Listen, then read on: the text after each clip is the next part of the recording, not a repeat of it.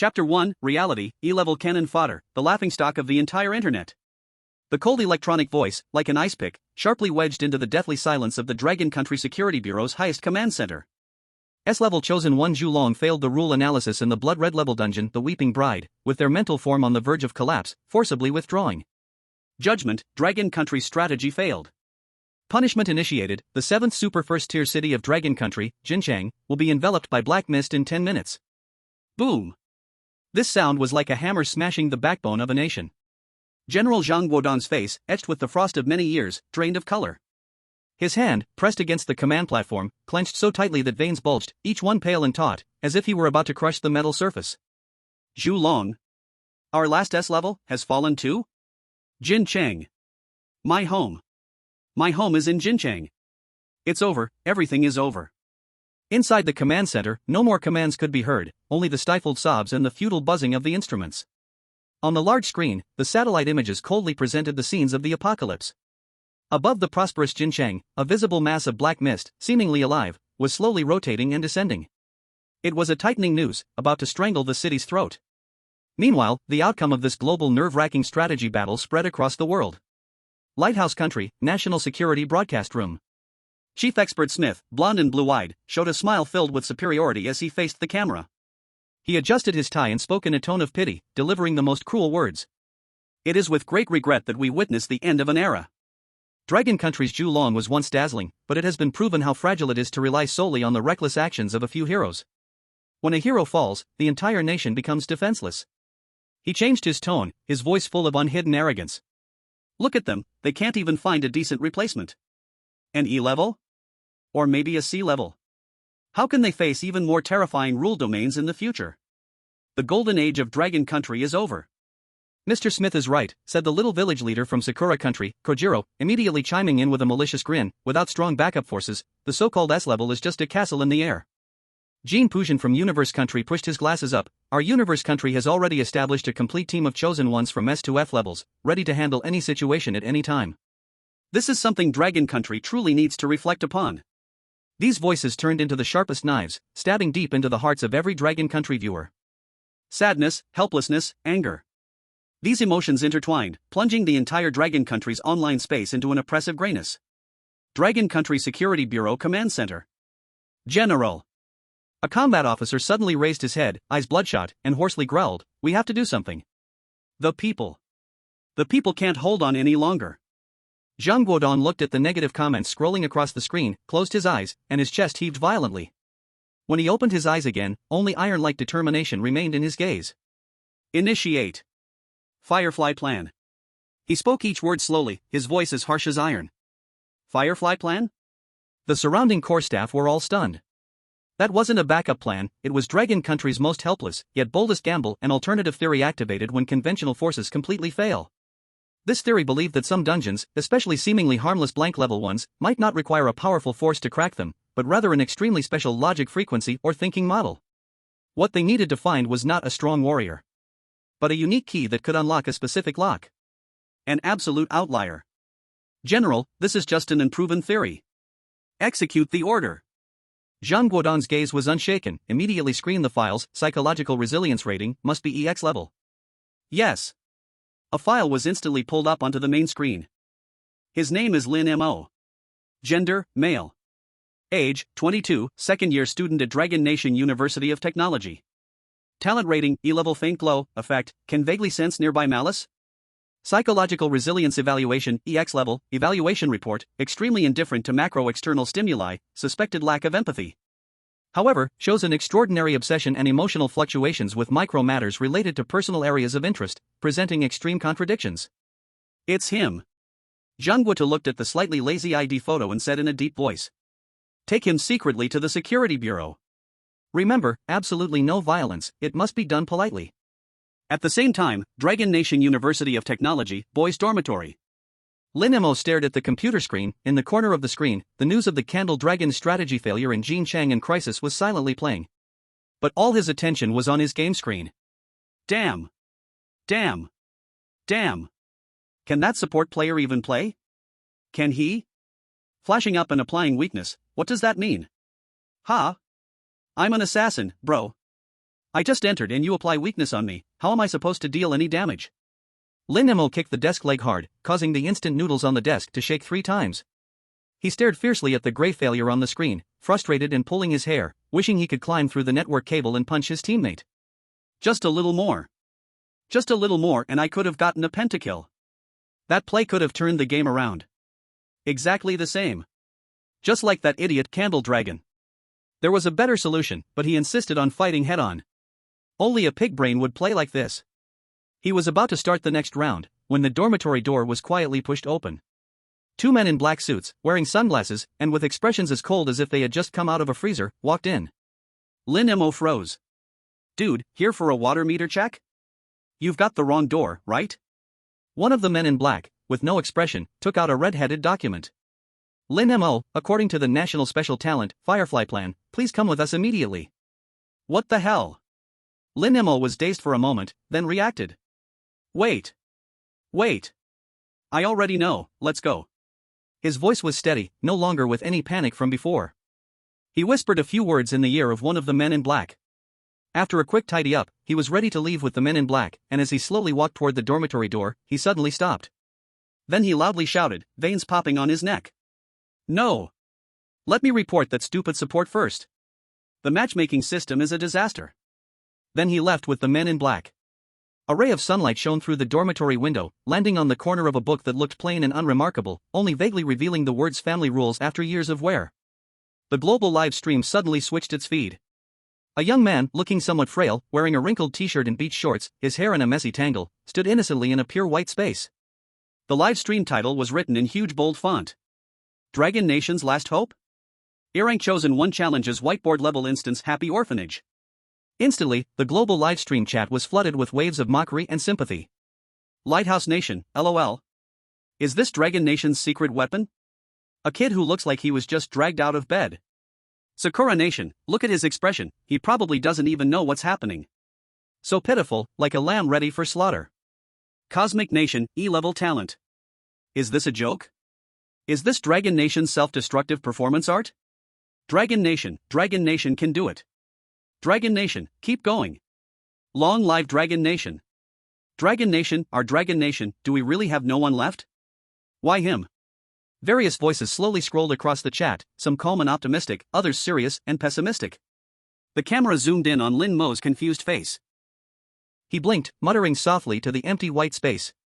By the way, this new instance, solo or team? Will they match me with equally skilled teammates? Do we get 5 social insurances? The whole world of viewers saw his mercenary and ignorant appearance. But no one noticed. As he seemingly casually turned around, surveying the white space, the corner of his mouth, facing away from the camera, slowly curled into a cold and intense arc. A group of fools. Finally, it's my turn. Chapter 2, Happy Orphanage, The Rules of the Happy Orphanage. The whiteboard level instance Happy Orphanage is about to begin. This is a multinational joint exploration mode. Chosen Ones list, Dragon Country, Lin Mo, E-level hidden, Monkey Country, Wan Wenxiong, C-level, Universe Country, Jin Sanpang, B-level, Mission objective, survive safely for 3 days in the orphanage, or achieve the special perfect clearance condition. The cold system prompt sound faded away. Lin Mo's pure white space in front of him suddenly twisted and faded. A damp, moldy smell mixed with formaldehyde and rust invaded his nostrils. The wooden floor beneath his feet let out an ear-scraping creak. He was standing in a dim corridor. The wall skin had peeled off in large areas, revealing dark red bricks, like dried bloodstains from years ago. Pa! What kind of damn place is this? A rough voice exploded beside him. Lin Mo glanced sideways. A muscular man with bulging muscles was looking around with a disgusted expression. Chosen One from Monkey Country, Wan Wenxiong. Talent, C-level, super strength, always the kind of character who charges straight ahead in low-level instances. On the other side, a man dressed in an elegant suit, wearing gold-rimmed glasses, was scanning the environment with a scrutinizing look. Chosen One from Universe Country, Jin Sanpang. Talent, B-level, mental intimidation, famous for his ability to extract information from NPCs. The two of them glanced at Lin Mo. When they saw his wrinkled t-shirt and beach shorts, their eyes unconsciously revealed contempt. E-level? Wan Wenxiong sneered, not hiding his disdain. Is Dragon Country sending someone to increase our difficulty? Jin Sanpang merely adjusted his glasses, too lazy to speak. In his view, talking to an E-level cannon fodder was a waste of time. Lin Mo completely ignored them. His attention was entirely on the wall at the end of the corridor. There, on the wall, in some dark red, still wet liquid, were several lines of crooked characters. Happy Orphanage, Visible Rules. Rule 1, please take care of all the children and do not let them cry. Rule 2, please unconditionally obey the headmaster's orders, she is the only master here. Rule 3, please return to your respective dorms and rest before 10 p.m. each night. Is that it? Ruan Wenxiong gave a casual glance at the rules, indifferent. Whiteboard-level instances are really just for beginners to farm experience. Jean Sanpang curled the corner of his mouth into a smile, feeling at ease. Rule 2, obey the headmaster. As long as he finds the headmaster, he can get all the information, and his mental intimidation will come in handy. At that moment, a little boy in a tattered striped hospital gown, holding a headless doll, came out from around the corner, walking with his head down. He just happened to block Ruan Wenxiong's path. Get out of the way, brat. Ruan Wenxiong, eager to find the headmaster, impatiently reached out to push the child aside. He used a bit of his super strength talent, intending to just shove the kid away. The next second, an eerie scene unfolded. The boy's body seemed to have no bones. When he was pushed, his entire arm twisted into a terrifying corkscrew at an angle that defied physics. Ah! A sharp, heartbreaking cry instantly pierced through the entire silence of the corridor. Ruan Wenxiong froze. He didn't expect the child to be so fragile. Warning, Chosen One Ruan Wenxiong, violated Rule 1, please take care of all the children and do not let them cry. Punishment activated. The moment the system's voice finished, the hand Ruan Wenxiong used to push the child. The skin on the back of the hand began to melt. It was like wax dripping from a flame, falling down, revealing the blood-red muscles and the eerie white bones underneath. Ah! My hand! A scream like that of a slaughtered pig echoed, as Ruan Wenxiong stared helplessly, watching his palm turn into a pile of rotten flesh in just a few seconds. Jean Sanpang was shocked by this scene, but quickly regained his composure, a hint of disdain flashing in his eyes. Fool, violating even the most basic rules. He sneered inwardly, his conviction growing stronger. The key to this instance was the dean. At this moment, an old woman, dressed in a white nurse's uniform with a kind expression and white hair, walked out from the depths of the hallway, holding a black ruler. Her gaze held no warmth. Which disobedient child is making such a racket? Her voice was soft, yet carried an icy coldness that seemed to drill into the bones. Jean Sanpang's eyes lit up, and he immediately approached with what he thought was his most amiable smile. Hello, are you the dean? We are new volunteers, and we would like to ask you about something. At the moment he spoke, he activated his B-class talent mental intimidation. A wave of invisible mental power pressed toward the old woman. However, the smile on the dean's face did not change at all. She merely lifted her eyelids and glanced at Jean Sanpang. Disobedient children need to be disciplined. Before the words even finished, the black ruler in her hand turned into a blur, tearing through the air and striking Jean Sanpang. Slap! The crisp sound echoed. Jean Sanpang let out a miserable scream, his body flying horizontally, crashing heavily into the wall. His eyes instantly lost focus, becoming vacant, with drool trickling down from the corner of his mouth, turning him into a fool. His mental intimidation not only failed, but was completely shattered by a more terrifying power within the rules, breaking his sanity. In 1 minute, 2 high-level chosen ones, one severely injured, the other turned into an idiot. In the global livestream, all the experts who had been mocking Longwo fell silent. The atmosphere in front of the screen became extremely heavy. This instance, something's wrong. Smith from the Lighthouse Country had a grim expression. The punishment of the rules is far beyond that of a beginner level. This is a trap. At this moment, all eyes turned to the only person still unscathed, Lin Mo. From beginning to end, Lin Mo said nothing, just silently watching. Watching as Ruan Wenxiong pushed down the little boy. Watching as Jean Sanpang provoked and brought about his own demise. He had only one thought in his mind. 2 fools, haven't even completed the beginner's tutorial in an online game? Provoking the boss right away, if not you, who else should be wiped out? Now, the ones who provoked have fallen.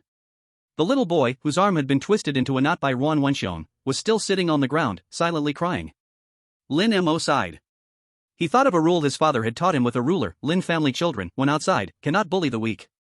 If you see the weak being wronged and do not help, prepare to face the family law when you return. Although he was annoyed by such rules, the muscle memory formed over the years still led him to move his legs. In the uncertain gaze of the global audience and the barely conscious Jean Sanpang, Lin Mo slowly walked up to the crying little boy. He didn't help him up, nor did he speak.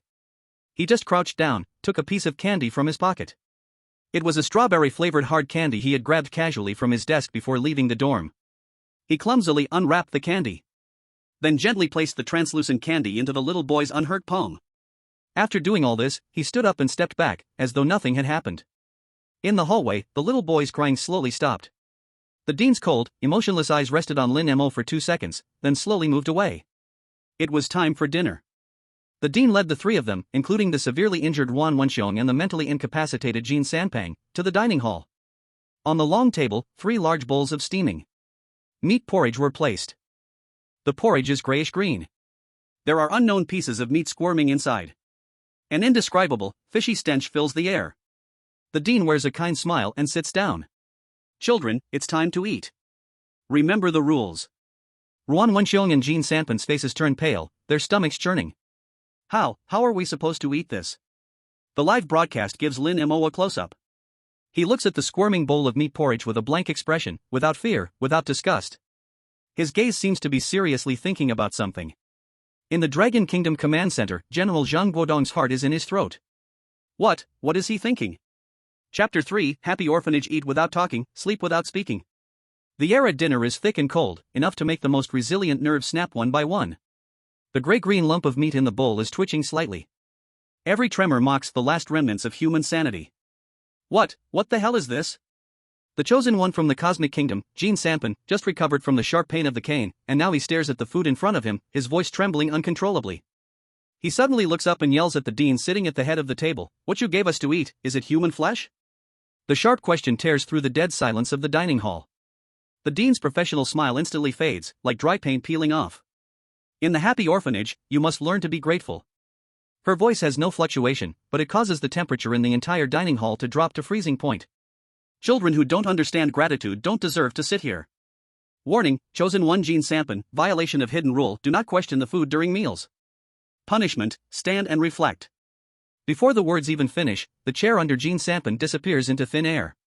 An invisible force grips his body, violently dragging him away from the table and pinning him face-first against the wall, unable to move.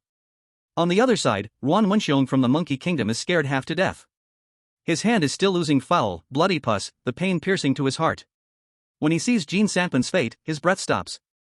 But this bowl of porridge, he truly cannot swallow. His eyes wildly dart around, and as the dean's attention shifts, he subtly tilts his wrist.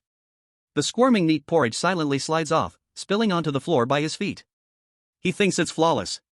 But when he places the empty bowl back on the table, his injured hand suddenly begins to rot at an accelerated rate. Black rotting veins, like venomous snakes with life, quickly spread up his arm, crawling past his elbow in the blink of an eye. Ah! Another heart-wrenching scream echoes through the dining hall. Warning, Chosen One Ruan Wenxiong, violation of hidden rule, do not waste food. Punishment, accelerated decay. The 2 living examples push the horror of this instance to its peak. In the global live broadcast, the breath of billions of viewers stops. This fool, he tried to outsmart the system. He really doesn't know when to stop. Does he think the truth won't come out? Crazy. The rules of this instance are so sinister. Don't eat and you die, waste food and you die, eat it, who knows what will happen. What will the kid from the Dragon Kingdom do? He's our only hope now. Ah. This is so difficult, is there any expert who can figure this out? In the Lighthouse Country studio, General Smith furrows his brows. This is an unsolvable logical trap. Both eat and not eat are dead ends. The only way out is to find a third option. But this E-grade Dragon Kingdom kid, does he have the brain for it? At this moment, the cameras worldwide are focused on Lin Mo. Under the gaze of everyone, Lin Mo makes an action that nobody understands. He doesn't question, he doesn't waste. He simply sits quietly, his expression blank, as though the disgusting meat porridge is not in front of him and the screams of his companions are not in his ears. He doesn't even touch his utensils. What is he doing? Has he been scared stupid? Or is he waiting for death? At the Dragon Country Command Center, General Zhang Guodong's heart clenched into a tight ball. His team of experts behind him were analyzing wildly, arguing fiercely. He's observing. He's looking for a flaw. No, his eyes don't have focus, he's just zoning out. He's waiting. Waiting for the other 2 to try all the wrong options, so he can pick up the pieces. No. Zhang Guodong stared fixedly at the screen, squeezing 2 words through his teeth. He's following the rules. Yes, following the rules. At this moment, Lin Mo's mind was echoing the sound of his father, Lin Zhang, hitting his palm with a ruler, over and over. Lin Mo. Remember this. Family rule number 3, the rule for banquet etiquette. If the elder hasn't touched their chopsticks, the younger generation is not allowed to eat first. If you dare take food before me again, you'll stay hungry today. This broken rule that he had complained about countless times was now his only lifeline. In this strange orphanage, who was the elder? Without a doubt, it was the headmaster. As long as the headmaster didn't start eating, as the younger, he absolutely could not start first. Time passed, second by second. In the dining hall, only the deep, painful groans that escaped from Ruan Wenxiong's throat could be heard. The headmaster's cold, lifeless eyes slowly swept over the corner where Jean Sanpang sat, over Ruan Wenxiong whose arm was rotting away, and finally, landed on Lin Mo, who was as quiet as a stone sculpture. In her eyes, the coldness that had lasted forever finally showed a crack. It was a sort of satisfied expression. She slightly nodded, took up her spoon, and scooped a spoonful of grey-green meat porridge into her mouth. She chewed slowly, elegantly. At this moment, Lin Mo slowly reached out and picked up his utensils. He didn't hesitate at all, scooped a spoonful of porridge, and expressionlessly put it into his mouth. The moment the meat porridge entered his mouth, the stench of rotten flesh and the foul, cold mud-like smell overwhelmed his entire mouth, his stomach churned violently, and a sour liquid rushed up his throat. But he endured it.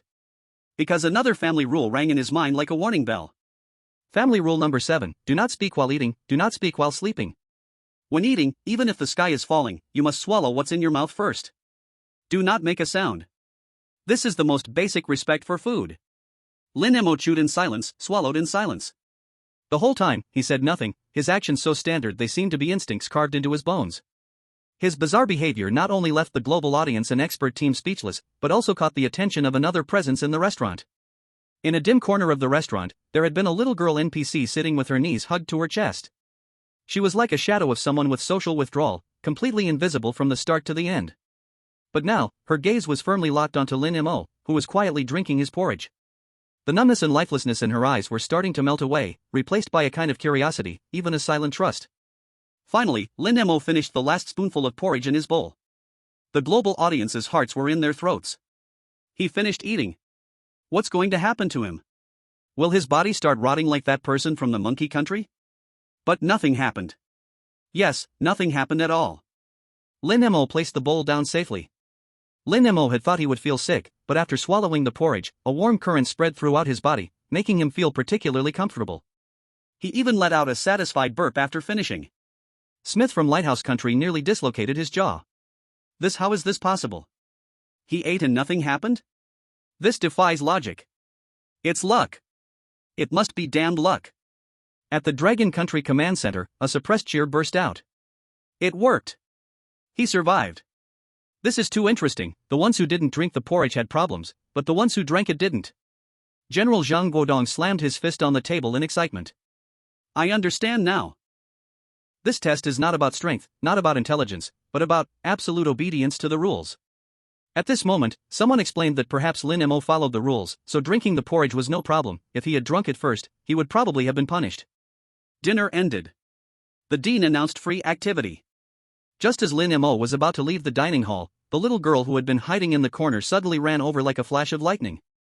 She quickly shoved a cold, hard object into his hand, then pointed towards the end of the corridor, the direction of the dean's office. After doing all this, she ran into the darkness like a frightened rabbit, without looking back. Lin Mo opened his palm. It was a crooked badge made from a piece of iron, polished roughly. A childish pattern was engraved on it with nails. A crescent moon. Is this a hint? Or a new trap? Lin Mo fell into deep thought, guessing. Just having a little fun. Chapter 4 Happy Orphanage. The Art of Visiting, knock 3 times. The moon badge lay in Lin Mo's palm. The cold metallic texture instantly cleared his mind to the utmost. The little girl pointed towards the dean's office. That was the only way, and almost a dead end. After all, the last person who actively visited the dean, Jean Sanpang, had his brain scrambled into mush, and he's still drawing maps in the corner of the wall. From time to time, he would mutter, "No. Impossible. Absolutely impossible. I am a little duck, quack, quack, quack." Lin Mo shook his head, wondering if stupidity was contagious. What to do? Just barge in? Suicide. The Cosmic Kingdom example is right there. But the clue is broken. If we don't go in, we'll just wait to die. Damn Dragon Kingdom, they made us, the great Cosmic Kingdom people, make the wrong mistakes first. Shut up. Jean Sanpang wanted to operate but blamed others. Lin Mo must have plagiarized our Cosmic Kingdom's culture to survive this long. Plagiarized your culture? Do you even have culture? The barrage in the global live broadcast drowned the screen, as countless viewers' hearts were in their throats. In the Lighthouse Country studio, Smith crossed his arms, a sneer on his lips. Look, he's run out of tricks. This E-class kid, so far, has relied entirely on luck and passive triggers of the plot. Once he has to make an active decision, his foolish nature will be fully exposed.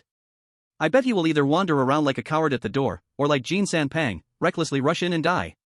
Ivanov, the expert from White Bear Country, the man with a big beard, shook his head and spoke in a low voice. No, don't you see? This Dragon Country kid has shown an unusually strong sense of order from start to finish. Maybe he will enter in a way we can't even imagine. Sense of order? Ivanov, are you joking? Little Village Jiro from Cherry Blossom Country sneered, politeness in a weird instance? That's like telling a hungry tiger, please don't eat me. Stop joking, you're making me laugh so hard. However, Lin Mo's next move on screen made all the doubters shut up. He walked up to the tightly shut wooden door, which was oozing an ominous aura. He didn't push, didn't slam, and didn't even try to find the keyhole. He just stood still, smoothing out the wrinkles on his t-shirt. This action seemed like he was performing some solemn ritual. Then, he raised his right hand. Dong. A soft sound. The sound was neither too loud nor too soft, but it clearly pierced through the door. The live broadcast was immediately flooded with a screen full of question marks. What is he doing? Knocking? Is his brain broken? Behind the door is the boss. Does he think it's a neighbor's visit? I get it, Lin Mo is knocking on the door. Obviously, anyone can see that. Are you from Dragon Country upstairs? Baka. Are you calling me inhuman? Well then, it's settled. Identification complete, not human at all. Lin Mo was completely unaware of the noise from the outside world. In his mind, there was only the stern, unsmiling face of his father, Lin Zhang, and the unquestionable family rules. Family rule number 15, the greeting ritual. When visiting, one must first knock on the door. One knock is for asking if the host is available. 2 knocks are for inviting, asking the host to allow entry. 3 knocks are for informing the host that I am no unwelcome guest. Between the 3 knocks, one must maintain the rhythm of a heartbeat, neither fast nor slow, to show respect.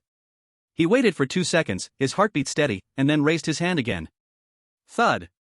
The second knock. At the sound of this knock, the nearly tangible malice behind the door visibly lessened. Smith's smile froze. Ivanov's eyes sparkled with excitement. Look. The malice is decreasing. It's really working. Lin Mo exhaled a breath, knocking the 3rd time. Thud. The 3rd knock fell, evenly spaced, with a steady rhythm, carrying an indescribable sense of ceremony. Just as the echo of the 3rd knock was about to dissipate, the malicious intent inside the door, which had seemed like it would tear the whole office apart, suddenly dissipated by half. Creak. The tightly closed wooden door opened inward on its own, without any external force.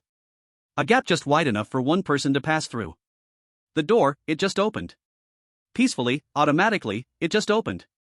No, it just opened like this. The global livestream went silent for 3 seconds, then exploded into chaos. Holy crap! Holy crap! Holy crap! Is this even possible? Knocking on a door, and you open the boss's door? What's this called?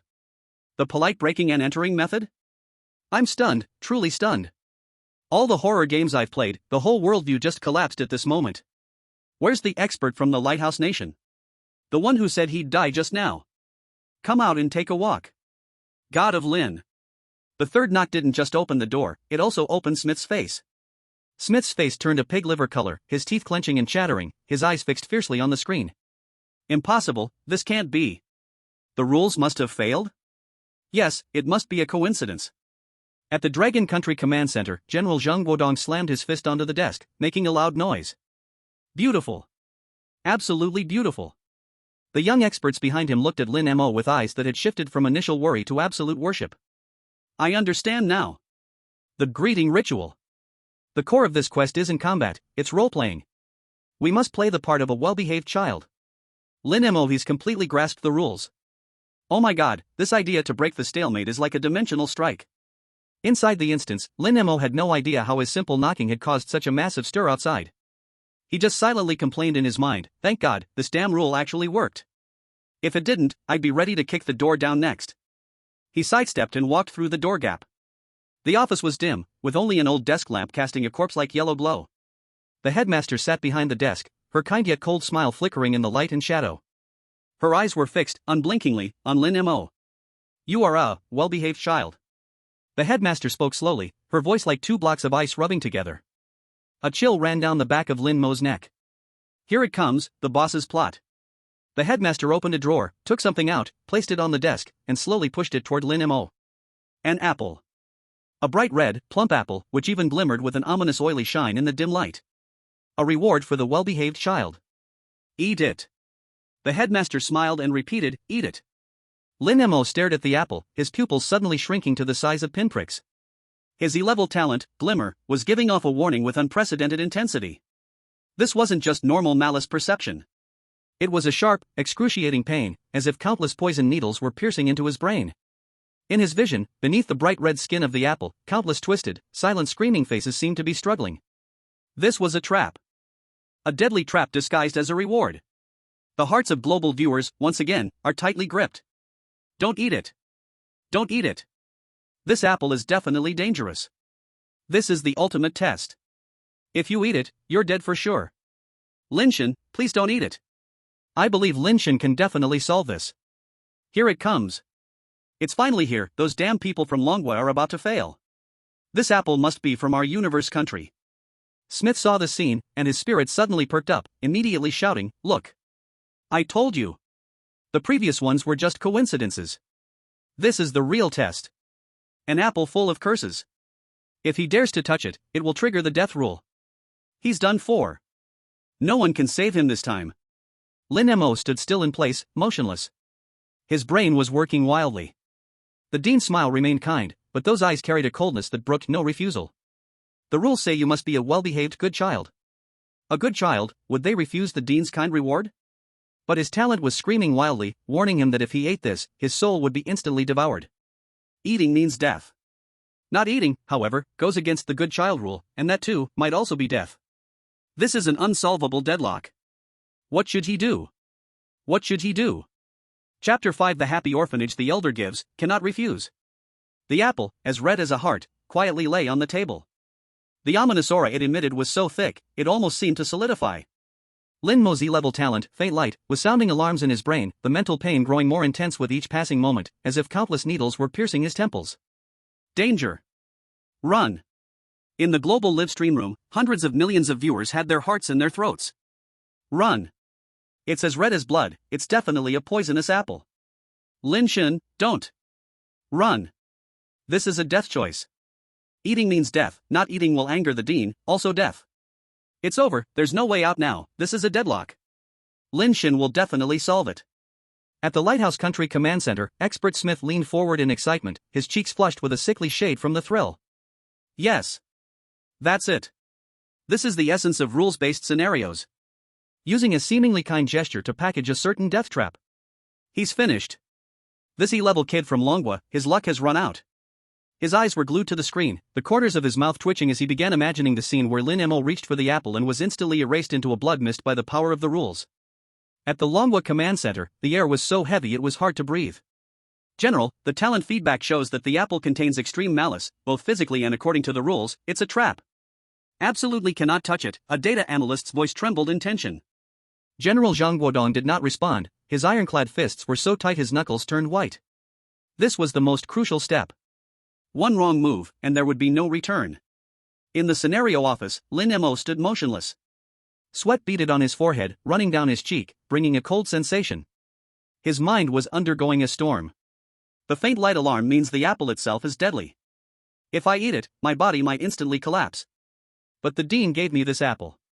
She is the elder here, the embodiment of the rules. Refusing her is defying the rules, and we all know how that ends for people who break the rules. Eating means physical death. Not eating means erasure at the rule level.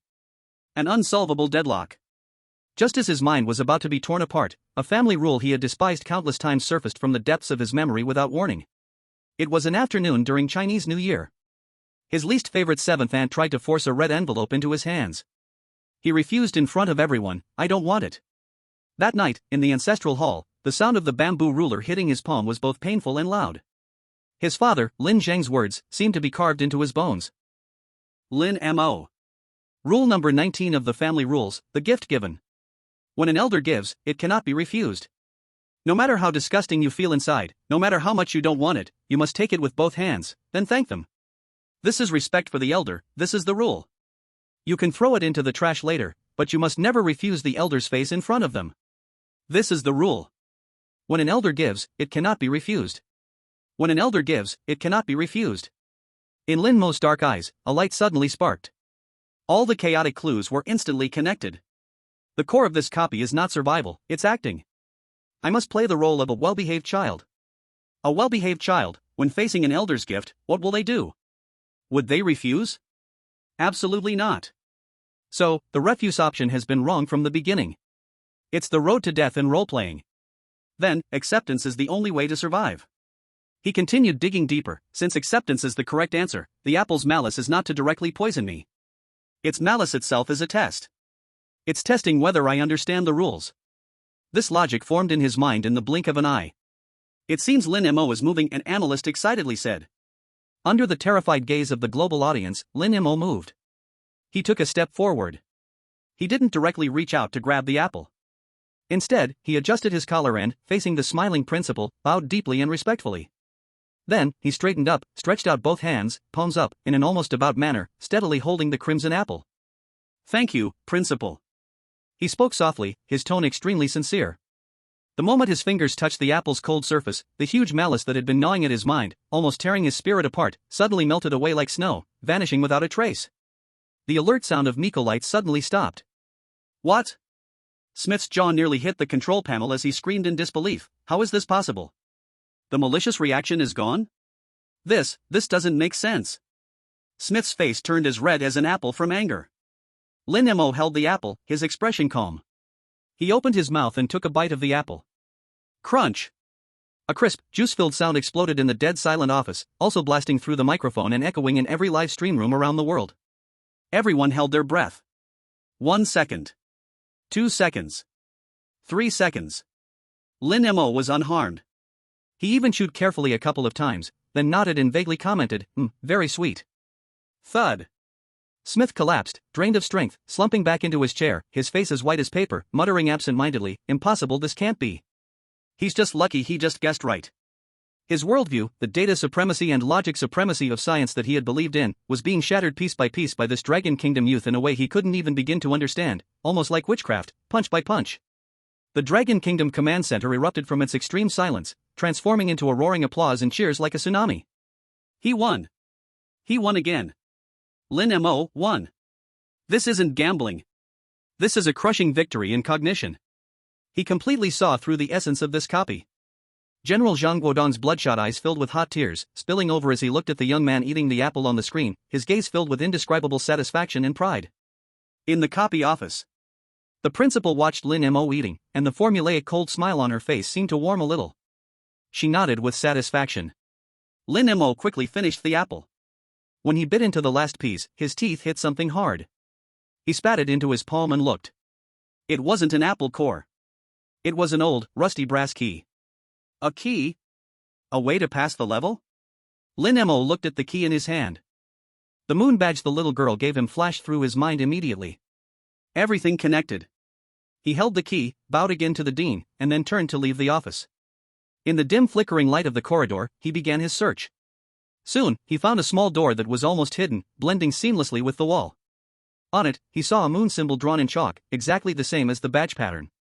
The keyhole of that door was shaped perfectly to fit this brass key. A perfect match. Lin Mo inserted the key into the lock and gently twisted it. Click. With a soft sound, the long-sealed hidden door creaked open. Behind the door was a staircase leading into deeper darkness. A musty smell, mixed with dust and old paper, hit him square in the face. It was a sealed archive room. Lin Mo stepped inside. The biggest secret of this place was hidden inside. What was it? Ha ha! Chapter 6: The Happy Orphanage Mother's Photo, Out of Control. As he stepped into the archive room, a heavy mix of decaying paper and dust hit him. This was the graveyard of time. The air was stagnant, and the light was faint. Only the moonlight, through broken windows high up, cast a few pale beams, outlining the crooked file cabinets. All the secrets of the orphanage should be here. Lin Mo had this thought, but his steps were light, moving between the shadows of the cabinets. He didn't look at the cabinets marked confidential files. In rule-based dungeons, the most obvious things are often shortcuts to death. His instincts, honed by his family's twisted rules, warned him not to touch any confidential documents. It was an offense, one that would anger the true master of this place. Avoiding row after row of tall cabinets, he stopped at the deepest part of the room. A table, covered by a huge white cloth. The cloth was thick with dust, except for a spot in the middle of the table, which was unusually clean, revealing the dark wood grain beneath. Things here had been touched frequently. Lin Mo reached out, pinched a corner of the cloth with his fingertips, and abruptly yanked it off. On the table, there was nothing. Except for one thing. A thick, deep brown leather-bound photo album. The album's cover had no words, only a faded moon pattern embroidered with gold thread. This pattern was identical to the badge the little girl gave him, and to the mark on the hidden door. This is it. Lin Mo was certain in his heart, reaching out to open the first page of the album. Black and white old photos recorded an oppressive history. Children in matching uniforms played, ate, and studied in the yard, their faces mostly numb and hollow, giving the entire album a silent, eerie vibe. Lin Mo turned page by page, his brow furrowing tighter and tighter. No clues. These photos, aside from conveying an uncomfortable sense of oppression, provided no valuable information. When he reached the middle of the album, the feel of the page beneath his fingertips suddenly changed. A photo, not properly fixed, slipped out from between the pages and fluttered softly onto the table. It was a color photo. In this album, full of black and white photos, it stood out, glaringly vibrant. The colors of the photo had faded and yellowed with age, but it was still clear enough to see it was a sunny afternoon, with a garden full of blooming flowers in the background. In the photo, a woman in a white dress was holding an infant wrapped in a swaddle, smiling brightly and gently. Her eyebrows and eyes curved gracefully, soft as jade, and the light in her eyes seemed to melt all the coldness in the world. Lin Mo's gaze froze on that woman's face. Time stopped. Sound vanished. The entire world drained of all color, leaving only that face. The blood in his veins froze. At this moment, everything completely froze. That woman. That woman who smiled so gently and beautifully. Was his mother, Suan, who had been missing for 5 years. And the baby she was holding in her arms, without a doubt, was himself. Mom. A dry, hoarse, completely unnatural syllable squeezed out from the depths of Lin Mo's throat. Calm. Numb. Cynical. The psychological defenses he had spent 5 years building were completely demolished in an instant, shattered into pieces, when he saw this photo. 5 years. On the day the rules domain arrived, his parents vanished without a trace. He went from a proud child of the heavens to a discarded pawn ridiculed by everyone. He ran away from home, indifferent to everything, because he didn't know how to face that cold house, now without parents. He thought he had already forgotten. He thought he no longer cared. But when this photo suddenly stabbed into his eyes, the longing and pain he had buried deep in his heart for so long erupted like hot magma, breaking through everything and burning his sanity to ashes. Why? Why would his mother's photo appear in this cursed place? What connection does this dungeon have with his mother? A massive emotional storm caused him to lose all perception of his surroundings for the first time. His breathing became heavy and hot, his fists clenched tightly, his nails digging into his palms, blood seeping out, but he felt no pain. In the global livestream, all the viewers witnessed this horrifying scene. That photo, is it his family? He's losing control. In a dungeon, this is as good as suicide. Lin God, hold on. Lin God is crying, woo woo woo. At the Dragon Country Command Center, General Zhang Guodong suddenly stood up from his seat, his eyes wide open, his face filled with shock and worry. He knew Lin Mo's background, knew about his parents' disappearance, but he never dreamed that the clue would appear in such a low-level whiteboard dungeon. At the moment when Lin Mo's mind was taken, and his defenses dropped to zero, a cold, malicious voice, filled with endless hatred, echoed from behind him. You have her scent. Lin Mo turned around suddenly. He didn't know when, but the director, who should have been in the office, was now quietly standing behind him. The kind disguise on her face was slowly peeling away. Her face twisted, melting, the skin dripping like boiling wax, and her body turned into a writhing, expanding black sludge. Countless faces of suffering and wailing humans appeared on the surface of her body, screaming as they sank below. The entire space of the archive room twisted and collapsed violently with her transformation. Are you here to replace her? Or, to free me? The monster, formed from countless accumulated grievances, let out a piercing, ear-shattering screech, neither male nor female. How would Lin Mo face the director? Chapter 7 The Happy Orphanage. I am here to send you off. The vibrations in the archive room grew more intense. Bookshelves collapsed, and the old files flew like a desperate snowstorm, filling the air. The monster, transformed from the director, was completely out of control, swelling into a huge mass occupying half the room. It was a mass of rotten mud, formed from pitch-black resentment, with countless human faces floating on its surface, each face frozen in extreme pain. The thick malice made the air tangible, and every breath was like a knife scraping against the skin. The final boss has been triggered. No! Lin God! Lin Mo's emotions have collapsed, and the monster has found his weakness. Run! If you don't run now, you'll die. In the global livestream, billions of viewers' hearts were tightly gripped by an invisible hand. In their minds, faced with such a terrifying level of danger, fleeing was the only rational choice. But Lin Mo stood still. He didn't move. His gaze pierced through the flurry of flying papers, through the suffocating malice, and was fixed firmly on the photo of his mother, Su-Wan. The whole world seemed to lose its color, leaving only the tenderness within that small space. A huge sorrow and confusion temporarily shielded him from the deadly danger behind him. At that moment, a furious roar erupted at the door. Found you, monster! Die! It was Jin Sanpang, the chosen one of the Cosmic Kingdom. He had somehow escaped from the punishment of standing still. His face was as white as paper, but his eyes burned with the flames of vengeance and wisdom. He raised both hands high, and the powerful mental energy gathered wildly, aiming at the wriggling monster. Stop! The one who shouted was not the monster, but Lin Mo. He suddenly turned around, using his body to block the space between Jin Sanpang and the collective of resentment. Jin Sanpang froze for a moment, his face full of confusion. Are you crazy? Move aside. I need to take revenge. Shut up. Lin Mo's voice was soft but carried an undeniable authority. His eyes, red from excitement, were now frighteningly clear. When he saw the photo of his mother, he did indeed lose control.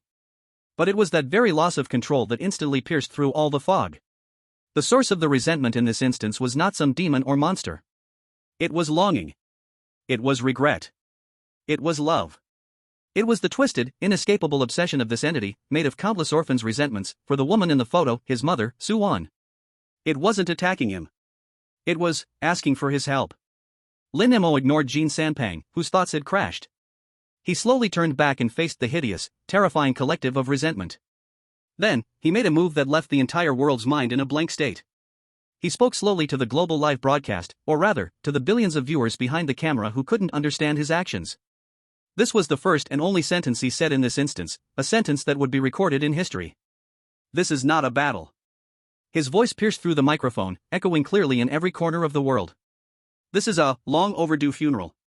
When his words fell, he ignored the black tentacles that extended from the monster's body, giving off the stench of rotting flesh. He ignored the twisted, pain-ridden faces that silently screamed. He simply, silently, adjusted his dusty t-shirt. A simple motion, yet it carried the solemnity of someone about to host a grand sacrificial ceremony. He straightened his back. All expressions on his face faded, leaving only pure solemnity. His father, Lin Zheng's words, crossed over the long span of time and echoed in his mind. Lin Mo, remember. The highest respect for the deceased is not crying, not fear, but ritual. Sending them off with ritual is the punctuation mark for their existence and also a way to remove their last earthly attachments. Our ritual is never only for the living, but also for the souls of the departed. Lin Mo's chest rose slightly, then returned to stillness. He bowed solemnly, facing the twisted monster, facing the resentment and obsession that had entangled for who knows how many years. He bent down. Deeply, he bowed. The deceased is gone, and the living remain. He slowly straightened up, his back as straight as a rod, then bent again. A second bow. Past dreams are all turned to smoke. He straightened up a second time, his gaze clear and without fear, only a kind of almost divine compassion and relief. Predecessor, I have come to see you off. With those words, the third bow. He bowed deeply. At this moment, in the Lighthouse Nation studio, Analyst Smith suddenly stood up, the chair falling backward with a loud crash, but he didn't notice. He pointed at the screen, his finger, once used to point out countless precise data, now trembling violently, almost piercing the screen. No. No. What is he doing? Is he bowing to a vengeful spirit? Where are the rules? Where is the punishment? What happened to the ironclad rule of death to those who disrespect the strange? Power. Data. Laws. Why? Why can politeness break all of this?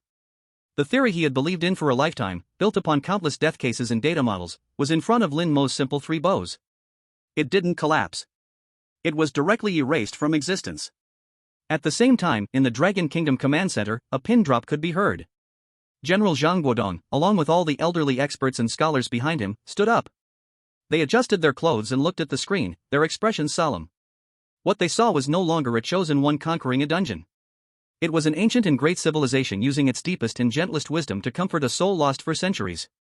At the moment Lin Mo made the third bow and lowered her head, that terrifying and twisted mass of resentment stopped howling. The countless painful human faces, their distorted features slowly relaxed, and finally, turned into peaceful sleeping expressions. The constantly surging black mud began to crumble inch by inch, not dissipating, but transforming into billions of warm golden light spots. Like fireflies in a summer night, startled into flight. The light spots rose and illuminated the entire orphanage. The eerie and strange outer shell melted away like snow, revealing its original form, which though old, was filled with the scent of sunshine. A beam of light fell from the heavens, warm and pure, completely enveloping Lin Mo. Then, a cold, mechanical system notification sound echoed through every live broadcast room around the world. But this time, the voice carried a hint of trembling and confusion that only humans could understand. What was it? Chapter 8 Reality SSS. The world's first perfect clearance. Detected that the core resentment of the dungeon Happy Orphanage has been purified. Detected that the clearance method meets the hidden highest amnesty protocol. Clearance evaluation in progress. Evaluation completed. A series of system notification sounds stopped the breathing of viewers around the world. Everyone knew that the result about to be announced would be a milestone in human history. Finally, the cold electronic voice, at this moment, carried a trace of awe that only humans could understand, and declared to the entire world. Congratulations to Dragon Kingdom's chosen one, Lin Mo, for achieving a perfect clearance with politeness, reaching SSS level perfection. Completed perfect clearance of the dungeon Happy Orphanage. SSS. This evaluation level, which only existed at the peak of theory, had never been reached by any country or chosen one. In this moment, it became a reality. The world was detonated by these two letters. Silence. A silence that spread globally, a dead silence. No matter which country's live broadcast room, the image seemed to have been paused. People stared, mouths agape, their minds blank, completely losing the ability to think. An E-level temporary worker? A dungeon defined as a teaching difficulty whiteboard dungeon? Created, an SSS level perfect rating? Is something wrong with this world? After a brief suffocation, the emotions accumulated in the official live broadcast room of Dragon Kingdom erupted like a volcano, instantly breaking through the sky. SSS. It's SSS. We, Dragon Kingdom, got it. Lin God. From today, you are my only father. Whoa whoa. The candle dragon has fallen, but Dragon Kingdom stands again. Heaven has not abandoned our Dragon Kingdom. This breath. I finally exhaled. Lin God. I love you. Countless Dragon Kingdom citizens jumped up in front of the screen, shouting and hugging those around them, tears of burning heat streaming down their faces. From the despair and anger after the defeat of Candle Dragon and the city of Jin being swallowed by black mist, to this moment's astonishing reversal. The huge emotional contrast made this joy so intense that it could melt steel.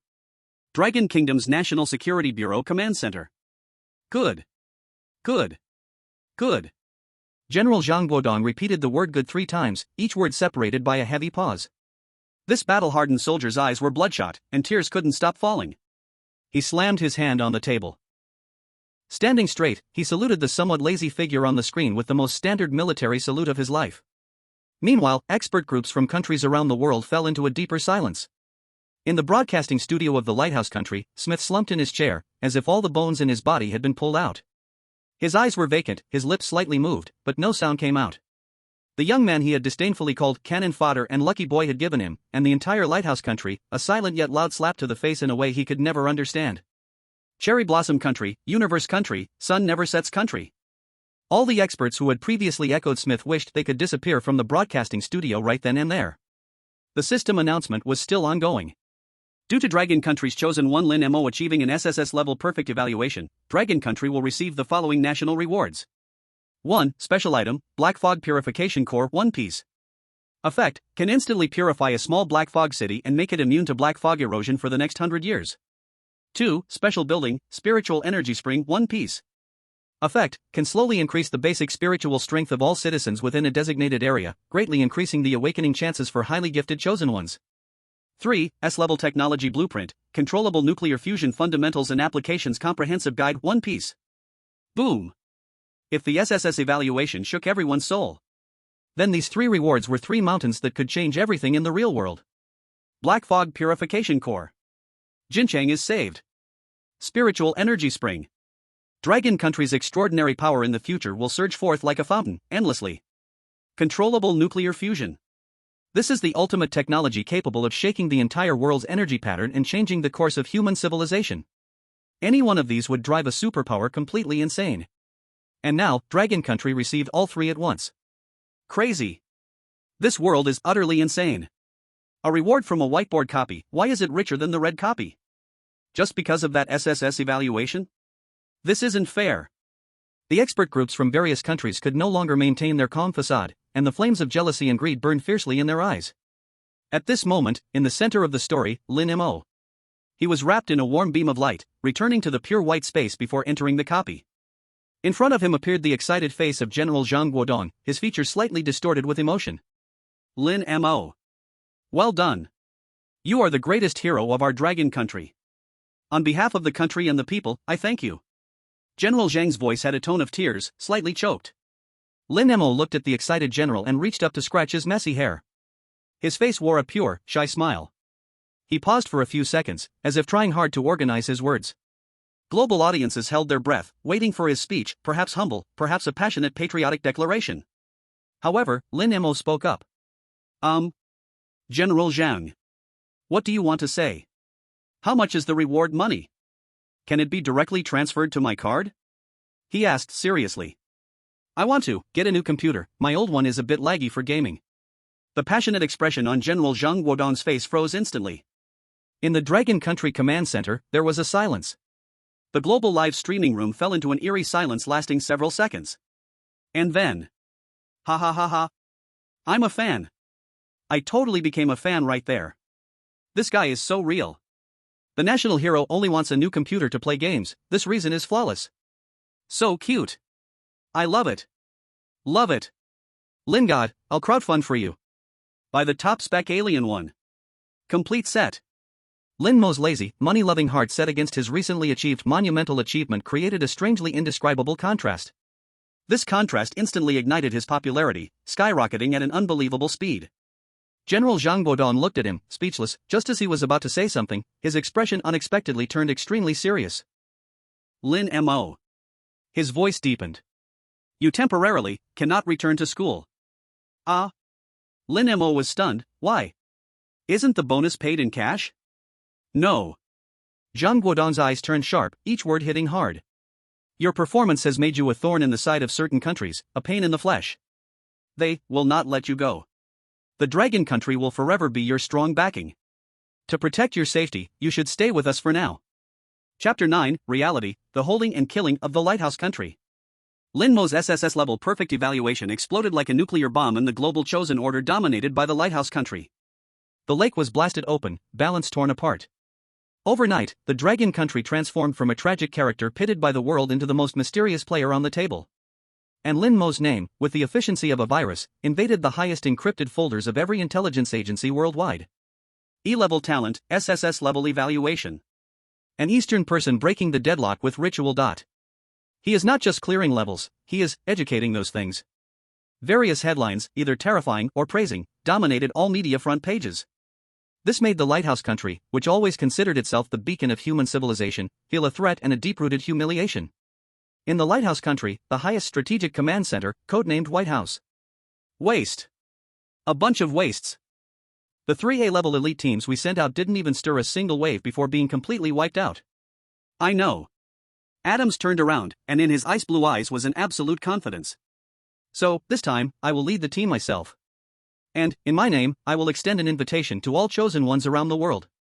His gaze seemed to pierce through the walls of the conference room, crossing the ocean, landing accurately on the distant eastern continent.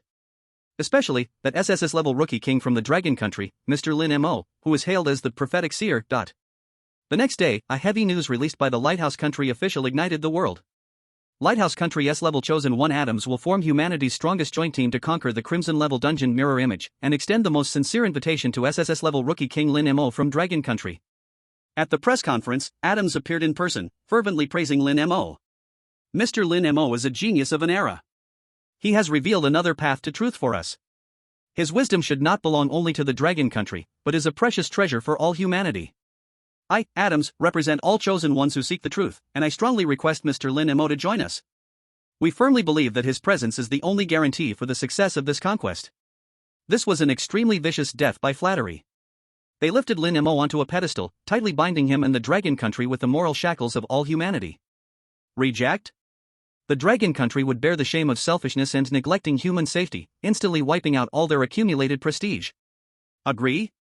Lin Mo, a rookie with E-level talent, entering a dungeon with a death rate of over 90%, was a near-certain death sentence.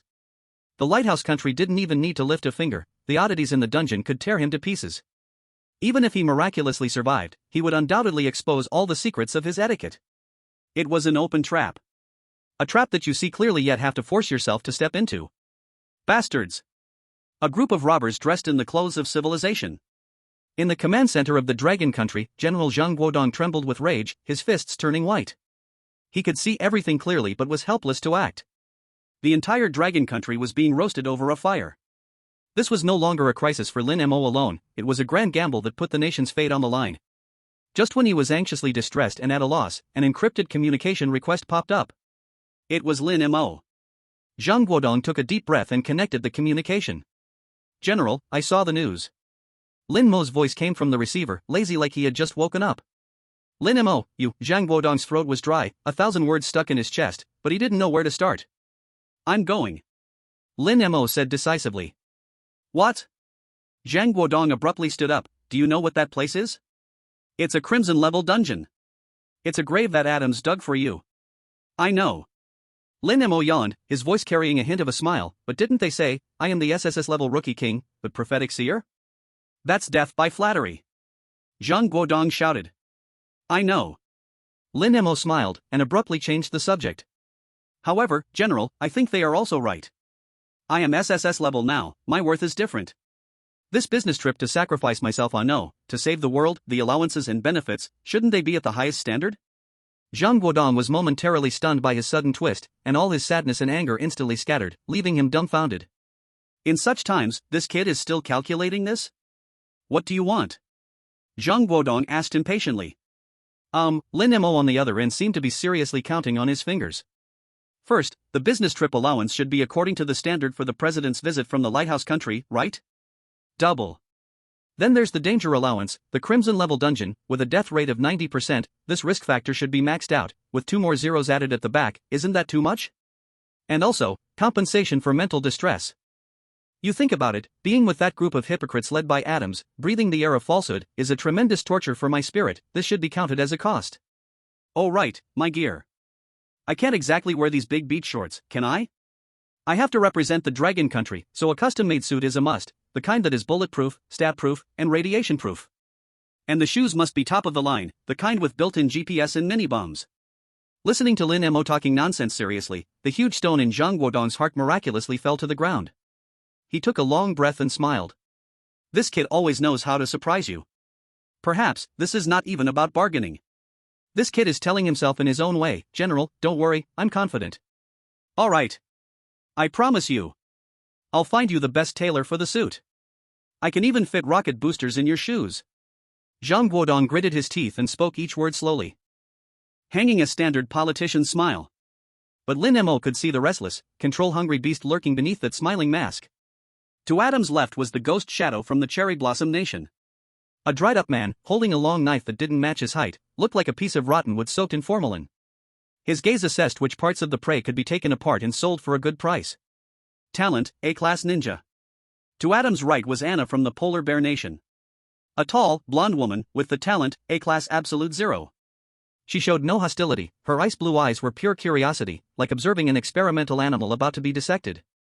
Besides that, there was the slick-faced chosen one from the White Elephant Nation, Rajesh, a noble descendant from the Never-Setting Sun Nation, with a chin raised high enough to poke through the ceiling, and a few other so-called experts sent by smaller nations, who fidgeted nervously. Here gathered a top group of chosen ones from around the world, except for the Dragon Nation. They prided themselves on being a pack of wolves. And Lin Mo was the sheep thrown into the wolf pack, looking harmless. Oh, our miracle kid has finally arrived. Adam stood up, his smile widening, and he initiated applause. Others understood and clapped a few times, their applause as perfunctory as shooing away flies. He strode to Lin Mo, opened his arms, and gave a seemingly warm hug, but his palms slammed heavily on Lin Mo's shoulders. Bang! Bang! Each strike carried a hidden force strong enough to shatter the bones of A-class beings on the spot. Rather than a welcome, this was a warning to measure his worth. The gestures were affectionate, but the words turned into mental ice shards. Welcome, Lin Mo. His voice didn't pass through the air but burst violently in Lin Mo's mind using a mental technique. We all admired your performance at the Happy Orphanage, it was truly a miracle. This mental power rushed in like a whirlpool of chaotic noise, attempting to shock and intimidate him with raw volume and force. But Lin Mo's mind was as calm as the deep sea, he even felt like laughing. Is that it? Is this the S-class mental power? It couldn't even achieve the basic mental resonance or soul penetration, only roaring with brute force. Rough like a primitive man who just learned to scare others with shouts. Seeing Lin Mo's lack of response, Adam thought his mental suppression had taken effect, freezing him in thought. The next second, the fake smile from the mental transmission vanished, replaced by a chilling coldness. But let me remind you, lucky kid. This is a blood red level dungeon, not your playground. In my team, there's only one rule. Adam leaned closer to Lin Mo's ear, his hot breath brushing against it, declaring in a tone that deprived the other of thinking. Absolute obedience. Any disobedient, self-smart actions will be seen as betrayal to the entire team. For traitors? He chuckled, malice overflowing, we will personally help you purify, leaving not even an atom of you on this world. Understand? A blatant threat of death. The air in the meeting room became thick and oppressive, every breath a whisper. Everyone's gaze focused on Lin Mo, as if waiting for a public execution. The ghost shadow from the Cherry Blossom Nation silently placed his palm on the knife handle, while Rajesh from the White Elephant Nation wore an even slicker smile, as if he could already see Lin Mo begging for mercy on his knees. They wanted to see him panic. Wanted to see him rage and resist. Even more, they wanted to see him humbly submit. However, under the global live broadcast's close-up shot, Lin Mo's expression showed not a trace of change. He didn't even take off his sunglasses. In the face of the S-class strongman's mental pressure and death threat, he merely tilted his head slowly. An extremely subtle yet highly provocative move. Then, the corner of his mouth curled into a smile that sent chills down everyone's spine. It was a smile mixed with amusement, sarcasm, and a hint of pity. He gave a slight nod, as if acknowledging or approving. Adams's brows furrowed instantly, this reaction completely deviated from his script. This smile made him feel extremely uncomfortable.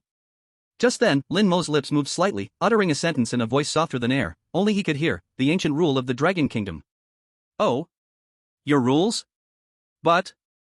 In my house, the rule is, when a vicious dog comes knocking, its legs should be broken with a stick. Chapter 11, Mirror Image, The Gathering of Monsters and the Appearance of Cannon Fodder. The air in the conference room was colder than the nights in Area 51's desert. Adams's unabashed threat was a mental bomb detonating in Lin Mo's mind, the aftershocks buzzing. Yet, Lin Mo didn't even lift his eyelids. The sunglasses concealed all his expressions.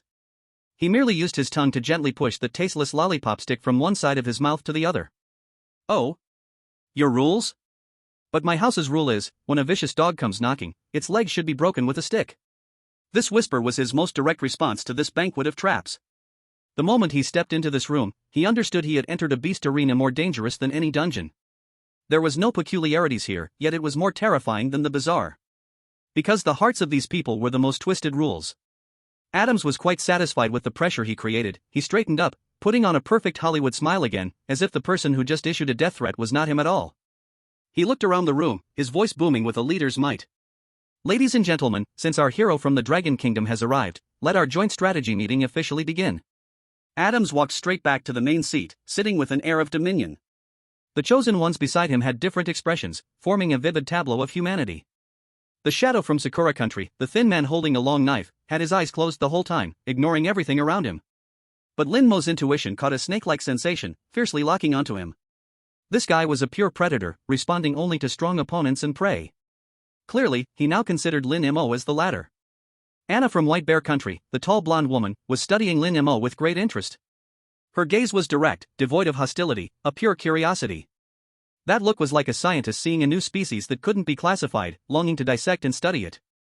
Lin Mo had no doubt that if he fell now, Anna would be the first to rush forward to conduct a dissection study.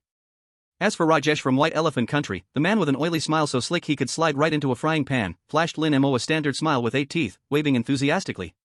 But Lin Mo's E-class talent, Glimmer, told him that the malice on this man was thick, slippery, like the toxic miasma rising from the depths of a swamp. Although not deadly, inhaling too much would definitely leave one dizzy and unwittingly fall into a pit. As for the noble descendant from the sun never sets country whose chin was raised almost to the ceiling, and representatives from smaller countries like Ostrich Country and Monkey Country, they appeared restless. Their gazes towards Adams were filled with awe and fear. Their gazes towards other major countries' chosen ones concealed undeniable apprehension. They felt like invited scavengers to a lion's feast, hoping to get a bit of the leftovers, and fearing he would become the main dish at the banquet in the next second. Lin Mo found a most inconspicuous corner to sit down, pulling a small handheld game console from the pocket of his combat suit, and turned it on. The familiar pixelated opening music played. He played with no regard for anyone around, as if this meeting, which could alter the world's landscape, was less important than a level in his game. This action made the already strange atmosphere in the conference room even more bizarre. "Humph, truly an impolite fool from the east," scoffed a noble descendant from the sun never sets kingdom, disdain dripping from his voice. Rajesh from the White Elephant Kingdom chuckled to smooth things over. Mr. Lin Mo truly has a childlike heart, he must be quite confident to be so relaxed. Adams ignored the noisy minor characters. His gaze fell on Lin Mo's handheld console, and beneath his smile, a hint of murderous intent flashed briefly. What he wanted was absolute obedience. Lin Mo's disregard for authority had already touched his bottom line. But he was not in a hurry.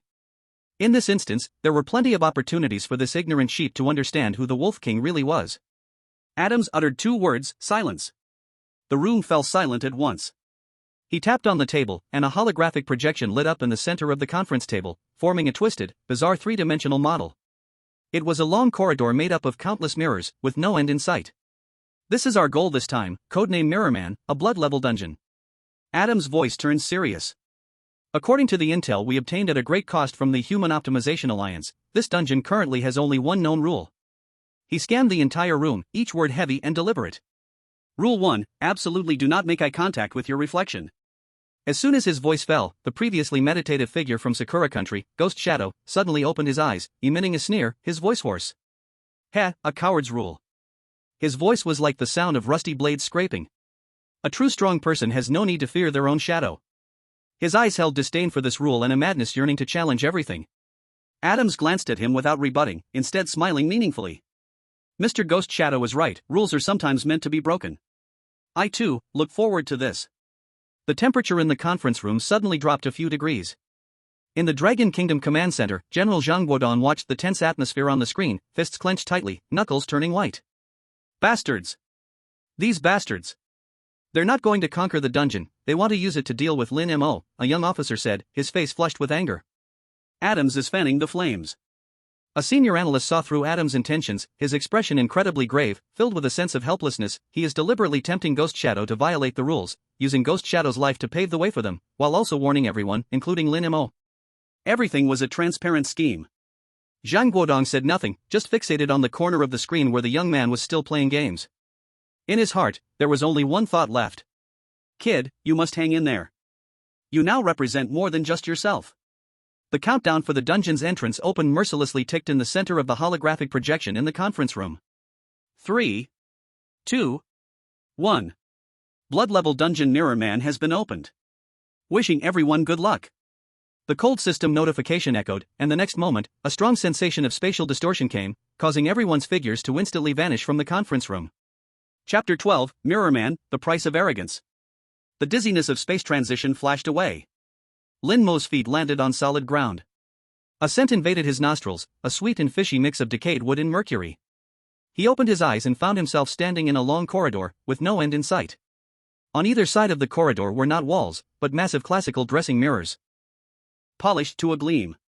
The mirror is at least 3 meters high, the frame a complex Baroque style, with twisted angels silently screaming and hideous demons grinning menacingly carved upon it. Every mirror reflects their figures, clearly. Countless atoms, countless Annas, countless ghostly shadows, countless Lin Mo. They are infinitely replicated in this long corridor, creating a chillingly bizarre picture. In the air, there is a suffocating silence that can drive one mad. No wind, no sound, even heartbeats and breaths seem swallowed by this space. Constricted, utterly constricted. This is the mirror people? Rajesh from the White Elephant Kingdom's face turns pale, instinctively avoiding the mirror, afraid to look at his reflection. Everyone, keep your heads down and look at the floor. Adams's cold voice shatters the silence. Until we understand all the rules, I do not wish to see any accidents. His gaze sweeps over a trembling man from the team, a chosen one from the Koala Kingdom, a poor fellow with only sea-level talent. Before coming, his country's leaders warned him repeatedly to follow Adams's orders in all actions. You, from the Koala Kingdom, what's your name? Adams asks. Reporting to Mr. Adams, my name is Bruce. The man answers, shaking with fear. Very well, Bruce. A kind smile is squeezed from Adams's face. For the team, please walk forward 100 meters and scout the path for us. Bruce's face turns ashen in an instant, his lips tremble, unable to say a word. This is not scouting, it is clearly sending him to be a living mine. What? Do you have any objections? Adams's smile remains, but the temperature of his voice suddenly drops to freezing point. And no, I dare not. Despairing, Bruce closes his eyes, knowing he has no room to resist. In the global live broadcast room, the people of the Koala Kingdom watch the scene, their hearts shattered. No! Adams, this demon. He is sending our hero to die. Is this what the Lighthouse Nation calls leadership? Is this the humanity they boast about? Being weak is the original sin, we have no way out. Under Adams's stare, Bruce steps forward, trembling. He keeps his head down, his eyes fixed on the cold tiles beneath his feet. Cold sweat quickly soaks his back, each step feels like walking on the tip of a knife. In the corridor, only his heavy and fearful footsteps echo. 50 meters, 80 meters, 100 meters. Bruce stops, leaning against the edge of a mirror, gasping for breath, drenched in sweat, his mind nearing collapse. But he has survived. Very good. Adams nods in satisfaction, this path is temporarily safe. He is about to command the next person to continue when an off-key voice breaks out. Humph, a boring trick. The ghostly shadow from the Cherry Blossom Kingdom steps out of the team. His long knife in hand emits a soft hum, thirsting for blood. Such cowardly rules only bind you weaklings. He arrogantly looks around, his gaze finally landing on Adams, filled with provocation. True strength dares to face any fear, including the self in the mirror. The Cherry Blossom Kingdom's live broadcast room suddenly erupts. Well said. Lord Ghost Shadow. This is the posture of our great Cherry Blossom Empire's warriors. With your strength, crush this ridiculous rule. Let the whole world see who the true strong one is. Let the whole world see the power of our ninjas. In the Dragon Kingdom's live broadcast room, the comments are filled with "and good luck, don't bother. It's over, another one is rushing to their death. This plot, why does it remind me of Happy Orphanage? What does the expert team think?" At the Dragon Kingdom Command Center, General Zhang Guodong's young analyst instinctively replies, "Just sit and watch." "Alright, can the director please zoom in on Lin Mo? I want to see if he's rubbing the glass again." The camera shifts, and Lin Mo indeed pulls out his treasured handheld game console again. Leaning against the wall, his fingertips danced, reveling in the joy of the moment. It was as if the life and death drama before him had nothing to do with him. In the corridor of the dungeon, Anna from the White Bear Kingdom watched the ghostly figure that stepped forward, a layer of frost forming in her icy blue eyes. Fool, she coldly evaluated in her heart, the most taboo in the realm of rules is ignorant arrogance. It will swallow anyone who thinks too highly of themselves. The ghostly figure, of course, couldn't hear her inner voice. He basked in the attention of the crowd, lifting his chin proudly. Without a trace of hesitation, he fixed his gaze, defiantly and stubbornly, on the mirror ahead, or a reflection just like his stared back. At that moment, time seemed to slow down. Everyone held their breath, watching what could only be described as a suicidal scene. In the mirror, the ghostly figure mirrored his every action, his gaze equally arrogant and disdainful. 1 second. 2 seconds. Nothing happened. The smile on the ghostly figure's lips widened, preparing to mock the incompetence of the rules. However, in the next second, a change occurred. In the mirror, that ghostly figure's smile twisted into an inhuman grin that stretched painfully to his ears. All the brilliance in those eyes vanished in an instant, leaving only pure, insane malevolence.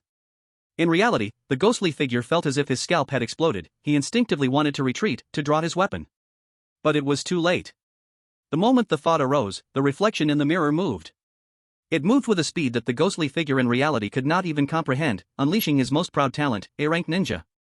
A pale arm, seeming not human, lunged out without warning, violating all laws of physics, directly piercing through the smooth surface of the mirror. That hand was as fast as lightning. With pinpoint precision, it fiercely gripped the throat of the ghostly figure in reality. Ah! The arrogance on the ghostly figure's face instantly morphed into sheer terror. What would Adams do when he tore off the hypocritical mask from Lin Mo? Chapter 13 Mirror Image The Butcher's Chessboard. Crack snap. The sharp sound of bones breaking shattered the eerie silence of the corridor. That hand in the mirror, accurate and cold, crushed the ghostly figure's throat bone. He instantly went limp, that hand disdainfully tossing him back, crashing heavily onto the cold floor. Ha ha! The ghostly figure lay on the ground, his eyes bulging, blood vessels crawling like a spider's web across the whites of his eyes, leaving only grey despair. He wanted to call for help, to breathe, but his shattered throat could only produce a sound like air escaping. Blood and saliva poured from the corner of his mouth, quickly pooling into a dark red puddle beneath him. He was not dead. But with his throat and vocal cords destroyed, for a chosen one, this meant a torment deeper than death. He was ruined.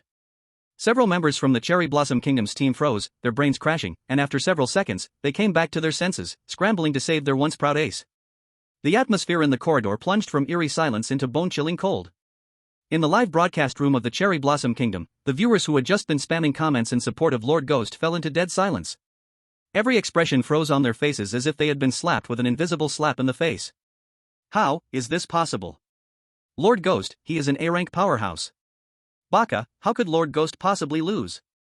In contrast, in the live broadcast room of the Lighthouse Kingdom, the analyst's tone was cruelly calm. A perfectly conducted test. Mr. Ghost has validated for us the deadly nature of the rules with his actions. His sacrifice is indeed valuable. General Adams' judgment is always correct. Facing unknown rules, any caution is not excessive.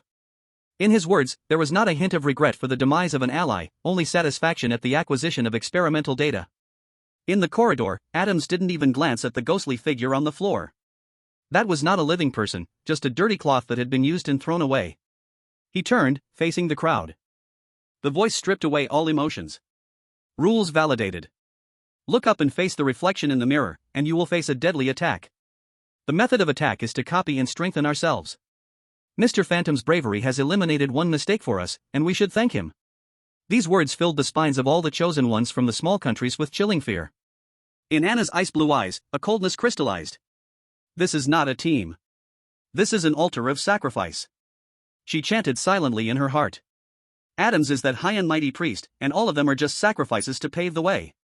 Her gaze unconsciously swept over Lin Mo in the corner. That person from the Dragon Country. He was as silent as a mannequin. From the provocation by Phantom to being discarded, it had only been a few minutes, and he hadn't even lifted an eyelid, still focused on his handheld game.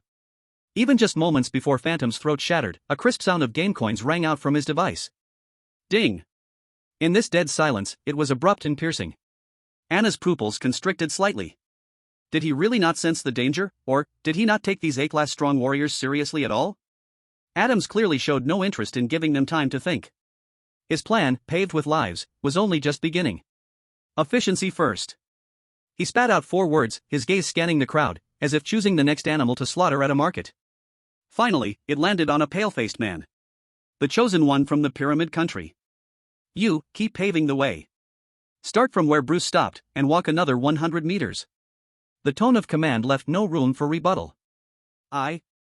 The chosen one from the Pyramid Country felt his legs give way, his teeth chattering, nearly collapsing to the ground. Adams let out a very light sound from his nose. But the chosen one felt his heart gripped by a cold hand, all courage to resist instantly drained. He knew that uttering a no would lead to a fate worse than Phantom's. He could only drag his leaden legs, imitating Bruce's earlier actions, despairingly taking one step, then another, forward. The next half hour was a hellish torment for most in the corridor. Under Adams' cold command, one after another, the chosen ones from the small countries were used as expendable items, taking turns to lead the way. Under the immense mental pressure, another chosen one stumbled due to excessive tension. He instinctively looked up. Then, he saw his reflection in the mirror, grinning at him with a strange smile. In the next second, he was dragged into the mirror by his own smiling reflection, unable to let out even a single scream. After sacrificing 2 more, they finally passed through more than half of the corridor without further incident. Now, the remaining fighting force in the team consisted only of the Lighthouse Country, the White Bear Country, the White Elephant Country, and a few second-rate strong countries. And also, the representative from the Dragon Country, Lin Mo, who had throughout seemed like an outsider. Adams stopped. He looked at the remaining stretch of the road ahead, a hint of satisfaction appearing on his face. With the lowest cost, he had explored the largest area of the safe zone. Perfect command. Now, it was time for that cannon fodder, who had always been on the fringes, to contribute a bit of his value. Adams' gaze crossed everyone and precisely landed on Lin Mo in the corner, who had just finished yawning. Dragon person. His voice was not loud, but it clearly penetrated everyone's ears. It's your turn. Whoosh. Instantly, in the global live broadcast room, all camera angles switched to Lin Mo. Billions of eyes focused on this E-class youth, recognized as nothing more than filler and cannon fodder since entering the instance. In the Dragon Country Command Center, General Zhang Guodong's heart tightened, nearly jumping out of his throat. What had to come had finally arrived. However, under the gaze of thousands, Lin Mo leisurely pressed the pause button on his handheld device. He lifted his head. There was no fear or panic on his face as the crowd had expected. Instead, there was a hint of displeasure at being disturbed from his peace. He looked at Adams and calmly asked, "Oh? Is there a reward for finishing?" Chapter 14, Mirror Man, the Cleaner in Hell. Adams' voice was not loud, but it precisely struck the eardrums of each survivor, bearing the final verdict of death. "It's your turn." In the hallway, the gazes of all survivors were like poisoned steel needles, cleanly piercing into Lin Mo. Pity, gloating, and numb indifference. In the global live broadcast room, the screen was instantly overwhelmed by a tsunami of comments. "Finally! It's this E-level cannon fodder's turn. Bet how far he can go, 3 steps or 5. I bet 3 steps, can't be more. Friends from Long Country, please prepare your flowers and eulogies for your hero." In the Long Country live room, the comments visibly thinned out, leaving only a few scattered phrases. "Lin God. Stay calm. Don't look up. Lin God is going to operate. I believe in him. He must have a way." More people were so nervous that their fingertips turned cold, unable to type a single word. In the Long Country command center, the atmosphere was heavy as lead. The logistics head was dripping with cold sweat, his finger hovered above the red button for Chosen One's accidental death handling plan, but he dared not press it down. General Zhang Guodong's eyes were bloodshot, his knuckles pale from gripping tightly, staring at the screen as if his breath had stopped. Under the watch of the crowd, Lin Mo finally reacted. He yawned broadly, stretched leisurely, his neck making a series of crisp crack sounds. Then, he slowly turned off his handheld device and shoved it back into his pocket. This series of utterly relaxed actions left everyone stunned. Did this guy not hear Adams calling him, or was he simply not taking this life or death situation seriously? Adams furrowed his brows, impatience quickly draining from his eyes. Just as he prepared to urge with a harsher tone, Lin Mo moved. He did not step forward. To everyone's astonishment, with eyes nearly popping out of their sockets, he calmly bent down and pulled open the zipper of his seemingly ordinary tactical backpack. Then from inside, he pulled out a neatly folded white cloth and a bottle containing a transparent spray liquid that looked just like ordinary water. What the F***K? What is he doing? Is he crazy? In an instant, all live broadcast rooms around the globe were filled with question marks and exclamations of confusion in various languages. The expert from Cat Country, known for his rigor, dropped his single-lens glasses with a bang on the table, producing a crisp sound. What is he doing? Cleaning work? In this place? Is this some ancient mysterious Eastern ritual we cannot understand? The expert from Cherry Blossom Country's twisted frustration vanished instantly, replaced by a sickly joy. Fool. Hopeless fool. He's not searching for a way out, he's using the most foolish method to provoke the rules themselves. He will die worse than the ghost. He will be torn to pieces. Dead. In the corridor, a strong shock also appeared on Adam's face. Interesting cannon fodder. A voice echoed deep in his frozen heart. Is he mentally broken? Or trying to gain sympathy through this flashy performance? Unfortunately, the rules will not be merciful because of your ridiculous act. He decided to keep watching for a while longer. He really wanted to witness in person how this Dragon Country kid, who didn't know the sky from the earth, would die in a new and tragic way. Lin Mo, aware of the piercing gazes around him, ignoring the world around him, he twisted open the spray bottle and sprayed a few bursts onto the cloth in his hand, making the fabric slightly damp. Then, he disregarded Adam's command to move forward and walked straight to the nearest mirror beside him. That giant dressing mirror, its surface shiny, clearly reflected his somewhat lazy face. The reflection in the mirror also held a damp cloth. Under the gaze of billions of viewers, Lin Mo raised his hand. He began to wipe the mirror. At this moment, the music for cleaning glass started to play. Careful, focused, meticulous. His movements carried a strange rhythm, as if he were not wiping, but performing a kind of sacred caress. From the smooth arc at the top of the mirror to the vintage carved edges at the corners, not a single inch was overlooked. His expression was focused, his movements skilled, as if he were not in a blood-red eerie dungeon, but in his own living room, conducting a weekend cleanup. The world seemed to have hit the mute button. In the live stream, billions of scrolling comments suddenly choked and stopped, as if gripped by an invisible hand. Everyone's eyes widened, breath held, waiting to see when the reflection in the mirror would violently lash out, tearing this audacious cleaner apart. However, the next scene made everyone's blood run cold and their spines shiver. The Lin Mo in the mirror showed no sinister smile at all. He simply, quietly imitated the movements of the real Lin Mo.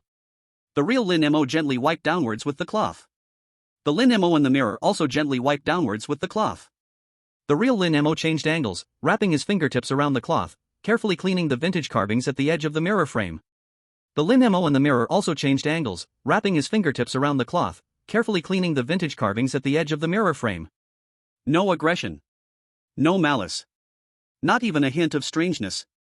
One person and one shadow, movements in perfect harmony, as if rehearsing an incredibly bizarre duet.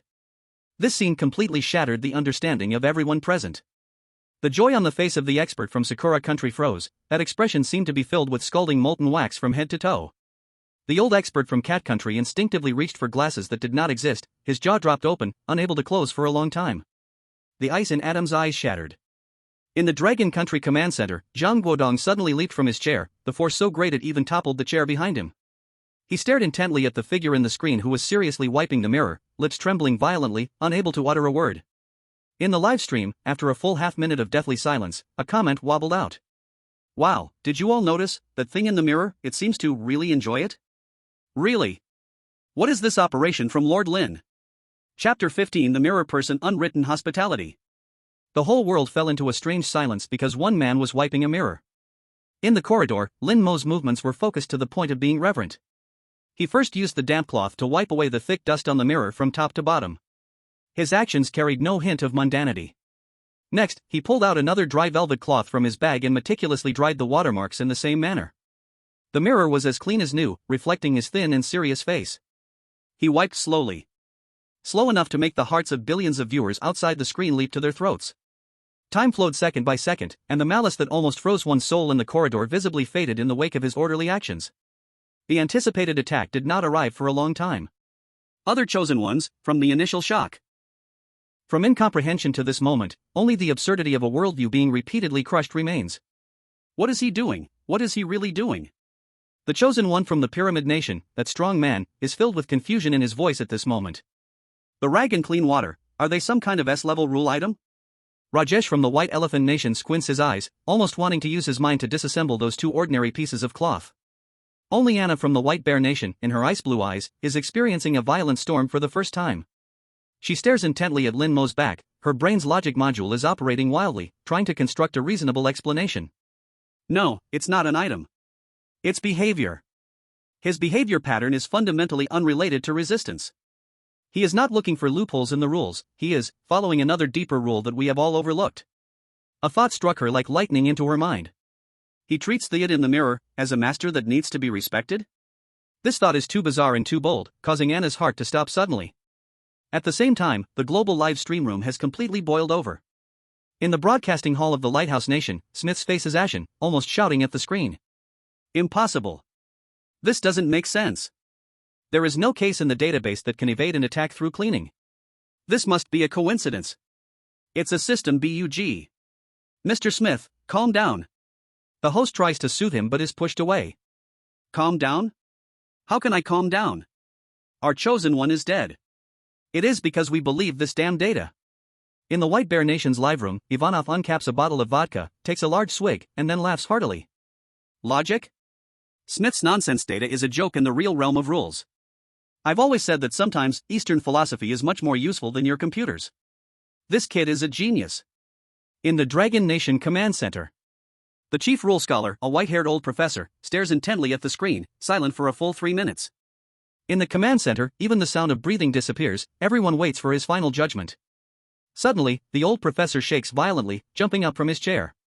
He adjusts his reading glasses on his nose, every word trembling with barely suppressed excitement. I understand. I understand it all. He looks around, his eyes burning with fire. It's not an item, nor a coincidence. It is gift. It's the hospitality deeply ingrained in Easterners. We have always been wrong in our thinking. Totally wrong. We always think about resisting, cracking, destroying. We treat the strange things in the instance as enemies, as monsters that must be eliminated. But Lin Mo, from the very beginning, has treated the other side as an equal existence. As someone who needs to deal with gift. The old professor's voice, each word like a heavy hammer, strikes hard in everyone's heart. General Zhang Guodong looks at the focused figure on the screen, feeling a blockage in his throat and heat in his eyes once again. At this moment, as the center of all attention, Lin Mo is wiping the mirror while internally ranting madly. Damn it, old man, your stupid rules are really etched into my DNA. A scene clearly flashes in his mind. At 12 years old, a distinguished guest came to the house. He forgot to wipe the dusty antique vases in the living room because he was too busy playing. That night, in the Lin family ancestral hall, His father, Lin Zhang, held a purple sandalwood ruler, striking his palm repeatedly, not too heavy but not too light. Lin Zhang's voice revealed no emotion, yet it was colder than any roar. Stinking boy, remember this for your life. Family Rule Object Section, Article 3, when objects are dusty, it is a sign of disrespect to the master. Now, tell me, what is this mirror? It is its home, its face. You, a guest, come to someone's house, and without asking the reason, you just stare at the host's face. If it were you, would you not act? First, clean the house inside and out. This is the most basic courtesy to the host. Once proper respect is shown, things will naturally go well. These rules, which he had once dismissed as feudal nonsense, sneered at, transformed at this moment into the only key to unlocking the deadlock. He wiped one side, then moved on to the next, continuing his cleaning work. When Lin Mo carefully wiped the third side of the mirror, stepped back, and nodded with satisfaction like a foreman inspecting a project, a sudden change occurred. This time, the reflection in the mirror, which was exactly the same as him, did not mimic his actions. The reflection's movements paused for a moment. Then, it slowly raised its right hand. Under the horrified gaze of billions of viewers around the world, the fingers of that hand silently passed through the barrier of the mirror. It stretched out from the mirror. It pointed to a floor tile ahead in the corridor, one that seemed no different from the surrounding ones. Chapter 16: The Mirror Person, a gift from the Master. The active guidance of the reflection in the mirror, this image completely beyond anyone's understanding, was like a silent nuclear bomb dropped into the global livestream, exploding with a thunderous shock. What does this mean? This means that Lin Mo's actions not only perfectly avoided punishment, but even received a kind response from the rules themselves. He was not challenging the rules. He was engaging in a strangely friendly interaction with the master of this instance. Impossible, the data, my data. In the Lighthouse Country's broadcast room, Professor Smith could no longer maintain his expert demeanor. His hands dug deeply into his roots, ruining his carefully styled hair into a messy bird's nest. He muttered repeatedly, his gaze vacant. The logic model he had proudly boasted about, which was hailed as capable of analyzing everything, at this moment, was once again completely crushed by an invisible hand, turning into a pile of meaningless scrap paper. In sharp contrast to this, the Dragon Country's livestream room. Here, it had already turned into a sea of celebration, with the density of comments causing all the livestream images to visibly lag. F***K. F***K. F***K. Is this really E-level? He's treating the rules like an NPC to raise favorability. I declare, from today on, Lin Mo is my only male god. Who agrees, who disagrees? Disagree. He's my father. Don't steal him from me upstairs. I can be Lin Mo's son too. I'm dumbfounded, I really am. I didn't know creepy instances could be played like this. All the ones I played before must have been fake, right? I feel like I could do it too. Upstairs, be more confident and remove the feel. If you go up, you'll just be a dish, and not the good kind without cilantro. In the hallway, Adam's face turned ashen for the first time. The corner of his mouth, which always wore a perfect arc, now stiffened, with a muscle twitching unnaturally under his cheek. That was the suppressed rage, searching for an outlet. He couldn't understand. He couldn't figure it out. How could an E-level, someone he considered cannon fodder, do this? With a rag? With that laughable, meaningless cleaning action? A scorching wave of heat surged from his chest straight to his head. That was jealousy. The killing intent in his heart, like vines growing in an abyss, crazily twisted and tightened, almost choking his own throat. That key, that hint, must be the key to passing the level. It must be mine. His heart roared, but on his face, he had no choice but to squeeze out a distorted expression of approval, his muscles no longer obeying him.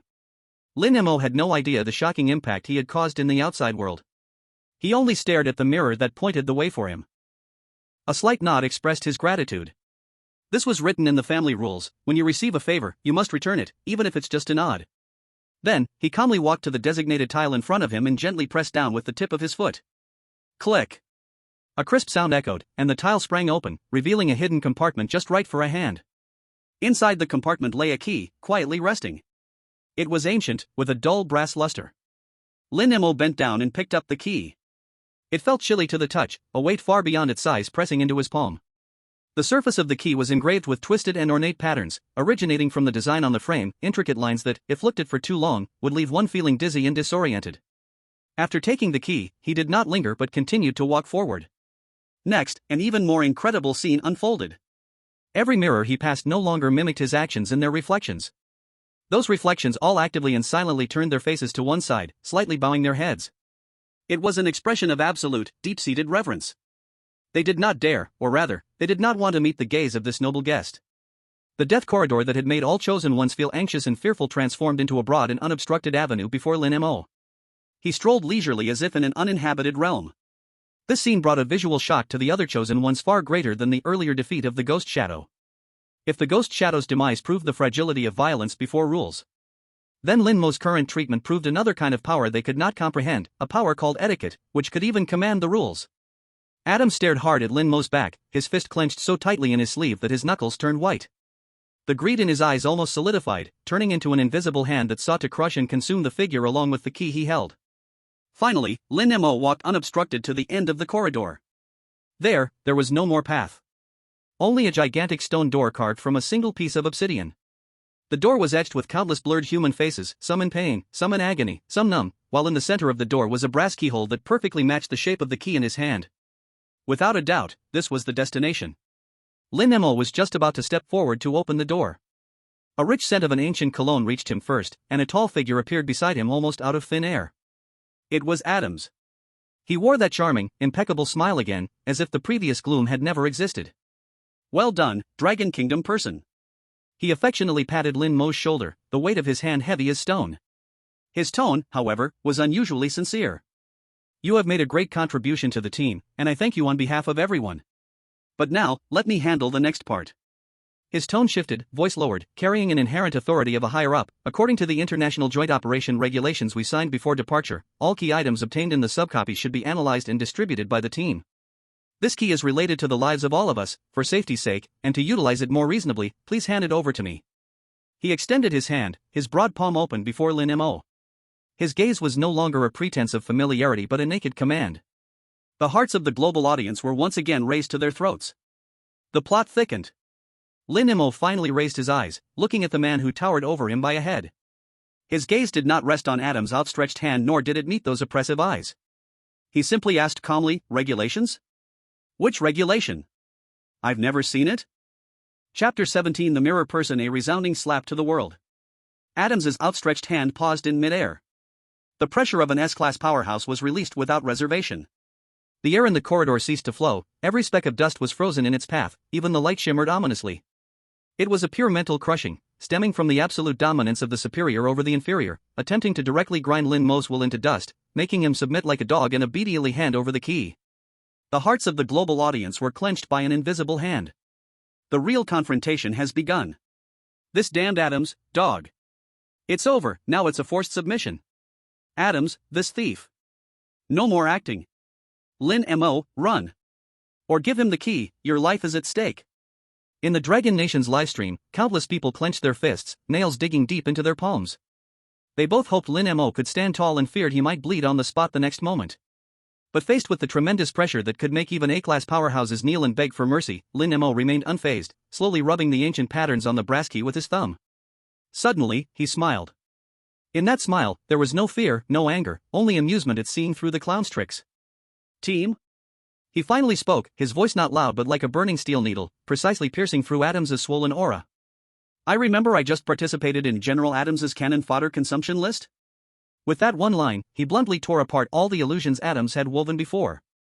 Adams's pupils suddenly shrank to a dangerous dot. The pressure in the air surged suddenly. Yet Lin Mo seemed unbothered, leisurely continuing, "Moreover, you got one thing wrong from the very start." He turned around, directly ignoring Adams, instead facing the third mirror that had guided him earlier. The mirror was as smooth as ever, reflecting his figure. Lin Mo slightly raised the key in his hand, as if greeting an invisible master in front of the mirror. His voice became clear and solemn. "This is a gift from the master here, given to me, this polite guest. It is a gift, not a confiscation." These two words echoed in the silent corridor, each syllable bitten down with clarity. After saying that, he slowly turned back, and through a layer of dark sunglasses, his gaze pierced through everything, striking directly into Adams's icy blue eyes. He articulated each word with unsettling calmness. "Our family's rule, friendship chapter 7th rule, gifts from elders cannot be declined, items not mine cannot be taken. This key is recognized and given to me by the master. According to the rules, it is my possession, I cannot refuse. And you," Lin Mo's gaze casually brushed over the twitching ghost on the ground in the distance, then skimmed past the several small nations chosen ones who were gray-faced and heavily injured. Finally, his eyes locked back onto Adams's gloomy face, his tone unmistakably mocking. A thief who barges in uninvited. A thug who has harmed other guests of the master. A rude guest who has shown no respect to the master from beginning to end. He paused, each pause like a blood-red stamp sealing Adams's list of crimes. What qualification do you have to stand here and talk to me about distribution? These words did not use an ounce of gifted power, yet they were sharper than any attack. They crossed the barriers of space, through the live stream camera, becoming a resounding slap to the face. A hard slap to Adams's face. A slap to the face of the Lighthouse Nation. And even a slap to the face of everyone in the world who believes that might is right. You talk to me about power? Sorry, in this place that talks about rules, I talk about courtesy. This is fundamentally more important than any rule, the code. Deathly silence. A suffocating silence lasted for several seconds. In the next moment, the global live stream exploded. The broadcast room of the Lighthouse Country was instantly flooded by wildly furious comments. Fuck. Kill him. Right now. Tear apart this yellow-skinned monkey's mouth. Shut up. Make him shut up. General Adams, use your fists to make him shut up forever. Meanwhile, the Dragon Country's live stream, after a brief period of collective petrification, erupted into an online earthquake. I fucking jumped out of my chair. Did you hear that? This is the rule of our Dragon Country. What do you mean by reasoning with people, tactical retreat? This is called culture crushing. Hey, I think this is called ethics before combat. Look at Lin Shen's stance, if the other side doesn't comply, they will likely use physical reasoning. Lin Shen. I will burn incense for you in the Merit Forest. The slap in the face is so good, I feel like my face is swollen even through the screen. Awesome. In the command center, General Zhang Bodong excitedly slammed his fist on the ally table, causing the water cup on it to jump half a foot high. His eyes were bloodshot, not from anger, but from extreme excitement, his voice slightly hoarse. Good. Well said. This is the spirit of our Dragon Country. In the corridor. Adam's facial muscles twitched violently, the feigned calmness was long gone. The blood vessels under his eyes bulged, and his gloomy expression looked like the darkest cloud before a storm. A tangible killing intent surged from him, and the air around him made a sizzling sound as if being burned. It seems you have chosen the most foolish path. His voice was deep, as if forced out from the depths of his chest. He moved. No unnecessary actions, just simply raised his hand, fingers claw-like, ready to crush the ant who dared to humiliate him publicly. However, just as his fingertips were about to touch Lin Mo's collar. Buzz. A cold barrier suddenly exploded between him and Lin Mo. The moisture in the air was instantly drained, condensing into a thick ice wall that shimmered with a ghostly blue light. Chilling air rushed towards him, causing Adam's brutal killing intent to momentarily pause. The chosen one from the White Bear Country, Anna, had somehow arrived at Lin Mo's side. She held a swirling and agitated frost crystal in her hand, her icy blue eyes emotionlessly staring at Adams. Adams. Her voice, like her power, was icy and piercing. His logic is not wrong. And don't you see? In this realm, the rules themselves are the strongest power. Your fists are worthless here. She tilted her head slightly, glanced at the key in Lin Mo's hand, then turned back to meet Adam's eyes that were almost spewing fire, delivering the final judgment. I choose to stand on the side of rules. This key belongs to him. If you want to make a move, you have to ask me first. Chapter 18 Mirror Image Broken Reflection, Broken Truth. Anna's intervention made the tense air emit a sound of unbearable burden. Adams stopped in his tracks. His sinister eyes moved back and forth between Anna and Lin Mo, assessing the hardness of the two obstacles in his way. S-Class is strong. But Anna's A-Class talent, Absolute Zero, is known for control and defense, recognized as the hardest bone to chew. To act here, even if he could take down Lin Mo, he would have to completely tear his face with Anna. The strongest united human team had yet to leave the first dungeon, and was about to create a huge joke of infighting in front of a global audience. This face is one the Lighthouse Country cannot afford to lose. He stared at Lin Mo for a good 10 seconds. Just when everyone thought he would explode in anger, his dark face actually twisted into a distorted smile. He. Miss Anna, don't be nervous, it was just a joke. He straightened his pristine collar, took a step back, moving elegantly as if in a stage play, even making a gesture to Lin Mo that implied please. Dashing. I just want to test personally whether our ally from the Dragon Nation has enough courage and wisdom to guard the spoils he has won. Adams looked around, his voice booming. It seems, Mr. Lin Mo, that you have not disappointed me. You have passed my test. His words, seamless, instantly painted the chilling killing intent as a loving test from an elder to a junior.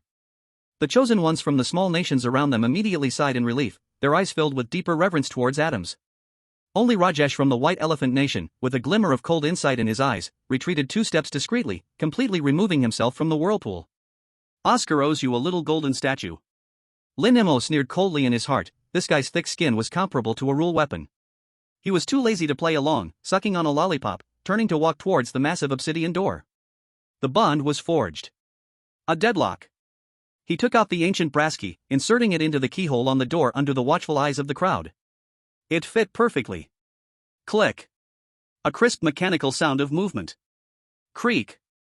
The heavy stone door made an agonizing friction sound, opening inwards. Behind the door, there were no mountains of gold or silver, no monstrous beasts guarding.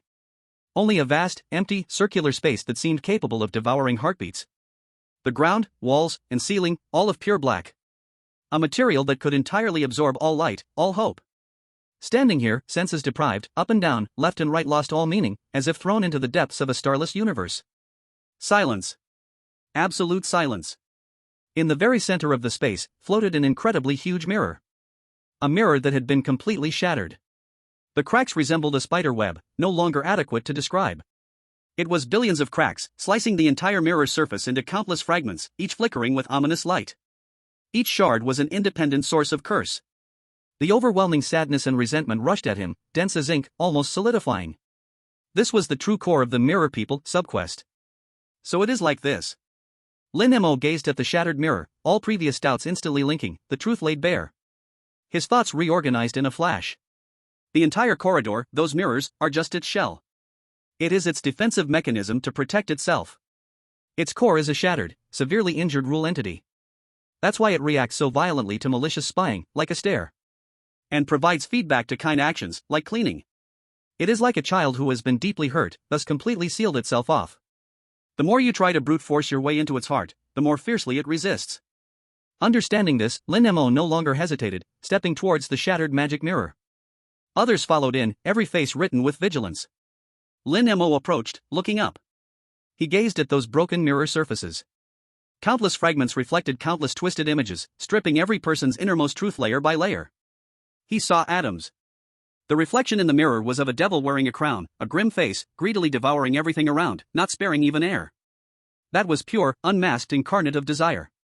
He saw Anna. The reflection in the mirror was a gorgeous ice sculpture sealed in eternal ice. Beautiful, yet without a trace of life. Rejecting the entire world with eternal cold. He saw Rajesh. The reflection in the mirror was a venomous snake, coiling in the darkest corner, cold vertical pupils scanning each person, assessing whose throat was the most vulnerable. Each piece was a mirror revealing demons. Finally, Lin Mo's gaze fell on the center. There hung the largest and most complete fragment. In the fragment, he saw his own reflection. The person in the mirror was not the young man in black combat gear, lazily sucking on a lollipop. That was a child. A boy of only 7 or 8 years old. He wore a black little suit that was clearly too big for him, alone and punished to kneel in the empty, cold ancestral hall. He curled up in the corner, tightly hugging his knees, burying his head deep, deep down. As if he wanted to shrink into the cracks of the world, making himself invisible to everyone. He made no sound. Yet Lin Mo could feel it. That small body was trembling violently. Unable to control it. He was silently and desperately crying. Chapter 19. The person in the mirror. Father's family letter. In the mirror's reflection, that childhood self curled up in the corner crying made Lin Mo's heart instantly feel chilled as if submerged in ice water. The air in his chest was suddenly sucked away, and a choking sensation seized his throat. It was this image. It was the buried part of his memory, sealed away by layers of shackles, a forbidden zone he never wanted to touch. Those countless nights of standing in punishment, of being forced to copy, of being starved for violating the rules set by his father, Lin Zhang. That feeling of being isolated by the whole world. That silent yet stubborn rebellion against the harsh and inhumane family rules. For over a decade, he had built a thick barrier with laziness and cynicism, desperately suppressing that feeling of injustice. At this moment, the cursed mirror had dug it all out, exposing it to the air, flesh and all. Lin Mo's breath faltered for the first time. Now. His mental defenses are collapsing. Adam's voice was low but filled with the excitement of a hungry wolf sensing blood. He accurately captured Lin Mo's moment of rigidity, greed gleaming in his eyes, signaling to his subordinates. Go! Seize the core. Boss, this kid seems a bit tricky, should we? One team member hesitated clearly. Trash. No matter how strong a genius is, there are soft spots in their heart. Adams growled, his soft spot has been exposed, now he's just a mentally broken trash. Act. Several chosen ones from the Free Nation immediately understood, gripping their weapons, muscles tensed, ready to unleash a thunderous attack. In their eyes, this Dragon Kingdom kid who had always been posturing was finally crushed by the ultimate mechanism of the instance. However, Lin Mo's moment of distraction lasted less than 2 seconds. He did not collapse as Adams had expected, nor did he violently attack the mirror, nor did he step forward to comfort the crying child in the reflection. He just slowly raised his eyes. A segment of sealed memory, out of place yet incredibly clear, unfolded in his mind. His grandfather's funeral. He cried until he was exhausted, almost fainting. And his father, Lin Zhang, stood silently like a stone statue in front of the mourning hall the whole time. That silence carried more weight than any wailing. Afterwards, in the study, his father's voice was calm, without a ripple. Family Rules Rituals First Clause, the best comfort for ancestors and deities is not to cry loudly, not to waste extravagantly, but to quietly accompany them with heartfelt respect. Crying will only disturb him. What you should do is accompany him, let him know he is not walking alone. At this moment, Lin Mo understood clearly. What mental attack? Nonsense. The broken magic mirror before him carried not any resentment, but an endless sadness that needed to be understood. The crying self in the mirror was not some inner demon. It was merely the embodiment of this sadness. What it needed was not to be destroyed, nor to receive pity, but to be respected. At this moment, Lin Mo suddenly felt that those cold family rules he had once despised did not seem so loathsome anymore. Behind these rules lay the Lin family's profound understanding of order and emotion. He straightened his back that had slightly curved from the memories. He reached out and meticulously arranged the collar of his combat uniform.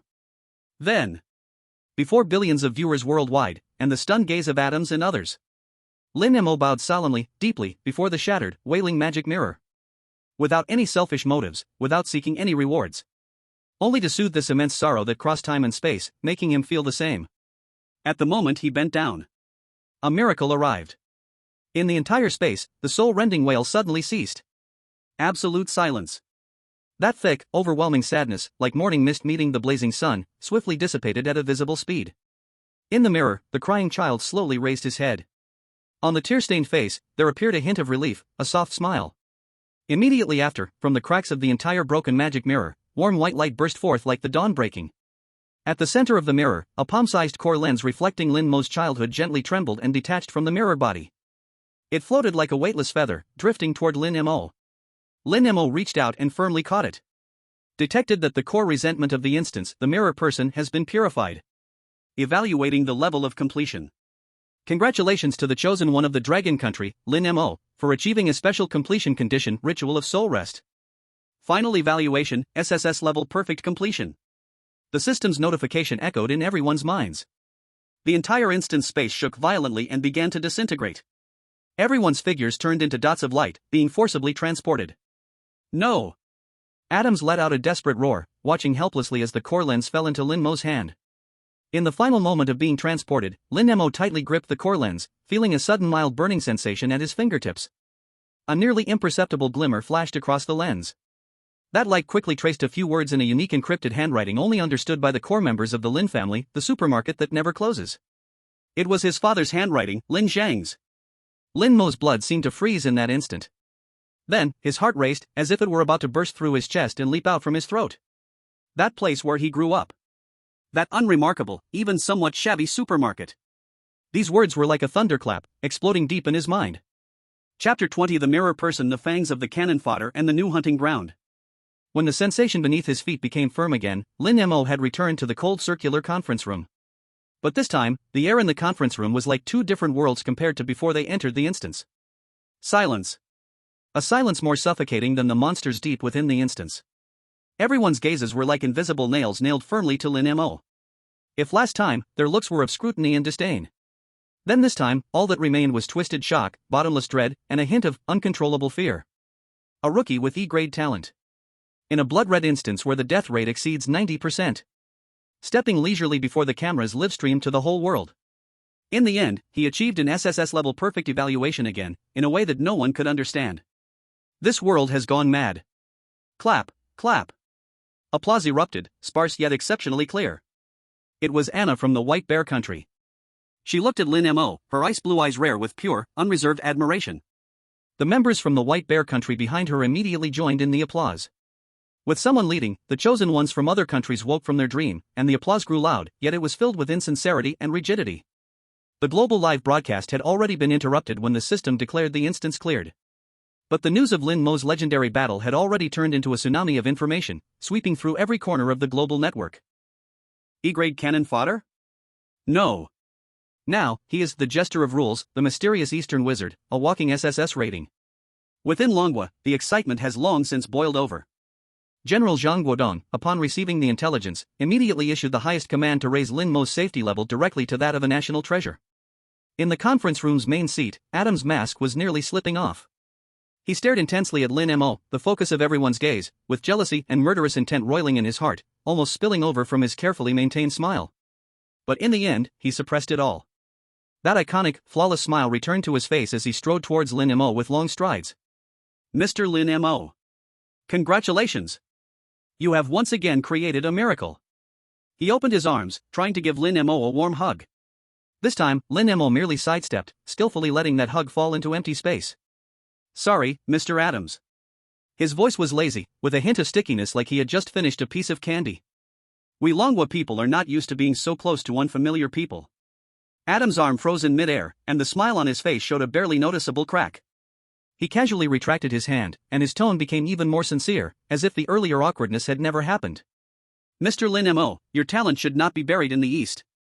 I, Adams, represent the Lighthouse Country and the Human Optimization Alliance, formally extend an invitation to you. Join us. We will provide you with the best resources in the world, the highest status, and the top-notch team. You will no longer fight alone, you will stand with us at the pinnacle of human civilization, guiding the future of the world. The conditions he offered were so generous that any chosen one would go wild for them. In the conference room, even the sound of breathing had disappeared. In the Longhua command center, General Zhang Guodong's fists were tightly clenched, his knuckles turning white from the intense grip. He feared Lin Mo, being young, would be dazzled by this glamorous poison. After listening, Lin Mo simply extended his pinky and dug at his ear. He precisely spat the already tasteless lollipop stick into a nearby trash bin. Then, he pulled out a new one from his pocket, tore open the wrapper, and popped it into his mouth. It was still strawberry-flavored. He mumbled back in a lazy tone that seemed ingrained in his bones. Sorry, I have no interest in being a butcher's assistant, besides, the backing Longhua gives me is very safe. One sentence made the air in the room, which had just begun to warm, freeze again. The perfect smile on Adam's face finally peeled away, leaving nothing behind. But Lin Mo did not spare him another glance. He walked straight to Anna and raised the lollipop in his hand as a greeting. Thanks, earlier. Anna also lifted her wineglass to him, tapping it lightly across the distance in response. In her ice-blue eyes was pure admiration and an intensifying curiosity. Lin Mo did not linger and left under Adam's gaze that felt as if it could kill. Back in the independent lounge arranged on the Longhua special plane, Lin Mo closed the door. Click. The laziness and recklessness on his face instantly vanished without a trace, replaced by a deep, cold seriousness. He spread open his hand. The core lens he had taken from the mirror person dungeon quietly lay in his palm. He could feel it. The words left by his father, Lin Zhang, felt like a sleeping brand, hidden deep within the lens. The supermarket that never closes. He whispered the name. Dad, you really have a connection to the depths of the realm of rules. Where are you? What are you investigating? No matter if that place was a dragon's lair or a tiger's den, he had to go there. He carefully studied the lens, finding that this thing was not just a clue. More like a kind of credential. Just as he used his fingertip to trace the cold patterns on the lens, a drop of blood oozed from the finger that had been cut during the battle, falling right at that moment. Sizzle.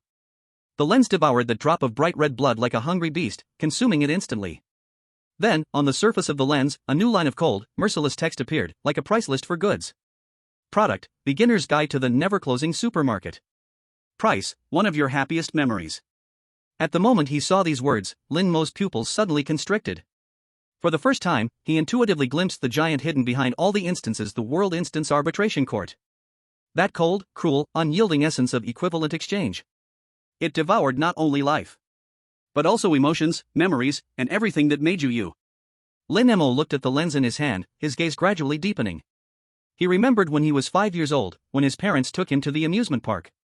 His mother, Suan, was smiling, winning him a cotton candy that was bigger than his face with her own hands.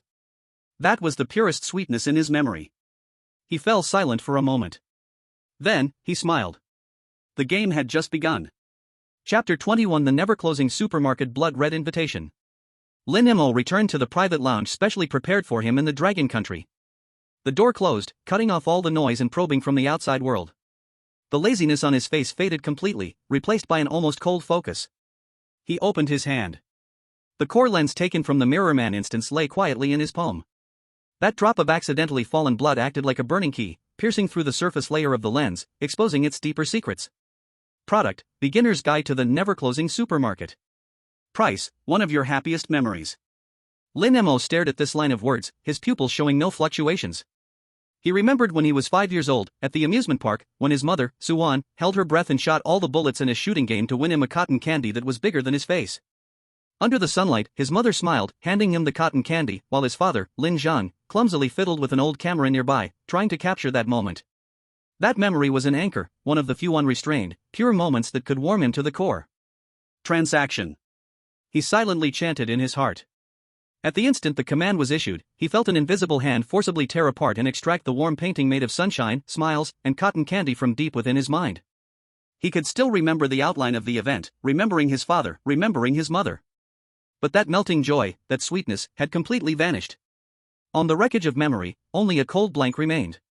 In exchange, the lens in his hand burst into light, and new information flooded into his mind. It was not words, but a constantly rotating 3D coordinate made up of countless numbers and symbols. The endpoint of the coordinates pointed to an unstable spatial node located between the realms of reality and rules. Blood red level instance, never-closing supermarket. Found it. Lin Mo murmured to himself, devoid of emotion in his voice. Without a moment's pause, he directly opened the internal system exclusive to the chosen ones, his fingertips sliding across the screen, while those whiteboard and ordinary tasks were completely ignored. His target was the area marked in blood red, representing absolute danger. Never-closing supermarket. This name on the list was like a frozen bloodstain, with a death rate that was shocking at 93.7% marked behind it. Lin Mo heavily pressed the Apply for Entry button. Dragon Country Command Center. The atmosphere was a sea of celebration. General Zhang Guodong was beaming, discussing animatedly with several core advisors, spitting out foamy words. How should this SSS-level reward be allocated to squeeze out every bit of value? At that moment, a young technician jumped up from his seat as if shocked by electricity, his voice splitting from extreme shock. General! General! You must take a look. What are you shouting about? Have you never seen an SSS rating? Zhang Guodong was in a great mood, jokingly scolding. No. No. The technician's voice trembled, it's Lin Mo. He submitted a new copy application. Oh? This kid is quite diligent, that's a good thing. Zhang Guodong laughed and picked up his thermos cup, let him rest for a few days, no rush. Which level did he apply for? Whiteboard level or normal level? Let's pick the simplest one, just treat it as paid vacation. No. No. The technician's face drained of color, he pointed at the big screen, nearly crying out. It's blood color level. The never-closing supermarket. Put. Zhang Guodong spat out a mouthful of scalding goji berry tea all over the pricey command screen in front of him. In the command center, the cheers abruptly stopped, as if the air had been sucked out in an instant. Everyone seemed to be under a spell, fixated on the glaring blood-red application record on the screen. Is he crazy? It took half a minute for Zhang Guodong to find his voice again. He grabbed the red phone on the table and roared into the receiver like a beast. Get me Lin Mo. Now. What the hell does this kid want? Does he think he's invincible just because he got 2 SSS ratings? The call was quickly connected, and Lin Mo's signature, slightly lazy voice came through. Hello? General Zhang, why so angry? Be careful with your blood pressure. Lin Mo. Are you crazy? Zhang Guodong had no mood for jokes, his veins bulging as he shouted, cancel the application immediately. Blood color level dungeons are way too dangerous. Those A-level chosen ones who died in there could fill a whole playground with their ashes. I know. Lin Mo's voice remained chillingly calm, the mortality rate is over 90%, it says so. But looking on the bright side, there's still a percentage of survival, right? I've always had good luck. This isn't about luck. Zhang Guodong felt his heart might explode from anger. I order you, cancel it immediately. Sorry, General Zhang. Lin Mo yawned, I must go into this dungeon. I have a personal vendetta to settle, and I need to finish it myself. Besides, the rewards from blood color level should be greater, right? I need money lately, I can't keep working for the country for free, can I? After saying that, without waiting for Zhang Guodong's roar to erupt again, Lin Mo hung up the phone directly. In the command center, Zhang Guodong held the disconnected receiver, shaking with anger, but ultimately could only let his hand drop weakly. If he insists on going, then let him go. As citizens of Dragon Country, we must support him. Once the Chosen Ones confirm their entry into a dungeon, the command center has no authority to interfere. This is an ironclad rule forged with countless blood, to prevent the higher-ups from treating Chosen Ones as expendable pawns. It's over, the hope of Dragon Country, it's over, an elderly expert slumped in his chair, his gaze hollow. This news swept through the intelligence centers of major countries around the world like a magnitude 12 earthquake. In Lighthouse Country, underground command center in Area 51. Adams had just been simmering with anger from Lin Mo's rejection, but upon hearing this news, a cruel grin spread across his face. Really, he ignores the road to heaven and instead crashes through the door to hell. He turned his head to look at the man beside him. The man was built like a towering iron tower, a grotesque scar running across his face. Just standing there, he emitted a unique, sweet-scented smell of rust and rotten flesh that filled the air like a slaughterhouse. Carter. Adams's voice was very soft. Yes, General. The man known as Butcher Carter grinned, hissing cold air leaking between his white teeth. Your prey has already walked into the slaughterhouse himself. Adams threw a file onto the table. The blood-red instance, the supermarket that never closes, the E-class newcomer from Dragon Country, Lin Mo, has entered. Carter's pupils suddenly constricted, greed boiling like magma, almost burning out of his eye sockets. He extended his tongue and slowly licked his cracked lips. An E-class, does he deserve to step into the blood-red threshold? General, this joke is not funny. He is not E-class, Adams said, his eyes devoid of warmth, like two pieces of polar ice. He possesses something we long for. Bring back the most valuable piece from him, intact. Remember, I want him alive. I want to personally crush his bones, tear apart his pride. Understood, General. Carter let out a suppressed low growl, turning to leave, leaving a promise in the air. My knife can't wait to taste the flavor of the Dragon Country genius's heart. At the same time, in the command center of White Bear Country, Anna looked at the intel, a rare hint of confusion appearing in her ice-blue eyes. Challenging a blood-red tear directly from a whiteboard tear? He is either foolishly arrogant or has a reason to enter like I do. She recalled Lin Mo's unfathomable actions in the instance, her curiosity intensifying. At this moment, the story's protagonist Lin Mo was already standing at the entrance of the instance. Detecting the Chosen One Lin Mo, confirming entry into the blood-red instance, the supermarket that never closes. Teleportation starting. The cold system prompt sounded, and Lin Mo's figure was engulfed in bright light. When his feet touched the ground again, a pungent smell mixed with disinfectant and cheap fragrance violently invaded his nostrils, churning his stomach. Before him stood a supermarket. A gigantic supermarket, excessively illuminated. The pale lights on the ceiling illuminated everything without shadows, and rows upon rows of shelves extended into the horizon like an endless jungle of steel. A speaker on the ceiling was playing a bizarre, off-key children's song in a loop as a welcome tune. At the supermarket entrance hung a large electronic rule sign. Rule 1, all products in this store are clearly priced, ensuring fairness for all. Rule 2, customers are welcome to use any valuable items for payment, including but not limited to money, memories, emotions, lifespan, and body parts. Rule 3, store employees have the final say. Lin Mo's gaze swept over the rules sign, landing on the nearby fresh produce section. On a refrigerated shelf there lay a vacuum-sealed tray. Inside the tray was not pork or beef, but an eyeball still trembling slightly, with a droplet of unshed tear glistening at the corner. The price tag read. Item, a sad secret. Price, 20 credit points. Lin Mo's brow furrowed almost imperceptibly. At that moment, he felt a gaze coming from behind. The gaze was cold, sticky, filled with evaluative meaning, like an experienced butcher eyeing livestock ready to be butchered, contemplating where to cut for the most complete organs. He didn't even need to turn around. Trouble had come. In the butcher Carter's eyes, the whole world was made of data and value.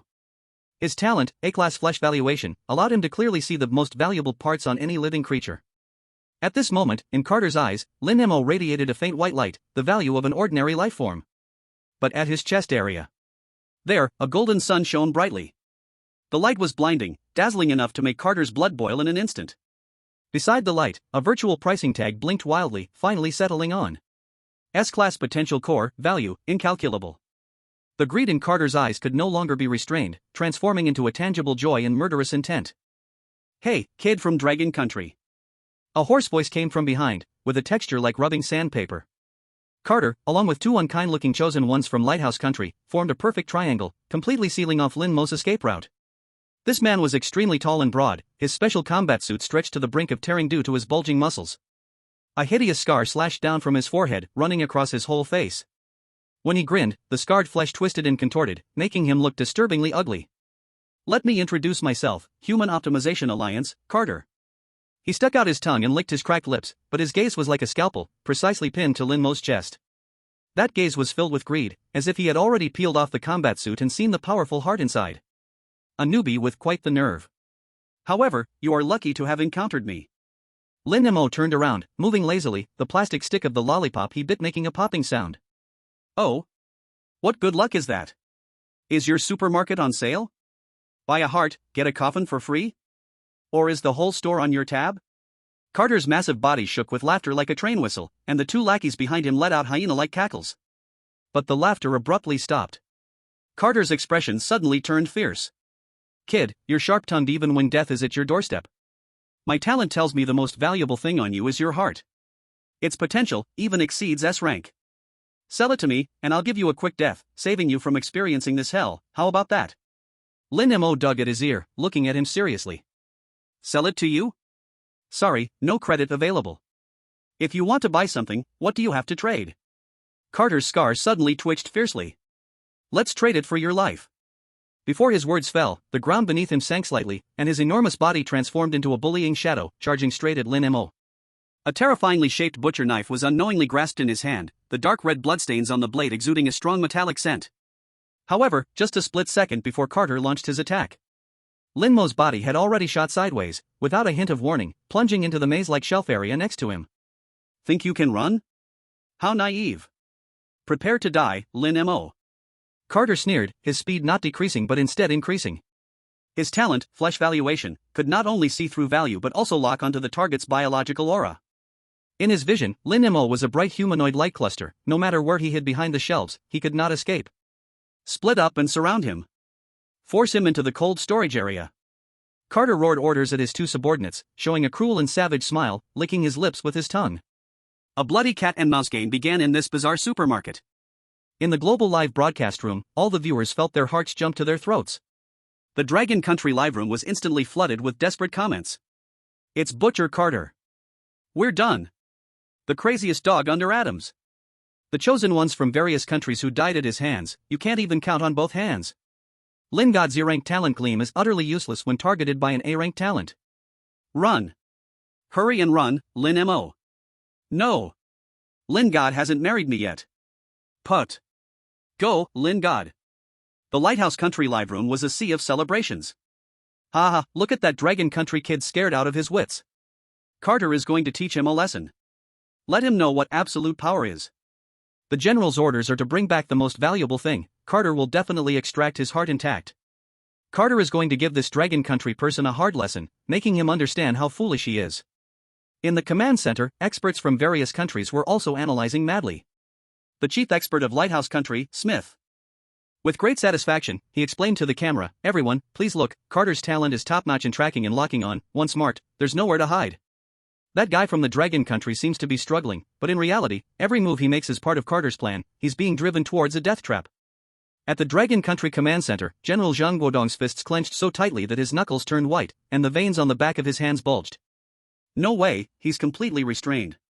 Strength, speed, assistance, talent, and all-around crushing defeat, there's not a single chance to break through. An old professor's voice was filled with helplessness. However, in the broadcasting hall of the Sun Never Sets country, Sir William, who had always looked down on Lin Mo, now furrowed his brows tightly. Something's not right. He murmured to himself. The host immediately caught this detail. Sir William, did you notice something? Look at that Dragon Country man's movement path. Sir William pointed at the screen. He seems to be panicking and running blindly, but if you pay close attention, every turn he takes, every stop he makes, is as precise as executing a pre-written program. He passed through the snack area, perfectly avoiding all the promotional displays. He crossed the daily necessities area. The ground was so messy, yet he didn't touch a single item. He even circumvented a puddle of inconspicuous water while passing through the beverage area. This. Sir William's breath quickened, his eyes filled with shock and awe as if discovering a new continent. This isn't just escaping. This is measuring the venue. This sentence, like a thunderclap, resonated in the minds of all the professionals. At this moment, Lin Mo, who was in the chase, felt as calm as a deep pool. His brain was a supercomputer running at full power. Left side snack area, 3 rows of shelves, 3 meters apart, 2.5 meters high, the top surveillance camera's red light is flashing, normal operation. Right side daily necessities area, 5 rows of shelves, 2 meters apart, fragile items on the shelves, the ground has glass shards and water stains, extremely slippery. The promotional table in the middle is a perfect blind spot for visibility, can be utilized. That cleaning staff NPC, pushing a cleaning cart, patrol cycle is 5 minutes, we are at 3 minutes 20 seconds, in 1 minute 40 seconds, he will pass the intersection I preset. Carter and the others' pursuit, in his eyes, were just bad actors in a stage performance. TSK, these guys are really noisy, seriously affecting my assessment of the supermarket's discount strength. Lin Mo thought to himself. I originally wanted to see if there were any near-expiration milk discounted, but that plan is gone. He seemed to awkwardly dodge Carter's heavy slash, his body skillfully twisted between the shelves, diving into another aisle. I see where you can run to. Carter grinned, occasionally licking his lips, leading his men in hot pursuit. Under their chase, Lin Mo's space for movement grew smaller and smaller. Eventually, he was cornered into a dead end. In front was the heavy metal wall of the cold storage area, with a cold sign hanging that read, Employee Passage, Customers Prohibited. On both sides were towering shelves that reached the ceiling. Behind him were Carter and his 2 subordinates, closing in with grins. The game is over, Dragon Country kid, have you thought of your last words? Carter slung the blood-stained butcher knife over his shoulder, the blade's reflection lighting up his grotesquely contorted face. Now, stand still, and let me take off the most valuable parts from you. In the global livestream, the viewers from the Dragon Country felt their hearts sink to the bottom, countless people painfully closed their eyes. However, trapped in a desperate situation, Lin Mo didn't even spare Carter a glance. His gaze passed through Carter's shoulder, looking further ahead. There, a cleaning staff NPC wearing a blue uniform, was silently dragging the floor, one stroke at a time. His movements were mechanical. Repeating, as if blind to the bloody slaughter about to break out before him, deaf to all sounds. Lin Mo's lips slowly curled into an expression that no one could understand. He revealed a smile that was strangely bright at the silent cleaner NPC. An exceedingly friendly smile. Chapter 23 The Supermarket That Never Closes the Price of Rudeness. Game over? Lin Mo finally spoke. He turned his head to look at the advancing Carter, his smile unchanged. I think the game has just begun. Still stubborn when death is near. You Dragon Country people have a saying, the wise adapt to the times. Since you are so uncooperative, don't blame me. Carter completely lost patience, letting out a beastly roar from his throat.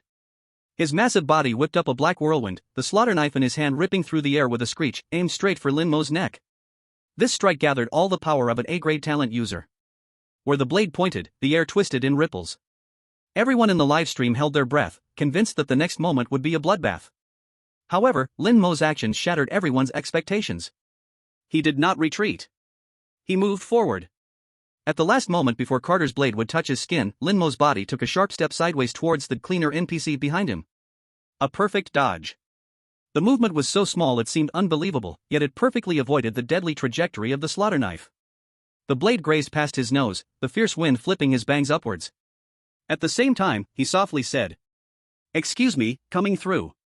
This apology was light as a whisper, aimed not at Carter, but at the cleaner who was mopping the floor. An even stranger scene unfolded. As Lin Mo moved sideways, his elbow accidentally bumped into a family-sized bucket of potato chips on the shelf next to him. Crash! The half-height chip bucket fell to the ground with a loud thud.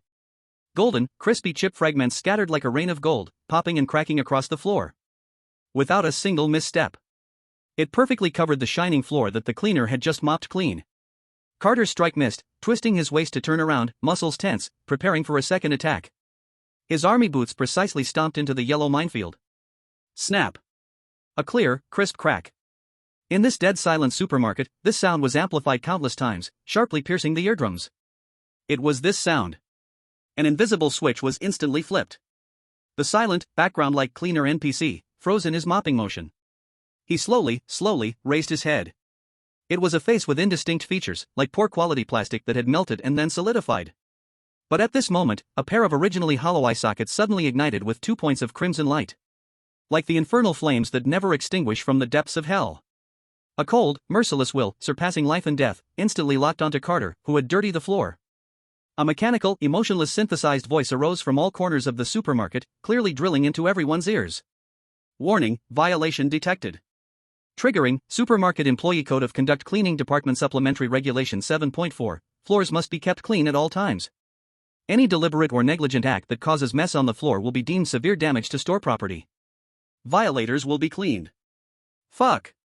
Don't come over. Carter's hair stood on end. He sensed the scent of death from the cleaner, a threat far more terrifying and unreasonable than his own. Without thinking, he turned to back away. Too late. The moment Clean fell, the cleaner's mop underwent a chilling transformation. The damp cloth strips rapidly dried up. The ordinary mop handle shrank and twisted into a bundle, shimmering with a metallic cold light of sharp blades. That ordinary mop handle extended and twisted with a caw-caw sound, eventually transforming into a bizarre, rust-covered, long-handled sickle. Swish! The cleaner NPC moved. Its figure left a trail of afterimages, appearing before Carter with a speed that completely defied the laws of physics, like a ghost. That massive sickle, transformed from a mop, carried an unmatched force of rule, drawing a desperate arc as it swept toward him. Damn it! Carter's pupils shrank to the size of pinpoints, pouring all his strength into the butcher's knife, blocking it sideways. Dang! A deafening crash resounded. Carter's proud A-class talent felt as fragile as rotten wood in the face of this absolute force of rule. The butcher's knife snapped in two with a sound. Carter was sent flying more than 10 meters by an irresistible force, crashing into a whole row of shelves, countless cans crashing down on him. One of his arms bent backward at a bizarre angle, the pale bone shards piercing through the skin. And his two level C lackeys didn't even have time to scream. The cold light of the sickle merely flickered. Their bodies disappeared from the spot like pencil sketches erased by an eraser, without blood, without a sound, directly vanishing into pure data streams. One strike. Just one strike. An A-class chosen one severely injured and on the brink of death, two level C chosen ones instantly eradicated. This scene caused the brains of audiences around the world and all live streams to collectively crash. This. Chief Expert Smith from Lighthouse Nation pointed at the screen, his jaw almost dislocating, unable to utter a single word. The command center of Dragon Nation erupted with a roar like an earthquake after a full 10 seconds of silence. What the hell? Awesome. This TM works too? Killing with borrowed knives. No. This is killing with rules. I get it. Lin Mo isn't escaping at all. He's walking the dog. He accurately led Carter to the guillotine of rules. Ha, I'm dying from laughter. Hurry up and turn Carter into Louis XVI. However, the protagonist Lin Mo's heart was at that moment filled with crazy complaints. Damn old man, your broken rules are really etched to the bone, but they're quite useful. A segment of memory, long buried by him, clearly resurfaced in his mind. Family rule ceremony transmission third, when encountering artisans at work, one must respectfully avoid disturbing them. If there are words, one must first express apologies, if at fault, one should treat with courtesy. Back then, I was playing at the carpenter Shang's door and disturbed his work, causing my old man to press me in the ancestral hall and hit my palm 30 times with a ruler. What did my old man say back then? Oh, I remember. He said, they're making a living with their craftsmanship, focusing earnestly on doing something. As a bystander, to run over and shout without care is the greatest disrespect. They're working, and you're fighting at their workplace, even dirtying their results, that's called rudeness. In the realm of rules, rudeness can come at a cost. If not cleansing you, then who? Lin Mo silently murmured in his heart, looking at Carter in the distance struggling to get up, shaking his head. Carter's eyes held only endless fear as he watched the cleaner, holding the rusty sickle, step by step approaching him, crushing an expensive substitute death prop in his arms. A flash of light passed, and Carter's figure awkwardly disappeared from the spot, forcibly teleported out of the dungeon. Before leaving, his eyes filled with twisted resentment were firmly pinned onto Lin Mo. Seeing the target disappear, the cleaner NPC's red light in its eyes slowly faded away, and the sickle turned back into an ordinary mop. It turned around and silently began to clean up the chips on the ground. Lin Mo walked over. He bent down as if nothing happened, actively picking up a few larger pieces of debris and throwing them into the cleaner's trash cart. Then, he slightly nodded at that blurry face. As if to say, I'm sorry for the trouble, thank you for your hard work. The cleaner NPC's movements momentarily froze. It seemed to receive this kindness. Then, it pushed the cleaning cart and continued silently, patrolling along its designated route. Having solved the pursuers, Lin Mo dusted off his hands. He tidied up his clothes that had been blown askew by the strong wind, turned around, and walked deeper into the supermarket. There was the valuable goods trading area. As soon as he approached, the oppressive sound of crying and desperate pleas drilled into his ears. Lin Mo's gaze turned there, and then, his pupils slightly constricted. He saw a chosen one wearing a uniform from a small country, kneeling on both knees. Kneeling in front of an NPC wearing a butcher employee badge. That NPC was not human at all. It was a stitched-up monster made from countless severed limbs, held together by rough seams seeping black blood. One leg belonged to a plump woman, while the other leg was covered in coarse, dark hair. One arm was that of a child, pale and delicate, while the other arm was as dry as a withered branch. On its torso, there were even a few twisted human faces in pain hanging. And the kneeling chosen one was pointing at a potion on the counter that emitted a soft green light, repeatedly begging with a choked voice. Please, sell it to me. I am willing. I am willing to pay any price. Lin Mo's gaze turned there, and then, his pupils slightly constricted. He saw another chosen one wearing a uniform from another small country, kneeling on both knees, kneeling in front of an NPC wearing a butcher employee badge. That NPC was not human. It was a monster made from countless severed limbs, stitched together with rough seams. One leg belonged to a woman, while the other leg was covered in black hair, one arm was of a child, and the other arm was as dry as a branch. And the kneeling chosen one was pointing at a potion on the counter that emitted a soft green light, repeatedly begging in a choked voice, please, sell it to me. I am willing to pay any price. Chapter 24, The Supermarket That Never Closes, Father's Transaction. The chosen one kneeling on the ground wore a combat suit with a strange national emblem, from an obscure small country. Lin Mo could sense the energy surging within him, at least B grade. But at this moment, in front of the butcher employee made of severed limbs, he was as humble as dust. I beg you. My daughter is about to die. Only the life due can save her. The chosen one's voice, Duran, was filled with gravel, tears mixed with dirt carved two ravines on his face. He raised his personal terminal, and on the screen was a little girl lying on a hospital bed, her complexion gray, wearing a breathing machine. The butcher employee had a stitched face that revealed no emotions. One of its thin, childlike arms lifted and pointed at the electronic price list on the counter. Product, life due, small vial. Effect, cures all mundane diseases, extends mortal life for 1 year. Price, 10 years of life, or an equivalent item. 10 years? I don't have 10 years left. Doran let out a beast-like whimper from his throat. I ventured into the dungeons and survived barely, with less than 3 years left. I will give you everything. Please. The butcher employee's head, belonging to a woman, turned mechanically, producing a synthetic voice. Rule, equivalent exchange. Doran's body began to shake violently as he stared at the feeble rise and fall of his daughter's chest on the screen, the light in his eyes dimming inch by inch. Suddenly, the other arm of the butcher employee, belonging to a burly man covered in black hair, lifted. It pointed to Doran's left leg. A line of blood-red text refreshed on the price list. Recoverable item, B-grade lightning talent user's active left leg. Valuation, equivalent to 1 vial, small vial, of life due. Inside the trading area, there was dead silence. In the global live broadcast room, the bullet comments stopped for a moment. Use your legs to trade for medicine? This is insane. Is this really the trading area for blood-level dungeons? Don't trade. A chosen one without legs is no different from a useless one. In the Dragon Country Command Center, Zhang Guodong stared at the screen with a death grip, his fists turning pale. The chief professor of rules pushed his glasses up, his gaze obscured and hard to read beneath the lenses. This is the company. He muttered, a monster that sees humans as livestock and emotions as nothing. In its eyes, everything has value but no price. In the dungeon, each breath Dolan took burned his lungs with pain. He looked down at his left leg, electrified and glowing. That was his pride, his weapon, his means of survival. He raised his gaze again to the terminal, seeing his daughter's pale sleeping face. The struggle, unwillingness, and pain in his eyes finally settled into a dead silence of tenderness amidst the swirling blood. Dolan leaned down and gently pressed a kiss against the cold screen. When he lifted his head again, he looked at the butcher employee, blood tears rolling down from the corners of his eyes. Trade. One word, draining all his energy. I trade. The second word carried a resolve that had descended into hell. The butcher employee nodded slightly. It pulled out a rusty cleaver from under the counter, the blade as thin as a cicada's wing, shimmering with a strange dark light. In the shadow of the shelf, Lin Mo stood quietly, frozen.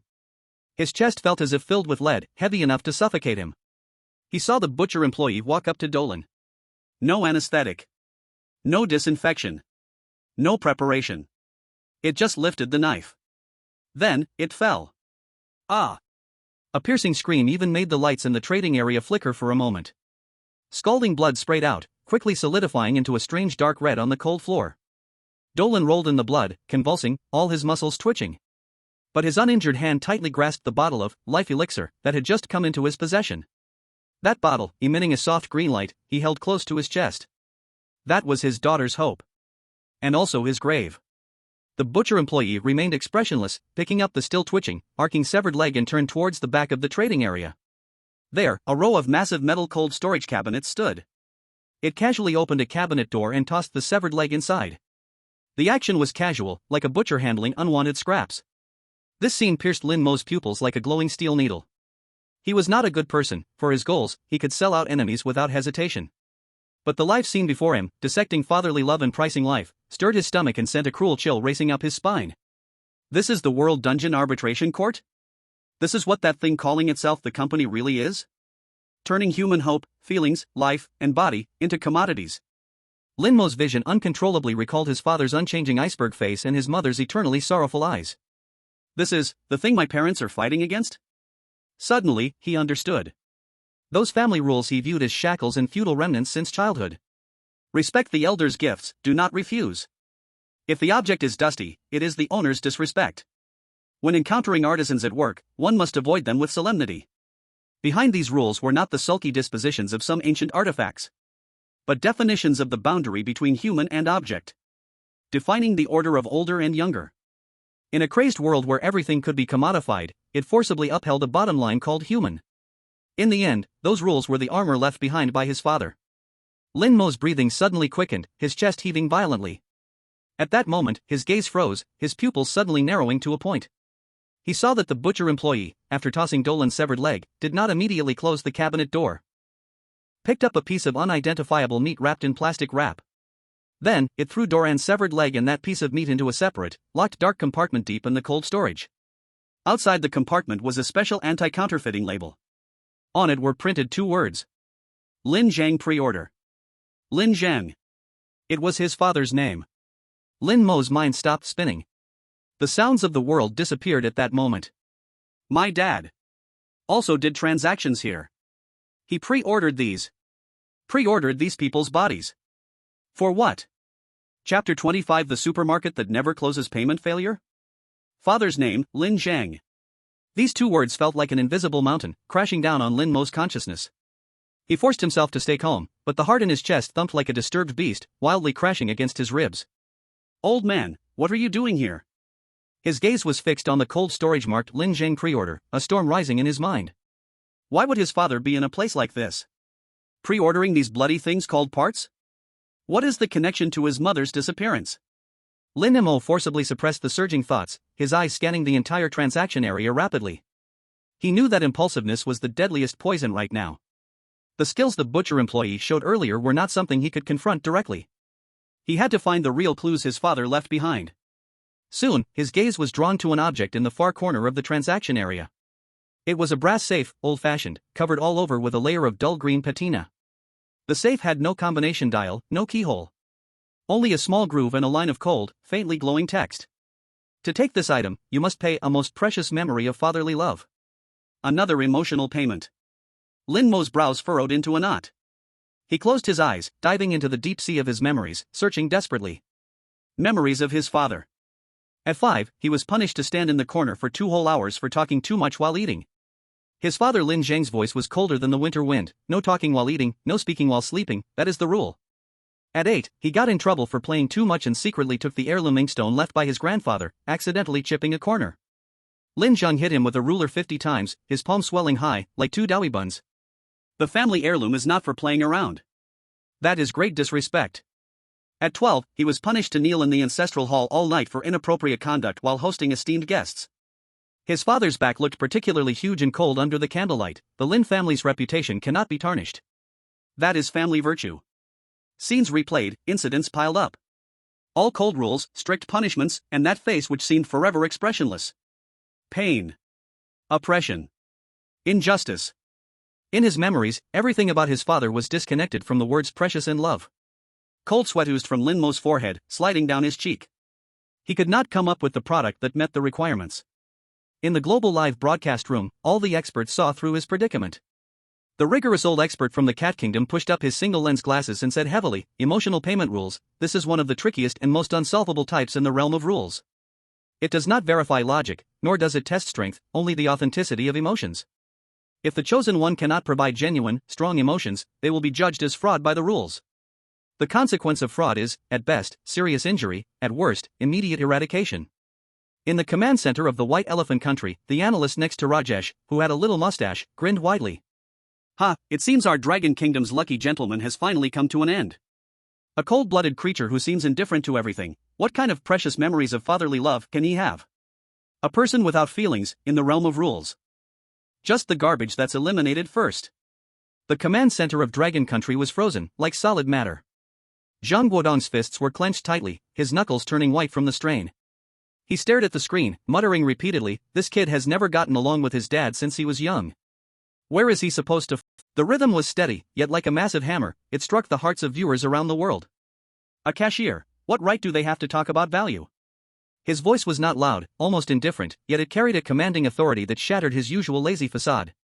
All those who witnessed this scene in front of their screens felt their hearts tighten suddenly. The cashier NPC's electronic eyes flashed red in rapid bursts. The logic module clearly could not interpret the rhetorical question and could only rigidly repeat its program. Value assessment is based on material composition, energy fluctuations, and rarity. The comprehensive assessment result is 0.01 credit points. Wrong. Lin Mo interrupted it. This time, his voice suddenly rose, each word like thunder, echoing throughout the supermarket and across every livestream in the world. Listen carefully. He did not move, but his aura had already changed dramatically. That trivially grade talent, flicker, burst forth at this moment without warning. It was not energy, nor a physical phenomenon. It was a momentum.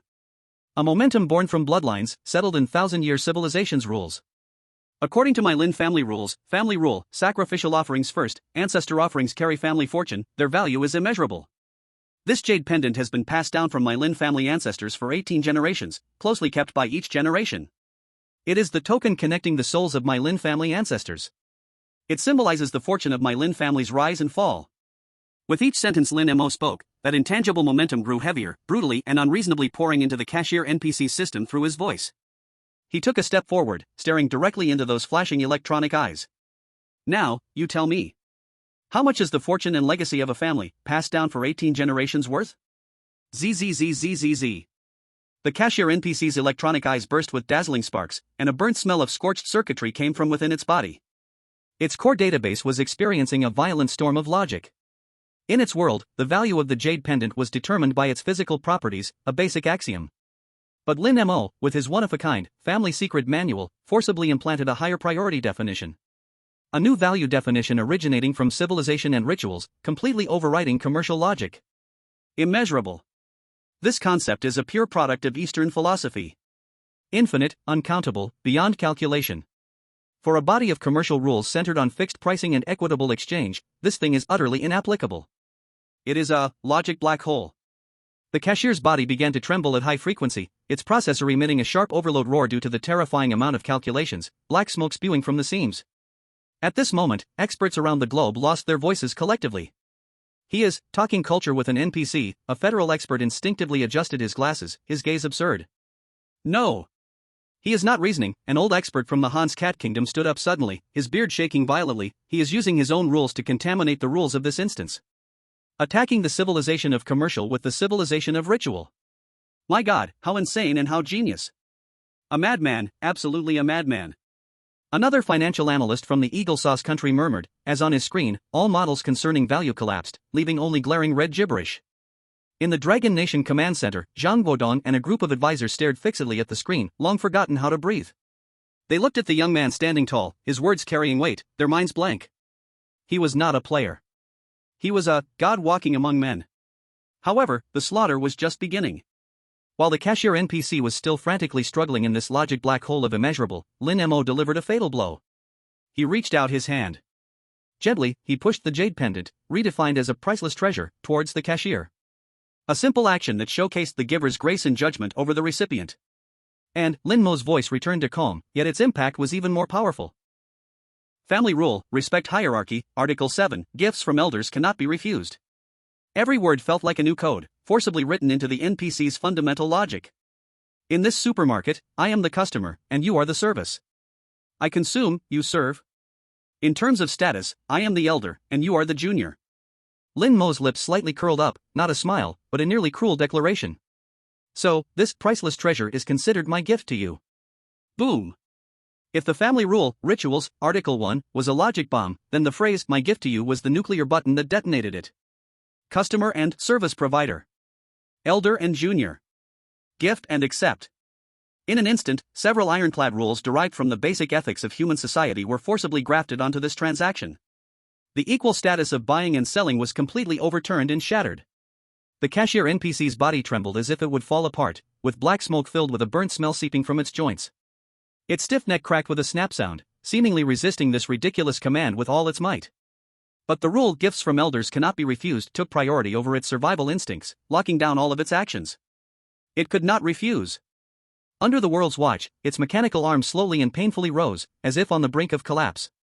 Every joint groaned under the unbearable weight, reaching out towards the jade pendant. The entire world held its breath at that moment. Finally, Lin Mo crossed his arms over his chest and slightly leaned forward, that lazy expression returning to his face. He looked at the cashier, whose body glowed dark red, ready to explode into scrap metal, and said, in a casual tone as if buying a soda at a small shop, "Now, I pay for my merchandise with the priceless treasure." He paused, leisurely watching the cashier's trembling mechanical hand frozen in midair. "It's your turn. Give me the change. Give me the change." 3 words, light as a feather, yet more deadly than any weapon in the world. They transformed into an invisible command, precisely piercing the core of the cashier NPC. That core made up of data and rules. Change? How can I give change when paid with a priceless treasure? How much change? Infinite, minus a finite value, what is the result? Still infinite. How can one pay an infinite amount? This simple and crude, yet irrefutable logical deadlock, instantly detonated core nuclear fusion within the cashier NPC's system. Its core logic overloaded because it was forcibly asked to calculate an impossible result. Warning! Warning! Fatal logical paradox detected. Causality module, computation overflow. Value measurement system, collapse. Payment protocol, collapse. Core, melting down, sizzling, sizzling. The intermittent siren echoed sharply throughout the supermarket. The cashier NPC's body suddenly expanded and distorted, the red light flashing in its eyes extinguished after one last frantic blink. In the next moment. Boom!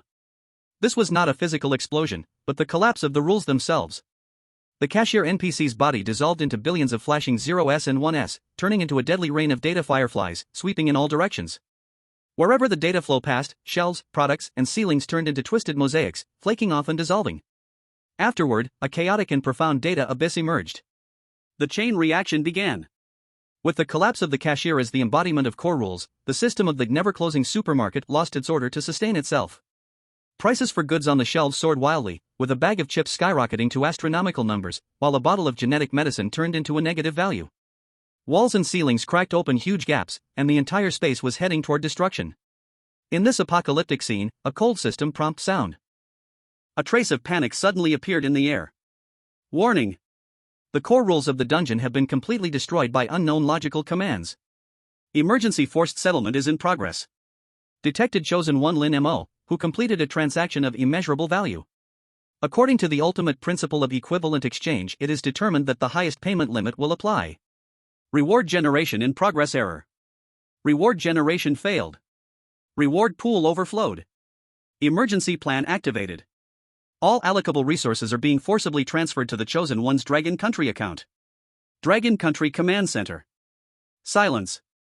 Inside the command center, everyone froze, turning into stone statues, staring intently at the main screen. What was scrolling on the screen couldn't even be called numbers anymore, it was a waterfall of data.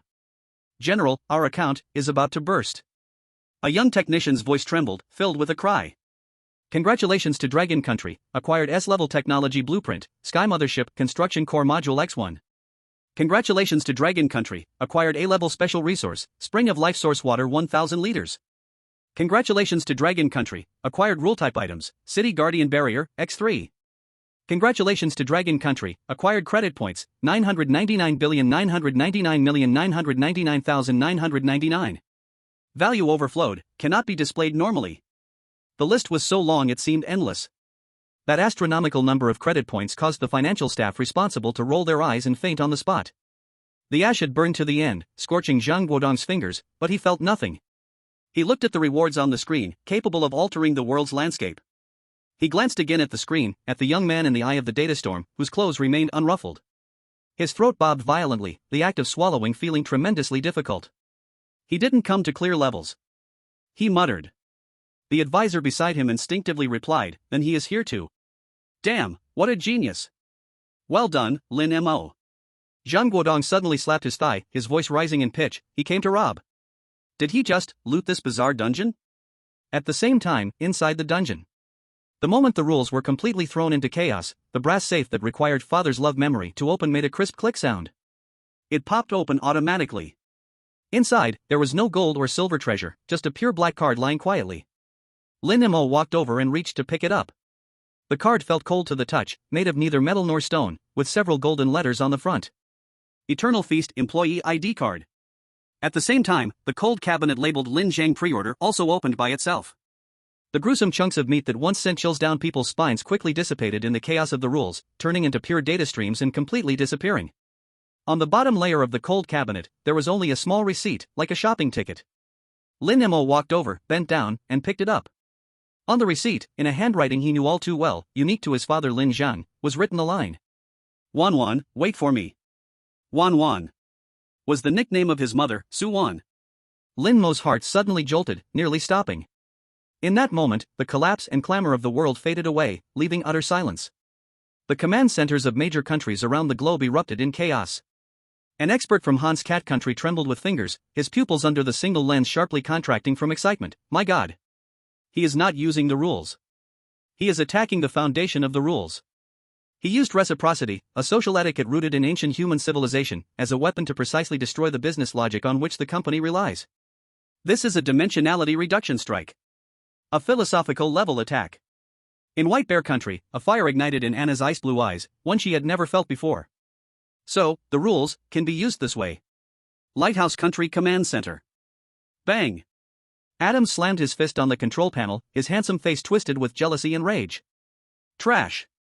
All of you are trash, he roared at his subordinates. Tell me, what is happening? How can he directly rob a dungeon? What right does he have? This is clearly a custom of our lighthouse nation. Damn it, this Dragon Kingdom person actually stole our cosmic nation's culture. The expert from the cosmic nation angrily threw a half-eaten watermelon rind at the surrounding staff. Baka, this Lin Mo must have the bloodline of my cherry blossom. The cherry blossom nation expert, Abe May, proudly said to the analysts around him, but most just nodded their heads like a Japanese melon in agreement. He stole the copy. He turned the company's assets into his own loot. Just as Lin Mo picked up the ID card and receipt, about to be forcibly teleported out of the collapsing space at the last moment, a will descended. It did not belong here.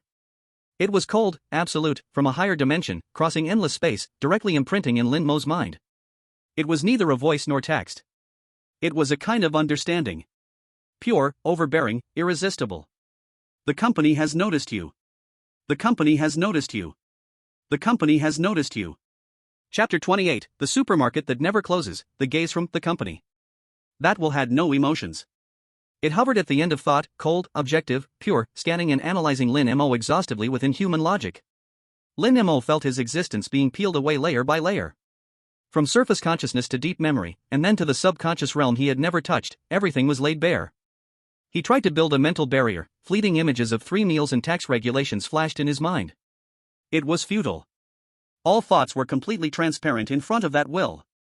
Following that, a voice not belonging to any known language, more like violently implanted data, unfolded directly in his soul. Anomalous logical command detected.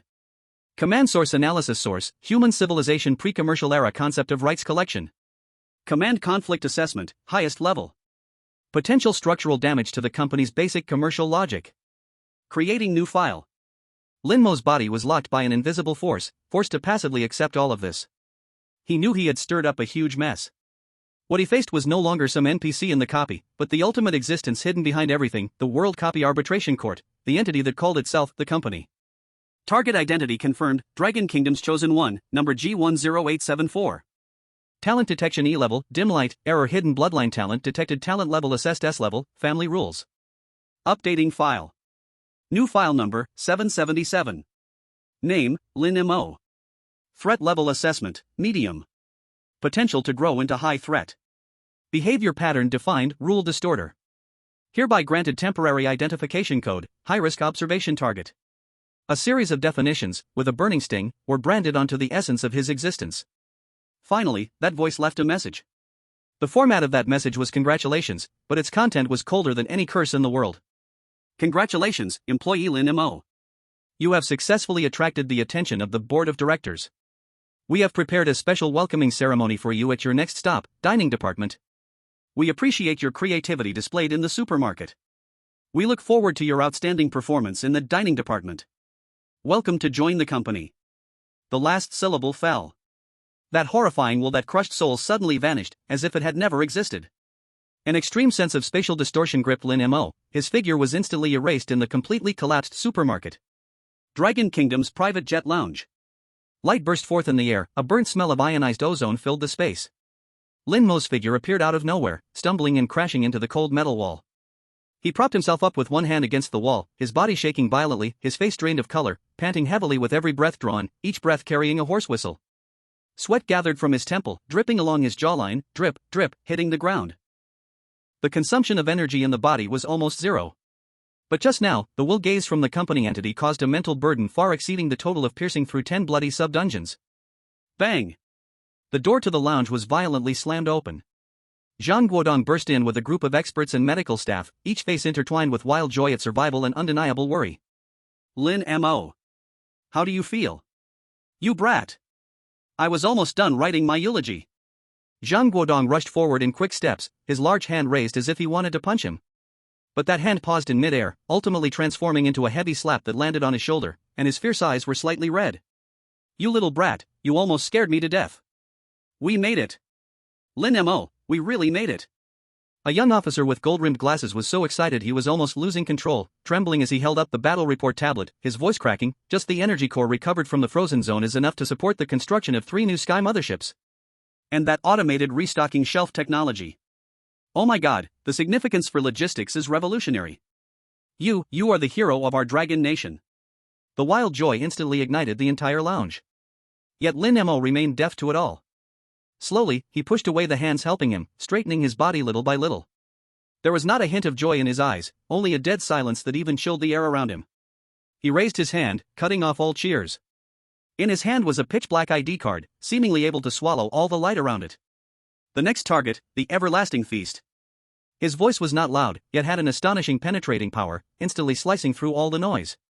In the entire room, a pin dropping could be heard. The Everlasting Feast, a bloody-level dungeon, ranked even higher than the ever-open supermarket, universally recognized as a certain death meat grinder. Lin Mo, are you crazy? You just got out. Zhang Guodong's face changed dramatically, immediately speaking to stop him. Lin Mo, you should rest first. General Zhang Guodong said in a calm tone, putting his hand on Lin Mo's shoulder. Lin Mo turned his head. His gaze pierced sharply at Zhang Guodong. That cold, sharp look made this seasoned general feel a chill deep in his heart. Lin Mo enunciated clearly, each word extremely distinct. General Zhang, I need to know everything about my mother, Su Wan. Immediately, right now. Zhang Guodong's brain buzzed, all thoughts came to a halt. Su Wan. This name was one of the highest-level confidential files of the Dragon Nation. Lin Mo watched his dazed expression, flipping over the black ID card in his hand.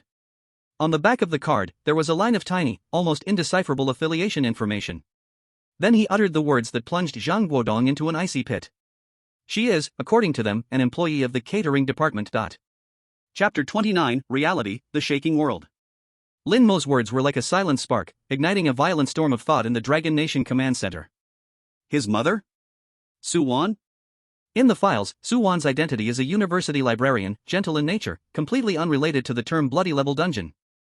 5 years ago, she disappeared with Lin Zhang, classified as a missing person. Could it be that the truth from back then? Zhang Guodong stared at Lin Mo's eyes on the screen, eyes that allowed no room for doubt, his heart tossed by waves. He instantly assessed that the gravity of the situation had surpassed the scope of a dungeon strategy. This was no longer just a simple battle. It touched upon the deepest secrets of the Lin family, and it might even point directly to the fundamental reason for the emergence of the rule field. Good. Zhang Guodong did not inquire for details, he nodded heavily, his voice filled with ironclad determination. I will immediately give orders, mobilize the highest authority, and thoroughly investigate all files regarding your mother, Su Wan. Includes those permanently sealed top-secret documents. He understood very well. At this moment, Lin Mo was no longer the cannon fodder who could be arranged at will. The value he displayed and the immeasurable potential he possessed were worth the entire Dragon Nation risking everything for him. It was time to showcase the sincerity and strength of the Dragon Nation. At the same time, Lin Mo's artistic breakthrough performance in the never-closing supermarket, and the terrifying profits gained by the Dragon Nation from it, were spreading across the globe at an unprecedented speed, triggering a fierce geopolitical earthquake. Lighthouse Nation, Area 51 Underground Bunker. Bang! A slight yet heavy muffled sound.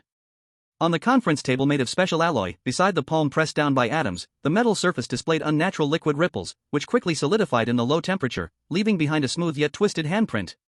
The holographic projection device on the table sparked and flickered a few times before completely dimming. The conference room was filled with dead silence. A group of high-ranking officials from the Lighthouse Nation lowered their heads, even slowing their breathing on purpose, afraid of becoming an inch of metal under that palm. Waste. A bunch of utterly useless waste. Adams's signature perfect smile disappeared. His handsome face did not twist, but instead presented a stiffness and coldness like metal cooling down. A-grade chosen one Butcher Carter was forced to use a substitute to escape with the help of 2 top assistants. Even worse, a rule cost him an arm. His voice was not high, but it sent a chill up everyone's spines. One document was the battle loss report of the Lighthouse Nation. The other document was the profit list of the Dragon Nation. The 2 documents lay side by side in front of him, forming an extremely ironic picture. The Dragon Nation acquired resources that can be used to build 3 sky motherships, the Fountain of Life City Guardian Barriers. Adams read each word slowly, and with each word, the killing intent in his eyes sharpened. And we lost in A-grade combat power and the dignity of the Human Optimization Alliance. His gaze shifted to the empty seat representing Carter, with no emotion in his eyes, only pure evaluation. There is no longer a need for his existence. He stood up and paced. Finally, he stopped. In his blue eyes, there was no longer a trace of human emotion. He relies not on luck, nor on cleverness. For the first time, Adams placed Lin Mo's name in an equal position on the chessboard with his own. He possesses a power system that we completely cannot understand and that can even distort rules. Such a person must either be used for oneself, or, he paused and drew a conclusion, must be completely erased from this world before he spreads his wings. He turned to his aide and gave the order, his voice devoid of any emotion. Relay the message. Activate the cleansing plan, Phase 2. Raise the threat level of Dragon Nation's chosen one Lin Mo to S-grade. On par with Anna from the White Bear Country. Deploy all possible resources from the Alliance, and in the next instance, at all costs, eliminate him. White Bear Country, Command Center. Anna was repeatedly replaying a video. In the footage, Lin Mo was confronting the supermarket cashier NPC. The more she watched, the brighter her azure eyes shone, a glow of a discoverer finding new lands. Using gift as a spear to attack business's shield. He is not solving the riddle given by the instance. He is setting the questions. He is using his own rules to force the underlying logic of the instance to solve a contradiction it cannot resolve, thereby triggering a systemic collapse.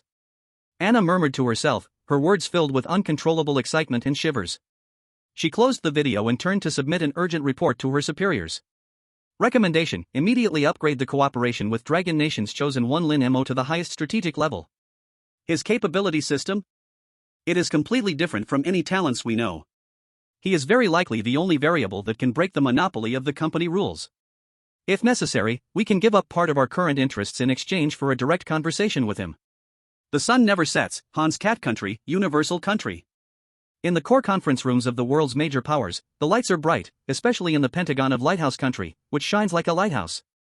Lin Mo's every subtle movement in the supermarket, every seemingly ordinary word, is being dissected into countless frames by the top expert team, analyzed, modeled, and deduced one by one. This young man, who was just recently labeled as E-level cannon fodder, abandoned child of Dragon Country. In just the time of 2 copies, he has become the center of a storm capable of shaking the entire world pattern. Fear, jealousy, curiosity, greed. Countless complex gazes cross mountains and oceans, focusing on the eastern continent, on that young man who has just walked out of the copy. Inside Dragon Country. This time's harvest has led to a leap in the overall strength of the country. The resource tension and economic stagnation caused by several cities being shrouded in black mist have been fundamentally alleviated. The indicator lights of countless factories are lighting up again. Brand new city defense systems rise up from the ground. The whole nation bursts forth with a vibrant life force and cohesion. Lin Mo. This name has surpassed the category of hero, becoming a symbol, a legend in the hearts of 1.4 billion people. At this moment, this newly minted legend has declined all interviews and celebration banquets. He has locked himself in a room alone. No rest. In front of him, there are 2 items laid out. One is a shopping receipt found in the supermarket's cold storage. The other is that black employee ID card. On the receipt, his father's familiar handwriting reads, 1-1, wait for me. These 4 words are like a burning needle, deeply piercing his heart. On the ID card. The never-ending feast employee ID card. Below this line, there is a small employee number. G7754. Lin Mo recalls the information that the company will left in his mind. It has given him a new file number. 777. Father's receipt. Mother's ID card. G7754. 777. What kind of secret is buried between these two seemingly unrelated sequences of numbers? Chapter 30 Reality Invitation to the Feast. Night. So quiet that one can hear their own heartbeat. Lin Mo sits cross-legged on the cold floor, with several items laid out in front of him.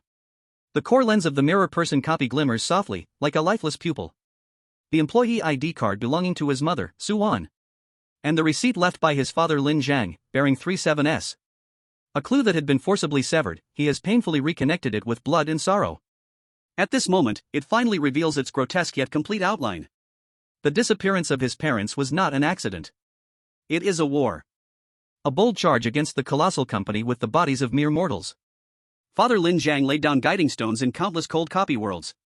And Mother Su-Wan had long been trapped. In that bloody level copy named the Never-Ending Feast, she was stripped of identity, reduced to an employee of the company. Lin Mo's fingertips unconsciously tap on the floor. Thump. Thump. This subconscious action makes him freeze in place. Scenes rush into his mind, clear as if they've just happened yesterday. At the dining table in his childhood, his chopsticks accidentally clinked against the edge of the bowl, making a crisp sound. His father's cold gaze immediately fixes on his hand, saying nothing. After dinner, he is punished to stand for an hour, his back must be straight, as if to pierce through the ceiling. When walking, if the footsteps are too heavy, he will be asked to take off his shoes, and walk barefoot on the cold ground 100 times again. When meeting guests, one must first bow, and when receiving gifts, one must return the favor. These complicated rules, which once made him feel suffocated, pained, and utterly irrational. Those heavy shackles that he once thought were the oppression of patriarchy. In this moment, they had a vastly different explanation. They were not chains. They were weapons. They were armor and a sword carefully crafted by his father, Lin Zhang, over half a lifetime for him. Behind each impersonal family rule lay a logic that could pry open the underlying rules of the company. When an object is dusty, it is because the owner does not respect it, so he understood to use cleaning to exchange for the kindness of the ghostly reflection in the mirror. Gifts from elders must not be declined, so he could use a priceless jade pendant to utterly break down a receiver locked in commercial logic. So this was it. A surge of warmth suddenly rushed to his eyes.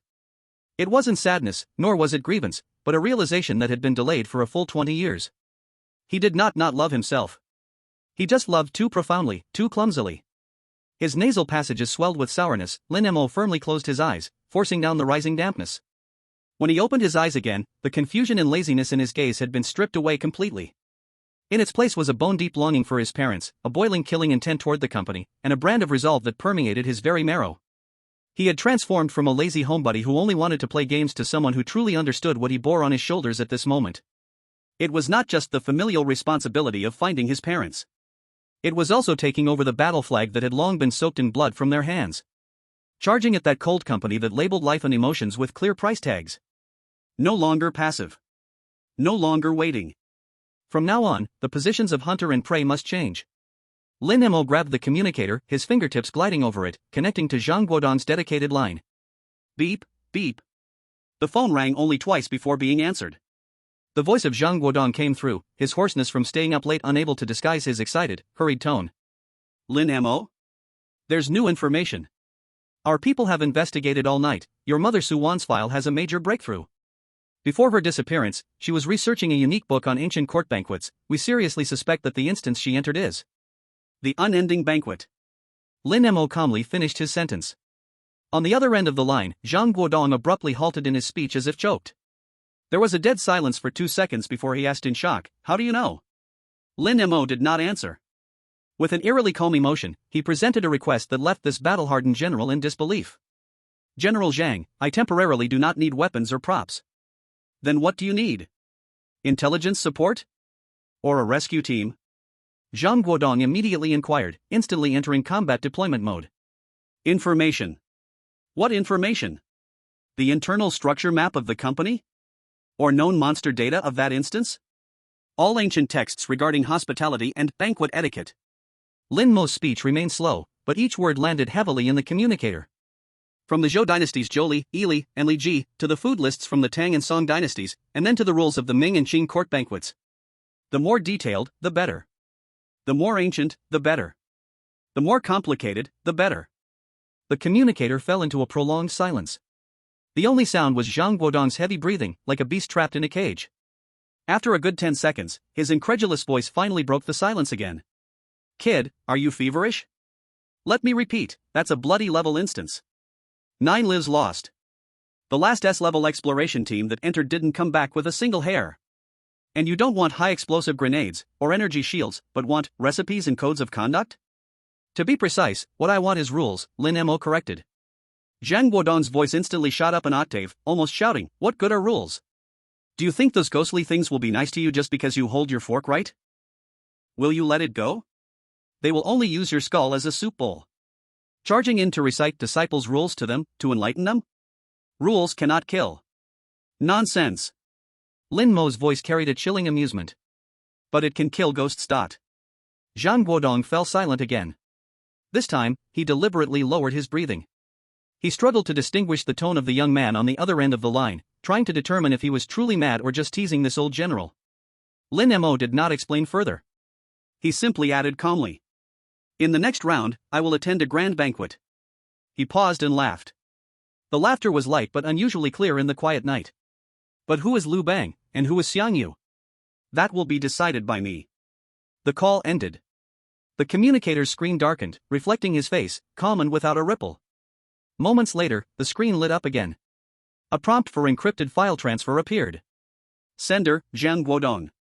The files were large and there was more than one. The Book of Zhou Exegesis, Rights, the Book of Rights, the correct meaning, on balance, Critique of the Day, Dreams of Tokyo, Old Tales of the Martial World, History of the Ming Palace, Classics of the Qing Dynasty. Rows of book names dazzled the eyes. At the very end of the file, there was a line of text sent by Zhang Guodong. Kid, I've found you the recipe. If you die in there, I won't let you off even in my dreams. Lin Mo looked at that sentence and slowly pulled at the corners of his mouth. His gaze finally landed on the top of the file. The Never-Ending Banquet. The invitation has arrived. Chapter 31 The Never-Ending Banquet A Salty Welcome Dinner. Special credentials detected, Employee ID card G7754. Identity verification passed switching to Employee Internal Channel. Welcome back, Catering Department Kitchen Staff, Suwon. The cold system prompt echoed in Lin Mo's mind then quickly dissipated. The dazzling light before his eyes faded, replaced by a strange fragrance that overwhelmed the harsh smell of disinfectant. That fragrance was extremely rich, mixed with top-quality aromatics, expensive liquor, and exquisite food, yet deep within, hid a faint trace of bloody rust. He did not appear at the usual instance entrance. Underfoot was a dark red carpet thick enough to swallow all sounds, and he stood in an internal corridor.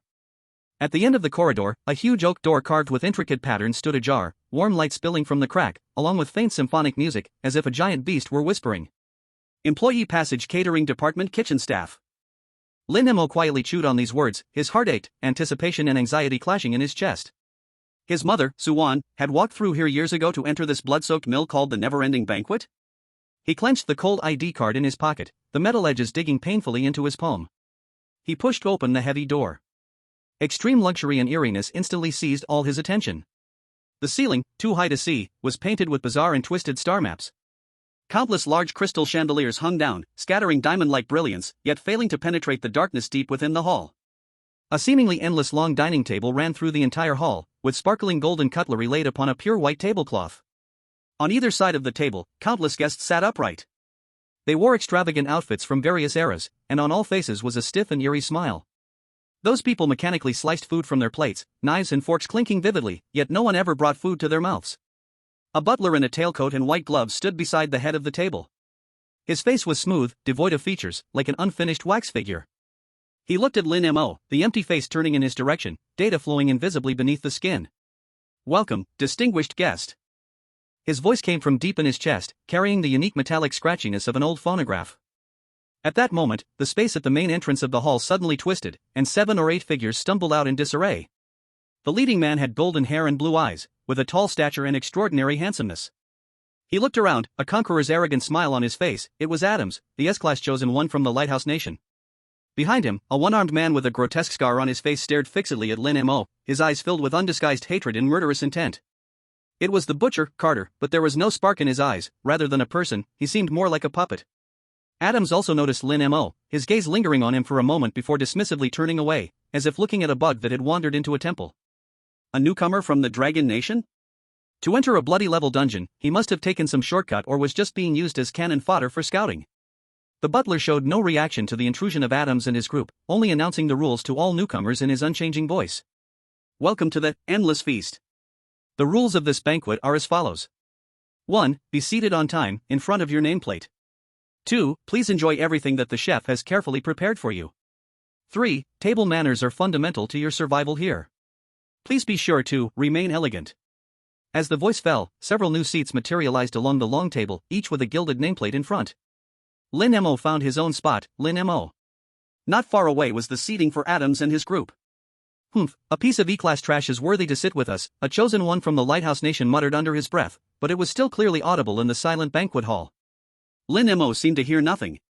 He lazily sat down, picked up the heavy golden knife and fork in front of him, and twirled them on his fingertips as if estimating their worth. Dad forced me to learn those table manners, so it turns out it's for mooching food at a place like this. He mocked himself in his heart. If I had known it was just for free food, I would have memorized the menu instead of the manners. Adams ignored his subordinate's complaints and said with interest to the Cherry Blossom Nation chosen one, Chio, this is a very interesting dungeon, isn't it? I've always wanted to see the catering department of the company. I wonder what the chef here is like. His tone was relaxed, as if he was genuinely attending an upscale dinner party. At that moment, a line of puppets dressed in server uniforms slid silently in front of everyone, their faces, like the butler's, were blank. The appetizer is here, the butler announced. The servers set down the first dish, a clear soup, in front of each newcomer. The aroma of the soup was light, and on the surface, there seemed to be no problem. Among Adam's group, Rajesh from the White Elephant Nation was already impatient. He picked up the soup bowl, sniffed it, and revealed a disdainful expression. Is this it? Clear broth, the taste of the Dragon Nation is really poor. The chosen one from the Universe Nation was staring with shining eyes, drool continually flowing from his mouth. Saying this, he tilted his head to drink. But Lin Mo was fixated on that bowl of soup, frozen in place. He thought of his mother, Su-Wan. His mother was an excellent cook, especially skilled at making soup. But she had a habit that whenever she was in a bad mood or had something important to remind the two of them, the soup she made would always have accidentally too much salt. This was a secret the three of them shared without saying a word. Mom, could it be you? Lin Mo's heart was gripped tightly by an invisible hand. He picked up the soup spoon, scooping a spoonful of the clear broth, and slowly brought it to his mouth. The next second, his pupils suddenly shrank to a pinprick. Salty. It was the familiar salty bitterness that could burn through the throat and seep into the soul. This was not a mistake. This was a signal. His mother was using her only way to convey information to him. At the moment Lin Mo's heart was stirred by a stormy wave. Rajesh on the opposite side had already gulped down most of the soup. Immediately after, with a puff, he sprayed all the soup out, the filthy liquid splattering across the white tablecloth. Ugh! What the hell is this? It's salty enough to kill. In a fit of rage, he smashed the gilded soup bowl onto the ground. Crash! The sound of breaking porcelain exploded in the banquet hall, sharp and piercing. Rude. Adams frowned, but his gaze became sharp, observing, assessing. The moment the soup bowl hit the ground, all the lights in the banquet hall flickered violently, instantly dimming. A bone-chilling malice surged from all directions, precisely locking onto the broken bowl's Rajesh. The butler's emotionless voice echoed again. This time, however, it carried a chilling, sour sensation. Chef does not like guests who waste food. Even less likes guests who insult her intentions. Chapter 32 The Endless Feast Chef's Menu. The butler's words seemed to carry the magic of judgment. The moment the sound fell, Rajesh's body stiffened, as if pinned to the spot by invisible shackles, unable to move even a finger. Help, help me!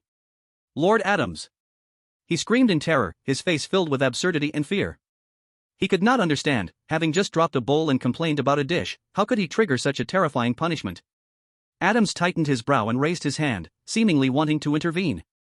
But after sensing the rule's power permeating the air, he ultimately lowered his hand, his gaze returning to its cold indifference. Quiet down, Rajesh. His voice was flat, as if stating an established fact. You are now valuable experimental material, it is time to contribute your final worth to the Alliance. No. Don't. Rajesh's pupils suddenly contracted, reflecting the shadows appearing above his head. It was a knife formed from light, sharp and glimmering with inhuman elegance.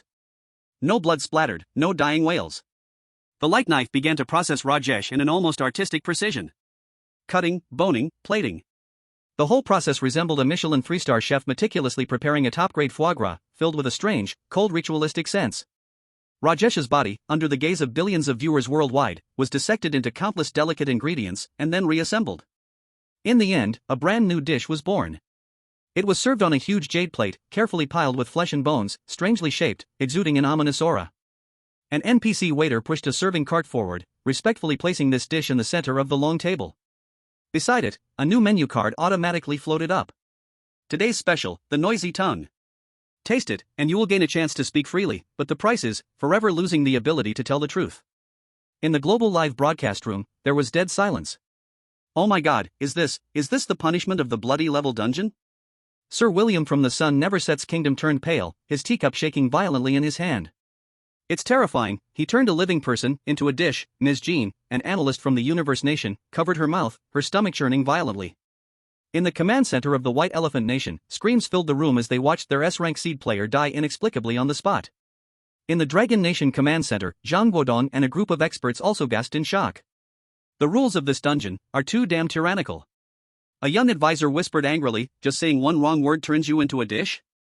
No, the chief professor of rules adjusted his glasses, his serious gaze fixating on Lin Mo. The key is not saying the wrong thing, but being disrespectful. The butler emphasized that table manners are fundamental to survival. That person from the White Elephant Nation wasted food, broke utensils, insulted the chef, violating all major taboos at the dining table. In the banquet hall, Adam stared expressionlessly at the dish made by his subordinates, even picking up the knife and fork with interest and tapping on the edge of the plate, making a crisp sound. Interesting rules. It seems this chef has quite a bad temper. His gaze swept over the remaining subordinates, and the temperature in his voice dropped to freezing point. Everyone sit still, keep absolute silence. Do not touch anything without my command. Observe carefully, especially the Dragon Kingdom person. All eyes converged, focusing on Lin Mo simultaneously. He was too quiet. From beginning to end, this newcomer from the Dragon Kingdom sat calmly like a statue. He was not frightened by the terrifying scene, and even the slightest surprise did not show on his face. He simply sat quietly, staring at the bowl of salty, bitter soup that remained untouched before him, his gaze as complex as a deep sea. Mom! Lin Mo's heart felt as if it was gripped by an invisible hand, sharp pain coursing through it, dripping blood. Salty. It was a warning. A warning about the deadly danger of this scenario? Or a warning not to trust anyone, not to make any unnecessary moves? Rajesh's death was the clearest explanation. This was his mother, paying the price of her life and freedom to teach him the first lesson. He forced himself to swallow the pain and fury surging in his throat, burying all emotions deep down in his heart. He was more aware than ever that now, he could not afford to be emotional. He must be like the most precise instrument, calm again, to capture every signal left by his mother. At that moment, the waiters appeared like ghosts again, taking away the soup bowls in front of everyone and then serving the second dish. A plate of colorful vegetable salad. Adams' subordinates fell silent, not moving an inch. Adams himself merely observed coldly, showing no intention of tasting it. Lin Mo's chest barely rose and fell. He knew this was his mother giving him the second chance, also the second test. He took the fork, smoothly spearing a leaf of dripping green lettuce and bringing it to his mouth. Sweet. A burst of pure sweetness, mixed with a slightly sour dressing, exploded on his tongue, instantly dispersing the bitter salt that remained before. This taste was the complete opposite of the previous soup. Lin Mo's heart suddenly stopped. Salty represents danger, represents warning. What does the sweetness mean? He suddenly lifted his head, his gaze sharp, scanning the entire room rapidly. His eyes fixed on the salad in front of the other newcomers. He discovered it. The arrangement of this salad was not random. The small flower carved from carrot at the edge of every newcomer's plate was precisely facing one direction. On the east side of the banquet hall, there was a dim corridor leading to the back kitchen. Sweet represents safety. The flower represents guidance. Lin Mo suddenly understood everything. This was not an ordinary banquet, it was his mother using her imprisoned will to draw him a living survival roadmap. The salty dishes were traps, dead ends. The sweet dishes were clues, the only way to survive. As long as he followed his mother's menu, he could find the only correct path to the core in this maze of death. A surge of immense pain and warmth collided fiercely within his chest. He clenched his fist tightly, his nails digging deep into his palm, using the sharp sting to fight against the burning tears threatening to spill from his eyes. Mom, I received it. Wait for me, I will definitely bring you home. His emotional fluctuations were extremely subtle, yet still did not escape Adams's keen eyes. Adams watched Lin Mo after tasting the salad, his suddenly sharp gaze curling into a cruel arc at the corner of his lips. He did not know what Lin Mo had discovered. But he was sure that this newcomer from the Dragon Kingdom, whom he regarded as an ant, absolutely possessed some kind of deadly key information. Carter. Adams did not turn back, his voice like cold metal. The one-armed butcher behind him silently responded. Fixate on that dragon countryman. Adams's tone was purely commanding, void of any human emotion. He seems to know how to taste the dishes here. When necessary, I wouldn't mind letting him be our scout dog, to try which dishes are a bit spicy. Chapter 33 The Never-Ending Feast House Rules Hospitality. Adams's order transformed into an invisible blade, pointing directly at Lin Mo's throat. Carter's one eye glimmered with ferocity as he and two alliance members beside him rose with sinister grins. The three scattered, forming a semicircular encirclement, closing in step by step. Inside the banquet hall, the air seemed to stagnate. Those motionless guest NPCs continued to repeat the clinking of forks and porcelain plates, oblivious to the bloody conflict about to erupt. But in front of the live broadcast screen, billions of hearts around the world were already in throats. They've made a move. Those bastards from the lighthouse country are going to strike. So shameless. Unable to find clues, they want to snatch them. In the Dragon Country Command Center, Zhang Guodong punched the control panel, causing the screen to tremble, his eyes bloodshot. Damn it. No bottom line. General, calm down. The old professor held tightly onto him. Adams is S-rank, if they clash head-on, Lin Mo has no chance. Trust him, he never takes a risk without assurance. Yet despite these words, the worry on everyone's face deepened. Under absolute power, is there still a place for wisdom to wield? Inside the banquet hall. Carter's sneer echoed before Lin Mo, looking down at the always calm young man from Dragon Country. Kid, the general is very interested in your findings. His voice was hoarse, thick with the smell of blood. Speak up, or I'll turn you into the next dish. The two team members behind him simultaneously unleashed their A-rank pressure. Heavy pressure fell instantly, threatening to crush Lin Mo's bones. But Lin Mo slowly raised his head. His lazy expression did not change in the slightest. He even extended his pinky, leisurely digging at his ear. What did you say? Did you alliance members come to eat with only your mouths, not your brains? You're seeking death. Carter instantly erupted in rage, muscles bulging as he prepared to strike. What he hated most was Lin Mo's indifferent attitude, as if he didn't care if the sky fell. Stop. Adams's cold voice interrupted Carter. He stood up and slowly walked in front of Lin Mo. His handsome face wore an aristocratic smile, but his eyes were a frozen wasteland, devoid of any warmth. Young man, cheap provocations are meaningless. I give you one last chance. Hand over your findings, swear allegiance to the Human Optimization Alliance, and serve me. I can guarantee your future status and safety. Otherwise. Before he finished speaking, an S-rank terrifying pressure thundered down. It was no longer just a pure aura, it transformed into a nearly tangible spiritual storm, enveloping every inch of Lin Mo's skin. Everyone held their breath, waiting for Lin Mo's choice. Yield, or be crushed. However, Lin Mo's next action left everyone's brains worldwide in an instant blank. He didn't look at Adams, nor did he pay any attention to Carter. He simply stood up, meticulously adjusting his ordinary combat uniform, his actions reverent, as if preparing a luxurious gown for an audience with the king. Then, he turned around. He faced the empty main seat at the end of the long table. With his knees together, he deeply bowed his body. A standard, immaculate 90-degree bow. Then, an ancient, solemn, even somewhat awkward Huaxia phrase resounded throughout the banquet hall. The voice was not loud, but each word was clear, carrying a unique rhythm that pierced the soul. Junior Lin Mo, responding to the invitation of the host. I have come to attend the banquet. To disturb peace and disrupt the feast is truly disrespectful for a junior. However, when entering another's home, one should understand the distinction between host and guest. When stepping into the hall, one should hold a heart of reverence. This is the way of a guest, and also the foundation of being human. As a junior lacking in talent, I hope to express my respect to the host with this gesture. I hope the host can forgive the recklessness of a junior and excuse our disturbance. Family Rule Way of Hospitality Article 372. When entering someone's home, one should first observe the host's customs and understand the distinction between host and guest. If the guest does not show respect, the host will not welcome. Every word, every sentence resounded like a heavy bell, echoing endlessly. Adam's elegant smile froze. Carter's killing intent became stiff. Billions of viewers around the globe were all dumbfounded. What is he doing?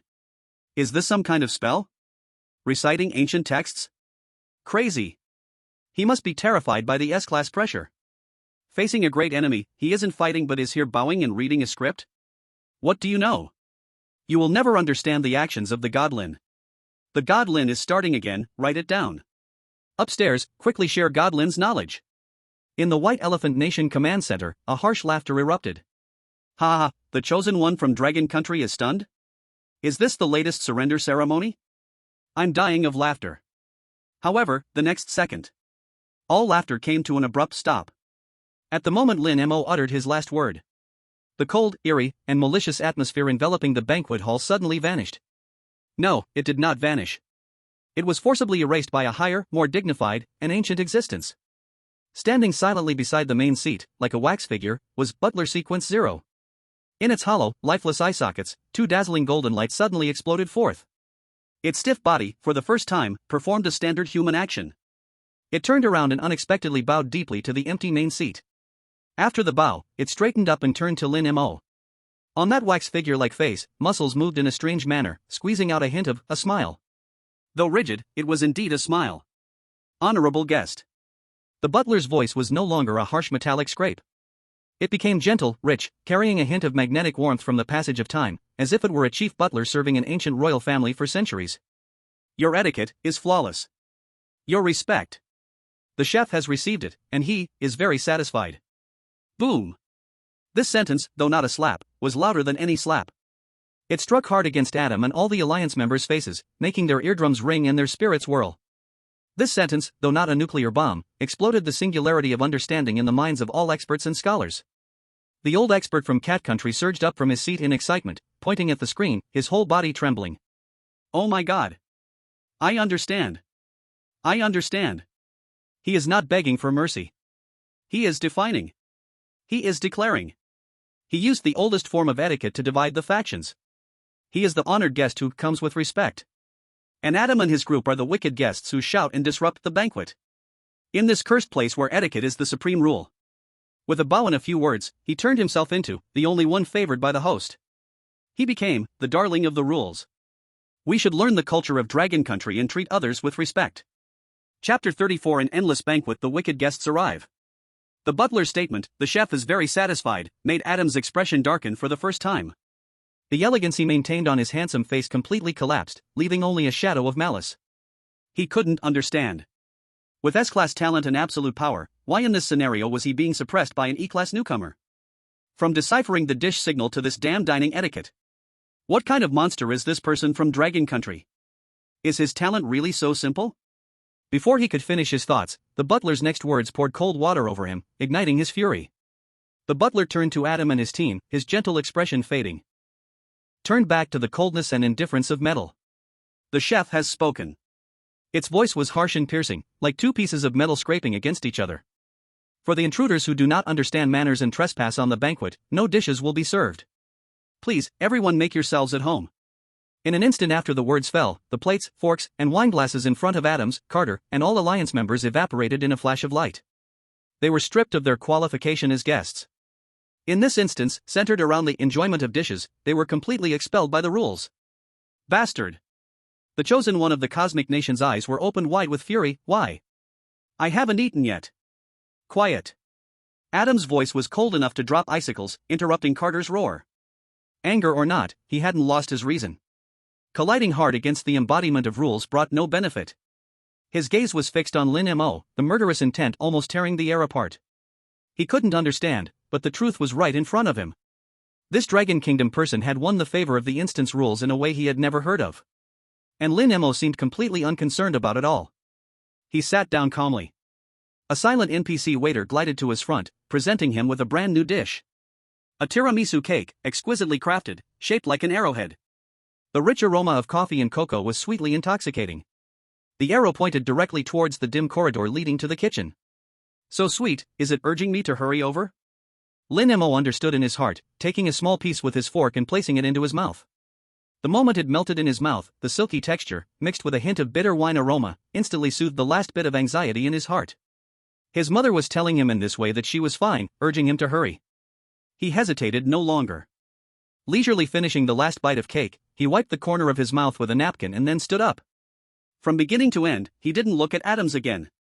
This complete disregard was more piercing than any ridicule. Where do you want to go? Adams' voice carried a chilling coldness. Lin Mo paused, turned back, and lazily glanced at him. Just going to the kitchen to see if I can help with anything. After all, I'm a valued guest, I can't just eat and drink for free, right? After saying this, he ignored the now ashen-faced Adams and walked straight towards the corridor. General, an alliance member shouted urgently, we can't let him go. The core must be there. Of course I know. A crazy flame ignited in the depths of Adams' eyes. Since the company doesn't treat us as guests, then we have no need to follow its rules. He suddenly waved his hand, issuing a ruthless order. Attack! Tear this place apart. I want to see just what this so-called chef really is. Yes. The squad of the Human Optimization Alliance instantly tore off all disguises. Carter let out a beast-like roar, the remaining muscles in his right arm bulging, wild strength surging forth as he punched into the wall beside him. Boom!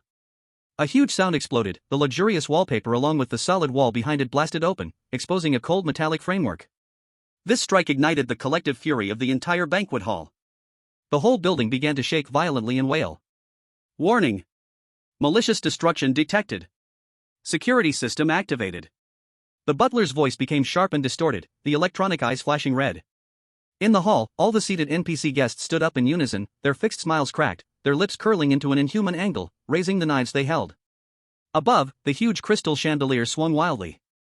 Sharply cut crystal shards fell off, turning into a deadly, silent rain that rained down. The golden candle holders on the table twisted and deformed, the silver wine jugs grew claws, they came to life, turning into fierce metallic monsters. A team roaringly pounced on Adams. A chaotic battle erupted in an instant. Adams stood at the center of the storm, not flinching or dodging.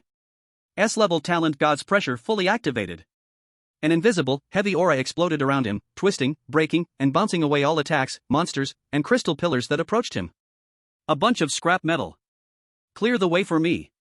He roared, leading his subordinates, using pure violence to crush a bloody path toward the kitchen. In the global livestream, all viewers were shocked by this unreasonable breaking of the situation. They're fighting. Wow, it really is falling apart. These guys from Lighthouse Country are fierce. No reasoning, just tearing down. At the command center of Polar Bear Country, Anna stared at the screen, her ice blue eyes filled with gravity. Adams has gone mad. He is using absolute power against the rules. Silly, but effective. This instance's defense mechanism won't hold for long. On everyone's screens, a powerful contrasting image appeared. On the left, Adams's team charged fiercely through explosions and flashes of knives, looking wild and messily bloodied. On the right, Lin Mo walked leisurely alone in that quiet, dark corridor. Behind him was a hellish battlefield, and in front of him was unknown darkness. He resembled a traveler walking between two worlds, calm and unhurried, even taking the time to adjust his collar that had been ruffled by the blast wave. TSK, so noisy. Lin Mo complained in his heart. Making such a fuss, one would think a demolition team has come in, utterly lacking in aesthetics. Dad was right, these guys from Lighthouse Country are a bunch of rude barbarians. He quickened his pace. His mother's desert navigation urged him on eagerly. He could feel that Adams and his crazy crew were getting closer to the kitchen. He had to get there before them. At the end of the corridor stood a double door made of stainless steel. A sign hung on the door, written in shocking red letters. Kitchen restricted area, unauthorized personnel keep out. Behind the door was the core of this instance. He reached out his hand, his fingertips about to touch the cold door panel. At that moment, a plate appeared in front of him without warning. On the plate was a small piece of dark, charred-looking jerky. An unbearably salty, even burnt and bitter odor surged into his nostrils. This was the strongest salty taste he had felt since entering the instance. His mother was using all her strength to warn him. Behind the door, there was deadly danger. Chapter 35: The Never-Ending Banquet. The Rules in the Kitchen.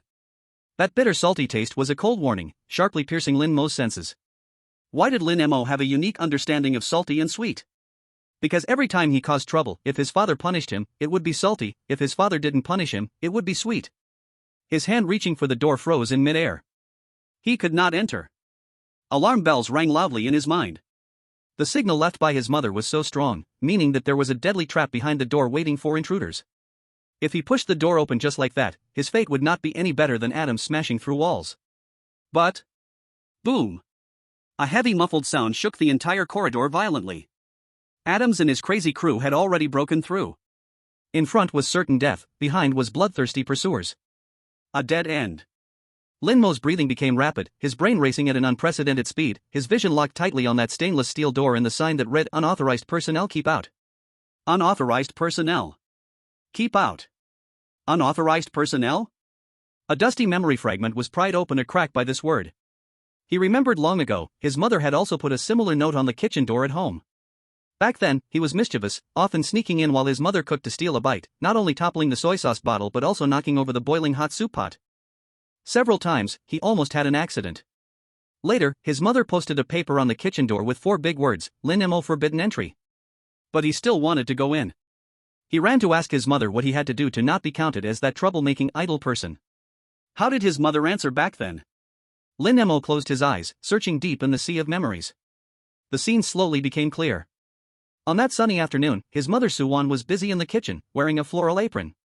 She turned her head, raised her hand to wipe the fine sweat from her forehead, and looked at him at the door with a wronged face, smiling. That smile warmed his entire childhood. The kitchen is the chef's territory. In here, only 2 kinds of people are not counted as idle, you know. One is the chef who cooks. The other is a family member who comes to help. Little Mo, if you're not here to eat, and you're not here to help, then you're just an idle person making trouble. Family member. Help. Lin Mo's eyes suddenly opened wide, a terrifying light bursting forth from his pupils. He understood. This door is not testing strength or some kind of key. It is an identity. Adam and his gang are evil guests, intruders who must be expelled. So no matter what methods they use, whether breaking the wall or blowing up the door, the moment they step into the kitchen, it's their death. And as for him, although the copy identified him as a distinguished guest, the activities of a guest definitely do not include the sacred ground of the kitchen. Once he pushed open this door, his identity would change from guest to idle person. It would be a dead end. The only way to survive is to change his identity. Understanding this, Lin Mo hesitated no more. He took a step back and bowed deeply to the cold stainless steel door again. But this time, his tone was no longer that of respect to the master, but contained a kind of closeness and familiarity, almost like a spoiled younger one towards an elder. Mom. He softly spoke, his voice carrying a tremor he wasn't even aware of. I'm not here to make trouble. I am here to help you. House Rule Kitchen Tradition 9, the kitchen has its own rules, no one not part of it can be in charge. Entering the kitchen means either a guest or a servant, guests await food, servants await orders. I'm not a guest, I'm here to listen to your commands, a family member. This sentence was an order with the highest authority, instantly rewriting the kitchen's access rules. The moment his voice fell, the plate of salty, bitter dried meat vanished into thin air. The sign on the door that read Kitchen Sacred Ground, Idle People Forbidden Entry distorted and blurred, reassembling into brand new content. Kitchen Helper Exclusive Passage. Click. With a soft sound, the door automatically slid open a gap just wide enough for one person to pass through. Behind the door, there was no imagined mountain of knives and sea of fire, only a narrow, clean, softly lit working passage. Safe. Lin Mo felt a relief in his heart and slipped inside. Just as his figure disappeared at the same moment. Boom! The other side of the kitchen's alloy wall was violently torn apart by a ferocious force. Adam, covered in blood, came charging in with his remaining 2 guards. I found it. General, this is the core area. The one-eyed Carter's eyes gleamed with greed. Adam surveyed the large, tidy, futuristic central kitchen, twisted a grin of malice on his face. Capture the head chef, control the core, and this copy will be ours. However, his maniacal laughter had not yet faded. The moment they set foot on the kitchen floor, the entire space came to life. Hundreds of kitchen knives hanging on the wall detached from their magnetic racks, vibrating, turning into a swarm of metallic death, their tips all aimed at the invaders. On the countertop, from the rapidly spinning blender, several sharp metal tentacles burst out, dancing wildly, striking. The massive oven door flung open violently, spewing out flames red enough to melt steel. Even those seemingly harmless egg beaters. It had turned into a high-speed spinning death drill, emitting a piercing scream. A slaughter array made of countless kitchen utensils instantly activated. Damn it! It's a trap. Protect the general. Adam's team instantly fell into a steel hell 10 times more terrifying than the banquet hall. Ah! A bodyguard failed to dodge, pierced by dozens of kitchen knives, nailed to the distant wall like a human target. What's going on? In the global live broadcast room, all experts collectively fell silent, their expressions blank. Why? Why did Adams and his team fall into a lethal trap, but that Dragon Country person entered safely? Identity. It's identity judgment. The elderly expert from the Cat Nation, Hans, excitedly slammed his palm on the table and shouted, Adams is an intruder, he is the enemy. And Lin Mo, what did he just say? I'm here to assist you. He defined himself as one of us. An assistant chef. My goodness, 1 step in paradise, 1 step in hell. This dragon country person, he is not conquering a dungeon, he is taming the rules. Hans had turned into a dog-like admirer, to be precise, a licking cat. At this moment, Lin Mo, who was in paradise, was rushing down a safe assistant chef passage. On both sides of the passage were transparent reinforced glass, and he could clearly see outside the glass, Adams and others struggling in a storm of kitchen utensils. His eyes were cold, with not a trace of emotion. Deserved it. He had only these two words in his mind. For impolite people, there was no need for any sympathy. He quickened his pace, and the light at the end of the passage grew brighter. He could feel his mother's breath just ahead. Finally, he stepped out of the passage. The scene before him made all his blood instantly rush backwards, his limbs felt cold. It was a vast circular space deep in a giant kitchen, grand and empty like a cathedral. In the center of the space, a phantom, semi-transparent female figure was bound tightly by countless energy chains that flickered with electric light, dying to bind her against a gigantic, complex energy core that beat slowly like a heart. Her figure was blurred, her face unclear. But Lin Mo recognized her at first glance. That was the silhouette he thought about day and night, already etched into his soul. Mother, Su-wan. And behind his mother, that enormous energy core was undoubtedly the central part of the entire Endless Feast dungeon. At that moment, a beast-like unwilling roar erupted. Injured and almost unrecognizable, Adams shattered the last barrier of kitchen utensils with his body and charged into the circular space. He saw the pulsating energy core at first glance, and his single eye erupted with volcanic greed and fervor. Ha ha ha. Found it. The core of the rules. He completely ignored Su-wan, who was locked onto the core like a sacrifice. All his thoughts were drawn to that supreme treasure that could elevate him to god status. He raised his hand, and a devastating dark energy began to gather wildly. His target was directed straight at the core. Stop! A roar erupted from deep within Lin Mo's throat. His vocal cords were nearly torn. In that moment, all the pretentious laziness and calmness on his face shattered into dust at the sight of his mother being pierced by energy chains. The immense fury was not a volcano erupting but directly ignited a star inside his skull. His vision turned blood red. Rationality was burned to ashes. He didn't even think, instinct drove his body to rush out. He spread his arms, using his not-so-strong body to desperately block in front of that pulsating energy core. Blocking in front of his mother's phantom. Get away, Aunt. You cannot stop me. Adams looked down at him, his gaze devoid of disdain. Only indifference towards a stone in the way. The energy sphere in his hand had swollen to its limit. That pure breath of destruction made the very space emit a mournful cry from being overwhelmed. Stomping this ant was no different for him than destroying the core. I said. Get the hell out of my way. Lin Mo clenched his teeth tightly, blood seeping out and staining his teeth, his eyes red as if they would bleed.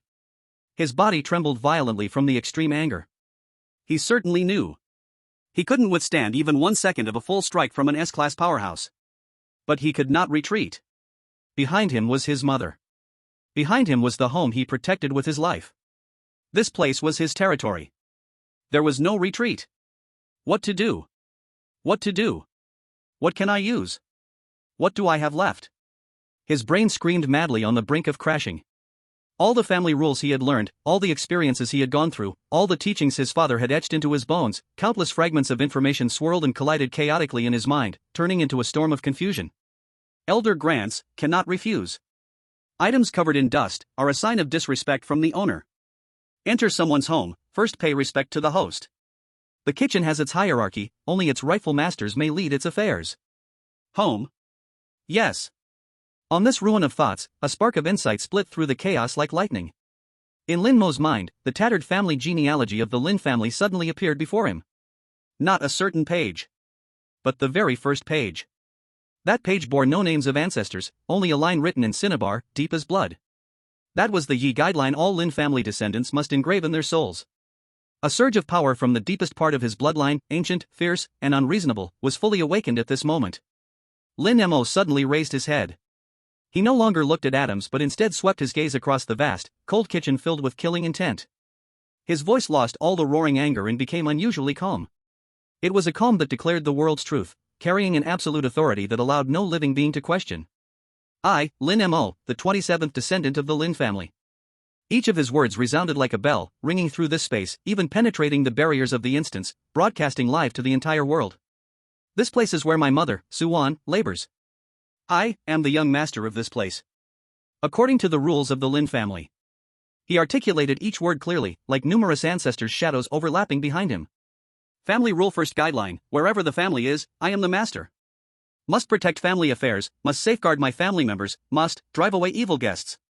Boom. If the previous family rules were just a lever to pry open the rules, then this guideline was directly modifying the source code of the rules. Family.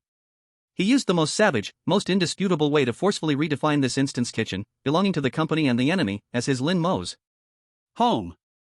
At the moment he declared, I am the master. The entire, eternal unending feast, instance experienced a violent, foundational spasm. That giant, heart-like pulsating energy core instantly established a scorching, bloodline connection with Lin Mo's soul. He was no longer the guest. No longer the helper. At this moment, he became the only and supreme master of this domain. Buzz. The entire central kitchen, the lifeless kitchenware instantly revived. This time, they were no longer in chaotic assault. All sharp blades, all pointed instruments, in perfect unison, with cold killing intent, locked onto the one and only evil guest Adams. What is happening? Adams' energy sphere blazed wildly, nearly going out of control. He felt that his connection to this instance was brutally severed from the roots by a higher, older, and fiercer rule power. 1 second ago, he was the conqueror. The next second, he became the thief cornered by the master, in the house. What nonsense about being a master? Die for me. Adams, filled with shock and fury, no longer held back. Roaring, he aimed the annihilation light ball at Lin Mo's face and slammed it down hard. Lin Mo stood there, motionless. He simply raised his hand. A crisp snap of his fingers. Guests deserve respect and courtesy.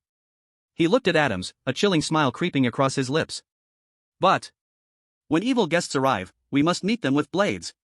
As the words fell, hundreds of kitchen knives suspended in the air turned into a shining steel storm, sweeping towards the annihilation light ball. There was no expected earth-shattering explosion. The knife blade storm spun wildly at an unbelievable speed. It was not cutting but disassembling. It peeled away, disintegrated, and ground the energy ball capable of leveling mountains into pure, harmless specks of light, layer by layer, in midair. It completely vanished. Impossible. Adams let out a roar of confusion.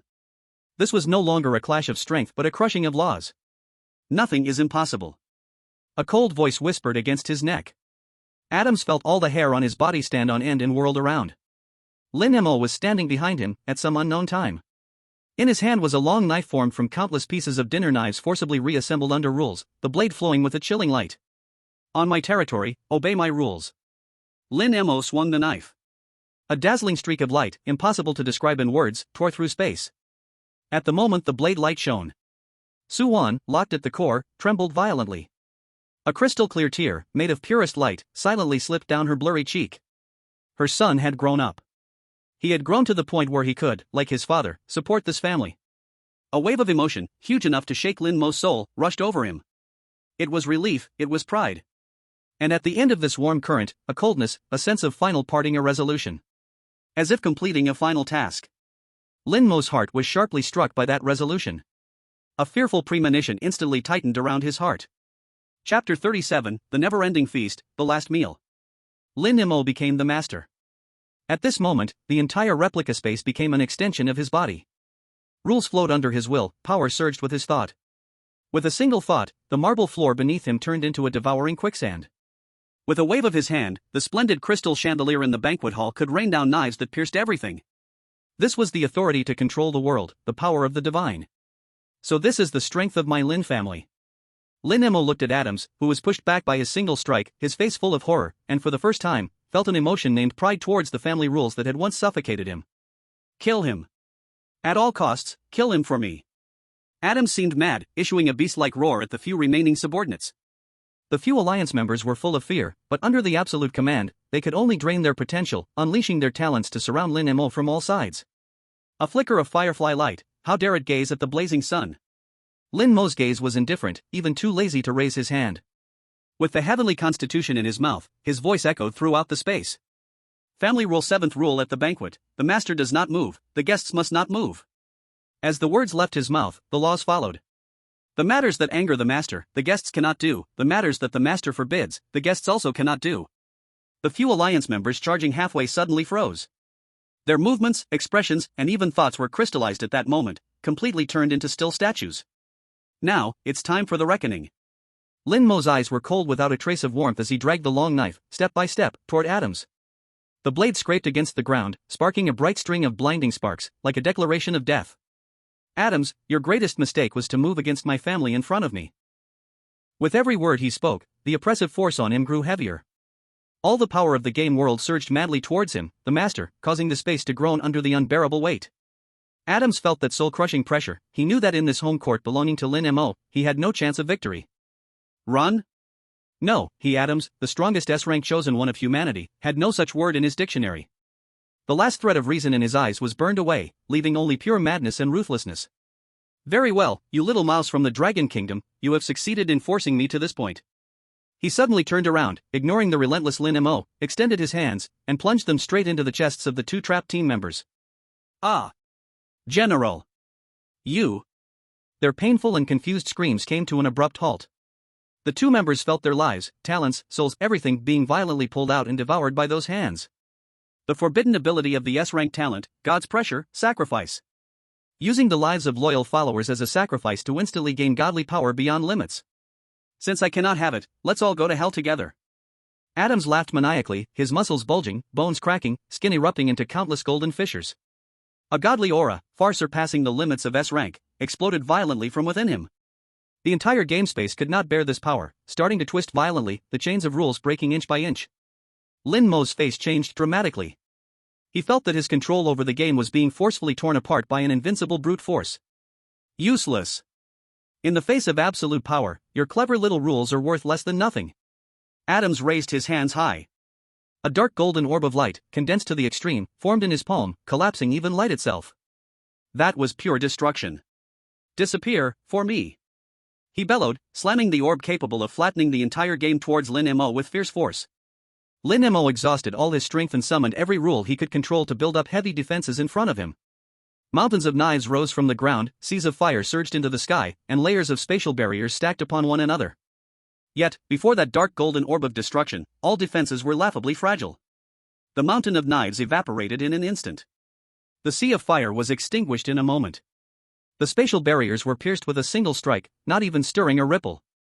It was over. Lin Mo's mind was blank. 1 second he was the god in control of everything, the next he was plunged into the depths of despair. All he could do was watch helplessly as that ball of death rapidly enlarged in his vision, devouring everything. In the global livestream, billions of viewers fell silent. In the Dragon Kingdom Command Center, Zhang Guodong and others turned pale as paper. Right at the moment the orb was about to touch Lin Mo, a gentle, translucent figure suddenly appeared out of thin air, spreading its arms to resolutely block in front of him. It was Su Wan. It was Lin Mo's mother. Her ethereal form, pierced by countless dark chains, radiated a light more brilliant than any star in that moment. It was as if she were burning her own soul, and the core of the entire game began to blaze fiercely. Mom! No! Lin Mo's eyes instantly tore open, letting out his most desperate scream in this life.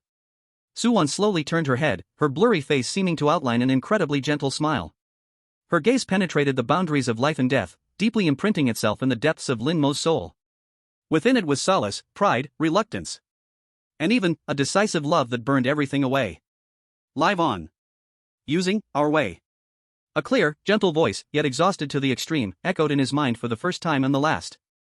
In the next second, Su Wan's ethereal form, along with the entire core of the game behind her, erupted violently. That was not destruction. It was a modification. She sacrificed the last shred of her consciousness as the cost. The supreme rule of the endless feast was forcibly altered. That dark golden sphere of light, capable of destroying everything, was, at the last moment before hitting Lin Mo, gently yet firmly deflected by a force, shooting into the endless void. At the same time, from the deepest core of the exploding rules, a mark shining with the light of a broken crown was stripped away. That sphere of light, carrying the last warmth of his mother, pierced through time and space, fiercely imprinting itself on Lin Mo's chest. After doing all this, Su Wan's figure gradually began to disappear amidst the rain of light. Like a sand painting blown apart by the wind, leaving no trace behind. No. Lin Mo reached out, desperately trying to grasp those fading points of light, but only caught a chilling void. The entire world fell silent in an instant. Chapter 38 Endless Feast. The crown shattered, silence transforms. As Su Wan's consciousness completely faded away, the entire space of the endless feast crumbled like a punctured illusion. An irresistible repulsive force instantly ejected all survivors from the instance. Lighthouse Country, underground fortress in Area 51. A flash of light struck in the center of the conference room, and Adam's figure staggered out, kneeling on one knee, gasping like a broken bellows. The almost divine pressure he once had was completely gone, replaced by visible decay. The power gained from sacrifice was wildly rebounding. General! A group of high-ranking officials rushed forward. Adams pushed them away and stood up unsteadily, looking around in confusion. The next second, his face showed extreme shock and rage. Where is the core? Where did the rules core go? He roared, his voice sharp and piercing due to weakness. He wagered everything, sacrificing his most loyal subordinate, and ended up empty-handed. Where is that kid from Dragon Country? Shouldn't he have been erased by the rules? Adams's gaze fixated tightly on the live feed from the Dragon Country Command Center. Dragon Country Special Plane, Lounge. With a flicker of light, Lin Mo's figure appeared out of thin air, standing straight in the middle of the room. No staggering, no gasping. He just stood there, motionless, like a statue stripped of its soul. Bang! The door was suddenly slammed open, and Zhang Guodong burst in with a group of experts and medical staff, a look of relief after a catastrophe on his face. Lin Mo. You brat!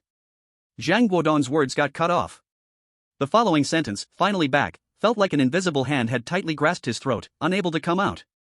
Everyone froze at the doorway. A chill crept up from everyone's soles along the spine to the crown of their heads. Lin Mo raised his head. Those eyes, Zhang Guodong was more than familiar with. Usually half-squinted, hiding 3 parts laziness and 7 parts cunning, a glimmer that could make one clearly feel manipulated at times. But now, those eyes held nothing at all. The laziness and cunning had been violently gouged out, along with the youthful vigor stripped away, leaving only an empty silence that could freeze one's soul. He had changed. If the previous Lin Mo was a treasured sword always wanting to hide in its sheath, occasionally showing itself to frighten others, now he was a legendary weapon just pulled from a sea of corpses and blood, born solely for revenge. The blade still dripped with blood.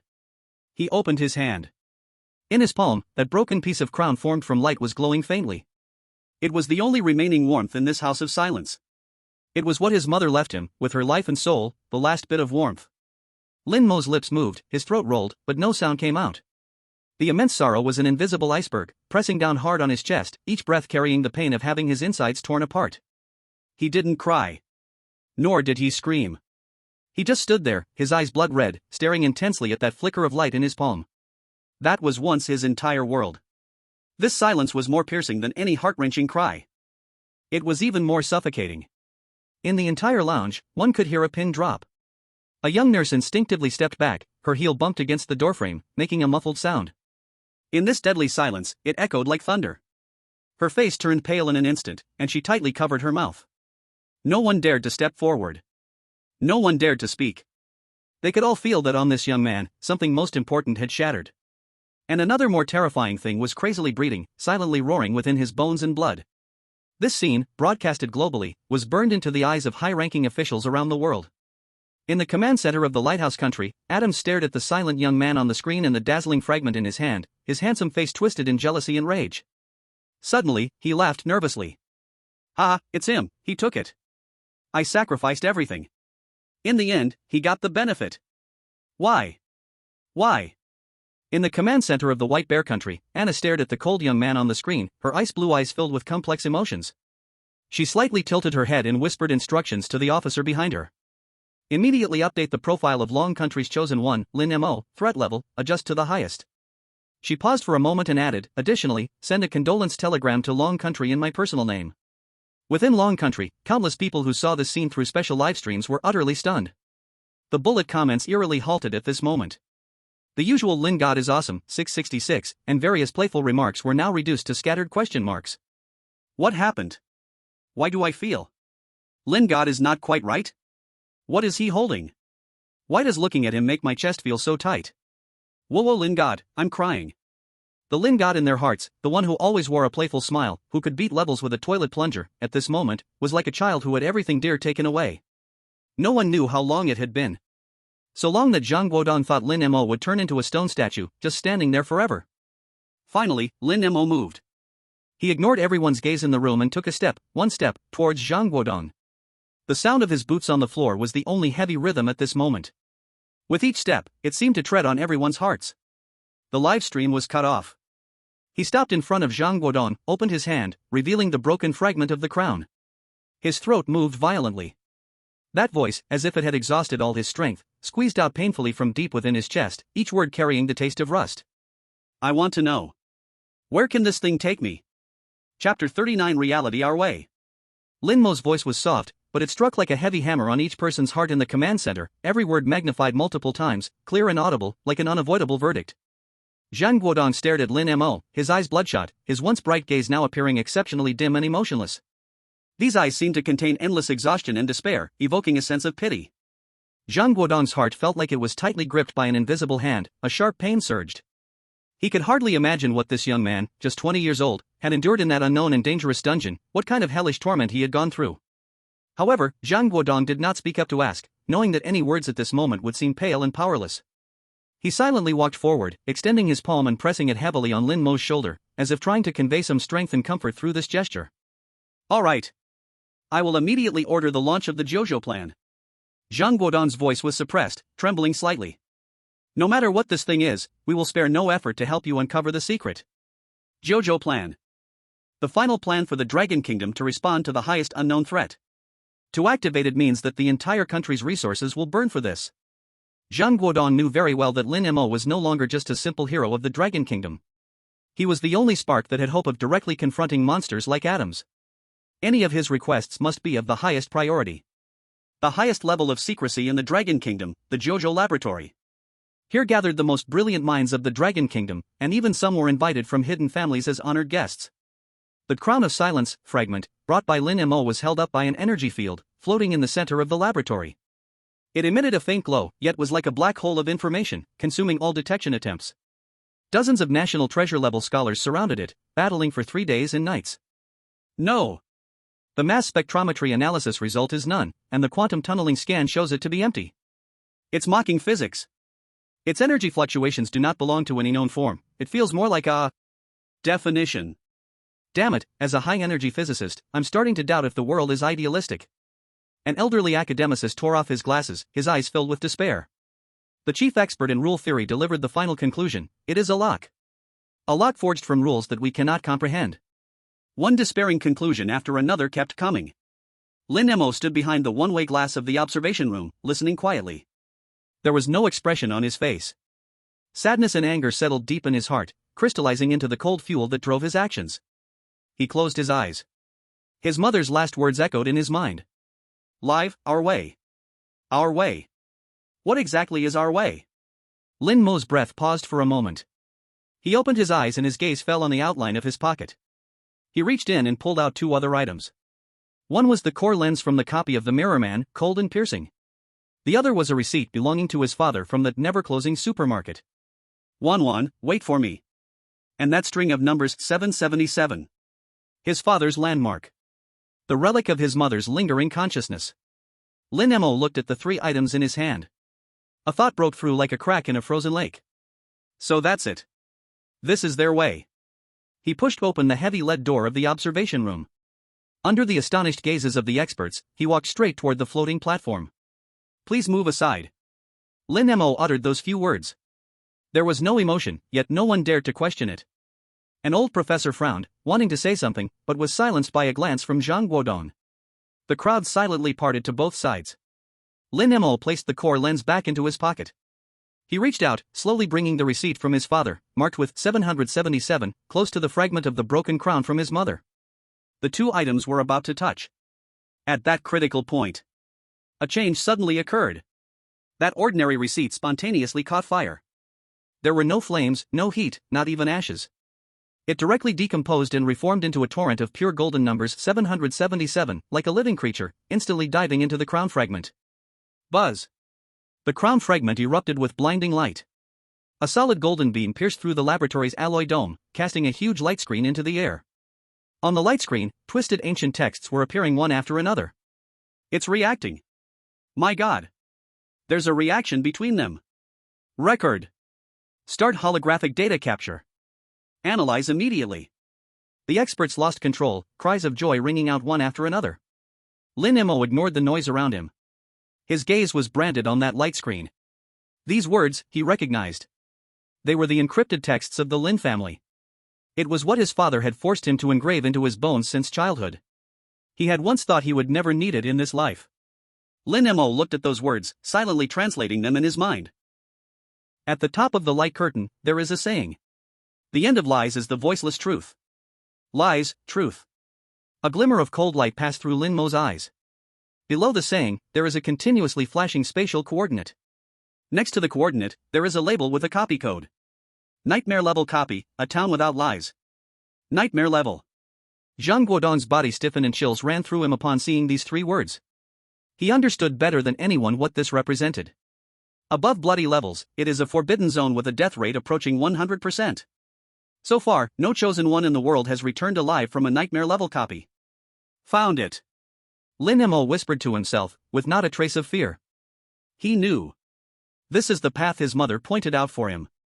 It is the first key to unlocking the secret of the Silent Crown. He was about to inform Zhang Guodong of this information. The personal terminal on his wrist shook violently without warning. A top-level communication request with an encryption level of S. Lin Mo lowered his gaze and glanced at the initiator's information, his expression tightening. Initiator, Anna Ivanova. S-level chosen one from the White Bear Country, the Ice Queen. Chapter 40, Reality, New Allies and Old Enemies. Anna's voice came through the communicator, cutting like the Siberian cold wind. Let's talk about cooperation. Lin Mo remained silent, his knuckles turning slightly white from clenching. He glanced at Zhang Guodong and the expert group, who were both stunned, then tightened his grip on the communicator and stepped in front of the thick lead glass window of the laboratory, turning his back to everyone. What to talk about? His voice was hoarse like a dull knife scraping across frosted glass, devoid of any fluctuation. On the other end of the communicator, Anna seemed to pause because of his stagnant emotion. After a few seconds, she continued, let's talk about an information exchange. Why should I cooperate with you? Lin Mo countered, his gaze reflecting the overcast sky outside the window. Because we have a common enemy. Anna spoke very quickly, clearly each word was well thought out. Adams and his Human Optimization Alliance. Their goal is to collect the pieces of the Silent Crown at any cost. My mentor, the former S-level chosen one of the White Bear Country, was ambushed by them while tracing the crown's secret and died in a nightmare-level copy. Anna's voice revealed an undeniable hint of hatred. The incomplete information my mentor left behind shows that the Silent Crown is a conceptual weapon of rule level. When complete, its owner can declare a truth to the whole world. Or prohibit the whole world from speaking a truth. Prohibit speaking the truth? Lin Mo's heart felt as if it were tightly gripped by an invisible hand, squeezing sharply. The phrase on the light curtain exploded in his mind in an instant, the end of lies is the voiceless truth. Sure enough, they are related. Adams aims to gather it to bury certain truths, allowing the whole world to live in the lies he dictates. Anna's voice grew even colder. And you, Lin Mo, the piece you brought from the never-ending feast, is currently the only one not under his control. So, you are the one he most wants to kill.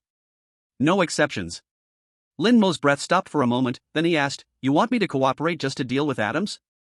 Yes, but not entirely. Anna was very candid, I am also here for my mentor's death, for the crown's secret. We have common enemies and similar goals. Acting alone, none of us can stand against the entire Human Optimization Alliance. But joining forces gives us at least a fighting chance. Lin Mo fell silent again. He was not a fool. What Anna said was bloody truth. His mother's sacrifice left him with nothing but life and death between him and Adams. Currently, he indeed needed a sufficiently weighty ally. Anna from the White Bear Country was undoubtedly the most suitable choice at this moment. How do you want to cooperate? He finally spoke. Upon hearing these words, a barely audible sound came from Anna's side. A slight breath, as if unloading a heavy burden. It's very simple. The next copy, The Town Without Lies, will open soon. My intelligence shows that Adams will definitely go in, at all costs, to grab the fragments in your hands. I will go in too. Anna's voice became as firm as steel, unwaveringly resolute. In the copy, we will exchange intelligence about the Crown and the company, teaming up to fight against Adams. How can I trust you?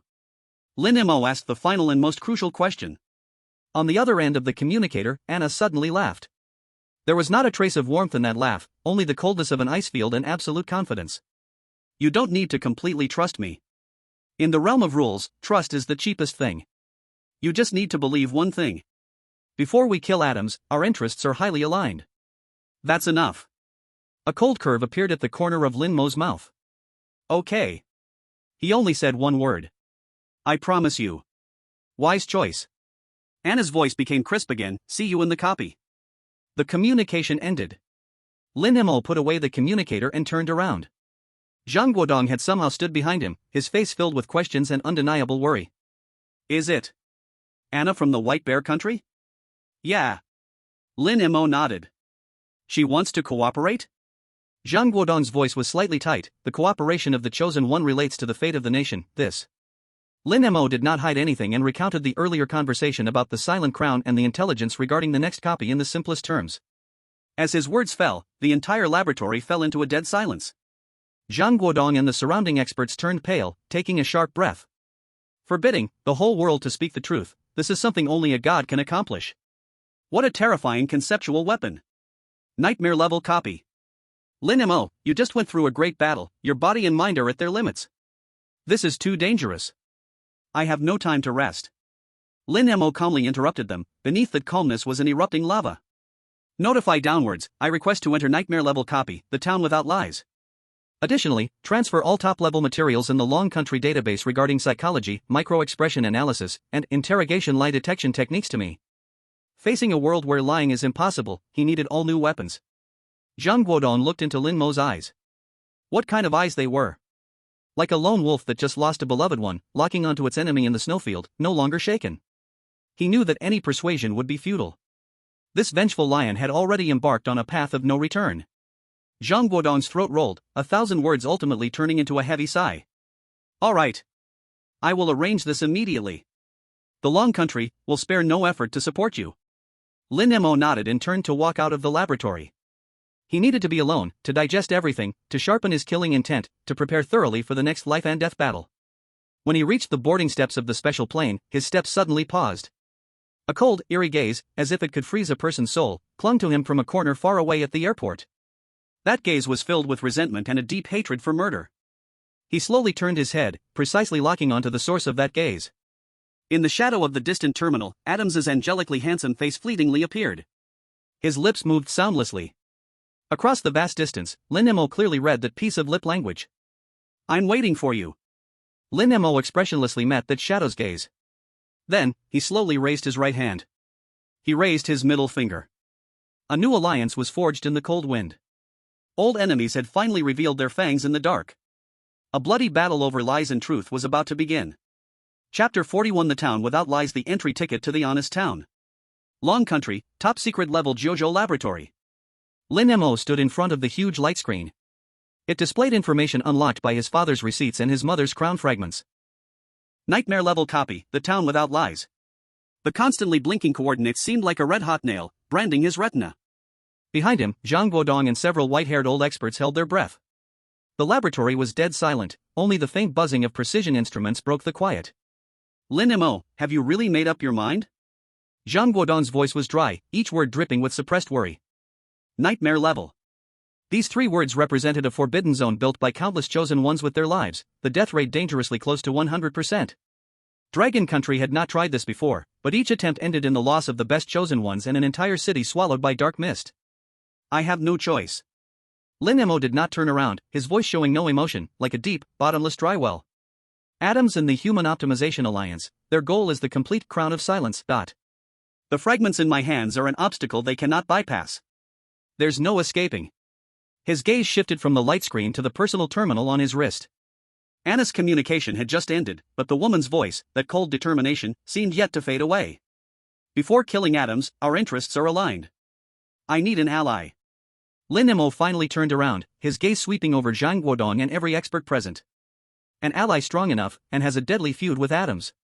Anna is the only candidate right now.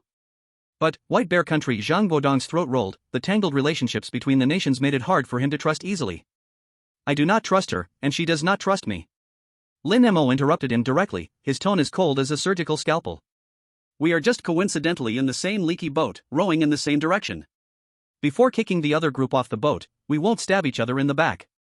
This analysis, cold to the extreme, sent a chill down the spines of all the old experts present. The young man before them, after experiencing the pain of losing his mother, seemed to have transformed overnight, from a sleeping lion into a hunter walking on the edge of a knife. Many had questioned Lin Mo's talent, possibly A-level or S-level, but Dragon Country publicly claimed it was S-level. Suddenly, a piercing alarm shattered the lab's silence, ringing throughout the Dragon Country Chosen One's command center. Emergency notice. Emergency notice. Global rule fluctuations detected. A new international cooperative copy is about to open. All eyes instantly focused on the main screen of the command center. On the screen, a picturesque small-town image slowly emerged. Copy name, the town without lies. Copy level, nightmare level. Participating countries, Dragon Country, Lighthouse Country, White Bear Country, White Elephant Country, Sun Never Sets Country, Hans Cat Country, and all countries with S-level or A-level chosen ones. Opening time, 10-minute countdown. The moment the information was confirmed, the command center erupted. Just as Lin Mo predicted. Lighthouse Country must have received it too. Adams will definitely send people in. The chosen one from White Elephant Country, Raju, has inherited the A-level talent, verbal deception. He is simply a natural nemesis in this copy. Zhang Guodong's face turned grave. He immediately ordered, connect to White Bear Country's command center. I want to talk directly with their leader. Before the order was delivered, Lin Mo's personal terminal rang again. This time, it was a public, unencrypted communication request. Initiator, Anna. Lin Mo pressed to connect. Anna's cold and stunning face instantly appeared on the screens of all countries concerned. Her background was the heavily guarded command center of White Bear Country. No words were wasted. Her gaze pierced through the screen, locking onto Lin Mo, asking the world in a declarative tone. Adam's dogs are entering the field, I am ready. Dragon Country person, what about you? The world fell silent at this moment. The Lighthouse Nation, Area 51 underground bunker. Adams looked at the screen, where Lin Mo and Anna appeared side by side, a sneer twisting his handsome face.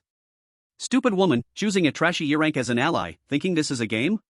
He turned to his blonde lieutenant and ordered, inform Raju that once inside, don't worry about the White Bear Nation's face. Since Anna seeks her own death, let her have it. As for that kid from the Dragon Nation. His voice carried a hint of sickly delight. I want him to suffer more than anyone. Yes, General. White Elephant Nation Command Center. The head of the center saw the public alliance between Anna and Lin Mo, ecstasy flooding his face. Heaven is helping me. He clenched his fists and shouted at the team, Anna is S-rank, unbeatable in combat, but she is a fool. That dragon person is just a lucky E-rank trash. Our Raju, with his talent for verbal deception, is a god in this instance. He alone can play with these two fools in the palm of his hand. Pass my orders. Let Raju do as he pleases. Once we get the crown shards, our White Elephant Nation will be the next superpower. Experts from Hans Cat Nation, Sun Never Sets Nation, and others fell into deeper contemplation. The Dragon Nation and White Bear Nation are allying? This is a signal, they want to challenge the Lighthouse Nation's hegemony in the realm of rules. Is that Lin Mo from the Dragon Nation really E-rank? Would a woman like Anna choose a cannon fodder as a teammate? Interesting, too interesting. This nightmare will become a turning point for changing the world's landscape. Under the gaze of the world, whether with contempt, greed, or seriousness, Lin Mo's eyes remained fixed on Anna on the screen. He simply uttered two words. Let's go. The moment his voice fell, the figures of him and Anna turned into two beams of light, engulfed by the teleportation array. As the light faded away, a breath of fresh grass mixed with the fragrance of soil flooded their nostrils. Lin Mo and Anna stood at the entrance of a picturesque small town. The stony path was flanked by blooming flower-crowned wooden houses, and in the distance, the spire of a church pierced the sky, backed by lush green forests. Warm sunlight bathed them, making one unconsciously want to let down all defenses. Anna's brow suddenly furrowed. She could sense that beneath this tranquility, a chilling malice was secretly taking root. At that moment, an NPC girl in a floral dress with pigtails bounced up to them. She tilted her tender face up and handed a freshly picked wild daisy to Anna. Welcome to Honest Town, big brother, big sister. The girl's voice was bright and clear. Everyone in our town loves honest good kids the most. So here, there is only one rule, oh. Her smile twisted into a strange arc, and her voice lowered. No lying. Because, liars will have their tongues pulled out. The moment she finished speaking. Not far away, a chosen one from the Ostrich Nation just entered the instance and was stopped by a villager NPC. Sir, are you here to visit family in our small town? The villager asked enthusiastically. The chosen one didn't want to reveal his purpose, casually replied, yes. I'm here to find my long-lost second uncle. The smile on the villager's face vanished. In an instant, all the seemingly simple townsfolk around changed.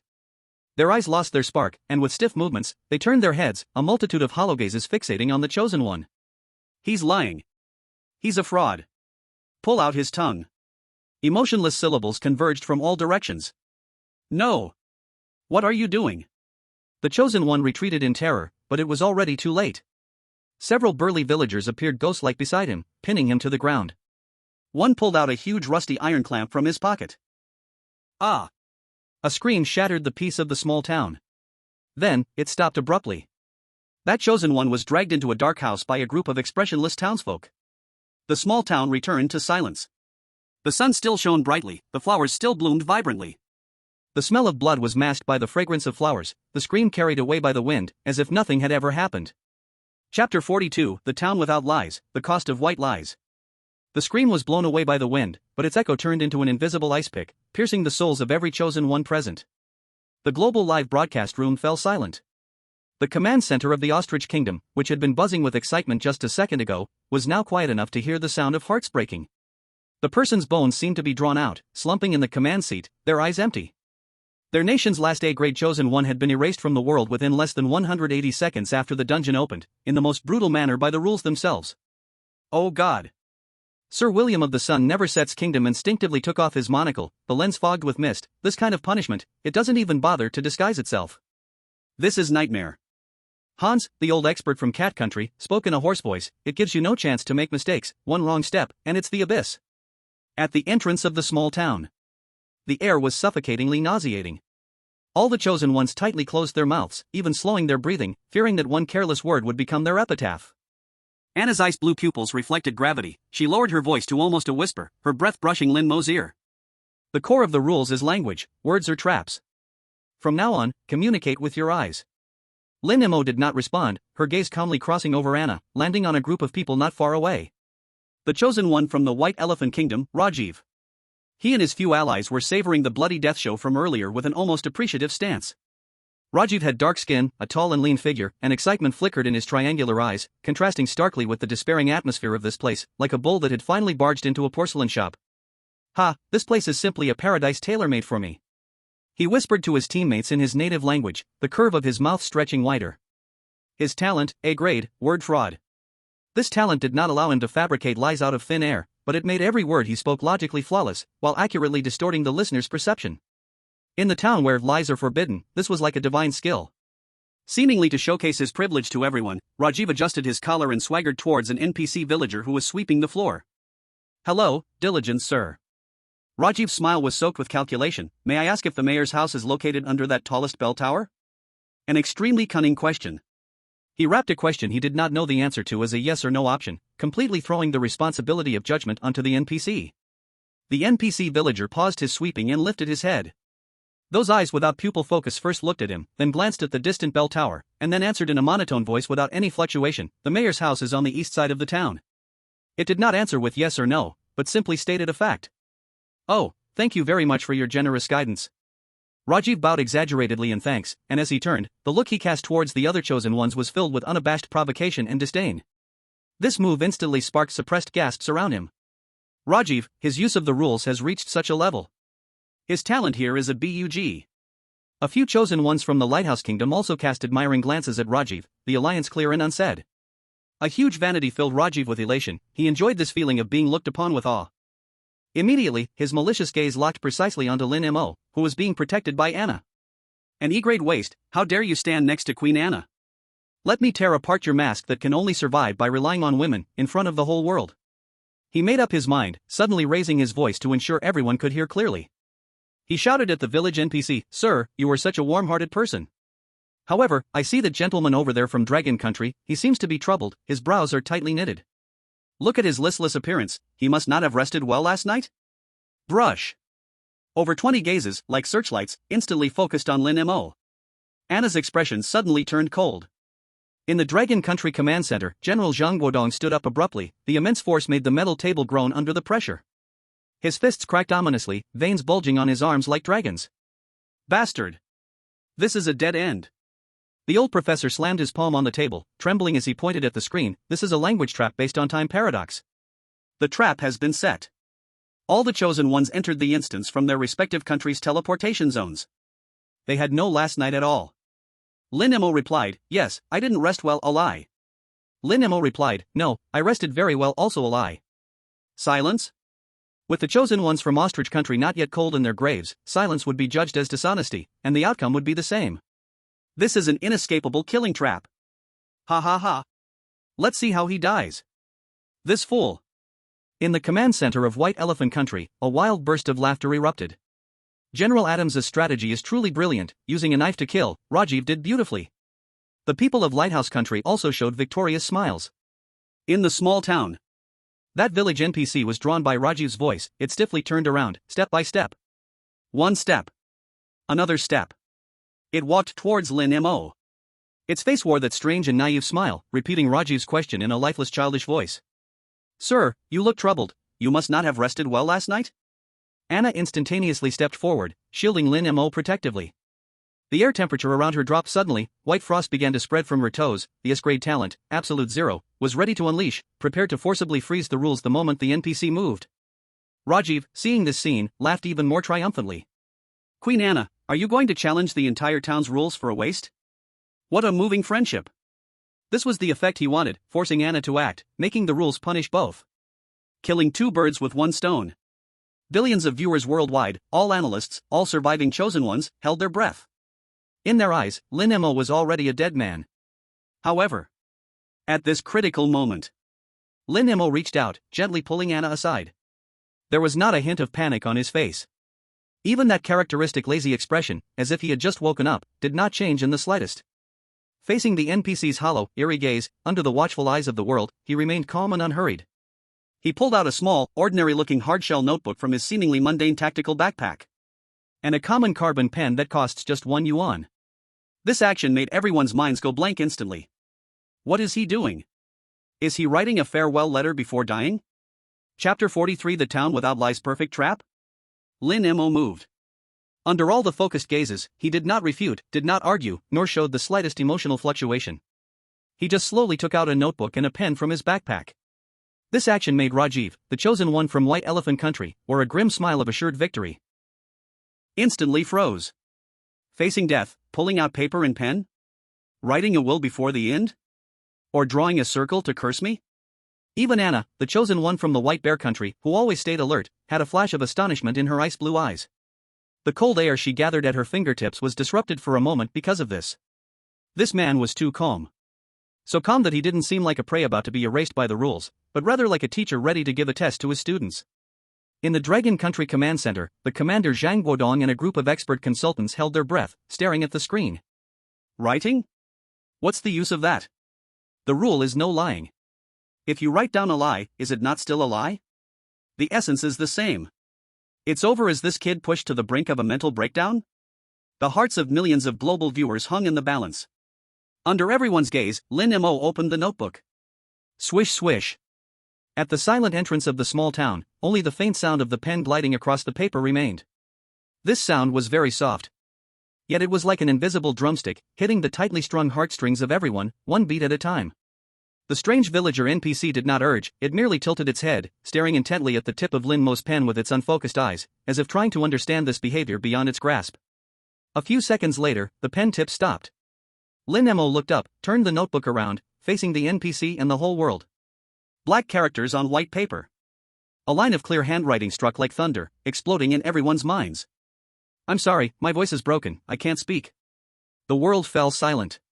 Time seemed to be paused. At the entrance of the small town, deathly quiet. In the global live broadcast room, billions of mouths gaped open but could not make a sound, their minds were blank. In the Dragon Country Command Center. The youngest advisor clenched his fists tightly, his neck veins bulging, chest heaving violently.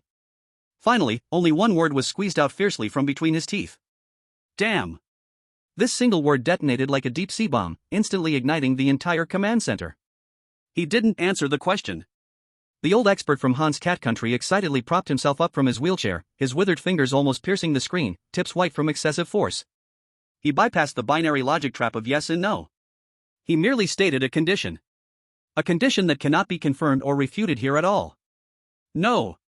This is even more brilliant. Sir William from the Sun Never Sets Country had eyes sharp as knives, revealing the truth. He is bestowing upon himself a completely new rule identity. From this moment on, in the rule judgment of this small town, Lin Mo is a mute. How can a mute speak a lie? He has immunized himself from the greatest death trap of this instance at the root of logic.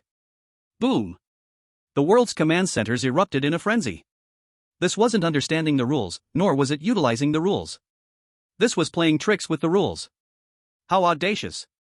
How ingenious! How shamelessly brilliant this breakthrough method was. At this moment, all self-proclaimed elite experts and think tanks globally were taught a profound lesson by an unknown E-class chosen one in the simplest way possible. In the small town, the bizarre smile that had not changed on the villager NPC's face for ages froze for the first time, then shattered bit by bit. Its stiff neck made creepy cracking sounds, as if the internal precise gears were overloaded, about to burn out. Is it? Isn't it? Mute. Its core logic module fell into unprecedented chaos and conflict. The data stream had become a jumbled mess. These few seconds felt as long as a century. Ultimately, the chaotic data flow in the NPC's vacant eyes suddenly calmed. It nodded. Then, it turned around, picked up the broom on the ground again, sweeping the fallen leaves mechanically, stroke by stroke. As if that deadly trial had never occurred. Crisis disappeared in a way that no one could ever imagine. Anna looked at the man who had put away his paper and pen, her eyes completely changed. Shock, curiosity, and even, mixed with a trace of fear she herself had not noticed. What kind of structure does this man's brain have? On the other side, Raju's face was no longer just ugly, it was dead gray. His self-esteem, his talent, his pride as the top chosen one of the White Elephant Kingdom. All crushed by a single line of understated text from the other party. This was not a slap in the face. This was a heart-wrenching blow. His proud A-level talent, verbal deception, in front of a mute, was a huge joke. This silent humiliation was worse than being killed directly. Bastard, this damned Dragon Kingdom person, he is playing with me. Raju's teeth ground together, his eyes instantly turning as red as blood. Lin Mo could not be bothered to give him even a glance, leisurely putting away his notebook and pen, as if he had just done something trivial. He was even leisurely mocking in his heart. Dad's family rules are indeed wise, too much talk leads to mistakes, speak little but act quickly. As long as I don't speak, trouble will roll away on its own. Playing word games with these guys who can't even understand logic? Ha, that parrot in my grandpa's study is better at catching the main point than him. This calm and carefree demeanor became the last straw that broke Rajiv's rationality. I can't just let this go. A glimmer of extreme resentment exploded in Rajiv's eyes. Language traps are useless? Fine. Then I will use the most direct and vicious tactics to force you to die. He suddenly raised his hand, his index finger like a poisoned sword, stabbing directly at Lin Mo's forehead. He faced all the townspeople, every surviving chosen one, using the last breath in his lungs to roar hysterically. Don't believe him. He is a liar. He is not a mute at all. It's all an act. His roar echoed through the small town. He paused for a second, a thought flashed through his mind of the unlucky guy dragged into a dark room just now, and a more sinister idea emerged. And that dead person just now, do you really think it was an accident? It was him. This Dragon Kingdom person. He secretly killed him while we weren't paying attention. He is a murderer. Liar. Murderer. In this town where lying is not allowed, every accusation is as heavy as a mountain, every word strikes deep. Rajiv sneered, locking onto Lin Mo tightly, issuing what he believed was a perfect ultimatum. Do you dare to deny what I just said in person? You don't dare. Once you open your mouth, your mute lie will be exposed on the spot, and you will die then and there. If you don't speak, it's an acknowledgement of my accusation, you still have to die. Ha ha ha. Ha ha. I want to see how you choose this time. A dead end. This is a scheme that forces you to speak, no matter how you choose, it's a dead end.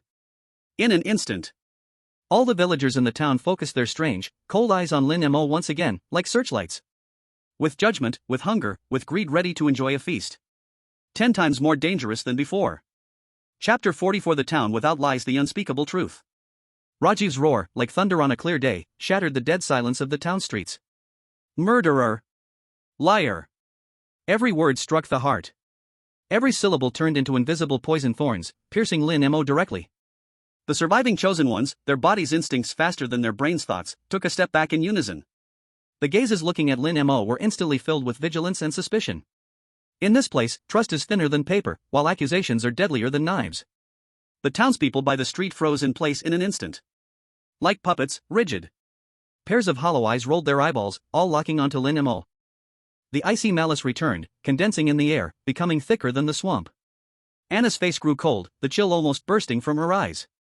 She was about to speak, but Lin Mo stopped her with a glance. Lin Mo remained utterly still. He didn't even twitch his eyebrows. His extraordinary powers of observation were coldly dissecting everything before him, capturing a subtle detail that was extremely out of place. Although the villagers' eyes were cold, the emotions surging deep within were not the anger of a judge. It was a pathological, twisted expectation. What were they expecting? expecting to defend themselves and then face the punishment of lies due to a misused word? No. It was beyond that. At this moment, an invisible family secret in his mind shook violently, nearly toppling his soul. Disrespect warning.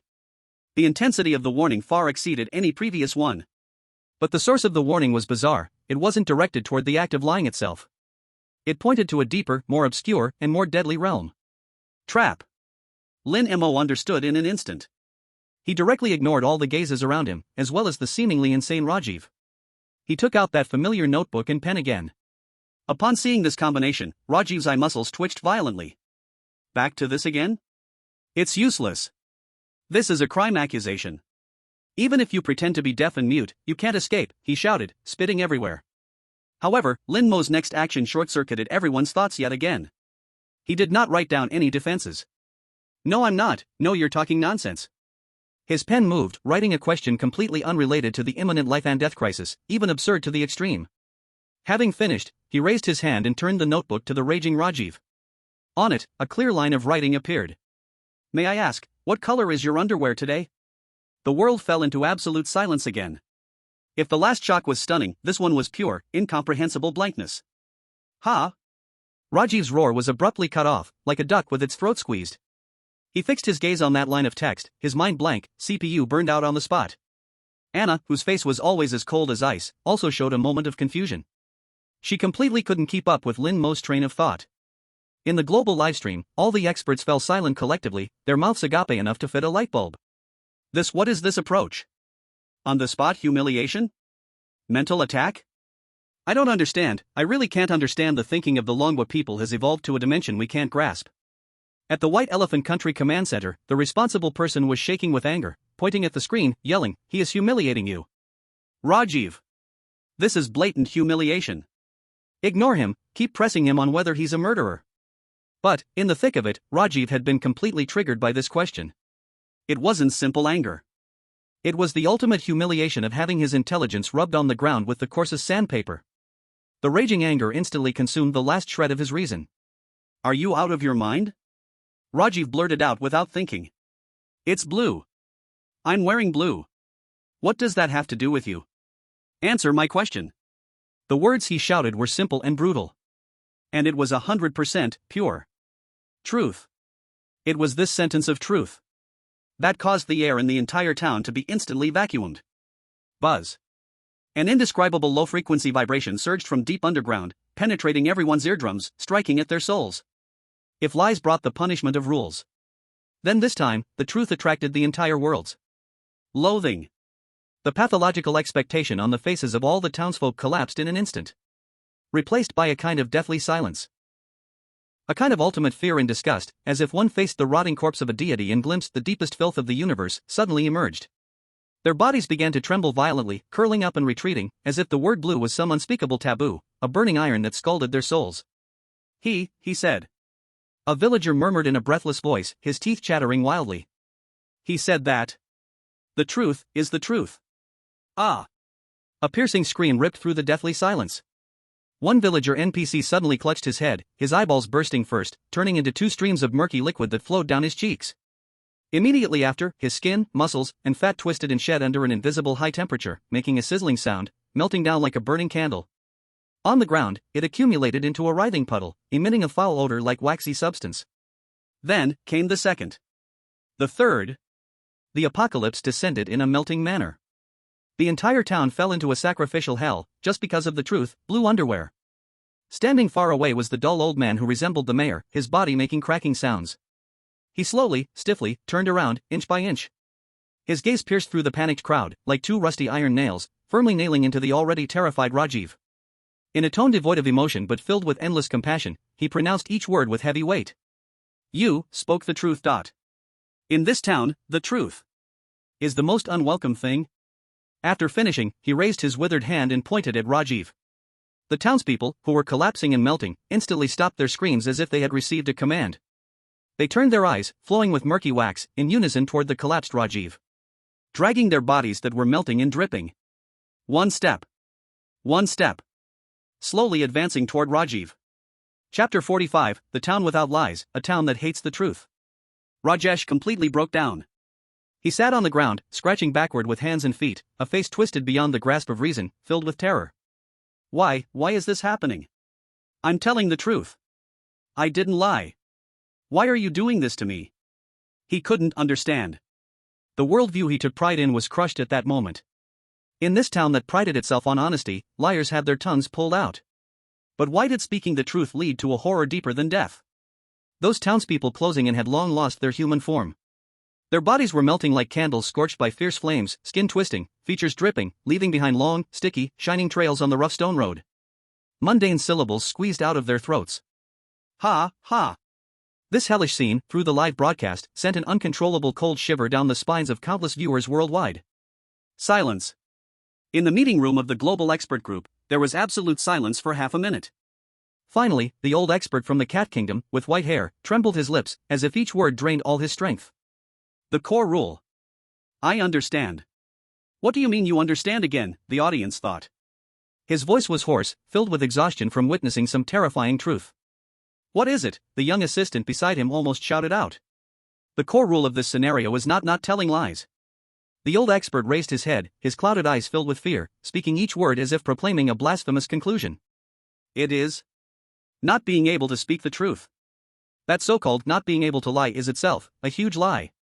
A lie used to cover up and protect that ultimate taboo. Huge lie. These words struck like a black lightning bolt, tearing apart the fog in everyone's minds. My God. Using a lie to build a world that forces everyone to be honest, the true purpose is to prevent anyone from touching that absolute truth that can never be mentioned. Too terrifying. What kind of twisted obsession does the creator of this copy hold? At the command center of Dragon Country, Zhang Guodong and a group of experts stared at each other in shock. They looked at the young man on the screen, who had been calm throughout, and felt a thunderclap go off in their minds, leaving them blank. How did he discover it? A young expert murmured, unable to hold back. From an absurd question, a single simplest truth, he directly dug out the entire foundation of this copy. This is not insight, this is a freak. A pure freak. In the small town. Anna was looking at Lin Mo with an unprecedented gaze. Now she finally understood that Lin Mo's seemingly humiliating question was not meant to provoke Rajesh at all. That was a precision exploration of the rules. He used a statement that was least likely to trigger punishment, an absolute truth, to touch the true bottom line of this world. Lin Mo ignored the gazes of others. He took out his notebook, the tip of his pen gliding across the page, leaving a line of words, and handed it to Anna beside him. This small town is cursed by a huge truth. Its creator prefers to live in a false peace rather than face it. Therefore, truth itself is the ultimate taboo here. Any truth, big or small, will erode the very foundation of this world.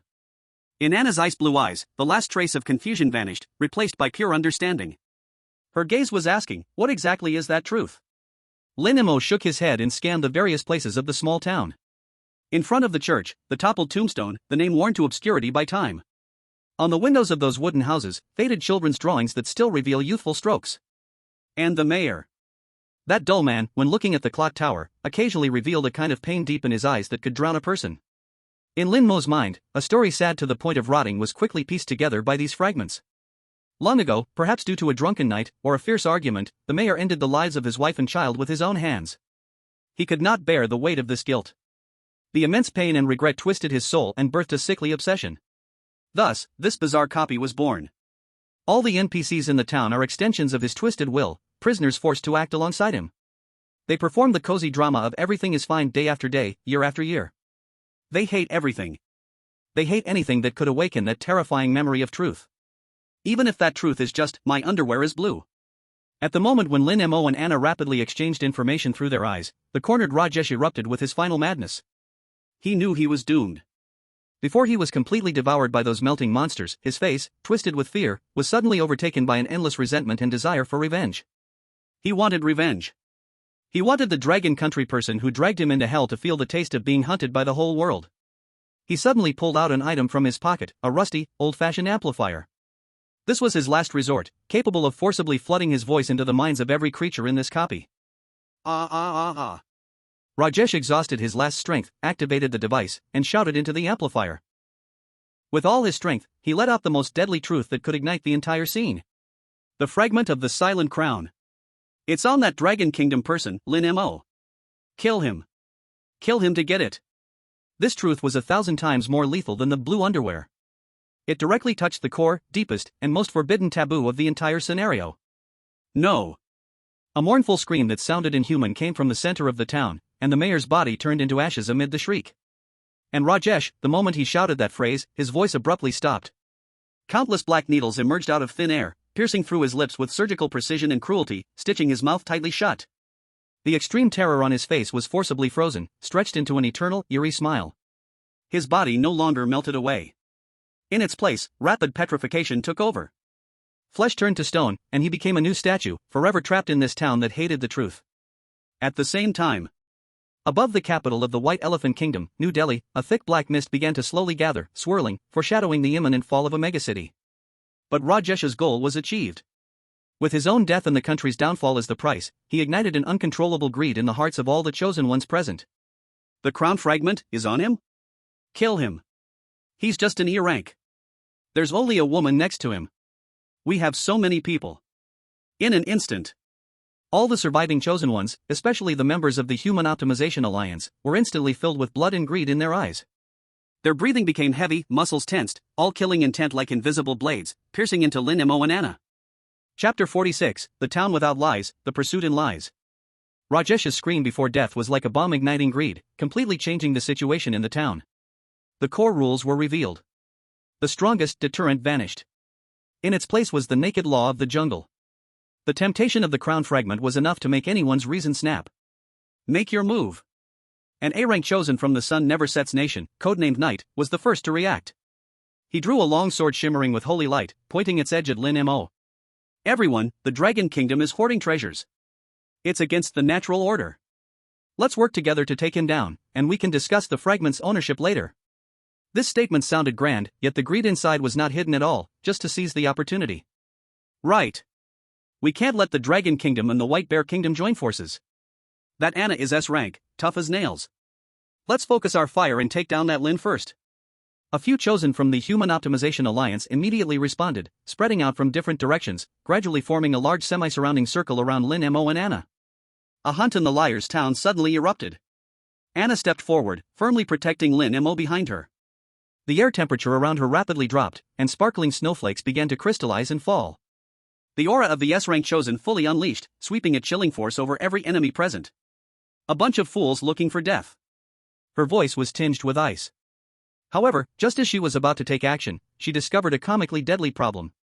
She and this group of rabble couldn't communicate effectively for tactics. The knight roared to his allies beside him, "You flank from the left, I'll attack head-on." This was a true statement. It was his real tactical intention. But as soon as he finished speaking, his face went pale, his body shook violently, as an invisible heavy blow smashed down on his mind. Although the town's rules weakened due to the mayor's collapse, the root of hatred for the truth still remained. To speak the truth still comes with a cost. Damn it! The knight cursed, quickly changing his command to a lie. "My stomach hurts, I need to go to the bathroom." "You stay here and don't move." The punishment was gone. But beside him, his ally slowly raised a question mark above his head. "What's going on? In a life and death struggle, you suddenly have to go?" On the other side, a chosen one from the cat nation tried to communicate with a metaphor. "We should be like pliers, squeezing him in the middle." As a result, the ostrich nation survivor next to him looked completely bewildered. "What pliers? We don't have any pliers." The battlefield suddenly became incredibly chaotic and absurd. A group of scheming top chosen ones were forced to play a high-stakes game of "what I say is not what I mean." They couldn't communicate with the truth, only relying on lies, eye contact, and all kinds of twisted body language, struggling to try to fight together. "I swear I will never sneak attack you from behind." One chosen one shouted at Anna, while slipping towards her back like he was on oil. "I'm actually just a tourist here, totally uninterested in fighting." Another chosen one said while gathering a fireball in his palm capable of melting steel. This bizarre battle left millions of viewers in a global livestream in total silence. What is this even fighting? I feel like my IQ has been offended, but why can't I stop laughing? A nightmare-level dungeon, forcibly turned into a comedy scene. In the Dragon Nation Command Center, the experts had no smiles, each of their hearts was in their throats.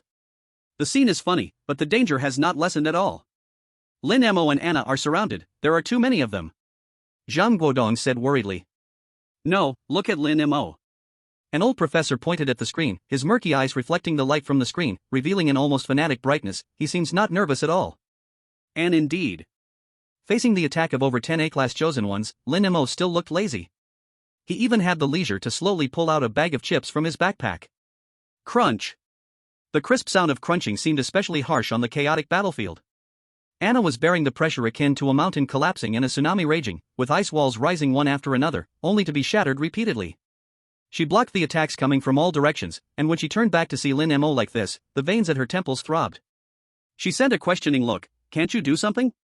Lin Mo met her gaze and raised an eyebrow at her. He pointed to his mouth, then waved his hand. Meaning, I'm a mute, what can I do? Anna was almost so angry that her heart burned, almost turning herself into an ice sculpture. But she also knew. Lin Mo was definitely not someone who would sit still and wait for death. His leisure must be based on some kind of assurance. This unwarranted trust even made her feel incredible. This man is simply a walking disaster of rules. Anna whispered in her heart. But I have to admit, this feeling of dancing on a knife's edge is more thrilling than any S-class mission I've executed. She stopped being distracted and poured all her focus into defense. The S-class talent, Absolute Zero, was pushed to its limit by her. Any energy or physical attacks within 3 meters of her were frozen and crushed the instant they touched. For a moment, even though there were many enemies, they could not break through her absolute defense circle. Lin Mo munched on chips while calmly scanning the entire battlefield with his peripheral vision. His brain was operating at a speed surpassing supercomputers. These fools can't even manage the most basic communication, they're just a pile of loose sand. But there are indeed too many people, Anna's energy consumption is huge, and if this drags on, defeat is certain. I must find a breakthrough point. The town's obsession with hating the truth originates from the mayor. The mayor has turned to ashes, and that anchor point carrying this obsession still exists. His gaze crossed the chaotic battlefield, beyond the hysterical enemies. Finally, it landed on the town square at the center. That tall, stone statue belonging to the mayor. There lies the gathering point of all rules and emotions in the town, the heart of this world of lies. At that moment, the enemy's attacks grew even more frenzied. We can't wait any longer. Use area attacks.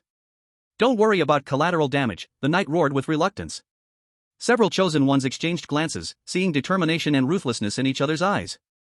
They began to chant simultaneously, preparing to unleash their powerful area skills. Anna's face darkened instantly. Her defense could accurately block single target attacks, but facing indiscriminate bombardment from several A-level skills, she had no confidence in protecting Lin Mo behind her. It's time to fight to the death. She clenched her fists, ready to activate that final trump card which would leave her severely injured. She had to protect this only ally. In a critical moment, Lin Mo suddenly threw away the bag of chips in his hand, and his warm palm gripped her wrist. Anna froze all over. Lin Mo's hand was warm, in stark contrast to his indifferent face. He didn't speak, only pointed with his other hand at the mayor's statue in the center of the square. His eyes shone with astonishing brightness. Then, he quickly wrote a few words with his fingertip on Anna's cold palm. Hold them off for 10 seconds. I need to talk to the true master here. Chapter 47, A Town Without Lies, The Most Beautiful Lies. Anna could clearly feel Lin Mo's fingertip writing something in her palm. She raised her head and collided with a pair of unfathomable eyes. That gaze was terrifyingly calm, yet contained an undeniable will. All hesitation seemed unnecessary at this moment. Okay. This single word was her all in bed as the strongest chosen one from the White Bear Nation. She placed her life, along with the fate of the White Bear Nation, on this man's seemingly crazy plan. As always, she chose to believe. Absolute Zero, Ice Age. Anna's voice seemed to come from the depths of a frozen hell, and her S-level talent exploded without reservation. In an instant, a frigid storm roared out from her as the center point, tearing through the 4 corners of the world. The air froze, the earth donned a frost armor. A towering ice wall, shimmering with a ghostly blue light, shot up from the ground, as if a mountain rising from the eternal frozen hell, completely isolating her and Lin Mo from everything outside the wall. Boom! The ice wall trembled violently, spiderweb-like cracks spreading crazily. But under the deeper frigid air, the cracks were forcibly frozen and repaired.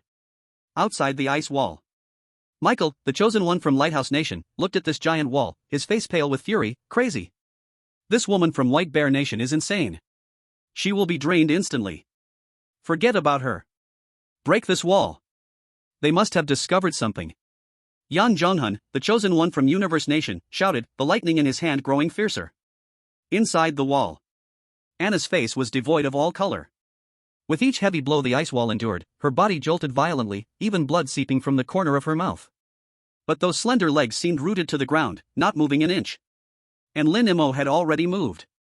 He shot forward like an arrow released from a bow, making no unnecessary movements, heading straight for the solitary mayor statue in the center of the square. 10 seconds. He reached the statue. The statue had a sorrowful expression, gazing into the distance, just like the mayor. On the pedestal, in the ancient script of the town, a line of inscriptions was deeply carved. Lin Mo glanced at it. The ability to read words and expressions of the family secret classics was instantly activated, and the intense, unbreakable regret and sorrow behind the inscription flooded forward. I'm sorry to you all. This is a confession of endless regret. It is the root of all the twists and obsessions in the entire scenario. Seeing this scene, the experts in the global live broadcast room instantly exploded, their voices trembling. I said the core clue was on the statue. Lin Mo must have discovered some kind of decoding password in the inscription. The old professor from the Dragon Country stood up excitedly. But what does he want to do? Decoding such ancient text codes takes time, 10 seconds is simply not enough. He's being absurd. Lighthouse Country analyst John scoffed. However, in the next second, all the experts' analyses got stuck firmly in their throats. The eyes of billions of viewers around the world were about to burn out of their sockets. What Lin Mo pulled out of his backpack was not some precise instrument for decoding, nor was it some enchanted item containing magical power. It was the most ordinary flathead screwdriver that could be bought in any hardware store. What is he doing with that thing? Is he going to twist screws on the statue? I can't understand, but I'm deeply shocked. Although I'm deeply shocked, I express my respect. Under the dazed gaze of the global audience, Lin Mo raised the screwdriver. He aimed it at the line of inscription, his arm muscles suddenly bulging, veins coiling like dragons on the surface, telling of the terrifying power contained in this strike. With all his strength, he struck hard down. Screech! The sharp, piercing sound of friction, like nails scraping a chalkboard, made every soul in the broadcast room tremble. Stone chips flew everywhere. He used the most brutal, savage, and unreasonable method. He forcibly scraped away that line representing truth and regret, stroke by stroke. Erasing. Crazy. He's completely lost it. He's destroying the core rule object of the scenario. This is the highest level of violation. He could be instantly erased by the power of rules. Stop. Please stop. In the command center of the Dragon Country, General Zhang Guodong could no longer sit still, suddenly standing up, his eyes red, almost shouting the screen to pieces. But Lin Mo did not stop. After erasing the old inscription, he tightened his arm, using that flat screwdriver as a carving knife. On the blank stone surface beside him, he carved a line of completely new words, stroke by stroke. What he carved was not some profound spell, nor a loophole in the rules. Instead, it was a complete, world-overturning lie. A beautiful lie that he personally invented. You have saved everyone. You are the hero of this small town. The disease spread to this village. To avoid the spread of the disease, people locked up the seriously infected together, but someone discovered that the village chief had concealed his wife and child's condition, so they went to question the village chief together. The village chief, in his sorrow and helplessness, killed his wife and child. Why hate the truth? Because. What is he doing? He is forcibly covering, forcibly modifying, and forcibly defining the core on which the entire scenario exists with a brand new, better lie. That sad, twisted lie. This is not using the rules. This is tampering with the source code of the rules. In this moment, everyone's brain crashed due to this unimaginable violent beauty. This fundamental breaking method has completely surpassed humanity's entire understanding of the rule domain. Crack! At the moment the last stroke fell. Time stopped. Outside the ice wall, Michael's raised flame long knife froze in midair. The lightning on Jean Jingshuan's fingertips stopped flickering. The cracks halfway through on the ice wall Anna was holding up also stopped spreading. The wind stopped. The sounds disappeared. The entire small town, everything was still, like an ancient oil painting paused with the press of a button. The only one who could move was Lin Mo. He stood in front of the statue, slipping the screwdriver back into his backpack, his calm gaze watching his masterpiece. That expression seemed not to challenge the rules, but to declare a corrected fact that should have been so. In the next second. Creak creak. The stone statue, with eyes carved from stone that were supposed to be lifeless, suddenly made the sound of stone grinding against stone. It slowly turned. With a gaze mixed with shock unseen for 1,000 years, absolute confusion, and a desire deeply suppressed to the depths of its soul, it looked at Lin Mo standing in front of it. A voice, aged and mournful, yet trembling with extreme excitement, echoed throughout the still space, resonating deep within every soul. You? Who? Dares to weave such a beautiful lie against me? As the last word fell. Boom! The ground beneath the statue cracked with a thunderous sound, a silent tear sliding down its corner. A bottomless, dark staircase leading underground appeared before Lin Mo. Chapter 48. A town without lies resolving grievance with Li, ritual. The dark staircase extended downwards, like a wound tearing through space, continually oozing out sorrow solidified for 1,000 years. The ice wall Anna had struggled to hold up shattered into countless ice crystals the moment the statue opened its mouth, disappearing into nothingness. She and the other surviving chosen ones, including herself, froze, their bodies stiffening. Time froze. The whole world became a still oil painting. Lin Mo was the only one outside the painting who could walk. Without hesitation, he lifted his foot and stepped down the staircase. Lin Mo. Anna's voice broke through the constraints of rules, coming from behind him, each syllable trembling with fear. Wait for me. Lin Mo did not look back. With those two words, his figure was completely engulfed by the darkness below, which could swallow all light. Beneath the staircase was a space capable of shattering any sane person's mind in an instant. There were no boundaries, no dome, the up, down, and all around was pure nothingness that made the soul tremble. At the absolute center of this space, a semi-transparent soul was pierced and bound by countless thick black chains. The chains were not physical. They were 1,000 years of unmelting regret, an everlasting sin that would never extinguish. He was the remnants of the town mayor's soul.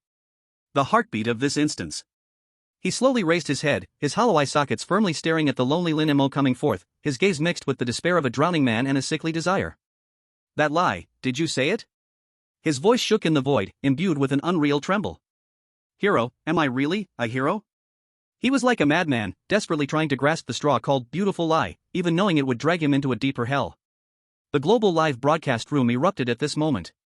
Quick! Deceive him. Keep deceiving him. In the Security Bureau of Lighthouse Nation, Chief Analyst Johnson gripped the microphone, veins bulging, shouting frantically at the screen.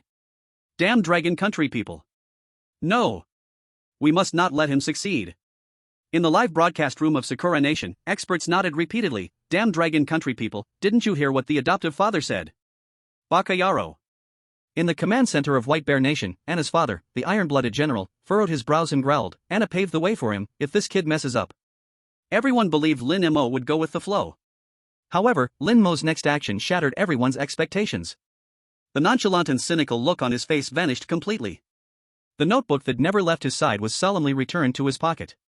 He stood silently in front of the pitiable soul nailed by sin. He simply, extremely seriously, tidied up his attire, brushing away non-existent dust from his shoulder. Then, he took a step forward. Knees together. Facing that remnants of a soul. Meticulously, he performed an ancient ritual that was both extremely complex and extremely solemn. Bowing deeply. With hands clasped in salute. Kneeling down. Every movement seemed measured with a ruler, precise to the smallest detail. Every detail exuded an irreverent solemnity and dignity. This was not deception. Nor was it pity. This was the family rule, mourning and farewell ceremony. It was the iron law that the descendants of the Lin family must follow when facing the deceased, and when bearing the immense grief of the living. He did not speak. But his body, his posture, every action conveyed a powerful message that transcended language. I see your sins. I understand your pain. I mourn for the innocent who have passed away.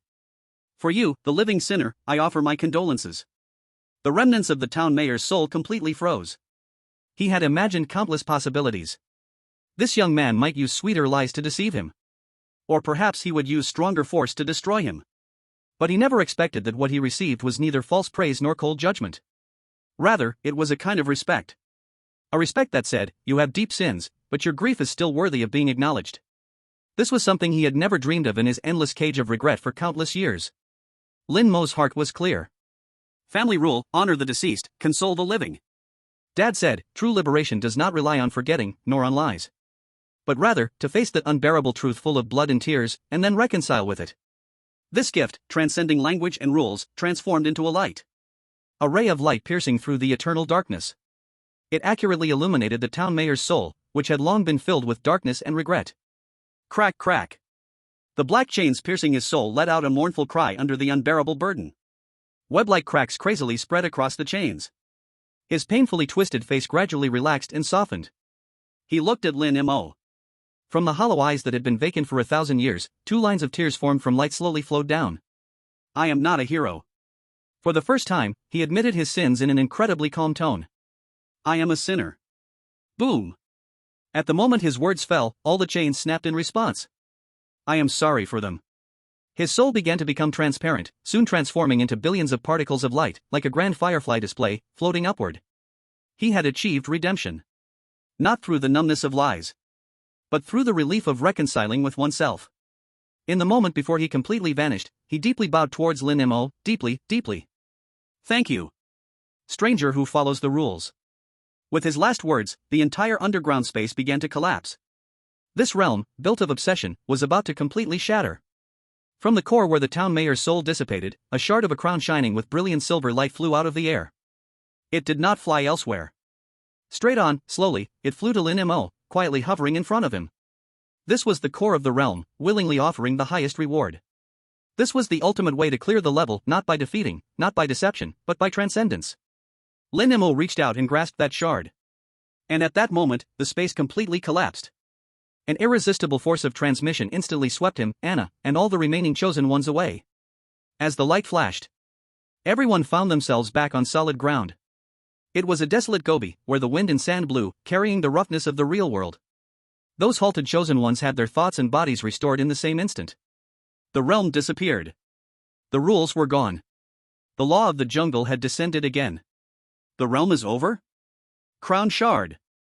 S-class reward. In that dragon country man's hands. Kill him. Almost at the same instant they landed, Lancelot, the Knight of the Sun Never Sets Kingdom, had his eyes burned red with greed. His heart was roaring, my country has lost 3 cities. I need this. I must have it. Not just him. Several chosen ones from the Human Optimization Alliance also displayed the most primal ferocity on their faces. They launched the fiercest deadly attacks at Lin Mo and Anna, who had just been teleported and stood unsteady. Chapter 49, Reality, the rule-following duo. The air in the real world was cold and biting. Without the shackles of dungeon rules, the murderous intent and greed wrapped in civilized guise burst forth the moment the teleportation light faded. The holy light of the knights from the never-setting sun nation solidified into sharp blades, drawing a path of death. The burst fireballs from the chosen ones of the Hans Cat nation, trailing orange-red tails, emitted a heavy roar. Poisoned hidden weapons, invisible mental shocks. Attacks wove a net of death from all directions, precisely enveloping Lin Mo and Anna, who had just escaped the dungeon and whose mental connection was the most unstable. This was a meticulously planned thunderclap massacre. In the eyes of the attackers, they were already fish on the chopping board. The global live broadcast had not been interrupted. The pupils of billions of viewers reflected this shameful scene. Shameless. How dare they? Is this the night spirit touted by the Western Alliance? It's simply nauseating. In the command center of the Dragon Country, Zhang Guodong's knuckles turned pale from clenching hard as he stared intently at the screen, blood vessels spreading in his eyes. The analyst beside him had already shouted, "Activate the emergency plan. Immediately submit the highest level of diplomatic protests to the never-setting Sun Nation and Hans Cat Nation." However, diplomatic statements could never catch up to deadly attacks. In the command center of the never-setting Sun Nation, a general held a cup of coffee, a hint of disdain playing at the corners of his mouth. It's over. No matter how clever that Dragon Country kid is, he never expected we would strike in reality. In the security bureau of Hans Cat Nation, a relaxed atmosphere prevailed. A perfect encirclement, even S-rank Anna can't react in time. Faced with an attack that could instantly kill any A-rank chosen one, Anna's face also showed a hint of paleness. The resources spent in the dungeon had yet to recover, and at this moment, she could not maintain the absolute defense covering both of them. Almost instinctively, she stepped forward again, using her not-so-brawny back to shield Lin Mo. She prepared to face the storm of death with her body. Everyone thought the tragedy was set in stone. At this moment, Lin Mo spoke calmly. This was the first syllable he uttered after leaving that silencing dungeon. He wasn't panicking, nor did he roar in anger, he simply called out one person's name. Anna. The voice was not loud. Yet it fell clearly into Anna's ears, causing her forward motion to pause for a brief moment. The next moment, Lin Mo's voice spread through the tiny speaker on his collar, filling the entire battlefield, resonating in the global live broadcast room. His tone was flat, devoid of any waves, but carried a strange rhythm as if reciting a code, cold and sacred. According to the International Cooperation Dungeon Convention for Selected Ones. Chapter 7, Clause 3, 18th Detail. The general in the never-setting Sun Nation's command center froze with his coffee cup suspended in midair. What is he reciting? Lin Mo's voice continued, unhurried. Within 24 hours after the end of the International Cooperation Dungeon, the core output belonged to the one with the highest comprehensive contribution. Any act of robbery against the core output holder can be regarded as. Lin Mo's voice slightly paused, his calm gaze sweeping over the astonished faces of the enemies, who, due to inertia, had not ceased their assault. He uttered the final definition. A provocation of war against their associated country. With a crash, the general's coffee cup fell to the ground, brown liquid splattering all over his pants. The color had drained from his face. That convention, that thing that had been regarded as scrap paper by all major powers 5 years ago. How dare he? Lin Mo seemed to not see the world's tremor and continued in the voice of a herald. Now, I, the chosen one of the Dragon Kingdom, Lin Mo, as the holder of the crown fragments, officially authorize my ally, the S-ranked chosen one of the White Bear Country, Anna Ivanova, to execute unlimited justified defense on our behalf. He raised his eyes to look at Anna standing in front of him, and for the first time, a subtle smile appeared in his voice. All consequences shall be jointly borne by the Dragon Kingdom and the White Bear Country. These words made the world come to a standstill. Anna understood.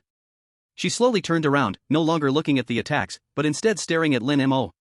The corners of her mouth lifted slightly, defining a chillingly bloodthirsty smile. With the rules forgotten by the whole world, he put her upcoming slaughter in a flawless armor called justice. To my utmost willingness. Anna's cold voice announced like a proclamation from the frozen soil of Siberia that never melts. The next second, the realm belonging to the Empress descended at this moment. Absolute zero eternal ice seal. This time, it was not defense. It was judgment. A blizzard, 10 times stronger than in the instance, silently exploded with Anna at its center. It was not freezing. It was shattering. The holy sword aura, only half a meter from Lin Mo's throat, silently decomposed into dust of light from its tip. That blazing fireball, its coarse heat instantly drained, transformed into a dead gray stone, and then disintegrated into powder. All incoming attacks. All attackers. The greed on their faces, the ferocity in their eyes, their charging postures. Everything, at the moment of contact with the cold wave, was utterly decomposed, reverting to its most primitive particles. No ice sculptures were left. Not even the qualification to become an ice sculpture. The wind blew. A few faint crunch sounds were the final wails of bones and weapons frozen into powder in the wind. The sky was filled with ice shards, drifting in the wind. Instant kill. Thorough, without leaving traces, a dimensional strike. The world fell into silence. After a long while, the live stream was completely covered by scrolling comments. My God, is this the rule-keeping duo? One uses rules as holy orders, and the other uses strength as divine punishment. I declare, the rule-keeping duo debuts today. One is responsible for reasoning, while the other makes unreasonable people disappear on a physical level. So cool. This is what it means to be cool. Killing with intent, and their cause is just. Under the heavens, all lands are the king's. On the desolate steppe, Lin Mo didn't even turn back to look. Those dissipating dust were not worth wasting even a glance. He spread his palm and gently placed the 2 crown fragments together. Buzz. The moment the fragments touched, a blinding light burst forth, and a much stronger spiritual resonance pierced through his consciousness. A broken and fragmented illusion surged into Lin Mo's mind. A sinister ancient temple deep in the mountains, the air thick with a sweet smell of decaying wood and blood. Guests in blood-red wedding gowns, their skin as if soaked in corpse oil, sat expressionless, their movements uniform and synchronized. A bride whose face couldn't be seen was being forcibly held down by 2 guests, letting out suppressed, beast-like whimpers from her throat. A crown made of chilling white bones and black hair was slowly being placed upon her head. Before her, on the altar, sat an indescribable shadow. It was a mass made up of countless twisted vines, slippery tentacles, and countless eyes that opened and closed within the shadow. A deep, chaotic voice, seemingly coming from the depths of the earth, rang directly in Lin Mo's mind. Mountain God, Joy, Bride. The illusion came to an abrupt halt. Lin Mo's back broke out in a layer of cold sweat, but his eyes grew increasingly bright. The target for the next stop was already clear. Blood level instance, wedding for the mountain god. Chapter 50, Reality, the invitation from the mountain deity. Lin Mo and Anna's return, along with the textbook-level justifiable defense that happened in the Gobi Desert, created a tsunami around the world. Countries such as the Sun Never Sets Nation and the Hans Cat Nation, where the chosen ones were frozen into ice sculptures on the spot, immediately issued the harshest protests. The diplomatic spokespersons from Dragon Nation and White Bear Nation leisurely opened the International Cooperation Supplementary Agreement for Chosen Ones. Pointing to the chapter Lin Mo cited, they smiled and asked back. May I ask, did your chosen one strike first? With these words, the other side fell silent. The reasoning was entirely on the side of Dragon Nation and White Bear Nation. What was more crucial was Anna's display of S-level dominance, making all petty figures consider the cost of offending a Snow Queen. On the other side, White Elephant Nation was plunged into deep disaster. Rajesh was killed, and its most important heavy industrial city, Elephant Capital, was shrouded in black mist, causing the national strength to plummet. The world's attention was unwittingly focused on Dragon Nation and White Bear Nation. The Guardians of Rules made their name known in the world of the Chosen Ones. Dragon Nation and White Bear Nation held a high-level joint video conference. On both sides of the screen, Zhang Guodong and Ivan from White Bear Nation stood in military uniforms. Lin Mo and Anna sat on opposite sides. Comrade Lin Mo, Comrade Anna, I represent Dragon Nation to express the highest respect to you. Zhang Guodong's voice was filled with uncontainable excitement. Each gets what they need. Anna's expression was cold, as always. Lin Mo, however, was somewhat distracted, his fingertips lightly tapping on the table, lost in thoughts of that strange illusion. Zhang Guodong noticed his oddness and looked over. Lin Mo, any new findings? Lin Mo regained his focus, nodded, and recounted the scene he glimpsed in the resonance of the crown fragments, word for word. A bizarre wedding in an ancient mountain mansion. A bride forced to wear a bone crown. And a terrifying existence known as the mountain deity. As he finished speaking, the entire conference room, whether Dragon Nation experts or White Bear Nation analysts, saw the color drain from everyone's faces in an instant. An old professor from Dragon Nation spoke tremulously. Blood-colored level supplementary. Wedding for the mountain deity. This name was like a forbidden curse, freezing the air completely. Ivan from White Bear Nation, his powerful body tense, had a pale face. We have records of this supplementary. 3 years ago, it appeared once. We joined forces with several European countries, and 5 top A-level chosen ones entered. His voice fell low, each word as if squeezed from his throat. All were lost. According to the last transmitted information, the so-called mountain deity marries a bride every year. All chosen ones who enter the supplementary, regardless of gender, will be forcibly classified as bride candidates. In the end, only one person will be selected, sacrificed to the mountain deity. Zhang Guodong pressed further. What happens after the sacrifice? Ivan shook his head, his eyes filled with gloom. I don't know. Because, no one has ever lived through that wedding. Silence. A deathly silence, where even a pin drop could be heard. Blood-colored level, a level that alone could crush one's spirit. Not to mention, this was a rule that was bizarre and had a guaranteed kill without a chance of survival. The next fragment is inside. Anna broke the silence, her sapphire eyes held no fear but instead flickered with cold flames. Adam's people will surely go there too. It's too dangerous. Zhang Guodong strongly opposed. We have just gained an advantage, there's no need to challenge such a supplementary. We can plan long-term. We don't have time, General. Lin Mo spoke, his voice terrifyingly calm. The crown fragments resonate with each other, we can find it, and Adam can too. If we don't go, he will. Once he gathers more fragments, we will have no chance again. No one could argue against these words. As everyone was anxious for a strategy, suddenly, a change occurred. In the Dragon Nation conference room, the space on the table in front of Lin Mo began to twist without warning. A scarlet invitation card emerged. It did not look like paper, but rather seemed like it was formed from solidified blood, exuding a strange aroma of decay mixed with fragrance, appearing out of nowhere and landing on the table. Everyone was shocked. Yet, Lin Mo reached out his hand and, midway as the invitation floated down, he pinched it precisely with 2 fingers. On the cover of the invitation, a line of twisted blood characters seemed to squirm. To my most beloved bride. Lin Mo opened the invitation with a blank expression. The content inside made his brow twitch uncontrollably. Lin Mo June. You and I are a match made in heaven, the auspicious time has come. Do not hesitate, come to my bridal chamber to discuss. Waiting for your arrival. Yours lovingly, Mountain God. This ominous forced marriage invitation card was clearly projected onto screens worldwide through omnipresent live streaming. After a brief silence, the global internet exploded. PFF, I'm sorry, I couldn't hold it in. Bride Lin Mo June? What the hell is this? The mountain god is quite polite, knowing to add a June title, but seems unclear on the genders. Why do I suddenly not find it scary, instead I find it a bit funny? Don't laugh upstairs. An existence that can pinpoint accurately and send the invitation across space to Linshan, don't you think the power behind this is spine-chilling? This comment caused the heated barrage of comments to freeze abruptly. Yeah. Behind this is terrifying horror. However, at the epicenter of the event, Lin Mo, the person being forced to marry by the god, showed no signs of fear on his face. He merely held that scarlet invitation, his brow furrowed tightly. That expression was not one of fear or gravity, but of extreme annoyance being interrupted from his peace. He raised his head, facing the global livestream camera and all the stunned gazes in the conference room, and asked a soul-stirring question. His voice was not loud, but it clearly spread throughout the entire venue. Mary? He paused and continued in a tone of academic rigor. Does he know that a proper wedding, from proposing, asking names, sending blessings, to welcoming the bride, must follow the 6 rites, with numerous rules to adhere to?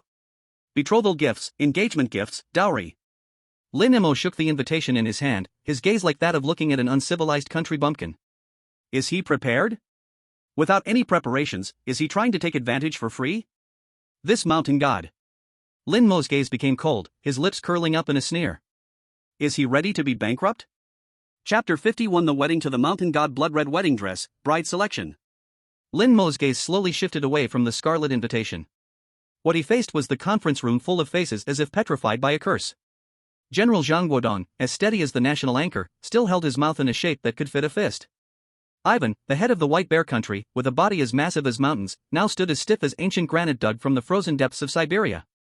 At the same time, in live streaming rooms worldwide, the flood of comments seemed to be abruptly cut off by an invisible hand, sliding from raucous laughter to a suffocating eerie silence. Is he ready to be bankrupt? Lin Mo's light, rhetorical question hit like an invisible heavy hammer, slamming hard on everyone's nerves. Its impact was 10 times greater than that of the mountain god's spatially transcendent, forced marriage invitation. This was no longer about courage or clear thinking. This was utter madness. That was an existence that could ignore spatial barriers and precisely deliver a death notice to the highest command. Yet, in his mouth, it turned into a lead debtor being chased down, a rogue businessman facing a lawsuit? Cough, cough, cough. Zhang Guodong started coughing violently, as if he needed to expel the horror bottled up in his chest. He forcibly made his facial muscles work again, trying to bring this already twisted topic back on track. Comrade Lin Mo, stay calm, we must stay calm. This so-called mountain god is mysterious, and its abilities are unfathomable. We cannot let our guard down. I am serious, General. Lin Mo shook the scarlet invitation in his hand, his expression innocent like a child who had wandered into the adult world. I am thinking very seriously about the legal processes and economic compensation issues involved in this interspecies marriage. He pointed at the invitation, analyzing it clearly. You see, it even skips the most basic step of betrothal, jumping straight to the next step. No, this isn't even a betrothal gift, at most it's a one-sided notice. The process is illegal, the attitude is improper, completely ignoring the basic principles of the marriage law, and it shows no respect for my personal will as a party involved. It's too unreasonable, Lin Mo concluded. In the conference room, the sound of a pin dropping could be heard. Anna sat beside him, a glimmer of light passing through her usually icy blue eyes, a flicker even she herself hadn't noticed. She had already begun to get used to it. This man seemed to possess an extraordinary ability by nature, using the most absurd logic to deconstruct the most chilling horror events into a ridiculous farce. In any case, we must enter this copy. Anna's cold voice broke the frozen air, also putting an end to this absurd legal seminar. The crown fragment is inside, Adams from Lighthouse Country will definitely go. We cannot fall behind him. Zhang Guodong and Ivan exchanged a glance, both seeing the unspoken seriousness in each other's eyes. The reasoning was clear to everyone. But a bloody-level dungeon that had wiped out the elite chosen team of White Bear Country, combined with a strange mountain god that explicitly demanded to marry Lin Mo. This muddy water was already bottomless. Prepare to teleport. Lin Mo casually stuffed the marriage certificate into his pocket, stood up, and stretched lazily. His lazy posture did not seem like someone heading to a life-or-death battlefield, more like someone getting ready to go downstairs to buy a bottle of cola while checking what was on sale today. Wait. Please wait a moment. An urgent voice suddenly rang out from the command center's public communication channel. On the screen, a middle-aged man in ostrich country military uniform appeared, his face full of a forced smile. Standing behind him was a tall, thin young man with somewhat wandering eyes. General Zhang. General Ivan. And the great Mr. Lin Mo, the powerful Ms. Anna. I am the leader of the chosen ones from ostrich country, and this is currently our only A-level chosen one, Hassan. The man nervously rubbed his hands, his tone almost flattering. Our Hassan has the talent of B-level, danger sense, although his combat power is weak, he is definitely good at scouting and avoiding risks. This time, the wedding for the mountain god dungeon is so perilous, we are willing to let Hassan join the rule-following duo to assist you both. We only seek, just hope that after clearing the dungeon, we can get a share of the spoils and save our country from its precarious fate. This was said in an extremely humble way.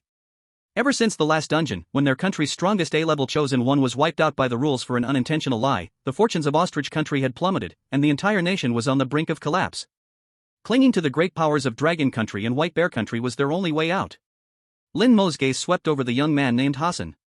The other party immediately sensed it, forcing a grin that looked worse than crying. Alright, more people means more strength. Lin Mo shrugged nonchalantly. Anna did not oppose either. So, a temporary team composed of the Dragon Nation, White Bear Nation, and Ostrich Nation was hastily formed. At the same time, the atmosphere in the command centers of major countries around the world became tense to the extreme. Maple Leaf Nation, as one of the new permanent members, had its expert command center filled with a sense of intellectual superiority. A typical sacrificial-type instance, its essence is a precise game.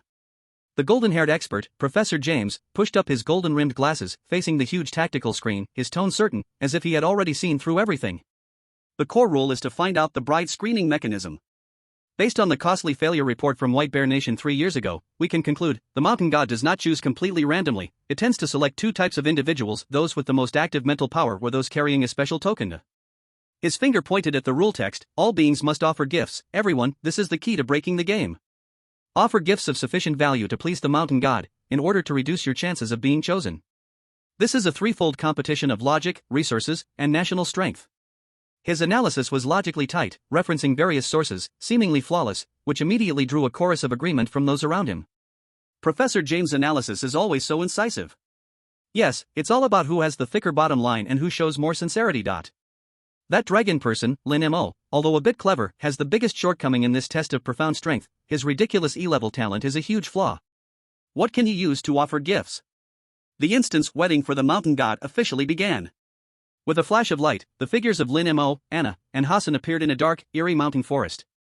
The air was thick with the heavy stench of decaying leaves mixed with damp earth, almost palpable. Visibility was extremely low. Thick mountain mist flowed like a living viscous liquid, swirling around them, each movement seeming to caress the skin of the living. Along the sides of the road, many stone statues stood tall, tightly entwined with thick vines. The craftsmanship of those statues was rough, yet their expressions were strikingly vivid, appearing to cry or laugh, to be joyful or sorrowful, vaguely visible in the mist, exuding a chilling eeriness. As soon as Hassan landed, the color drained from his face instantly, turning white as paper. He pointed in all directions, his body shaking uncontrollably, his teeth chattering. Brother! Sister, everywhere, everywhere! My talent is screaming. Here every inch of air, every grain of dust, every vine wants to kill us. They crave our flesh and blood. Shut up. Anna spat out 2 words, her voice colder than the surrounding mist. Lin Mo, however, seemed to ignore Hassan's wails. He walked straight to the nearest statue and reached out his finger, gently tapping on the moss-covered surface of the statue. Dong! Dong! The sound was dull, with a powdery texture. He pinched some slippery moss and brought it to his nose to smell. The stone is porous, very little weathered, indicating these statues are not very old. Yet the growth of moss is unusually fast. The energy field here is extremely rich, or rather, the resentment is so dense that it nourishes all things. He silently analyzed in his heart, completely immersed in his own world. At that moment, spatial fluctuations appeared consecutively. The chosen ones from other countries were also successively teleported in. The Lighthouse Nation dispatched an A-level chosen one codenamed the Bishop. As soon as he appeared, he immediately took out a book radiating soft holy light from his bosom and, in a solemn manner, loudly chanted, offering the priceless book as a gift to the mountain forest. The holy light shone, dispelling some of the surrounding mist. Immediately, the chosen one from the land of the setting sun presented an ancient badge engraved with intricate emblems, flowing with royal fortune. The chosen one from the cat kingdom of Hans took out a vial sealed in a crystal container, radiating overwhelming life energy with a green potion. In an instant, the entrance of the forest was filled with brilliant lights, as sacred songs and incantations intertwined. Everyone rushed to showcase their country's heritage and sincerity to this strange forest. In the live stream room of the Maple Leaf Kingdom, Professor James wore a smile of certainty on his face. Did you see? Everything is completely in line with my analysis. He proudly spread his hands towards the camera. This is a competition of spending wealth to avoid disaster, and now, it depends on whose gift can touch that mountain god. However, his words had yet to fully disperse in the command center. A strange change occurred. A gigantic eye, unimaginably huge, slowly opened from the endless darkness. That was not a physical entity. It was an absolute void composed of pure shadows that swallowed all light, and the moment it opened, the surrounding light, sound, and even the sense of time seemed to be stripped away for an instant. In that void eye, there were no emotions, no anger, no joy, only a dead silence and indifference like the end of the universe. Its gaze coldly swept over those dazzling gifts that appeared magnificent in the eyes of mortals. Holy scriptures, royal badges, life potions. Under its scrutiny, these treasures seemed to lose their luster, turning into ordinary stones by the roadside. Its gaze did not linger even for a moment, lacking even a trace of curiosity. It swept past all the chosen ones, who were bowing and scraping, filled with anticipation. Ultimately, it crossed space and the crowd. Precisely, it fixed its gaze on Lin Mo, who was squatting in a corner, studying the vines at the base of a statue, muttering to himself as if no one else was around. The next second, a blood-red beam of light, impossible to describe in words, like a divine punishment or some bizarre blessing, tore through the sky and descended. Boom! What the hell? Hassan was startled by this sudden scene, his legs went weak, and he sat down on the ground. Anna's face went cold, and a bone-chilling aura burst out, as she subconsciously wanted to rush over. But it was already too late. The coming and going of the light beam happened in the blink of an eye. Under the cover of that blood-red light, an ancient, intricately embroidered blood-red wedding gown appeared out of nowhere, fitting tightly on Lin Mo as if it were a living thing. In the global livestream room, there was silence. Time seemed to have pressed the pause button at that moment. In the command center of the Maple Leaf Kingdom, Professor James's wise smile was completely frozen, shattered. Everyone was dumbfounded. Their minds went blank. While everyone was doing their best to bribe the rules and please the mountain god, that Lin Mo, who had done nothing the entire time, looking as if he was on a picnic and entirely detached from the situation, was actually chosen? What the hell is this logic? This is illogical. Lin Mo himself was also stunned for a moment. He looked down at the bright red wedding gown that had appeared on him abruptly. With wide sleeves, complicated embroidery, a strange aroma mixed with a smell of old blood and cheap powder rushed into his nose. His heart was instantly flooded with a flood of professional complaints. Wait, the material of this dress, is it blended? The texture is too poor. And this stitching, it's too rough, right? Threads are exposed, and the edging process is a complete mess. What the hell is this embroidery? The phoenix patterns on both sides are actually asymmetrical, one eye is big and the other is small. This embroidery work is simply an insult to the craft of embroidery. It's so disrespectful. This is a complete desecration of the sacred identity of a bride. Forced into this ominous wedding dress, Lin Mo's face showed not a trace of panic or fear. Instead, he frowned deeply. It was a kind of disdain and anger that a craftsman feels when seeing a shoddy product. He raised his head, facing the giant shadowy eye hanging in the sky, and facing the dazed and unfocused gazes of billions of viewers around the world. Slowly, in a clear, calm voice filled with strong dissatisfaction, he spoke. Wait. This is not according to the rules. Chapter 52, The First Gift, The Proposal Question. Lin Mo's voice was not loud, but it struck like a nail, precisely wedging into the very marrow of the dead silence in the mountains. Not according to the rules? Hassan, slumped on the ground, looked up, feeling as if his brain had turned into a pot of mush. Big brother. My own big brother. You have been appointed as the bride, and the blood-red wedding dress has been forced upon you, and now you want to argue about rules with me? Are these rules written by your family? Anna also halted her retreating steps, looking at the unmasked dissatisfaction and disdain on Lin Mo's face, and in that moment, found this man more incomprehensible than the oddities of the mountains. In the global live broadcast room, after 3 seconds of absolute silence, the comment section erupted like a volcano. Someone pinch me. He is actually dissatisfied with this wedding dress? Has he already flown out of the solar system? Shouldn't a normal chosen one be scared out of their wits? Why does he look like a picky wedding planner inspecting props for flaws? At Professor James from Maple Leaf Country, come out and walk a few steps. Didn't you say confidently that offering gifts would avoid risks? Look. Lin God hasn't offered anything and is directly being raised to the main stage. At the command center of Maple Leaf Country, Professor James's old face had turned completely purple. He pressed against the table, his knuckles whitening from the effort, his lips trembling as he repeated, logical error. This is definitely a fatal error in the logic of the rules. The identity of the bride is definitely not good.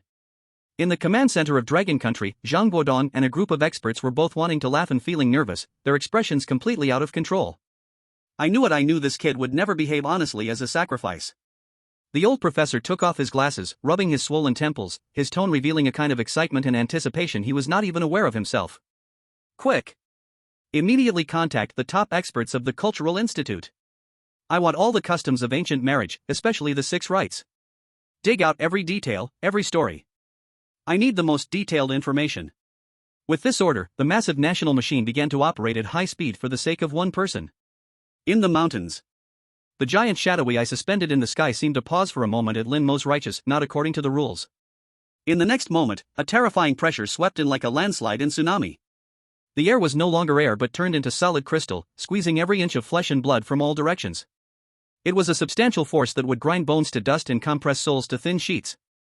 Under this pressure, Hassan's eyes bulged, unable to let out a scream, his entire body's bones emitted the unbearable sound of cracking. The cold air around Anna instantly crystallized into an icy armor, but within a second, it was riddled with spiderweb-like cracks. For the first time, deep terror appeared in her ice-blue eyes. However, at the center of the storm, Lin Mo stood like a spear piercing the sky. He completely ignored the terrifying power that could crush a tank into a pancake, looking up to welcome that giant eye. The voice remained steady, yet carried an ancient and sullen rhythm, each word clear. Lin Family Rules Marriage Chapter, General Principle Article 1, Marriage is a major matter, requiring the command of parents and the words of a matchmaker. To notify heaven and earth, and to report to the ancestors. Without the 6 rites, marriage cannot be completed. His voice echoed in the mountains and forests, stirring layers of reverberation, leaving every chosen one hiding in the shadows dumbfounded. What on earth is this? Lin Family Rules? And damn, it precisely addresses the marriage chapter? Lin Mo was completely immersed in her role. Her expression, unlike that of a victim watched by a malevolent deity, resembled more that of a teacher from a civilized world, giving a lesson to uncivilized savages. The wedding 6 rites, each linked together, none can be missing. The first rite is called Na Kai. The so-called Na Kai, anciently known as Kai Zai. If the man is interested in the woman, he must first invite a matchmaker carrying tokens and gifts, visiting formally to propose to the woman's family, showing seriousness and sincerity. He raised a finger, first pointing at himself, and then looking around at the empty surroundings, posing a thunderous question. Now, I have been chosen by you. So, may I ask? Where is your matchmaker? Where is your betrothal gift for the proposal? With no matchmaker and no betrothal gifts, are you just planning to put a dress on me and forcibly take me away? Is this marriage or kidnapping? If this gets out, how will the other beings in these 10,000 mountains see you? You're a great mountain god, do you not care for the most basic of dignity? The final question fell. The entire world fell silent. That immense pressure pressing against him suddenly lost its force when he asked, "Where is the matchmaker?"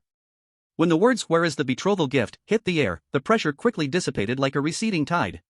By the time the heart-wrenching phrase, "Do you understand dignity?" was uttered, all the hostility and malice had vanished without a trace. The gigantic shadowy eye in the sky began to flicker violently and erratically. Its edges were no longer stable, instead resembling a poorly functioning screen constantly displaying black garbled text and pixelated tears. An unresolvable logical paradox brought its ancient and rigid core to the brink of collapse.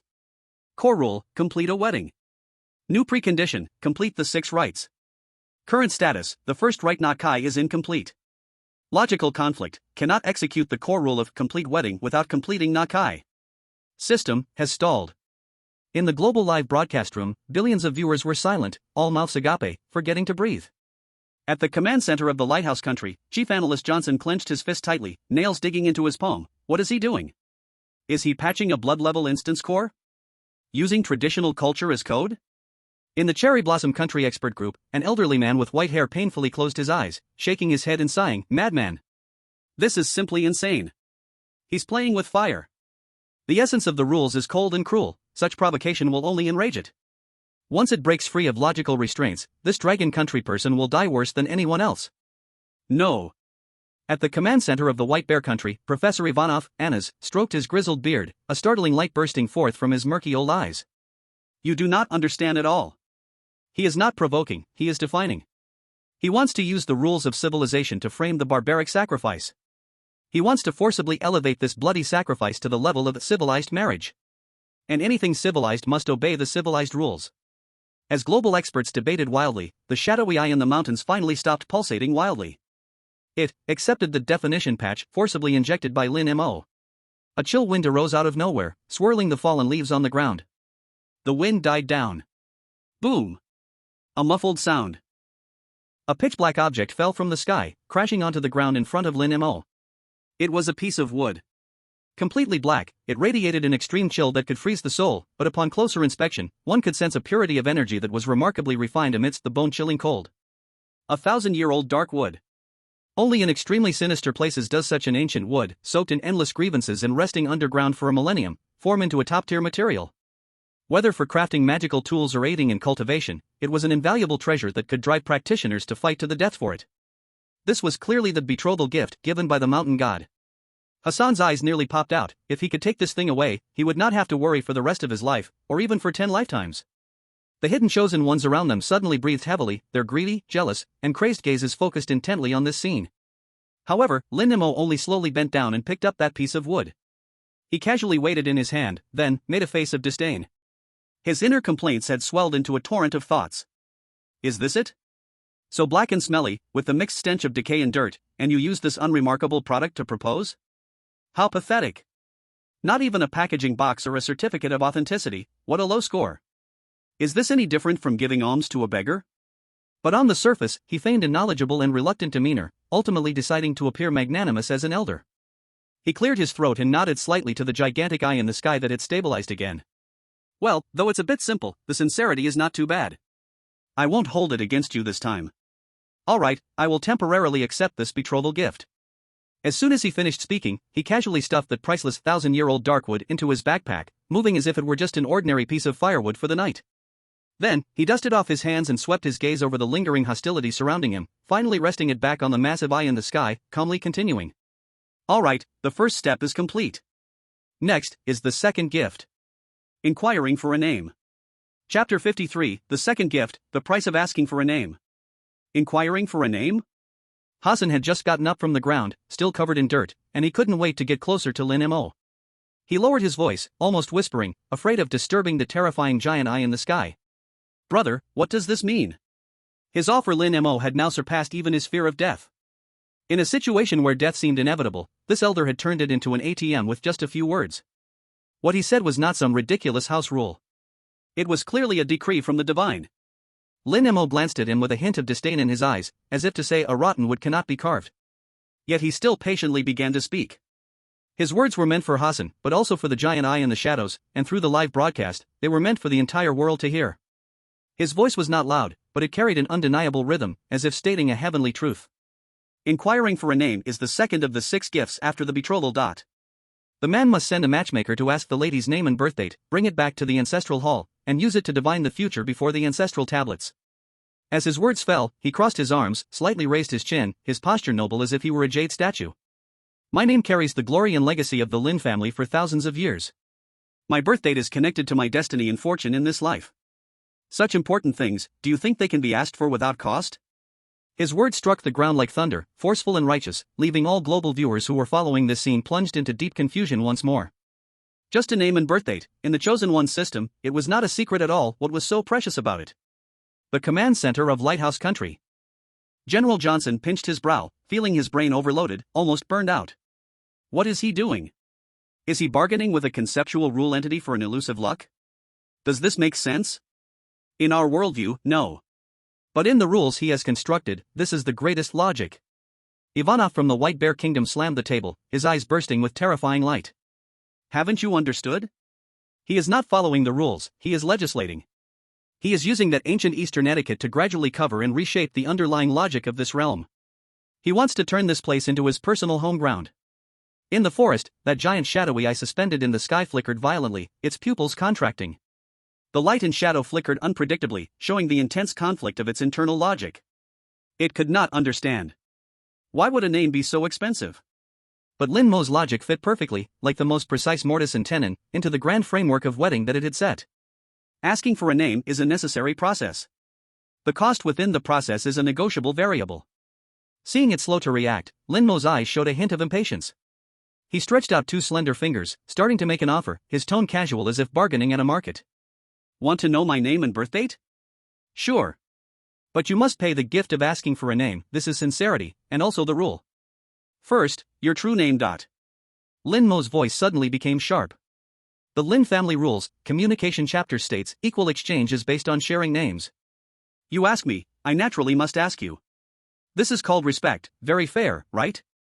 Second, he emphasized, word by word, a soul-soothing treasure. After all, leaking my birthdate will harm my luck and disturb my spirit. As the man, shouldn't you provide a bit of spiritual compensation? The moment these words fell, there was a global uproar. God! He not only wants something, he also wants the true name of the core of the realm? Crazy. This Dragon Kingdom person is definitely insane. The true name of the realm directly relates to its core weakness and backstory. This is top-level confidential. I would call him the strongest PUA in history. He is about to PUA a god-level boss. The mountain god, or that shadowy giant eye, fell into a deeper logical storm. Its true name is the core of its existence, its way, its scar, once leaked, it's like exposing its throat to a sharp blade. And the soul-soothing treasure is one of the fundamental items that maintain its form, accumulated from 1,000 years of resentment. To cut flesh or to gouge out the heart? But, if it does not go through the asking for a name process, the wedding will be incomplete. If the wedding is incomplete, its core obsession will never be fulfilled. This is a dead loop, a cage that Lin Mo built for it, with no solution.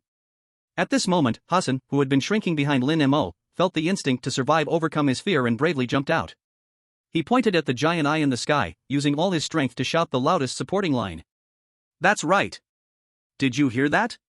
Our brother's name is incredibly precious. Want to know it? Bring treasures to exchange. Also, my brother is unmatched, being your bride is a fortune you earned over 8 lifetimes. What's wrong with you giving some spiritual compensation? Hurry up, don't act like a beggar. Anna stood beside them, her eyes twitching slightly. This Hassan, although timid as a rabbit, truly had a special talent for being a good dog. Perhaps it was Hassan's loud assistance that broke the deadlock. Or perhaps the mountain god, in endless logical games, was ultimately strangled by the rules themselves. It compromised. A wave of cold, filled with endless sadness and regret, surged as a stream of information, penetrating through no physical medium, like a red-hot steel needle piercing fiercely into Lin Mo's sea of consciousness. That was a name. The name entered Lin Mo's mind in an instant, and the pages of an invisible familial secret tome within him flipped wildly. His talent for reading emotions and expressions was instantly ignited to its peak. Before his eyes, a vision suddenly materialized. A disheveled figure dressed in ancient scholar's robes stumbled through the howling wind and snow. In front of him, a festive bridal sedan chair, amidst the sounds of drums and gongs, mercilessly threw him further away. That profound sadness and unwillingness, from being abandoned by a beloved, nearly dragged Lin Mo's consciousness into an abyss. So this is it, a pitiful creature turned mad by love that turned to hate. Lin Mo understood this background story of the side quest, he had pieced it together. Then, another gust of cold wind howled past. A translucent piece of jade, seemingly condensed from moonlight, slowly floated down from the thick mist, quietly hovering before Lin Mo. The soul-nurturing crystal. This item contained pure psychic energy, capable of nurturing the soul and healing spiritual injuries, a treasure that could reverse life and death for any chosen one. Especially for Anna. When she saw this crystal, her blue eyes, always as cold as extreme ice, sparked with a fierce storm for the first time. What her mentor Ivan's lingering soul needed most was this. Lin Mo extended his hand, lightly tapping the soul-nurturing crystal with his fingertip, feeling the warm yet powerful energy, nodding in satisfaction. Not bad, not too stingy. He casually tossed the crystal to Anna. Here, you should need it more than I do. Anna trembled, instinctively reaching out her hands to catch it, the cold crystal felt scalding hot in her palms. She opened her mouth, words of refusal swirling on her tongue, but facing Lin Mo's calm eyes, she couldn't say a single word. In the end, she could only tightly grip the crystal, whispering in a barely audible voice. Thank you. Lin Mo was indifferent, he turned around and pulled out a pitch-black piece of Millennium Swampwood from his backpack, tossing it to Hassan as if throwing away trash. This is for you, you called out quite well earlier, a reward for you. Hassan fumbled to catch the priceless treasure, his legs went weak, and he was so excited he nearly knelt down on the spot. Big brother. You are my biological father. No. Reincarnated parents. After dividing the spoils, Lin Mo turned to face the somber giant eye, calmly clearing his throat. Very well, now that we know each other, let's formally introduce ourselves. Now, we move on to the third ceremony, Naji. Naji refers to divining using the birth date and time asked about at the ancestral temple. The result of the divination must be auspicious for the marriage to continue. He spread his hands, showing an expression that was both reasonable and somewhat innocent. Now, here comes the question. You must have the materials for divination, right? Lin Mo asked this with a strong sense of justice, even carrying a hint of reproach for not knowing this. In the global live broadcast room, hundreds of millions of viewers felt their heads buzzing. He's back. He's brought that damn request again. This is not a bloody side quest. This is clearly a site for precise poverty alleviation. Lingard bringing warmth to the countryside. No, it's the side quest sending warmth to Lingard. Don't joke around, can't you see? The mist in the mountains is starting to swirl, those statues are all cracking. This boss is clearly about to be exhausted. In the White Elephant Kingdom Command Center. Rajesh, the already unemployed team leader, stared intently at the screen, where the calm Dragon Kingdom citizen was, his mouth curling into a cold sneer. Just some flashy tricks, simply taking advantage of the rigidity of the rules. He commented to the analyst beside him in a tone that suggested everyone else was drunk while he was sober. This so-called mountain god. The essence is merely a program formed by an obsession. Lin Mo has simply found a bug that stalls the program. But the program's patience is limited. When it exhausts its patience or its core interests are touched, it will inevitably activate a forced deletion program. At that time, it will be the death of this Dragon Kingdom person. His authoritative analysis made the surrounding experts nod in acceptance. No matter what, they couldn't believe that a mere E-class chosen one could truly talk a blood-colored dungeon to its demise. In the mountains and forests, the shadow eye transformed from the ancient wood of regret contracted with hostility, the blood red in its pupil nearly dripping down. It didn't want to give anything. Not even a single word. The materials used for divination are not common items. Those spiritual objects that understand the heavenly secrets and predict fortunes, each one is a condensed essence of its countless years of resentment, the foundation of its power. But Lin Mo's next words were like a heavy lock of logic, once again sealing all its escape routes. Our Lin family's marriage is a significant matter that needs to be reported to our ancestors. Lin Mo stood with his hands behind his back, like a foreman inspecting a construction site, walking back and forth, his tone full of scrutiny. The divination ceremony must use the best materials. This is not only solemn, but also to obtain the most accurate revelation, indicating our blessed marriage. He suddenly stopped, spread his hands, revealing a sincere expression of "I am thinking of you." Think carefully. What if? Just because the materials you provided were too poor, the divination result went awry, predicting a bad omen. What should we do then? He spoke each word clearly, his voice not loud, yet it struck down like a heavy hammer. According to our family rules, if the omen is bad, this marriage must be cancelled on the spot. Cancelled. These two words hit the logic core of the ancient wood of regret like a supreme command. Its only purpose for existence is to complete this wedding. Any option that might lead to the failure of the wedding is a program crash it absolutely cannot bear. Compared to this ultimate option of wedding failure, losing some materials seemed to be an acceptable cost. The shadow eye began to flicker violently, the entire forest trembling irregularly. A terrifying grinding sound, like dislocated gears, came from deep within the woods. It was in the midst of a painfully intense internal logic struggle. Finally, a roar filled with endless unwillingness and rage exploded from the deepest part of the forest. Whoosh! A cold wind howled. 3 items wrapped in different halos were forcefully spat out from the dense fog, crashing before Lin Mo. The first item was a palm-sized turtle shell, its natural patterns deep as star trails, exuding an air of mystery that transcends time. Spirit turtle shell. The second item was a handful of dried grass stalks, each stem shimmering with tiny, swirling lights. Yarrow. The third item was a small bag emitting an exotic fragrance. Wherever the scent spread, even the dense resentment nearby retreated on its own. Soul-burning incense. These 3 were all top-notch strategic materials above A-class, treasures that countless chosen ones could only dream of. At this moment, however, they were reluctantly offered up like trash by the ancient wood of regret. Hassan watched with wide eyes, saliva crazily seeping from the corners of his mouth. He had finally come to understand, following Big Brother Lin Mo for a day earned him more than struggling through 100 dungeons on his own. Anna's eyes also narrowed slightly. She could clearly feel that with the appearance of these 3 items, the terrifying aura that enveloped the heavens and the earth was visibly weakened. This dungeon was being systematically and irreversibly disassembled by Lin Mo in a way she couldn't comprehend. Lin Mo bent down, leisurely picking up the 3 treasures one by one. His face not only lacked any joy, but instead curled his lips in a disdainful expression, as if to say, "This is all there is, I guess it'll do." This expression caused the shadowy eye in the sky to twitch violently once again. Lin Mo solemnly placed the spirit turtle shell on the ground, lit a pinch of soul incense, and grabbed a handful of yarrow to burn in the smoke. He began to chant words under his breath. Heaven and earth, mysterious origin, banish all plagues. Cultivating for countless eons, prove my divine power. What he chanted was the Taoist scripture he had been forced to memorize as a child, pressed to the ground by his father. It had nothing to do with divination at all. But to Anna, Hassan, and that big eye in the sky, combined with the aura emitted by the 3 supreme spiritual items, this scene seemed profoundly deep. After finishing, Lin Mo casually tossed the turtle shell on the ground. Clunk! The turtle shell rolled twice on the ground before stopping. A brand new crack appeared on the turtle shell. Lin Mo leaned closer and pretended to squint for a long time.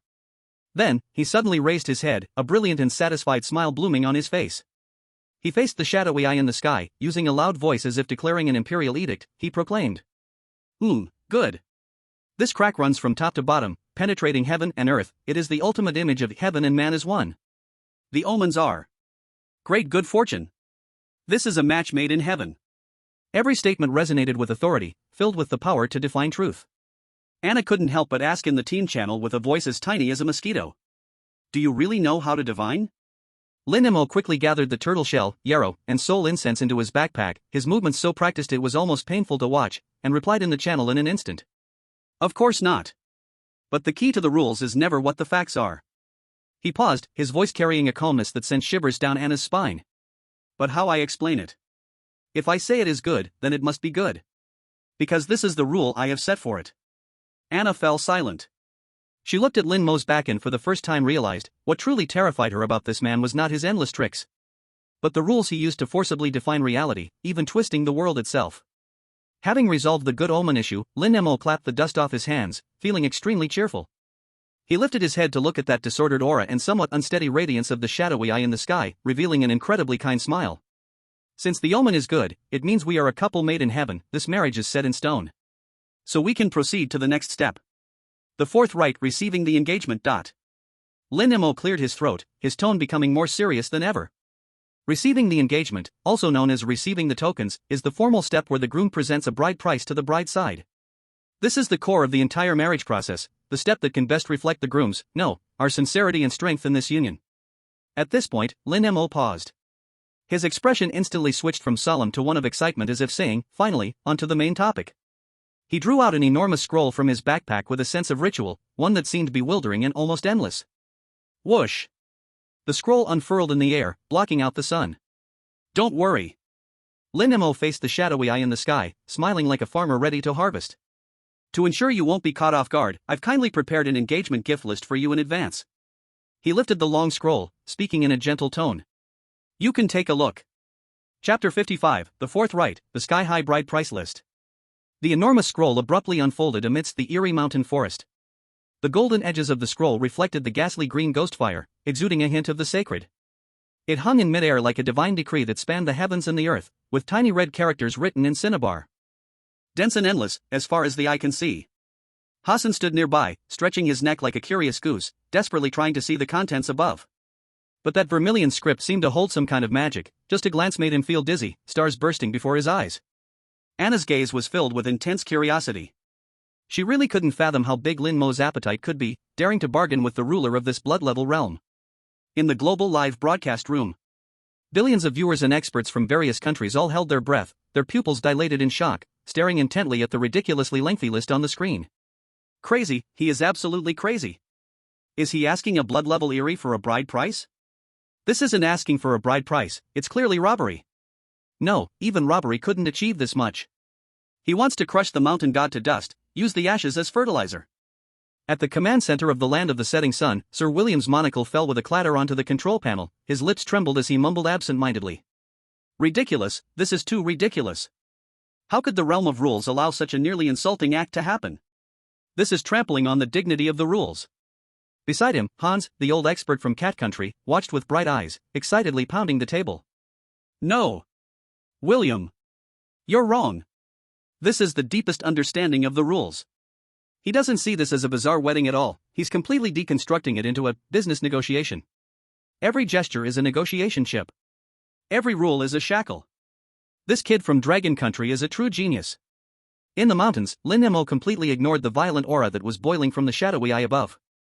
He cleared his throat, his expression solemn and grave, as if conducting a sacred ritual. Ahem, listen carefully. According to the highest clan standards for marrying off a daughter in our Lin family, the proposed bride price list is as follows. First, 3 main gifts, these are foundational, none can be missing. Otherwise, the wedding would be improper. He raised a finger, his words clear, echoing in the silent mountains. First, 1 sprout of the world tree. To symbolize that our love will thrive like the world tree, lasting forever and supporting the heavens. As soon as he finished speaking, all myth and mysticism experts around the world collectively froze. The world tree? That was a creation item existing only in Norse mythology. Even the myths themselves do not clearly state whether it ever existed. Where on earth could they find that? Lin Mo, however, did not care, raising a second finger. Second, 1 heart of the deep sea.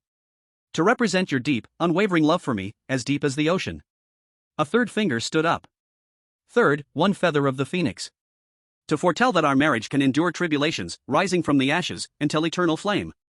Lin Mo's performance was far from over, he shook the list, his expression growing more serious.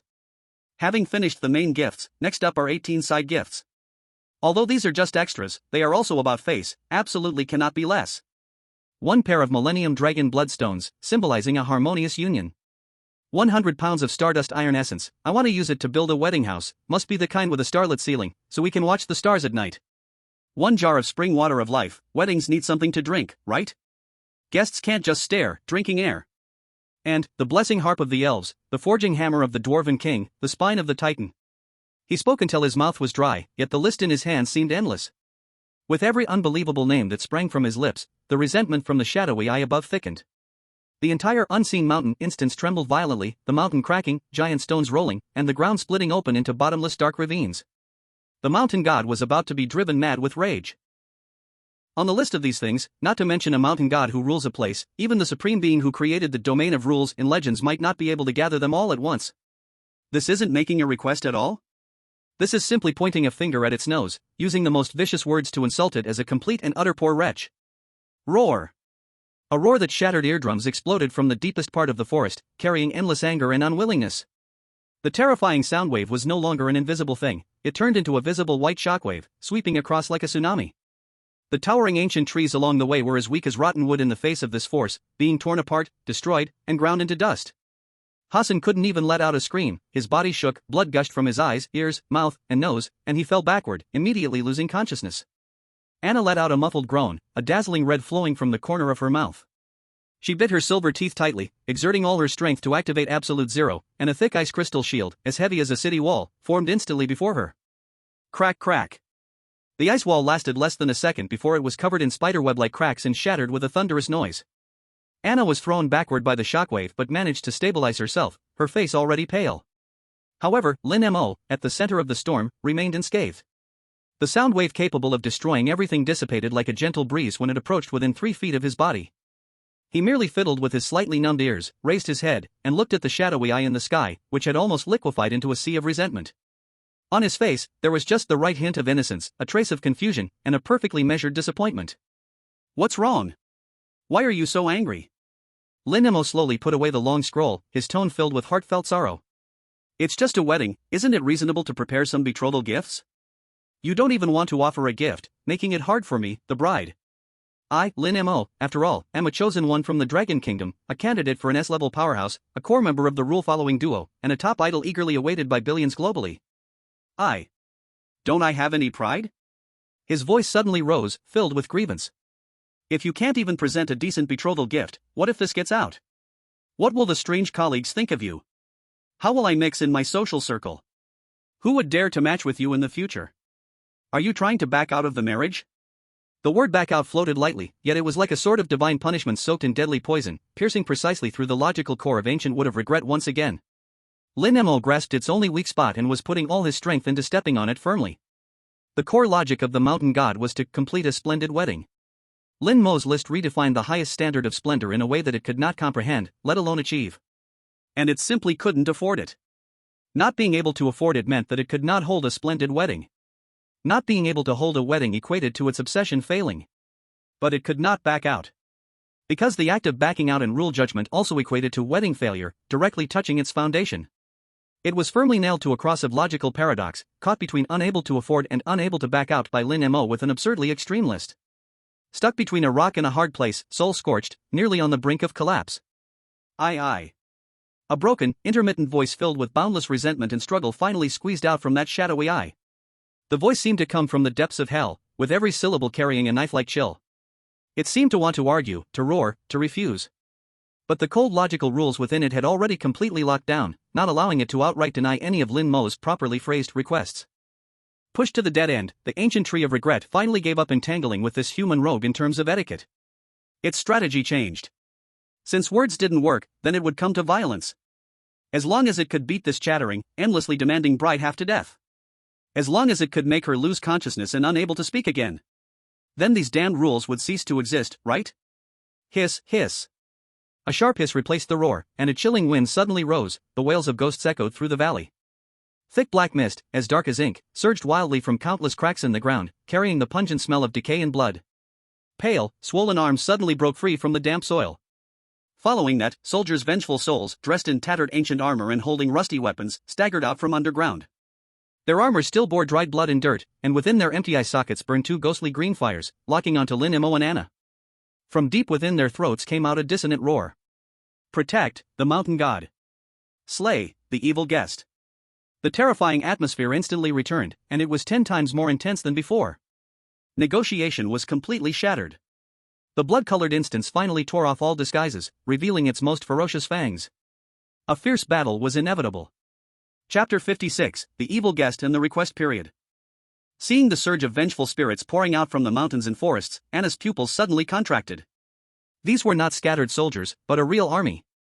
Rotten armor, broken weapons, and the burning dark green ghostly fire in their hollow eye sockets combined to form a palpable cloud of resentment and killing intent, pressing down with such force that it was hard to breathe. She dragged the unconscious Hassan behind her and without hesitation stood in front of Lin Mo. An extreme chill surged from her body without reservation, and the ground beneath her feet instantly froze into ice-blue crystals, spreading rapidly in all directions. Prepare for a death struggle. Her voice was suppressed, filled with unprecedented seriousness. The energy fluctuations of these vengeful spirits have each reached C-grade. The number has exceeded 10,000. At the command center of the Cosmic Kingdom, smug sighs echoed back and forth. I said it. The negotiation has broken down. In the face of absolute violence, his hypocritical etiquette is nothing but a joke. Too naive. Does he think this is just a game? Blood-red instances only recognize power. Anna is done for, even S-grade energy has its limits. With a burden to carry, facing an army of over 10,000 C-grade vengeful spirits, she will be drained to death. In the Dragon Kingdom's livestream, billions of viewers' hearts felt like they would jump out of their throats. The bullet scream became sparse at that moment, as most people were so nervous they forgot to breathe. Lingard, run. Forget those ghost rules. Anna. Hang in there. Buy time for Lingard. However, just at this tense moment, when a bloody battle was about to erupt, Lin Mo's reaction made the world's jaws drop to the ground. He felt no fear, no tension, and not even a hint of battle preparation. He was just angry. A pure and lofty anger at seeing his own rules trampled upon, his dignity ruthlessly offended. He reached out, gently pushing Anna aside without any room for refusal. Anna, ready to unleash absolute zero, froze in her tracks, turning back in shock. Then she saw Lin Mo's cold face, filled with "You were so uncultured." Lin Mo took a step forward, facing the vengeful army capable of flattening mountains, confronting the shadowy eyes above that radiated endless malice. He pointed a finger first at the charging vengeful spirits, then at the sky. His voice managed to overpower the wailing of the thousands of ghosts, resonating clearly throughout the entire forest. Good for you, ancient tree of regret. Good for you, a wild barbarian who knows nothing of manners and only how to fight. Lin family rules, the way of hospitality, Article 3, when the host and guest discuss important matters, they should do so in a peaceful and harmonious place, with tea and music accompanying. How can there be a reasoning for drawing swords when discussing the betrothal gifts and wedding date? His voice carried a peculiar authority, a supreme weight coming from the rules themselves. The resentful souls in the front row, already raising their blades, visibly hesitated in their movements. Ancient Tree of Regret was stunned by this unexpected reprimand. It just wanted to tear apart these two mortals who disrespected it. How had it become unmannerly? How had it become uncultured? Lin Mo didn't give it any time to react or think. Under Anna's dazed gaze, in the eyes of a global audience unable to comprehend, he adjusted his blood-red wedding dress, like a priest about to announce an oracle. He announced loudly. Now, in my role as the bride, I officially begin the sixth rite of the wedding, request for date. Request for date is when the groom's family inquires about auspicious signs, prepares gifts to visit the bride's family, and discusses the wedding date. He looked around at the resentful souls that were now close, their faces twisted in rage, then raised his head to glance at the increasingly furious shadowy eye in the sky, a cold smirk curling at the corner of his mouth. I declare. Our wedding date will be set on. He purposely drew out the sound. In that instant, all of Ancient Tree of Regrets all its malice, was irresistibly drawn to his voice, focusing all attention to listen for the impending answer. Then, Lin Mo pronounced deliberately, with powerful clarity, the decree that determined the life and death of all things. The day you learn how to treat others with respect. Boom. One sentence. Like a nuclear bomb detonating at the conceptual level, within the logical dimension, at the root of the rules. This is an unbreakable deadly cycle. An eternal paradox. The core driving force of Ancient Tree of Regret is marriage. The establishment of the wedding date is a necessary prerequisite for the ultimate goal of marriage. And Lin Mo, in the role of bride, exercised the power of the request for date right, binding the arrival of the wedding date with a behavioral condition. Treat others with respect. What does it mean to treat others with respect? The standards can be complex, but the baseline is crystal clear. At the very least, one cannot draw swords against each other. Therefore, the actions of Ancient Tree of Regret commanding the army of resentful souls to attack Lin Mo are intrinsically the utmost disrespect. As long as the attacks continue, it can never fulfill the condition of treating others with respect. As long as it cannot meet the condition of treating others with respect, the wedding date will never arrive. As long as the wedding date never arrives, the only meaning of its existence, the goal of marriage, will never, ever be realized. To achieve marriage, it must stop attacking.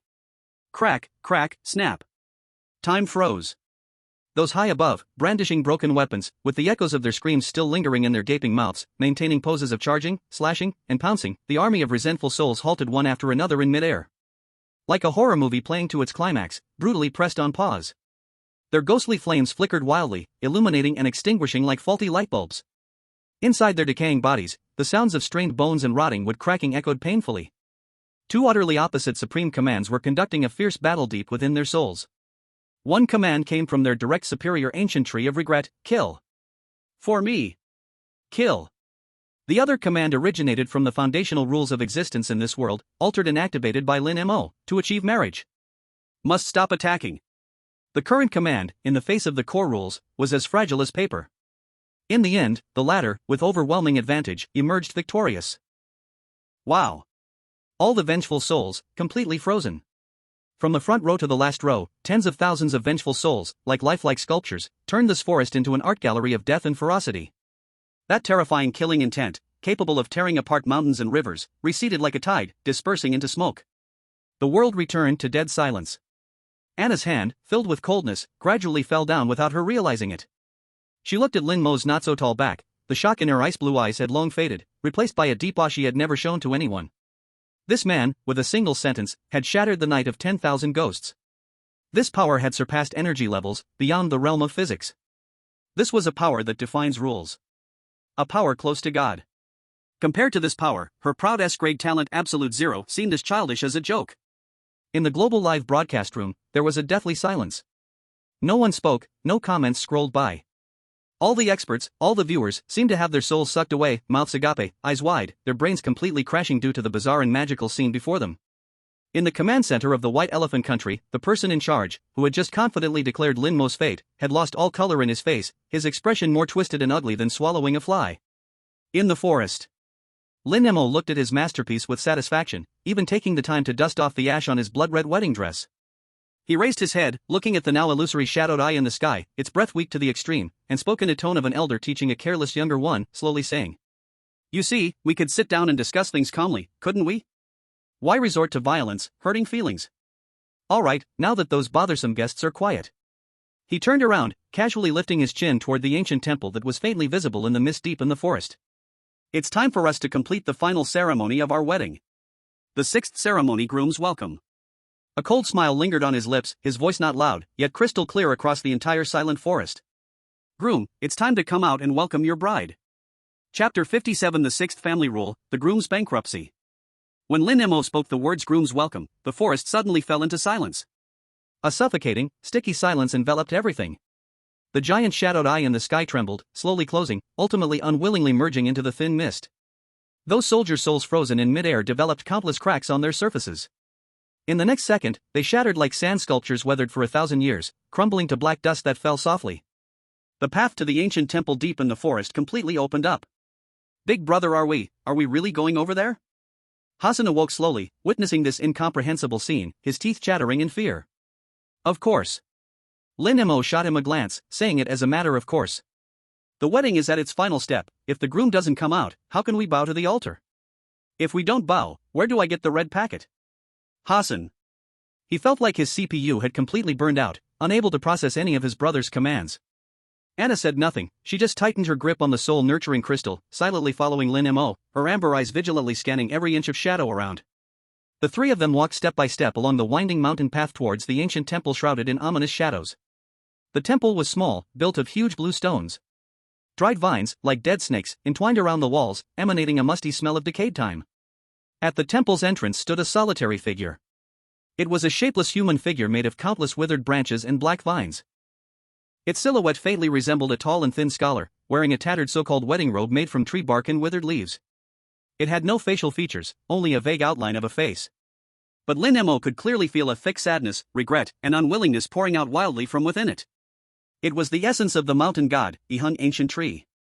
At this moment, it was disorganized, and its breath had weakened to the extreme.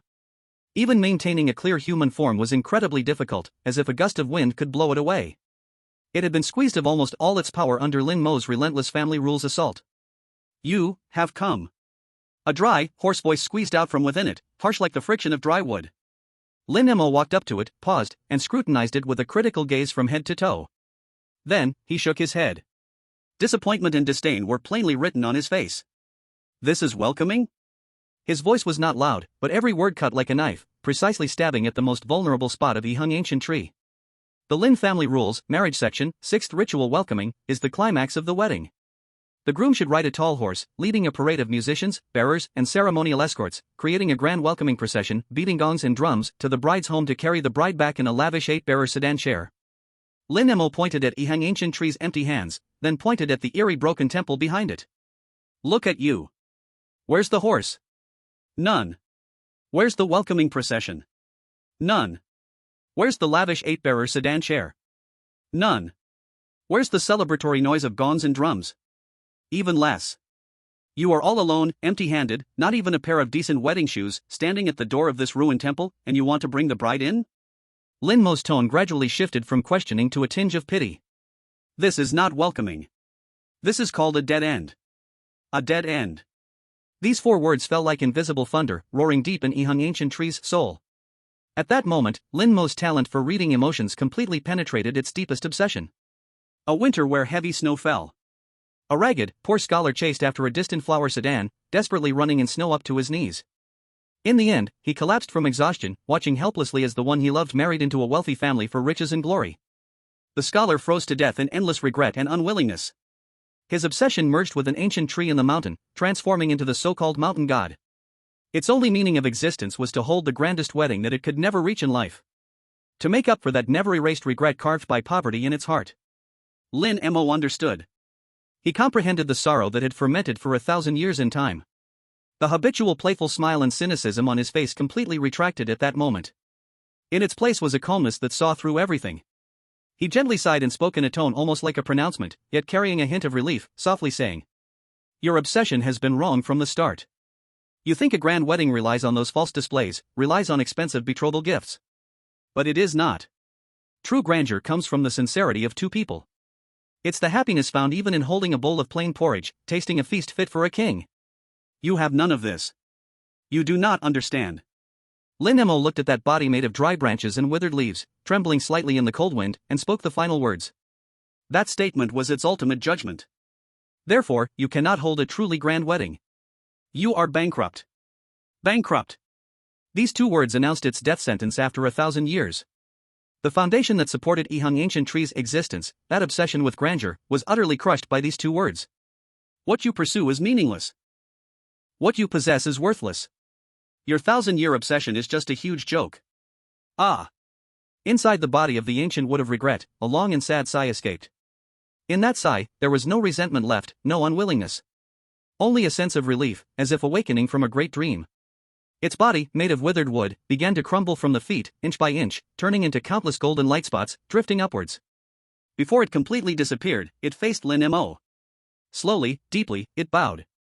It was thanking this bride who had redeemed it from a 1,000-year obsession in the most ridiculous way. Boom!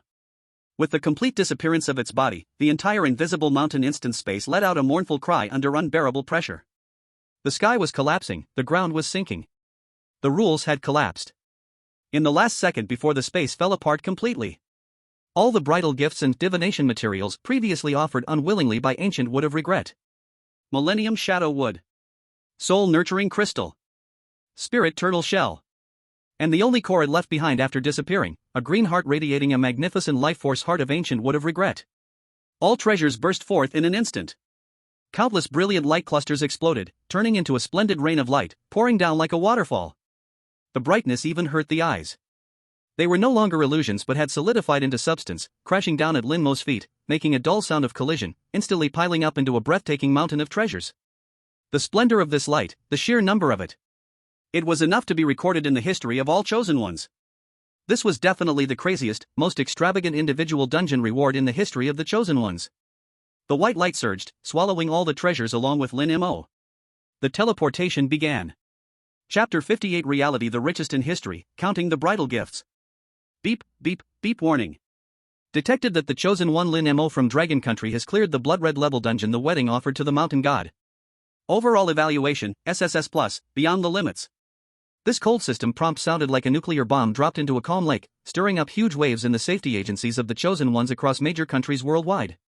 Then came the second round, and the deadliest round of bombardment. Beep, beep, beep. Calculating national rewards for Dragon Country. Reward 1, obtain special strategic resource ancient life wood x 10 units. Reward 2, obtained A-class forbidden technology blueprint bionic structuring technology. Reward 3, obtain national luck buff everything flourishes effect. The fog purification efficiency in all cities within Dragon Country is permanently increased by 10%. When the last word fell, time seemed to pause for a second. Then came complete boiling and absolute silence. The command center of Dragon Country instantly switched from tense silence to a sea of celebration. SSS+. What does the plus mean? Did the system bug out? A young data analyst gazed at the bright red plus on the screen, mumbling, his eyes vacant. His colleague grabbed his shoulder and shook him wildly. Bug? This is a miracle. A myth. Beyond the limits. Do you know what it means to be beyond the limits? Oh my god, the old professor with white hair clutched his heart tightly, staring at the detailed analysis of the national luck buff on the screen, his lips trembling. Purification efficiency increased by 10%. Permanently. This means that our speed of reclaiming territory will be several times faster than other countries. We can escape from the quagmire of the black fog before everyone else. This was no longer just winning at the starting line. This was like the referee blowing the whistle to start, and Lin Mo suddenly appearing at the finish line with the trophy. General Zhang Guodong's heavy breathing sounded like a worn-out bellows, his red eyes fixed on the screen. He slammed his fist down on the alloy table, making a dull thud. The table buzzed while his voice roared. Good. Good. Good. He shouted the word good 3 times, not out of lack of words, but because any grand eloquence was insufficient to describe the overwhelming pride surging in his chest. This kid. He uprooted the damned copy and brought it back for us. Compared to the nationwide celebration in Longwa, at the other end of the world in Lighthouse Country, the underground bunker of Area 51, the air was as heavy as the deep sea. Under the cold white lights, every face had lost its color. The S-Class Chosen One, codenamed Son of God, Adams, was standing in front of a massive virtual light screen. On the screen was Lin Mo's face, wearing a hint of lazy smile. An intel officer handed over a freshly printed battle report, still warm, his hands trembling slightly. Adams did not turn around, nor did he reach out to take it. His gaze seemed to pierce through the screen, staring directly at the young man far in the east. 6 ceremonies, bankrupt. He softly recited these 2 key terms obtained from the survivor of the copy, and deep within his azure eyes, there was a frozen expanse. The golden-haired aide behind him felt the pressure that was almost freezing the space, and no one dared to breathe. Adams waved his hand. The battle report spontaneously combusted, turning to a pile of ashes before him. He is not exploiting a loophole in the rules. Adams's voice was soft, yet it caused the temperature in the command room to drop a few degrees. He is polluting the rules, defining the rules. He himself is becoming a new rule. He finally turned his head, and on his face, praised as kissed by God, a sort of apprehension appeared for the first time. Immediately, raise Lin Mo's threat level from S to SS. From now on, he is no longer a valuable observation target. He is, at the same level as Anna, a primary elimination target. Yes, General. In the real world, at the Jojo Laboratories teleport point in Longwa. The space twisted, and white light flashed. 3 figures were ejected, stumbling to the ground. Lin Mo stood firm, Anna knelt on one knee, quickly adjusting her breath, while Hassan fell to the ground like a puddle of mud, passing out completely. The medical staff, who had been waiting for a long time, rushed forward, lifting Hassan onto a stretcher and quickly sending him to the medical room. Anna stood up, her silver hair framing her ice-blue eyes as she gazed at Lin Mo. Then, her breath caught. In front of Lin Mo, the residual light from the teleport had not yet fully dissipated, and a small mountain made of light clusters was slowly solidifying. Hundreds and thousands of light clusters, some as big as millstones, others as small as fists, stacked and pressed against each other, releasing resplendent radiance that illuminated the entire teleport hall like a divine domain. Even though Anna was used to life, death, and miracles, her mind went blank for a moment. Is this a copy reward? A single person, a reward for clearing a copy? Is he not going to complete a mission, but to rob instead? Count it up. Lin Mo's voice broke the silence, a satisfied smile on his face as he winked at Anna. Our wedding gift. Anna's cheeks twitched slightly but did not respond to this remark. Lin Mo paid no mind, feeling great as he walked towards the treasure mountain, like a dragon reviewing its hoard, casually picking up a light cluster. As the glow faded, it revealed a piece of wood dark as ink, radiating a bone-deep chill. Millennium Sync Wood, a plus-grade material, a pure dark attribute energy body, good for making magical tools, or giving Xiaoqian an upgraded energy stick should also work. He casually tossed it aside and picked up an ancient turtle shell. Spiritual turtle shell, a plus-grade item, able to divine good or bad luck, foresee misfortunes or blessings. Not very useful for me, I don't need divination. But it could trade for a building on the black market. Soul-burning incense, a great consumable, once ignited can restore mental strength like sitting on a rocket, a divine artifact for protracted battles, good stuff, keep it. His movements grew quicker, each rare treasure receiving his casual comments, then carelessly categorized and tossed onto the ground like trash. Anna looked at this scene, her feelings complex to the extreme. These items, any one of them could lead an A-class powerhouse to ruin in pursuit. Yet here, with Lin Mo, they were like cabbages in a market. Finally, Lin Mo's movements came to a stop. He raised a heart from the top of the treasure mountain. A heart of a deep green, as if carved from the purest jade. It was still there, thumping softly, again and again. With each beat, it released a life force as vast as the sea, making the surrounding air fresh and sweet. Heart of the ancient tree of regret, S-level core material. Lin Mo's voice carried a hint of admiration. The crystallization of the mountain god's 1,000 years of cultivation and life force, locked within is its twisted yet pure obsession with the bride, this truly is a great supplement. He carefully stored the heart away, then turned to look at the silent Anna. With a casual wave of his hand, several softly glowing objects flew before Anna. At the forefront was the soul-nourishing crystal he had obtained from the instance. These are for you, all good things for nourishing the mind and soul. Lin Mo's tone was casual, your mentor should really need them. Anna's gaze fell on the treasures. Her lips moved, her throat dry. Last time, when Lin Mo offered her the tears of the moon goddess, she had rejected it. But this time, she could not refuse. Her mentor's lingering soul was like a candle flickering in the wind, likely to extinguish at any moment. These treasures were not just items, they were the only hope to prolong his existence. Thank you. Those two words came from her mouth, carrying an unprecedented seriousness. She did not feel any pretense, immediately storing the materials away.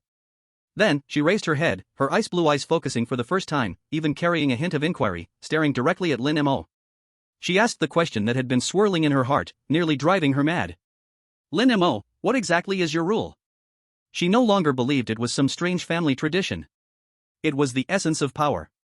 A higher dimension of something she had never seen, even could not imagine, surpassing all talents, skills, and bloodlines. When Lin Mo heard this question, he smiled. He picked up the S-level, heart of the ancient tree of regret, tossing it lightly in his hand, feeling the surging power within, speaking in a slow, almost casual tone, as if discussing daily life. Rules, huh? My father told me since I was little, that the world we live in, both visible and invisible, is woven together by a web of rules. From the rotation of stars to the change of seasons, as small as the need for food, water, and breathing, all are governed by rules. His gaze grew deep. He said that the fools of the world are bound by rules, unable to move their entire lives. The smarter ones think about how to break the rules, to break free, believing that is freedom.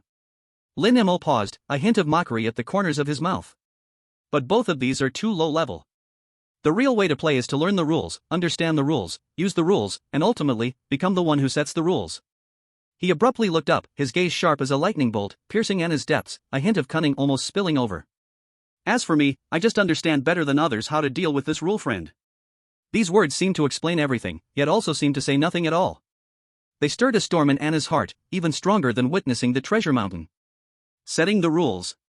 Anna deeply looked at him, pushing all her shock and questions back down. She knew that if she asked further, she would not uncover anything more. Everyone has secrets. Just like her, bearing an unspeakable sorrow that could crush the soul. Our Order Guardians team. Revolutionary friendship will last forever. She kept the materials and, with a half-joking remark, solidified their relationship, then turned and left without hesitation. She had to meet her mentor immediately. Watching Anna's solitary and resolute figure disappear at the end of the corridor, Lin Mo's smile gradually faded. He knew that cold woman harbored a volcano inside her, waiting to erupt. And wasn't he the same? His gaze returned to the heart of the ancient wood of regret in his hand. The smile completely disappeared, replaced by an almost cold calmness. The 1,000-year obsession and life force of the mountain god. He muttered softly. Let me see, what secrets about the rules of this world are hidden in your memories? He sat cross-legged, right beside the chaotic pile of treasures. He closed his eyes and condensed his mental energy into the sharpest needle. Without the slightest hesitation, he ruthlessly stabbed it into the still-beating heart. Buzz. The moment felt like crossing 1,000 years of time. Countless shattered images, overwhelming life energy, and a deep resentment, madness, yet filled with endless sorrow, surged toward Lin Mo's mind like a flood, through the thread of his mental energy. Chapter 59, Reality, Anna's Request, Hidden Sorrow. The night was as dark as ink, soaking every corner of the JoJo headquarters. In the temporary restroom assigned to Lin Mo, the lights were as bright as day. Lin Mo sat cross-legged on the bed, his eyes tightly shut. The greenish-blue heart of the ancient wood of regret floated quietly in front of his chest. A soft halo spread out, and the vast and pure life energy flowed into his limbs with each breath. This was the most precious gift left by the mountain god after its fall. As the energy flowed, shattered memories and images silently played out deep in his mind. A poor scholar. A lover who left to marry far away. The bone-chilling cold in the endless snow, and the deep resentment and hatred that merged with the ancient tree. These, Lin Mo had already seen through. But soon, new images appeared. It was in the scholar's youth, before he fell into poverty. One stormy night, he saved a traveler who had slipped and fallen into a ravine while gathering herbs. The traveler was a middle-aged man, with a refined demeanor and eyes as deep as an abyss. The man did not rush to leave, and to repay the life-saving grace, he stayed for several months, carefully teaching the scholar how to read and write, and explaining the principles of life and how to be a person. Lin Mo saw the man. He had the habit of gently tapping the table rhythmically with his right index and middle fingers. Tap. Tap. Tap. Remember, everything must be done according to the rules. The man's voice pierced through the memory and rang directly in Lin Mo's consciousness. True glory is not in how much gold or silver you possess, but in whether the rules in your heart are upright.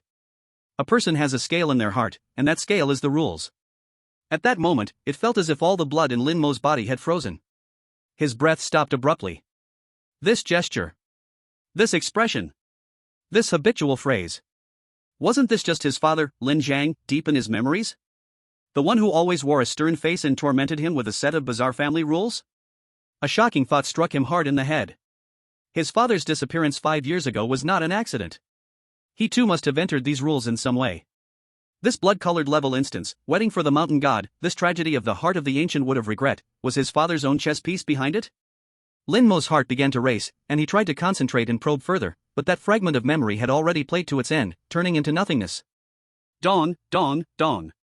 Just as his heart shook violently and his thoughts became chaotic, a soft knock on the door sounded. The sound seemed to strike his tense nerves. Lin Mo suddenly opened her eyes, forcefully suppressing the turmoil in her heart. So late, who could it be? Come in. The door was pushed open. Anna's figure appeared at the doorway. She had changed out of her sharply tailored combat suit, now only wearing a simple white t-shirt and jeans, removing all defenses and sharpness. This outfit made her lose the ruthless decisiveness of the battlefield and gain a bit of a clean, cool temperament, like a quiet, unassuming neighbor girl. Yet her complexion was even paler than when she battled in the instance. Those signature ice blue eyes lost focus at that moment, reflecting a deep-seated fatigue and an undeniable sadness. Is something wrong? Lin Mo got up from the bed, her voice slightly hoarse, as if just pulled from deep meditation. Anna did not answer immediately. She silently walked in, her gaze wandering momentarily around the room, finally landing on Lin Mo's face. Then, she made a move that completely caught Lin Mo off guard. She bowed deeply to Lin Mo. I came to. Her voice was soft, laced with a barely detectable tremor. I want to ask for your help. Lin Mo raised her eyebrows slightly, pointing to the sofa beside her. Sit down and talk. Anna sat down as instructed, her hands resting on her knees, but her body was tense and straight. She was silent for a long time, seeming to search for the right opening line, or perhaps gathering immense courage to tear open a wound she had never shown anyone before. My mentor, Ivanov. She finally spoke, her voice low and suppressed. The last S-level chosen of the White Bear Nation, and also my adoptive father. When she spoke the last two words, her voice was so soft it was almost inaudible. 3 years ago, he led a top European chosen squad to explore a bloody level instance codenamed the Sea of Time Standing Still. They failed. Her voice showed no rise or fall, as if stating something unrelated to herself. Everyone died inside. Only I escaped, because I awakened the S-level talent, Absolute Zero, at that time. When I escaped, I also brought back a part of him. Anna's voice paused, as if deliberating a word, a less cruel word. Remnant soul. Her hands tightened on her knees, her knuckles protruding, turning deathly white. For 3 years, I have used my talent to freeze his remnant soul, slowing its dissolution. But it's like trying to cover a leaking bucket with my hands, it's useless.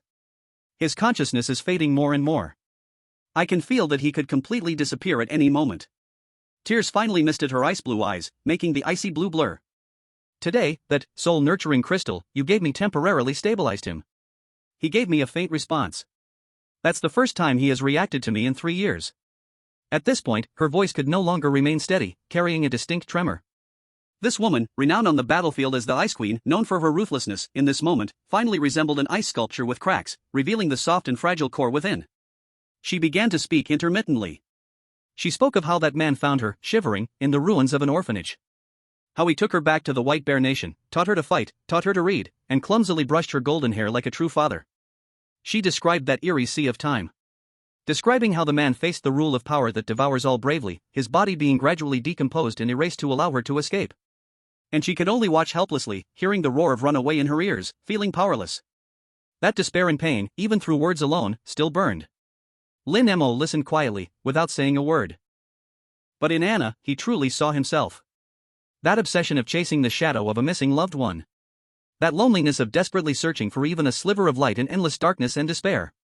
This made him feel a deep connection. He thought of his own parents, mysteriously gone as well. He thought of the figure, so similar to his father, that he had just seen in the mountain god's memory. Anna's hope was this lingering soul. But where was his hope?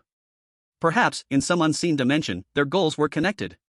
So, Lin Mo spoke her difficult request. You want me to return with you to the Sea of Still Time, and save your mentor? Anna suddenly raised her head.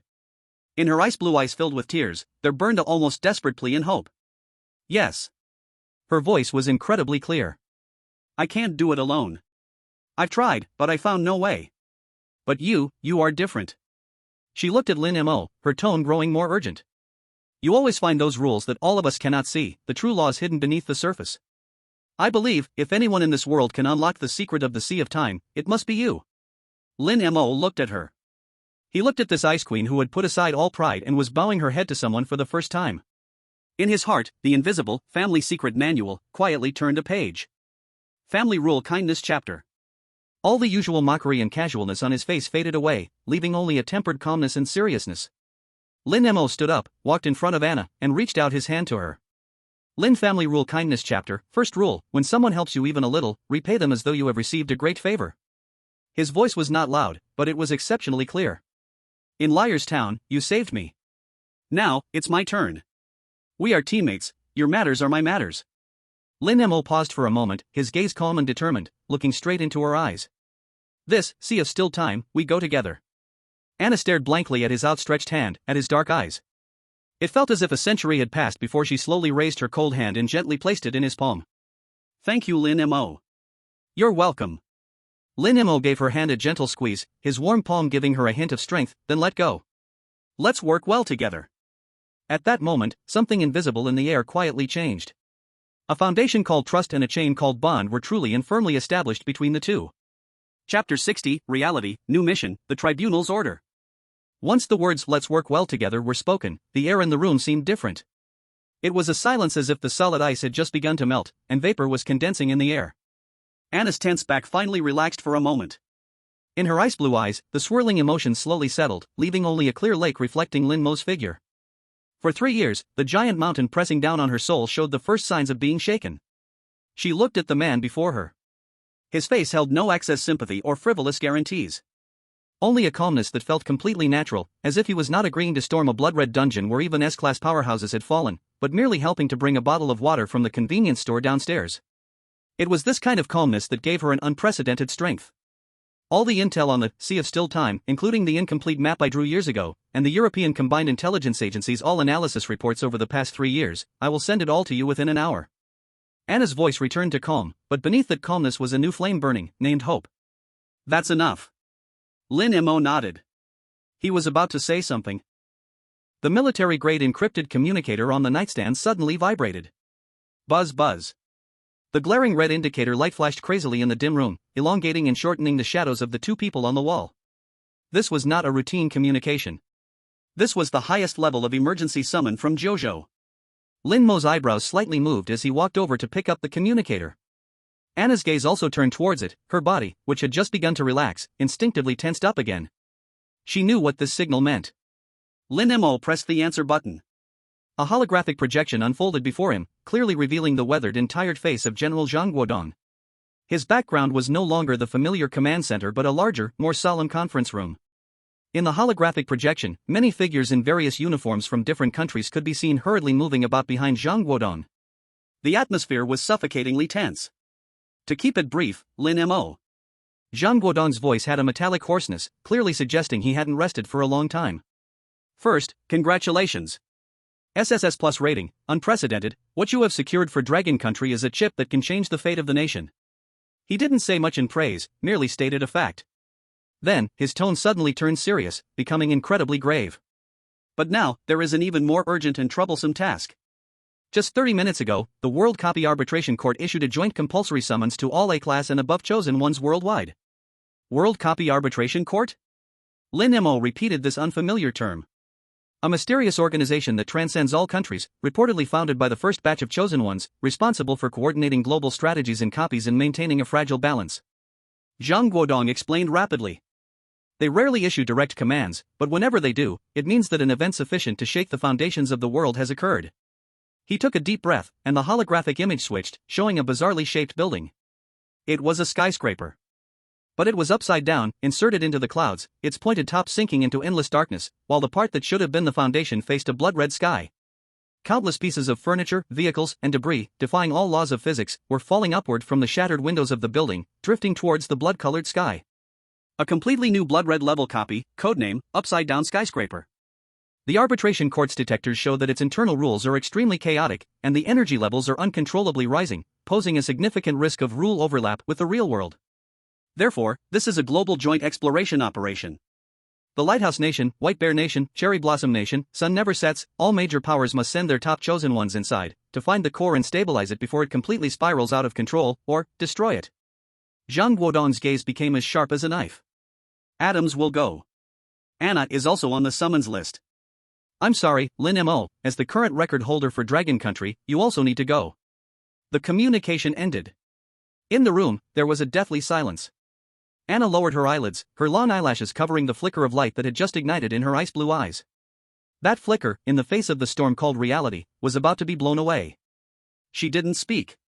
She couldn't ask Lin Mo to defy this global order, which concerned the safety of the world, just for her personal matters. That would be betrayal. It was a selfishness she could not even forgive herself for. Lin Mo watched her subtle changes in expression, her fist tightening silently in her lap again. He felt the unspoken, family secret code, flipping to that one page. Family rule, promised chapter. He suddenly smiled. Look. Lin Mo's voice broke the silence. Anna lifted her head, looking at him with confusion. The world is always this unreasonable. Lin Mo walked up to her, his tone as casual as if he were talking about the weather. Just wanted to take a break, handle some personal grudges, and immediately, a bunch of unavoidable shit gets thrown at you. It always wants to use its rules to mess up your rules. He extended 2 fingers and gestured in front of Anna. So, you have to be even more unreasonable than it. Anna's lips moved, but no sound came out. The Sea of Still Time has been waiting for you for 3 years, it doesn't mind waiting a few more days. Lin Mo looked into her eyes, speaking clearly, word by word.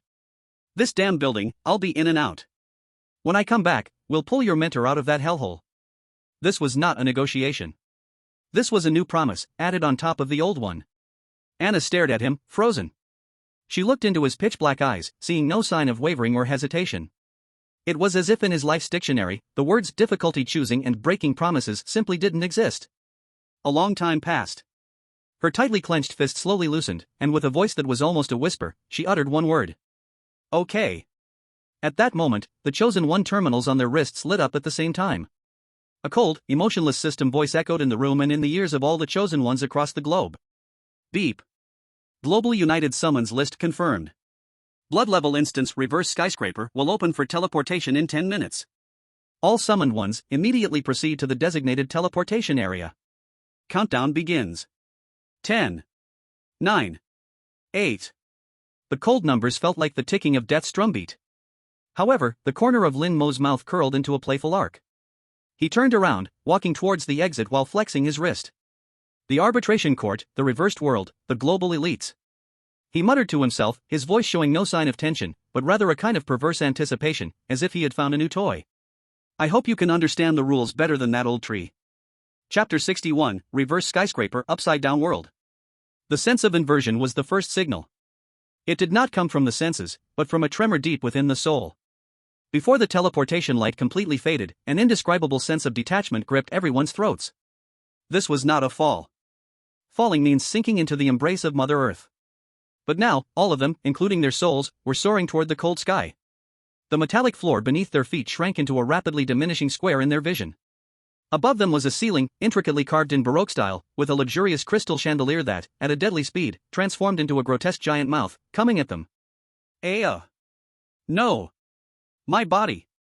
My body won't obey. Gravity. Gravity has reversed. God. The piercing screams, like a chicken being strangled, instantly shattered the silence of space. Dozens of top-tier chosen ones from around the world, in the very first second of entering the instance, were reduced to sardines carelessly tossed about, their bodies twisted as they fell toward the ceiling. Put. A few chosen ones, too slow to react, didn't even have time to activate their abilities before their bodies slammed into the hard ceiling with the speed of a cannonball. The dull sound of bones breaking echoed like crushed walnuts. Then came the sounds of flesh being squeezed and exploding. Bloody mists burst in mid-air, like several hastily blooming death flowers, splattering the luxurious murals with a shocking crimson. The start was a sacrifice. In the chaotic flood, a towering figure let out a beast-like roar. The Goblin Nation's A-level chosen one, gravitational master, grew. His muscles bulged, veins rising like twisted tree roots under his skin, as a visible circle of twisted air erupted beneath his feet, forcefully opposing the strange lift that tried to take him away. Stay put, damn it! Gru's body was like a nail driven into the wall by immense power, forcibly suspended in midair, his toes just a few inches from the ground, the air beneath him emitting a hissing wail due to the opposing force field. After stabilizing himself, he disdainfully glanced at the surrounding elites, some screaming, some struggling, and others turned to mush, his eyes filled with undisguised arrogance. His gaze swept over Anna, who had solidified her position with frost grips on the wall. She too was steady. Finally, his eyes landed on the man beside Anna. That man from the Dragon Kingdom, Lin Mo. Then, Gru's face, full of arrogance, froze. He saw a scene that made his brain short-circuit. That man did not release any energy to resist, like he did. Nor did he make any leveraging moves like Anna. He simply, very naturally, went along with the lift, allowing himself to float toward the ceiling. Then, at the moment his feet touched the ceiling, he lightly pushed off with his toes. He stood still. He just stood there. As if standing on the flattest square, steady and unmoving. It seemed there was no difference for him between standing on the floor and the ceiling adorned with angel carvings. Gravity appeared to lose its definition on him. He even had the leisure to stretch, his joints giving a lazy crack, before he casually brushed off the non-existent dust from his body due to the teleportation. What the heck? Lin Mo let out a long yawn, his face displaying a hint of confusion and annoyance, as if just waking up. Playing the jumping game so early, and backward too, it's so inhumane. He muttered under his breath. The voice was not loud, but like a needle, it precisely pierced through the chaotic background noise of screams, thuds, and gasps, landing clearly in the ears of every chosen one still struggling. In an instant, the entire space fell into a moment of dead silence. Anna flipped herself off the wall a few times, lightly tapping on the ice crystals, and gracefully landed on the ceiling beside Lin Mo. Deep within her ice-blue eyes, a storm was gathering. Just then, at the moment the deadly weightlessness struck, her instinct was to push upward, forming frost grips on the upper wall to counter this force. Yet, she heard Lin Mo's lazy, dreamlike voice beside her. Stay steady, don't fall down. Down? Anna's heart skipped a beat. They were clearly ascending, yet he used the word down. Was it a slip of the tongue? Or? In a flash, a crazy thought struck her mind. It was this single word's reminder that made her give up her instinct to resist, aligning herself with the force instead, ultimately seeing the ceiling as the new ground, just like Lin Mo. She stared at Lin Mo, lowering her voice, each word laced with inquiry. Did you know all along? Know what? Lin Mo turned his head, looking innocent and confused. I just thought, since the instance is called the upside-down skyscraper, the place we stand should probably be flipped too, to fit in, right? When in Rome. This explanation was absurd, like a bad cold joke. Anna didn't ask again. She just deeply looked at him, silently raising the danger level of this man in her mind to the highest.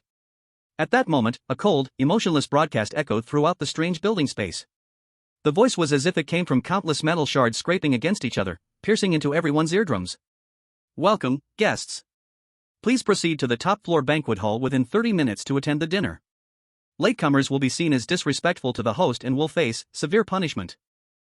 The sound of the broadcast fell, and the whole space suddenly shook, like a sleeping giant turning over.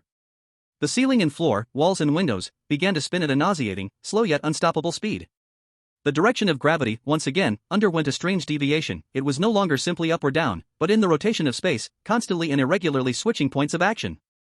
The chosen ones, who had just adapted to standing on the ceiling, were once again thrown into the chaotic abyss.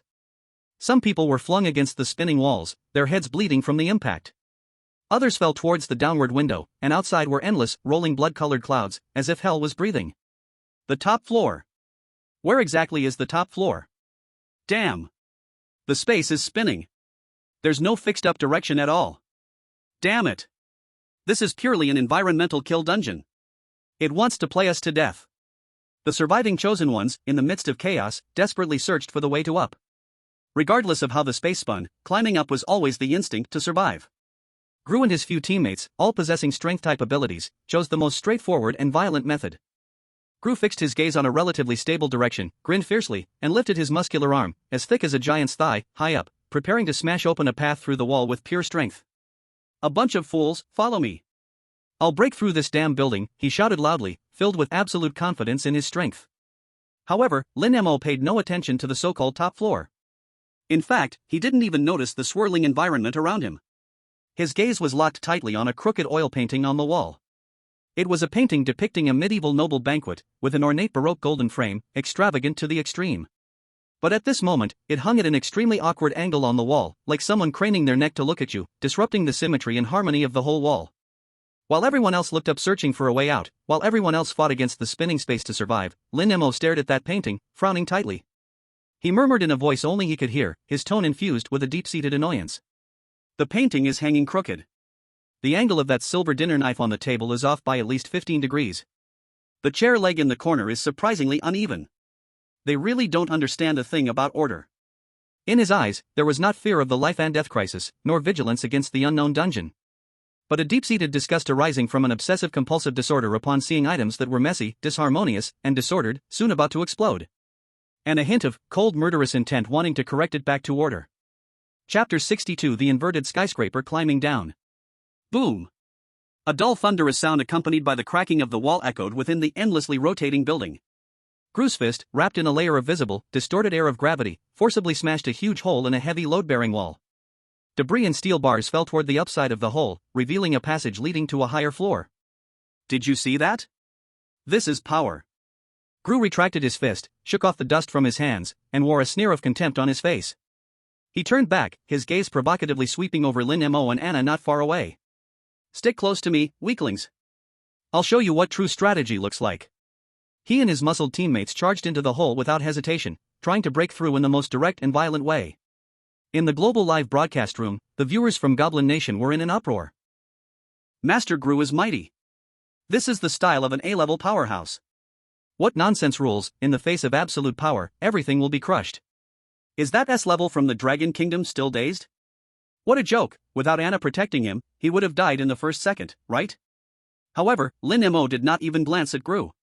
He continued to stand on the ground that had already tilted to the side, as if he was deaf to the chaos around him.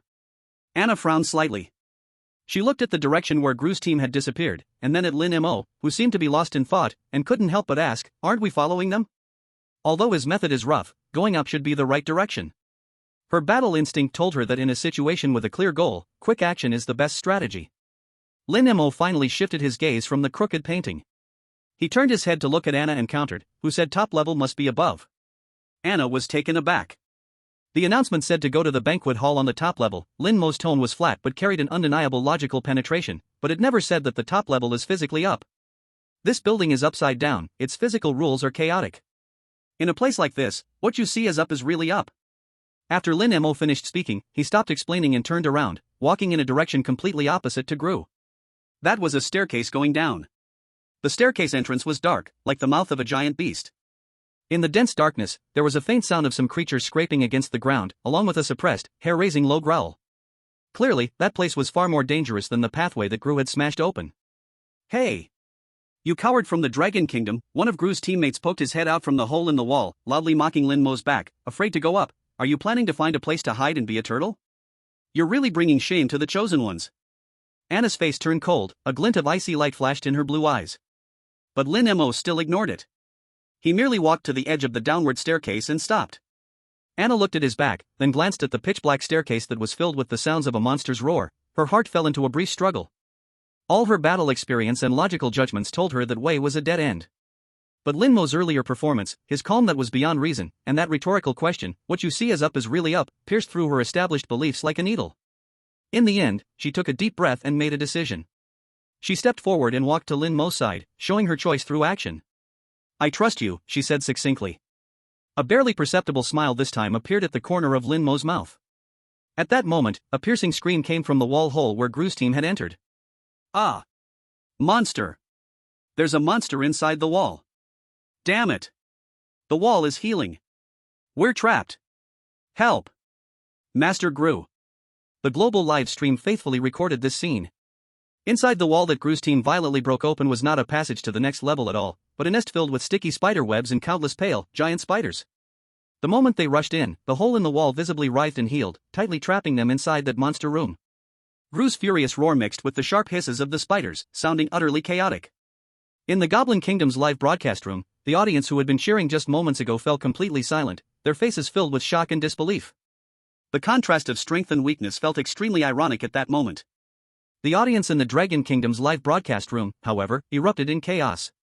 Oh my god! The divine reversal. Lin Shan has predicted again. I knew it. Following Lin Shan, the villa is by the sea. Gru, that iron fool, is just a pure control group. Victory for the logical faction.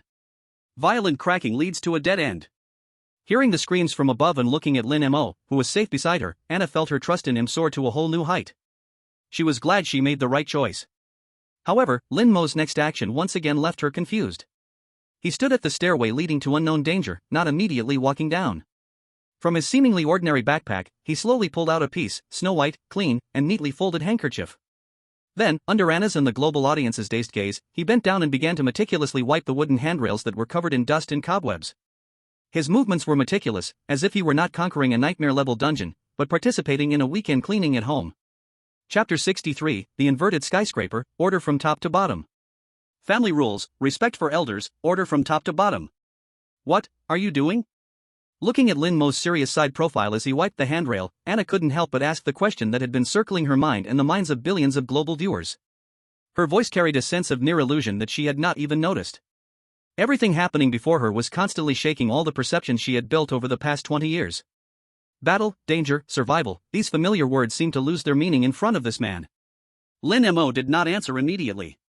He used the snow-white handkerchief to carefully wipe the handrail from top to bottom.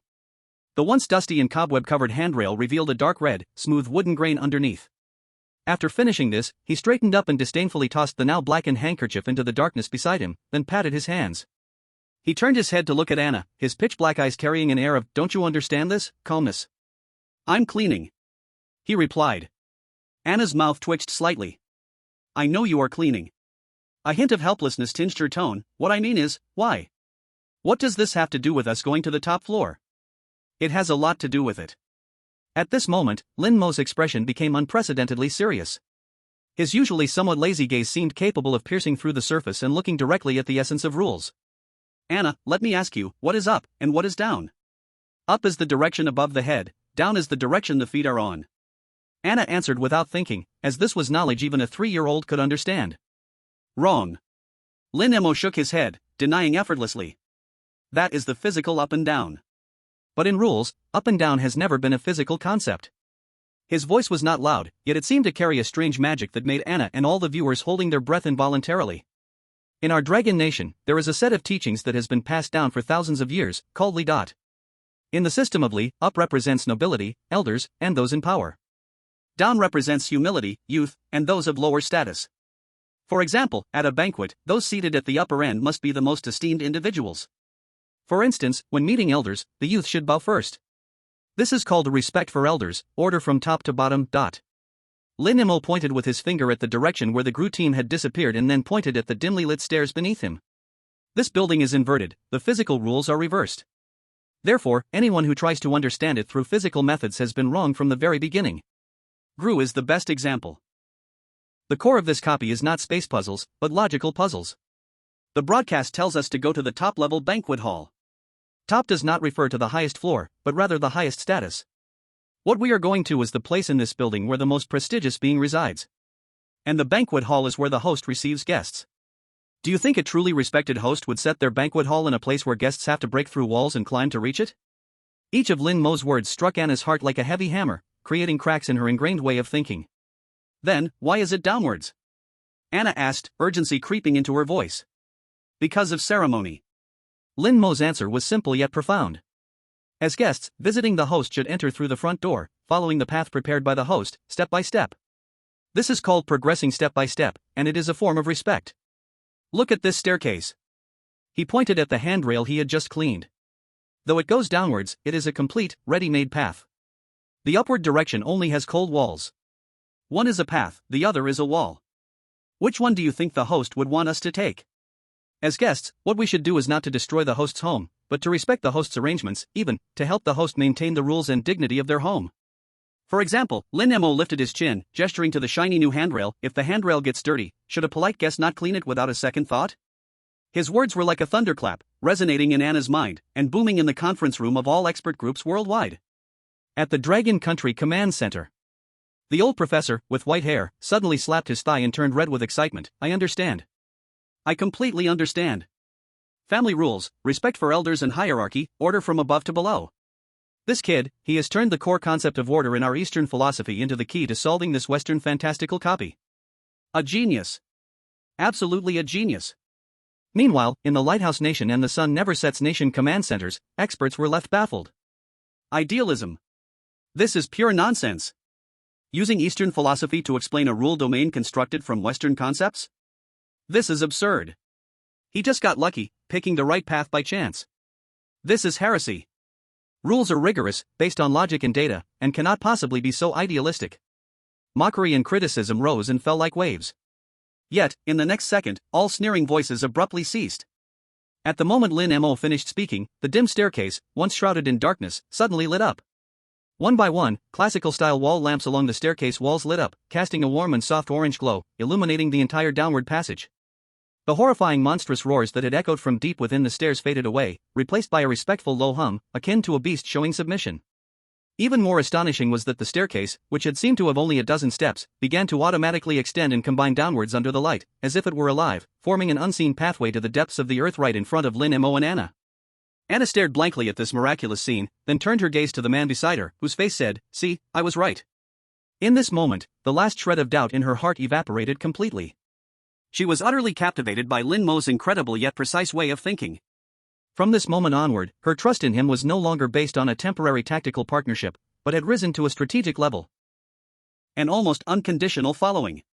The rule-abiding duo officially formed the sole bond at this moment. Just then, in Lin Mo's mind, the invisible family secret classic gently turned a page, revealing a line of new golden text. Ability unlocked, actively explain family rules to teammates and achieve their complete understanding to activate the same heart gift state. Later collaboration synergy will increase, and some perception can be shared. Chapter 64, Reversed Skyscraper, The Janitor's Guidance. Ability unlocked, actively explain family rules to teammates and achieve their complete understanding to activate the same heart gift state. Later collaboration synergy will increase, and some perception can be shared. In Lin Mo's mind, that ancient family secret classic quietly faded its line of golden text. Shared perception? A flash of realization crossed his eyes. A nice bonus. In the future, whenever he made any astonishing moves, at least he wouldn't have to waste words explaining them to this elite from White Bear Nation every time. Saving effort is a good thing. Lin Mo commented in his heart, accepting it calmly. But Anna couldn't stay calm. As the decaying staircase shone with brilliance under Lin Mo's fingertips. As the lurking monsters fled in panic with a low hum. A miracle. This was the only word in her mind. Her gaze toward Lin Mo had completely changed. It was no longer examination, nor evaluation, and certainly not a temporary tactical trust. It was the instinctive awe of a seasoned soldier witnessing a higher-level strategic weapon that completely surpassed her cognitive system. Power, speed, tactics. She once thought this was all there was to strength. The man before her, however, told her that above all this, there was a more ethereal and more deadly thing. The insight and mastery of rules themselves. We, go. Anna's voice was a bit dry, breaking the silence voluntarily. This time, she didn't ask where to go or how to go. She merely expressed the purest intention to follow. MHM. Lin Mo nodded, took the lead, and stepped onto the first step down. His toes landed on the solid wooden steps, silent as a whisper. The surrounding wall lamps cast warm light, stretching their shadows long. The previous cold oppression had vanished without a trace. What replaced it was a solemnity and tranquility as if stepping into a century-old castle. There was a passage to hell. This was clearly a VIP treatment. The two walked silently down the stairs, one after the other. In the global live broadcast room, billions of viewers also held their breath, feeling this unbelievable moment of peace in the bizarre dungeon. The Dragon Country's live broadcast studio was a boiling ocean. Did you see? What's called professionalism? This is professionalism. Others are playing survival horror, but Lin God is playing a home visit. Don't misuse words in front. This is called the popularity of a polite guest in a dungeon. I seriously suspect that Lin God's talent is not E-level at all. With this insight, I would believe it if you said he is a rule-type SSS level. In the command center of Dragon Country, the white-haired old professor adjusted his glasses, beaming from ear to ear. Same heart gift. Now I understand, gift does not walk alone, it requires recognition. This little guy's family rules are more complex and interesting than we imagined.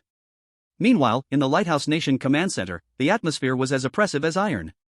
Chief Analyst John Smith had bloodshot eyes, staring fixedly at the screen, replaying the lit staircase scene over and over. No. This is illogical. He shouted, his features twisted, there must be some triggering mechanism we haven't discovered.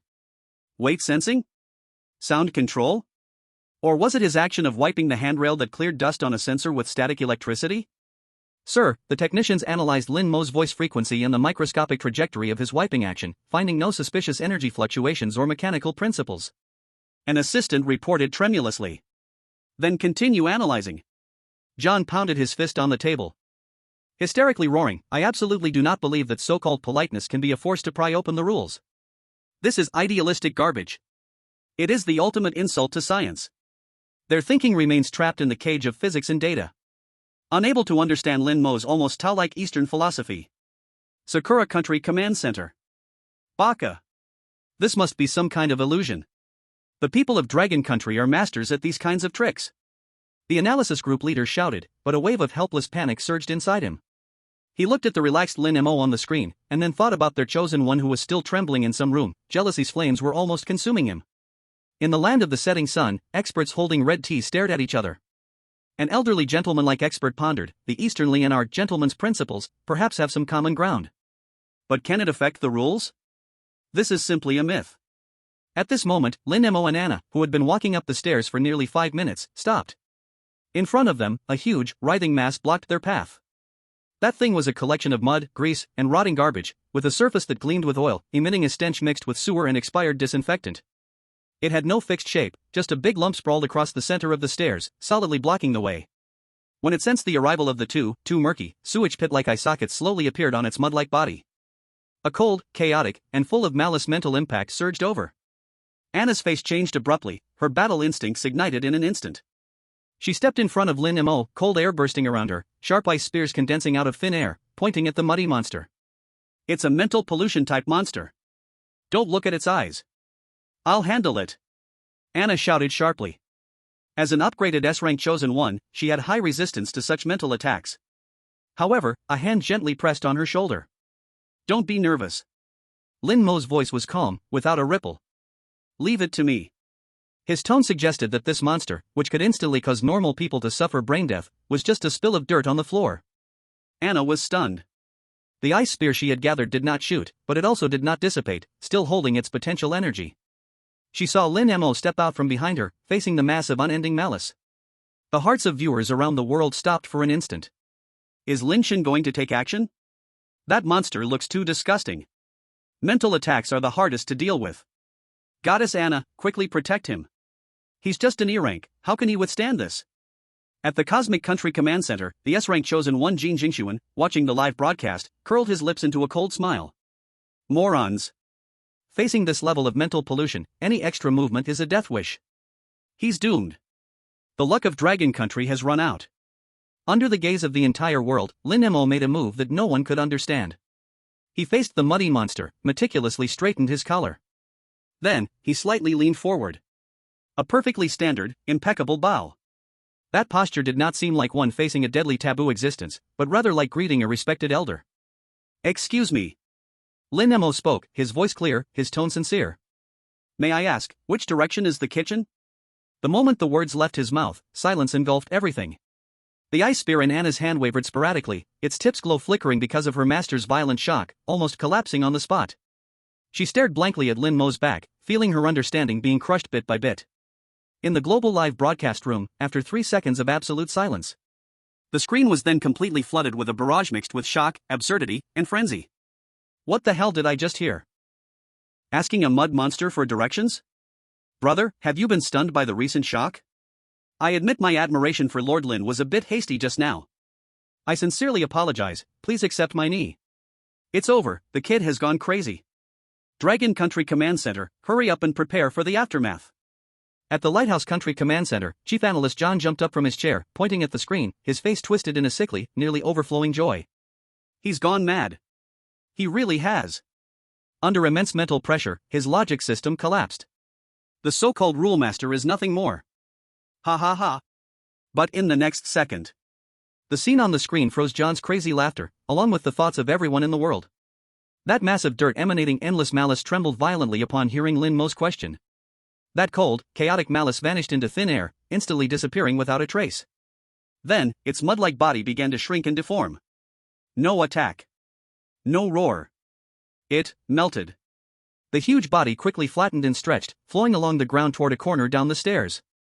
Finally, a gigantic and clear arrow pointing to a right fork formed on the ground. Not only that. Where it had flowed, all the age-old dust and stains were absorbed along with it. The ground became as clean as new, as if it had been meticulously cleaned by the most efficient cleaning robot. After doing all this, the arrow formed by the mud monster quietly lay there. It even flickered twice. As if to say, this way, please. The whole world fell into silence. In the Dragon Country live broadcast room, the bullet comments disappeared for a full 10 seconds before someone, with trembling hands, typed a line of text. Should I also be a bit more polite to the garbage bin downstairs in my home? Instantly, the entire live broadcast room exploded. Holy crap! Holy crap! Holy crap! This can actually happen? The logic chain. I get it. This monster is filthy, emanating the smell of sewers and disinfectant, clearly symbolizing cleaning. In a regulated building, isn't the one responsible for cleaning the janitor? If you ask a janitor for directions, of course, he'll show you the way. You upstairs, you're a genius. Why didn't I think of that? So Lord Lin isn't going mad, he's looking for the right person, using the right gift. At the White Bear Country Command Center, the usually silent general looked at Lin Mo on the screen, unharmed, even his clothes not a bit ruffled, then glanced at the dazed Anna beside him, slowly speaking, his voice carrying a rare admiration. Anna's choice was correct. At the Lighthouse Country Command Center, John's crazy laughter got stuck in his throat, his expression frozen into an absurd painting. At that moment, his brain completely crashed, his mouth unconsciously repeating, impossible, unscientific. The two followed the arrow's direction, turning around the corner when suddenly everything opened up. A gigantic, unimaginable kitchen space appeared before them. But here, it was a chaotic hell. Countless NPCs dressed in chef and waiter uniforms were like crazed beasts.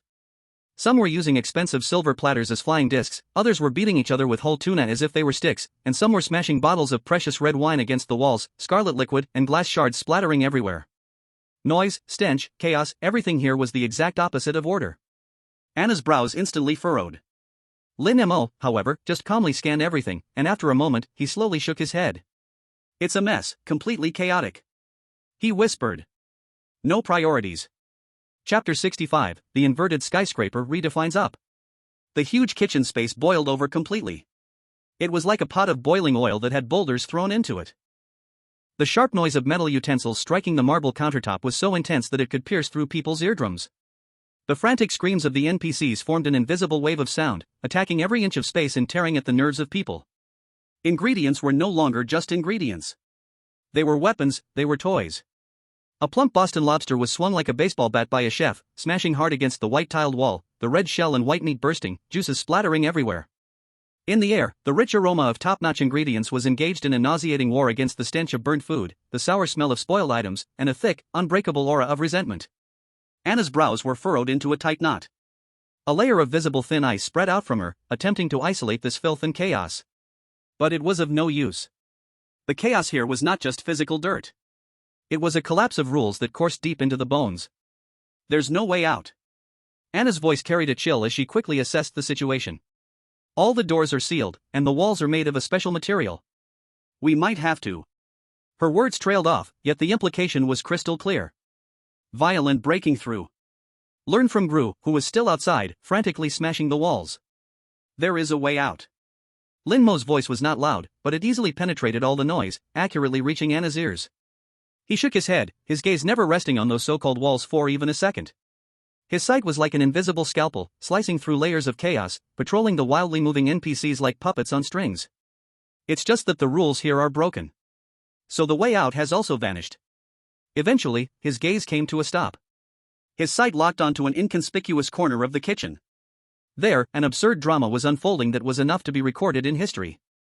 A low-level NPC, dressed in tattered chef-apprentice attire, covered in grease and sporting a foolish grin, was angrily pointing a spoon smeared with minced meat at another NPC's nose while cursing. The NPC being cursed stood upright. Even while bowing his head under the reprimand, an extraordinary demeanor was still visible within him. He wore a meticulously tailored black tailcoat, with a neat bow tie. The only flaw was the silver napkin ring that should have gleamed, which was holding a napkin crumpled into a dry pickled state. A high-ranking waiter. Moreover, he was the head waiter of a very high rank. He lowered his head, his body trembling slightly from extreme oppression, and his face, which should have held an elegant smile, was now devoid of anything but indescribable humiliation and fear. Around him, countless NPCs ignored this scene. As if this were the most normal sight in the world. Status reversed, priorities blurred. Found it. Lin Mo softly spoke, as if stating an established fact. Anna followed his gaze and saw that ridiculous scene, deepening her look of confusion. Found what? Found that dirty order. The moment his words fell, Lin Mo took a step forward. He hesitated not at all and walked straight toward the eye of the chaotic storm. Every step he took was steady and calm, as if the chaotic world around him had nothing to do with him, he was simply strolling in his own backyard. With this movement, he instantly drew the attention of billions of viewers in the global live broadcast room. Wow! Polite guy moved. What is he going to do? What is there in that corner? Isn't it just two NPCs arguing? Something's off, look at his eyes. He's not going to mediate, he's going to start class again. Under the focus of countless gazes, Lin Mo reached that corner. He completely ignored the chef apprentice who was still chattering and spitting everywhere. That filthy air seemed to not exist at all. His gaze fell solely on the high-ranking waiter, who was trembling with his head bowed. More accurately, it fell on the wrinkled napkin on his chest, like a mark of shame. Lin Mo extended his hand. His movement was not quick, even slow, carrying a nearly religious sense of ceremony. Under the astonished gaze of the chef apprentice, in Anna's confused look, and in the breathless anticipation of everyone in the live stream, Lin Mo skillfully yet firmly pinched the dirty napkin with 2 fingers. He slowly pulled it from the silver napkin holder. Then, in front of everyone, he began to fold it. His fingers were long and steady, each movement as precise as the engagement of clock gears. Pressing it flat, folding it over, flipping it, then folding it again.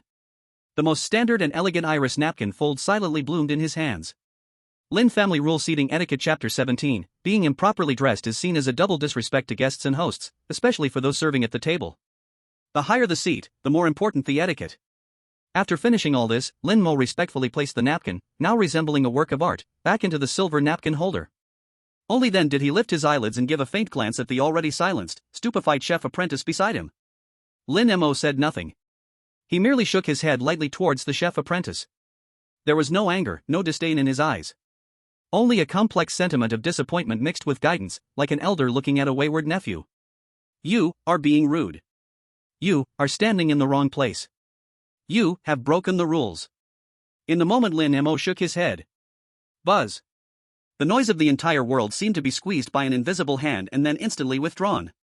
All the hysterical screams, the harsh crashes, the crazy roars vanished without a trace at this moment. Silence. An absolute, suffocating silence descended.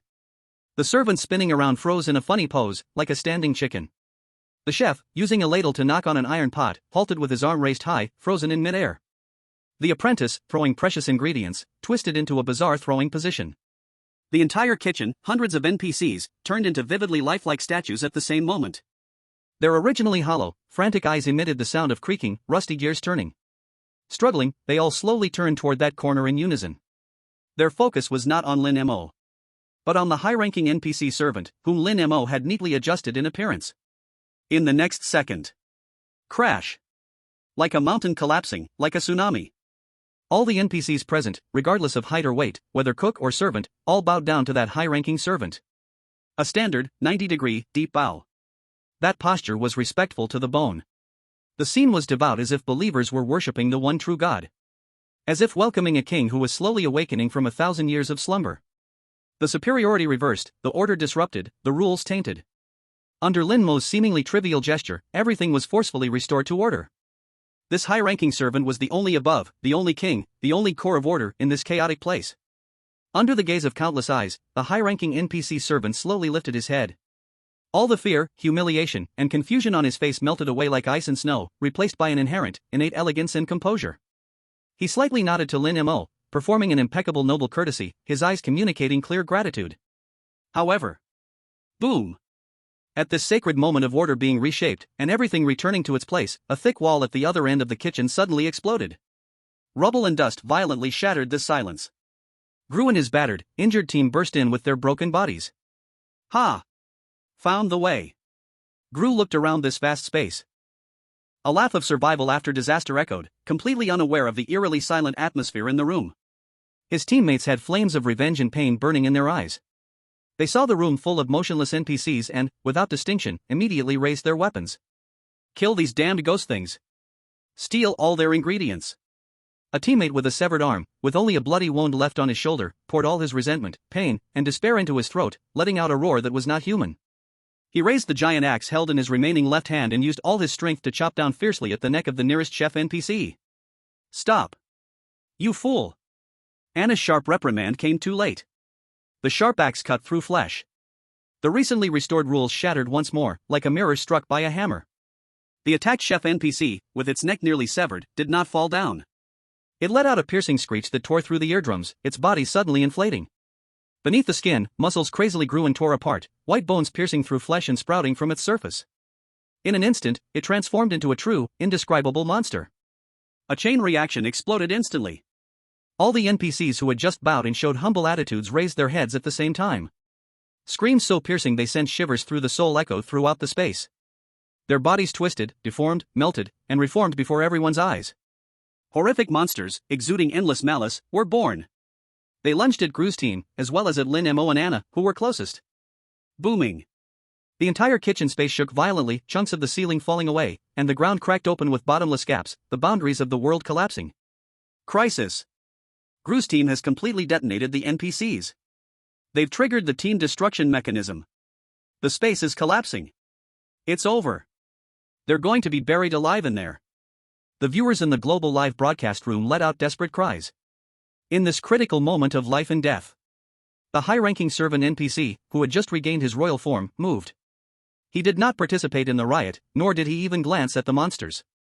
He grabbed Lin Mo's arm, his movement not merely fast, but an elegant glide that defied the laws of physics, transforming into a phantom, weaving through the gaps of countless monstrous claws.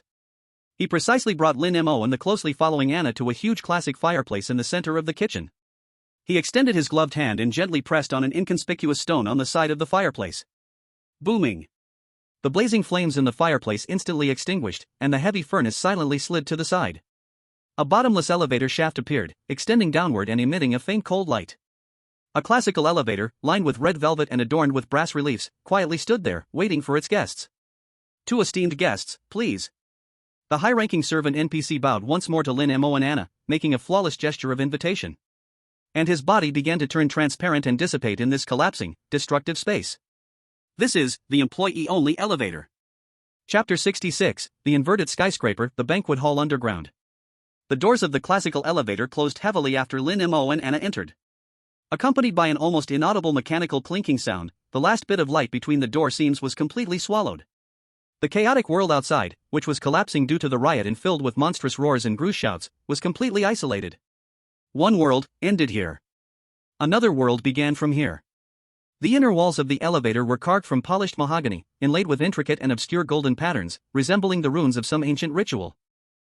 A small, exquisite crystal chandelier hung down from the top, emitting a soft yet cold light that illuminated the dust floating in the air. A faint, tranquil scent, as if a mix of sandalwood and old book pages, penetrated the nostrils. It was so quiet here that one could hear their own heartbeat. Compared to the bloodshed and collapse outside, this place felt like a luxurious coffin buried deep underground. The elevator had no floor buttons and no interface to operate. The moment the door closed, it automatically began to move. The direction was still downwards. Anna leaned against the cold wall of the elevator, her golden hair slightly ruffled, the tight combat suit still marked with traces of battle. Her chest rose and fell violently, as the narrow escape moments ago had exhausted even this battle-hardened officer. Her ice-blue eyes reflected Lin Mo's calm profile, the emotions within them complex to an extreme. There was shock, confusion, and more, an indescribable sense of caution. Glue and the others, she spoke softly, her voice carrying a barely noticeable hoarseness. They can't die. Lin Mo's answer was concise, his gaze fixed on the endless darkness rushing past outside the elevator.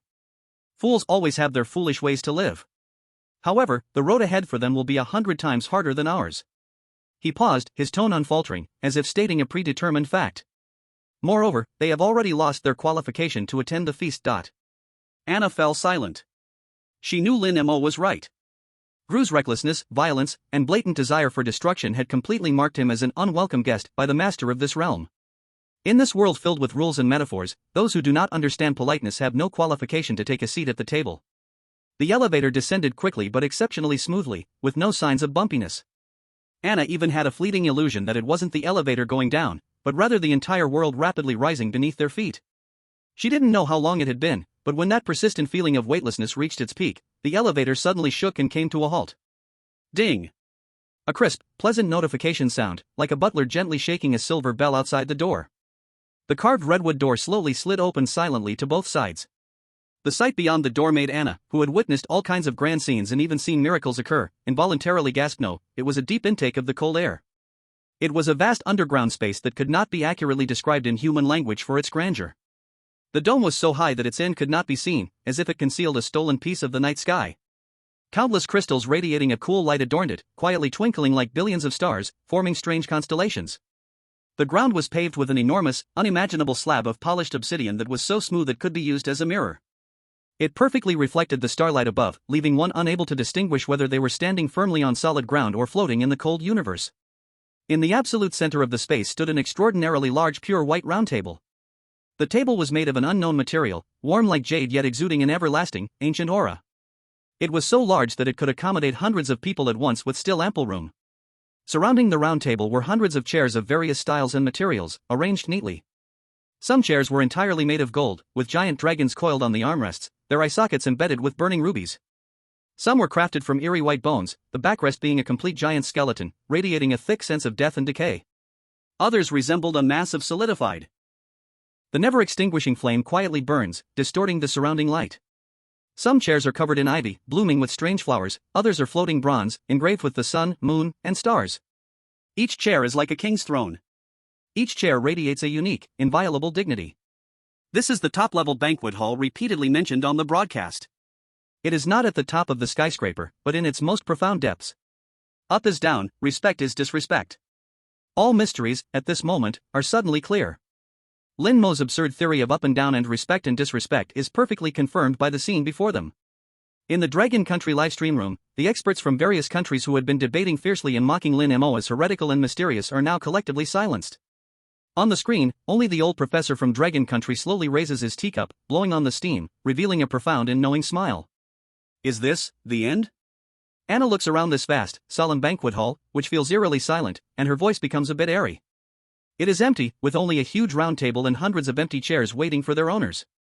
Yet she feels that hundreds of gazes from different times and dimensions are piercing through everything, coldly watching them, the uninvited guests. No. Lin Mo's eyes are more serious than ever. He slowly utters two words. The real test has just begun. As soon as he speaks, as if to confirm his judgment, the cold, emotionless broadcast voice echoes again throughout the underground starry sky. Welcome, two distinguished guests, for arriving first at the banquet hall. As a reward for timeliness and politeness, you will receive the highest honor of hosting this grand feast. Final test, arrange seats for the guests. The broadcast echoes clearly in the grand space, each word hitting Anna's nerves like an ice hammer. Please arrange the most suitable positions at the round table for all the upcoming guests within 15 minutes. The broadcast pauses here. Just this brief pause makes Anna feel a wave of suffocation. Then, in that emotionless tone, a hint of cold, divine-like cruelty emerges. Warm reminder, every guest has supreme dignity. Any incorrect seating will be considered the ultimate humiliation to that guest. At that time, the humiliated guest will personally demand their dignity back from the disrespectful host. The last three words drop in tone abruptly, carrying a playful malice. Mistaken placement means death. As the last note of death falls, the surface of the gigantic white round table ripples with a watery glow. The light retreats like a tide. Hundreds of exquisite nameplates, made of gold, ivory, bronze, white bone, crystal, obsidian, and other materials, slowly emerge from under the table, silently covering the entire surface. Each nameplate is engraved with an ancient script, radiating an overwhelming majesty Anna has never seen, inscribing a thunderous name that could shake the history of human civilization. Archangel Michael, King of the Underworld, Hades. Jade Emperor of the Celestial Court. King of Asgard, Odin. Egyptian Pharaoh, Ramses II. First Emperor of the 9 Provinces, Ing Zhang. Supreme Leader of the Knights of the Round Table, King Arthur. King of Olympus, Zeus. The Great Old One, Cthulhu. Lord of Hell, Lucifer. Second Grand Master of the Knights Templar, Hugo de Payens. Supreme deities from mythology, legendary kings who founded civilizations, immortal heroes sung in epics. From different civilizations around the globe, different divine systems. Hundreds of supreme beings from different historical eras, their nameplates, now quietly lay on this table, waiting to be seated. And directly above the round table, a huge countdown made of crimson light mercilessly appeared, emitting a tick-tock, deathly sound. 1459. 1458. 1457. A deadly crisis arrived in an unprecedented, absurd, and terrifying way. Anna looked at the densely packed nameplates, almost dazzling to the eyes, and felt an indescribable chill rush from her soles to the crown of her head, making her blood run cold. To have Hades and the Jade Emperor sit at the same table? Who sits at the head? To have Michael and Lucifer as neighbors? Is this meant to make them flip the table right there? And Cthulhu, how to arrange this? Does it have dignity? What is its dignity? Will anyone sitting close to it go mad? Don't say 15 minutes, even if given 15 days, no, 15 years. If she were to consult all the myths, religions, and historical texts in the world, there would be no possible way to arrange these guests from different systems, without comparability, and even mortal enemies, in a way that satisfies everyone. This is an unsolvable deadlock. A deadly situation that would surely anger certain existences. She suddenly turned to Lin Mo, trying to see a hint of seriousness or even a flicker of panic on his face. She needed a companion's emotions to prove that her current fear was normal. But she was disappointed. Thoroughly disappointed. On Lin Mo's face, there was not a trace of fear, not a hint of confusion. Instead, there was a glow of almost fanatic, obsessive, and extreme excitement. In those eyes that were always calm, it seemed like stars were burning, data streams were rushing like waterfalls. That was the look of a top student encountering an unsolvable problem. It was the look of the strongest warrior finally meeting the destined opponent. It's finally here. He looked at the table full of sacred nameplates, murmuring as his voice trembled slightly from extreme excitement. A blurry image flashed through his mind. In the dim study, his younger self was pressed down on a chair by a stern father, facing a book as thick as a brick that was filled with convoluted writing. Sit, you must have the posture of sitting. Eat, you must have the manners of eating. Every drink and bite, every action and movement, is a rule. It's all knowledge. Main seat, guest seat, seniority, status, factions, camps, merits and faults, preferences. If you can't memorize the principles within, don't think about eating.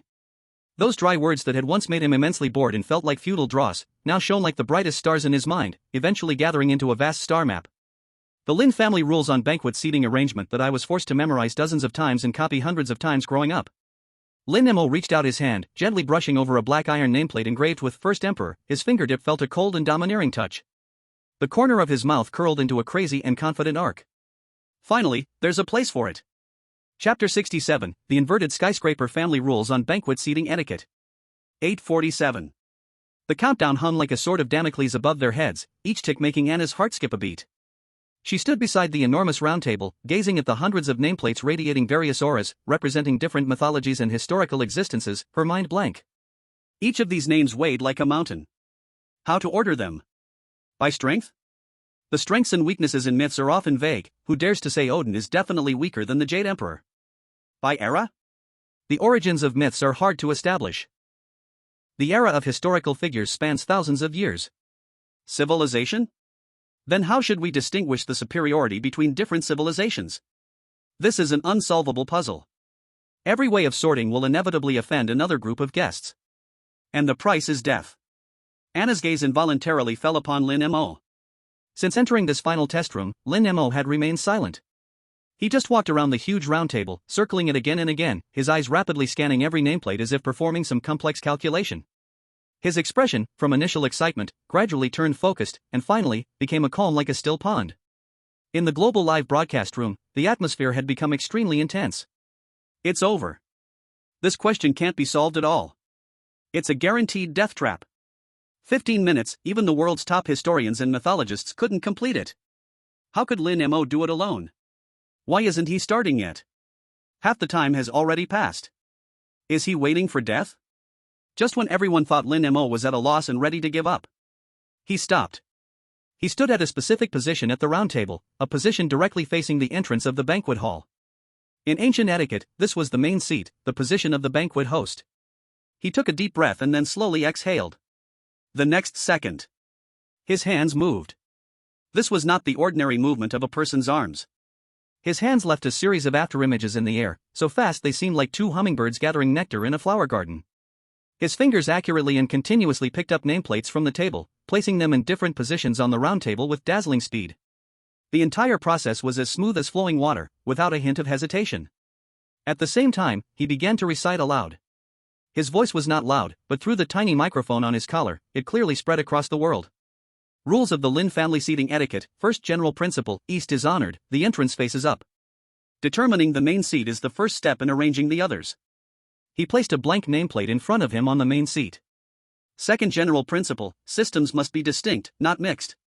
Myth belongs to myth, history to history, and legend to legend. Within the same system, hierarchy is discussed. His hands moved like lightning. The nameplates of the Eastern mythological system, Jade Emperor, Taishan Laojun, Tathagata Buddha, were instantly grouped to the left side of the round table. The nameplates from different Western mythological systems, such as Odin, Zeus, and Ra, were classified and placed on the right side. The nameplates of kings from history and legend, such as King Arthur, Emperor Qin Shi Huang, and Alexander the Great, were arranged in the area directly opposite. In just a few seconds, hundreds of chaotic nameplates were clearly divided into dozens of different factions. What incredible speed! He actually understands. The old expert from the Cultural Institute in the Dragon Country Command Center trembled with excitement. But the real challenge had just begun. Within the same system, how should they be ranked? Third general principle: within the mythological system, rank according to creation, ruling, divine position, and power. The creator god is honored, the ruler of core laws is next, those with high divine positions follow, and pure strength ranks last. Lin Mo's speech sped up, and his hands reached a level beyond human capability. In the Eastern immortal divine system, Pangu, no nameplate, leave a blank, is honored, the three purities, Taishan Laojun, follow, the Jade Emperor is the ruler of the heavenly court, ranks beneath the three purities and before the four sovereigns. In the Buddhist system, Tathagata is the current Buddha, on par with the Jade Emperor, seated on either side. In the Nordic mythological system, Odin is the god king, ranking first. Below him, the war god Tyr and the thunder god Thor are listed according to divine position. In the Greek mythological system, Zeus is the god king. Below him, Hades and Poseidon, the three generations of god kings, are ranked by domain, with no absolute superiority, forming a tripartite balance. He seemed like the most seasoned. The most knowledgeable master of mythology meticulously sorted the countless complex mythological systems, placing each name precisely in its corresponding position. This terrifying wealth of knowledge and logical prowess left Anna and all the viewers around the world dumbfounded. This was beyond what could be described as a straight-A student. This was a prodigy. The countdown had only 3 minutes left. The nameplates of the mythological system had all been placed. Only the kings from history and legend remained. General principle number 4: human emperors are ranked by the source of civilization, historical achievements, size of territory, and length of succession. The first emperor unified the 6 states, standardized writing and transportation, and established the foundation of a millennium of imperial rule in China. He should be first among all kings. He solemnly placed the nameplate of the first emperor at the top of the historical section. Alexander the Great, who spanned Europe, Asia, and Africa, spreading Greek civilization with remarkable achievements, is next. Julius Caesar, Emperor Wu of Han, Charlemagne. One by one, the names that left a deep mark in human history were placed in an undeniable logical order. Just as the countdown was about to reach 0. Boom! With a deafening noise, another side door of the banquet hall was violently kicked open. Gru and his remaining 2 team members charged in, covered in blood and looking disheveled.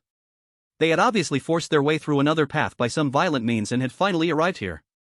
Ha ha ha! We made it! Gru laughed maniacally upon seeing the empty banquet hall, as if he had survived a disaster. Then he saw Lin Mo playing a game in front of the massive round table. To him, the table full of nameplates was the key to victory. Hand it over! Greed and brutality instantly filled Gru's eyes, and disregarding any rules, he transformed into a shadow and roared towards Lin Mo, his fist, wrapped in a gravitational force, aimed not at Lin Mo, but at the massive round table. He wanted to destroy everything. Then snatch all the nameplates to study them himself. Anna's expression changed drastically as she instantly stood in front of Lin Mo, unleashing a chilling aura.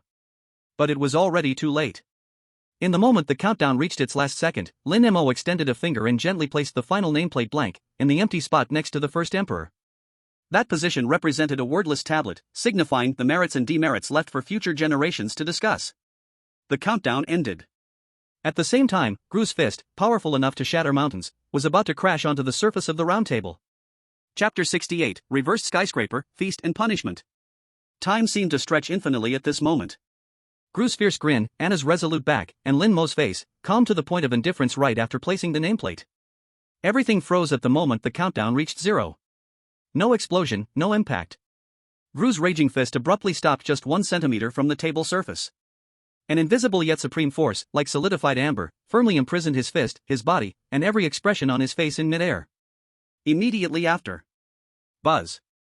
A long and solemn sound, resembling a bell from ancient times, echoed throughout the huge banquet hall. On the hundreds of chairs that Lin Mo had carefully arranged, blurry human-like figures made of pure light slowly appeared.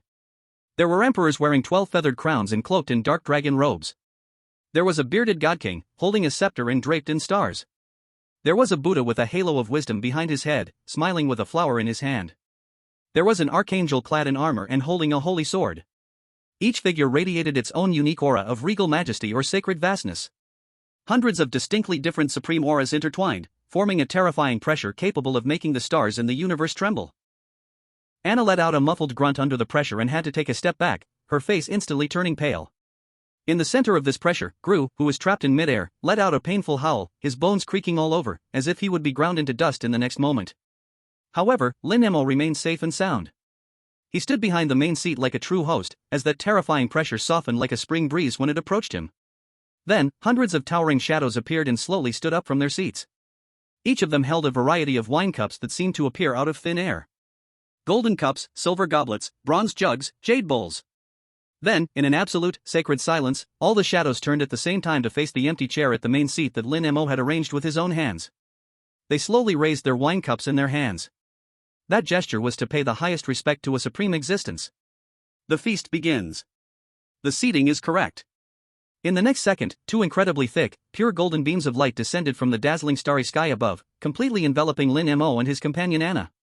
Vast, pure, warm energy surged wildly into their bodies. This was the reward for perfectly clearing the dungeon. A gift from hundreds of divine kings and emperors. Anna felt her mental strength skyrocketing at an unbelievable speed, the energy consumed in battle instantly replenished, and even faint signs of breaking through her limits began to emerge. Lin Mo felt his intangible family secret book being bathed in the golden light, the pages coated with a faint layer of gold, making many previously unclear texts become clear. His understanding of rules and order reached a whole new level. Ding! Congratulations to Lin Mo, the chosen one of the Dragon Kingdom, and Anna, the chosen one of the White Bear Kingdom, for perfectly clearing the nightmare-level dungeon, the Upside-Down Skyscraper. Overall evaluation, SSS+, surpassing limits. Personal reward calculation in progress. Amidst the atmosphere of divinity and peace, an unharmonious note finally faced its judgment. The hundreds of shadows that raised their cups, after completing their ritual, slowly and uniformly turned their heads. Hundreds of eyes, whether majestic, indifferent, cold, or divine, focused like hundreds of unseen swords on Gru, who still maintained his punching posture and was trapped in midair. The broadcast echoed coldly. Judgment, Gru, the chosen one of the Goblin Kingdom, attempted to violently disrupt the feast at the start. This is an act of disturbing the banquet. Judgment, disturbing the banquet is a blatant provocation and extreme humiliation to all guests present. Ruling, execute joint punishment. As the words fell, the hundreds of shadows did not make any extra movements. Merely gazing was enough. Ah! Gru let out a heart-wrenching scream that did not sound human. His proud, strong body, capable of splitting mountains, began to melt and crumble under the gaze of hundreds of eyes, like ice and snow exposed to the blazing sun. No, it was not a physical collapse. It was a conceptual erasure. His legs became transparent first, then turned into countless light spots, dissipating in the air. Next, it was his torso, his arms. No! No! Lin Mo! It's you! You did this to me! Before his consciousness completely dissipated, Gru used his last strength to unleash a cursed, venomous accusation. His voice abruptly stopped. The entire being, along with his two teammates who were also crushed by the pressure, was forcibly ejected from the dungeon. On the screen, a global announcement popped up mercilessly. Announcement, due to Gru, the chosen one of the Goblin Kingdom, behaving improperly in the dungeon, the upside-down skyscraper, and severely disrupting the order of the dungeon.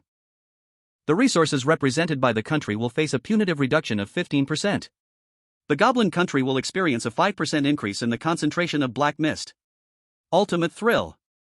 Karma, immediate retribution. In the Dragon Country's live broadcast room, there was first a deathly silence, followed by a celebration that shook the heavens and the earth. So exhilarating. So damn exhilarating. Let you show off. Let you look down on our polite brother. This is the consequence of not following the rules. So funny, there's no need for Godlin to take action, they ended up playing themselves to death. National resources reduced by 15%. Black mist concentration increased by 5%. The Goblin country will suffer greatly this time. They deserve it. In the banquet hall, after the punishment ended, all the phantoms slowly dissipated, and everything returned to calm. The golden reward pillars also gradually faded away. Two items slowly floated before Lin Mo and Anna. What appeared before Anna was a semi-transparent shield, resembling ice crystals, with orderly glowing runes flowing over its surface. A-level equipment, Order Barrier. Effect, can block one attack from conceptual sources like chaos, disorder, and mental pollution. This shield perfectly matched Anna's attributes, providing a huge boost to her future survival ability. Floating before Lin Mo, however, was a palm-sized, irregular metallic fragment.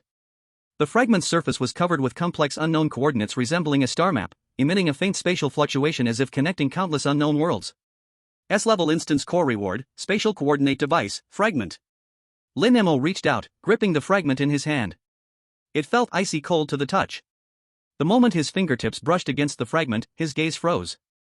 In an extremely inconspicuous corner of the fragment, he saw an insignia so tiny it was almost unnoticeable. It was a simple Lin character made up of 3 straightforward lines. This insignia was familiar to him to the bone. It was the Lin family insignia designed by his dad, Lin Zhang, who had been missing for 5 years. Chapter 69 Reality New Storm. As the returning white light faded, Lin Mo and Anna reappeared in the teleportation hall of the 9 provinces' headquarters. The familiar smell of disinfectant and slightly cold air announced that they had returned to reality from that topsy-turvy world. The hall was already packed with people. General Zhang Guodong, Ivanov from the White Bear Country, along with a large group of researchers and senior advisors in white lab coats, were all eagerly waiting. When they saw Lin Mo and Anna appear unharmed, the entire hall fell silent for a second and then erupted into thunderous applause and cheers. They're back. They're back. SSS Plus. Another SSS Plus. Our Dragon Country, a young researcher, was so excited he was at a loss for words. Zhang Guodong strode forward, his usually serious face now filled with uncontrollable smiles. He slapped Lin Mo's shoulder hard, so strongly that Lin Mo felt like his shoulder blade might break. Good kid. Well done. Once again, you brought a tremendous surprise to all of us, to the whole Dragon Country. Ivanov also came over, looking at his unscathed, even invigorated pride, Anna. His deep old eyes were full of satisfaction. He gave Lin Mo a solemn military salute from the White Bear Country. Mr. Lin Mo, I express my highest gratitude to you on behalf of the White Bear Country and Anna. Faced with this overwhelming enthusiasm, a hint of just the right amount of fatigue and confusion appeared on Lin Mo's face. He scratched his head and, using his usual way of speaking that had driven countless experts crazy, said a bit awkwardly, General Zhang, leaders, actually, I didn't do much. I just thought, since we went to someone else's house as guests, we should show some courtesy. Wipe the table, sweep the floor, greet the neighbors, it's all just what should be done. As for the last seating arrangement, I just set it up casually according to the customs of our hometown's banquet. Who would have known I got it right? Luck, pure luck. This statement caused the previously lively atmosphere to freeze momentarily. Everyone present watched the entire strategy unfold live, missing not a single second. They witnessed Lin Mo manipulate a nightmare-level dungeon with an incredible set of etiquette. And now, he actually claims it was all luck? Believe you, a ghost. General Zhang Guodong's mouth twitched slightly, but he understood this kid's temperament and didn't press further. He let out a hearty laugh and steered the conversation elsewhere. No matter how the process went, the result is good. The result is that our Dragon Country has once again proven itself to the world. He turned to his assistant behind him and commanded, immediately. Deposit all rewards from this dungeon, double. No, triple, into Lin Mo's account. Furthermore, all his previous applications for A-level permissions are granted unconditionally. And, he glanced at Anna, Miss Anna, as our ally, will also enjoy the highest level of resource support and permissions. Fame and fortune both. Lin Mo's carefree life seemed to drift further away from him. Meanwhile, online, it had already completely exploded. The title rule-abiding duo spread through the corners of the internet at a viral speed. Polite brother teaches you how to clear nightmare dungeons. History's strongest logic flow dissuades countless evil spirits with a single sentence. In-depth analysis, a study of Eastern philosophy's dimensional assault in the realm of rules from the inverted skyscraper. Countless analysis posts, speculative threads, and fan art surged explosively. Lin Mo and Anna's duo was praised by fans as the perfect combination of intellect and strength, with popularity skyrocketing at an unprecedented rate, even surpassing many long-established S-level powerhouses. Lin Mo's personal image transformed completely from an incredibly lucky pawn to an unfathomable master of rules, a walking encyclopedia of etiquette, and a mastermind cloaked in E-level skin. Of course, amidst the external clamoring, Lin Mo had no time to pay attention for now. After managing the warm reception from the officials, he returned to his lounge immediately and declined all visitors. He closed the door, and the innocent look on his face vanished instantly, replaced by an intense seriousness. He opened his hand, and the fragment of the spatial coordinate device lay silently in his palm. His fingertip rubbed the tiny Lin family mark that only he could recognize repetitively. Father. This man, who had been missing for 5 years, had left clues that reappeared in this unexpected way within the realm of rules. From the mysterious traveler's shadow in the No-See Mountain dungeon, who taught the scholar to follow the rules, to this clearly marked S-level item with the family insignia before him. All clues pointed to one fact: the disappearance of his father was certainly not an accident. It was likely that, right from the beginning of the realm of rules, or even earlier, he had already delved into it and was laying something out. For the first time, Lin Mo felt a hint of restlessness within him. On the other side of the world, in the Lighthouse Nation, at the headquarters of the Human Optimization Alliance. In the huge circular conference room, the atmosphere was as oppressive as iron. Adams, the man known as the Son of God, quietly watched the footage playing repeatedly on the light screen of Lin Mo arranging seats at lightning speed in the banquet hall. He watched for a long time, long enough that the officer behind him could hardly breathe. Interesting. After a long while, Adams finally spoke. His voice still calm, but the depth of his bright blue eyes no longer held the earlier amusement and appreciation. Instead, what replaced it was a cold vigilance, as if he were scrutinizing a kindred spirit. What he uses is not talent, not skill, and not any extraordinary power as we understand it. It is a kind of authority. A kind of interpretative power and definitional power built on a cognitive system from an ancient civilization. Adams stood up and walked to the huge floor-to-ceiling window, overlooking the steel jungle-like underground city below.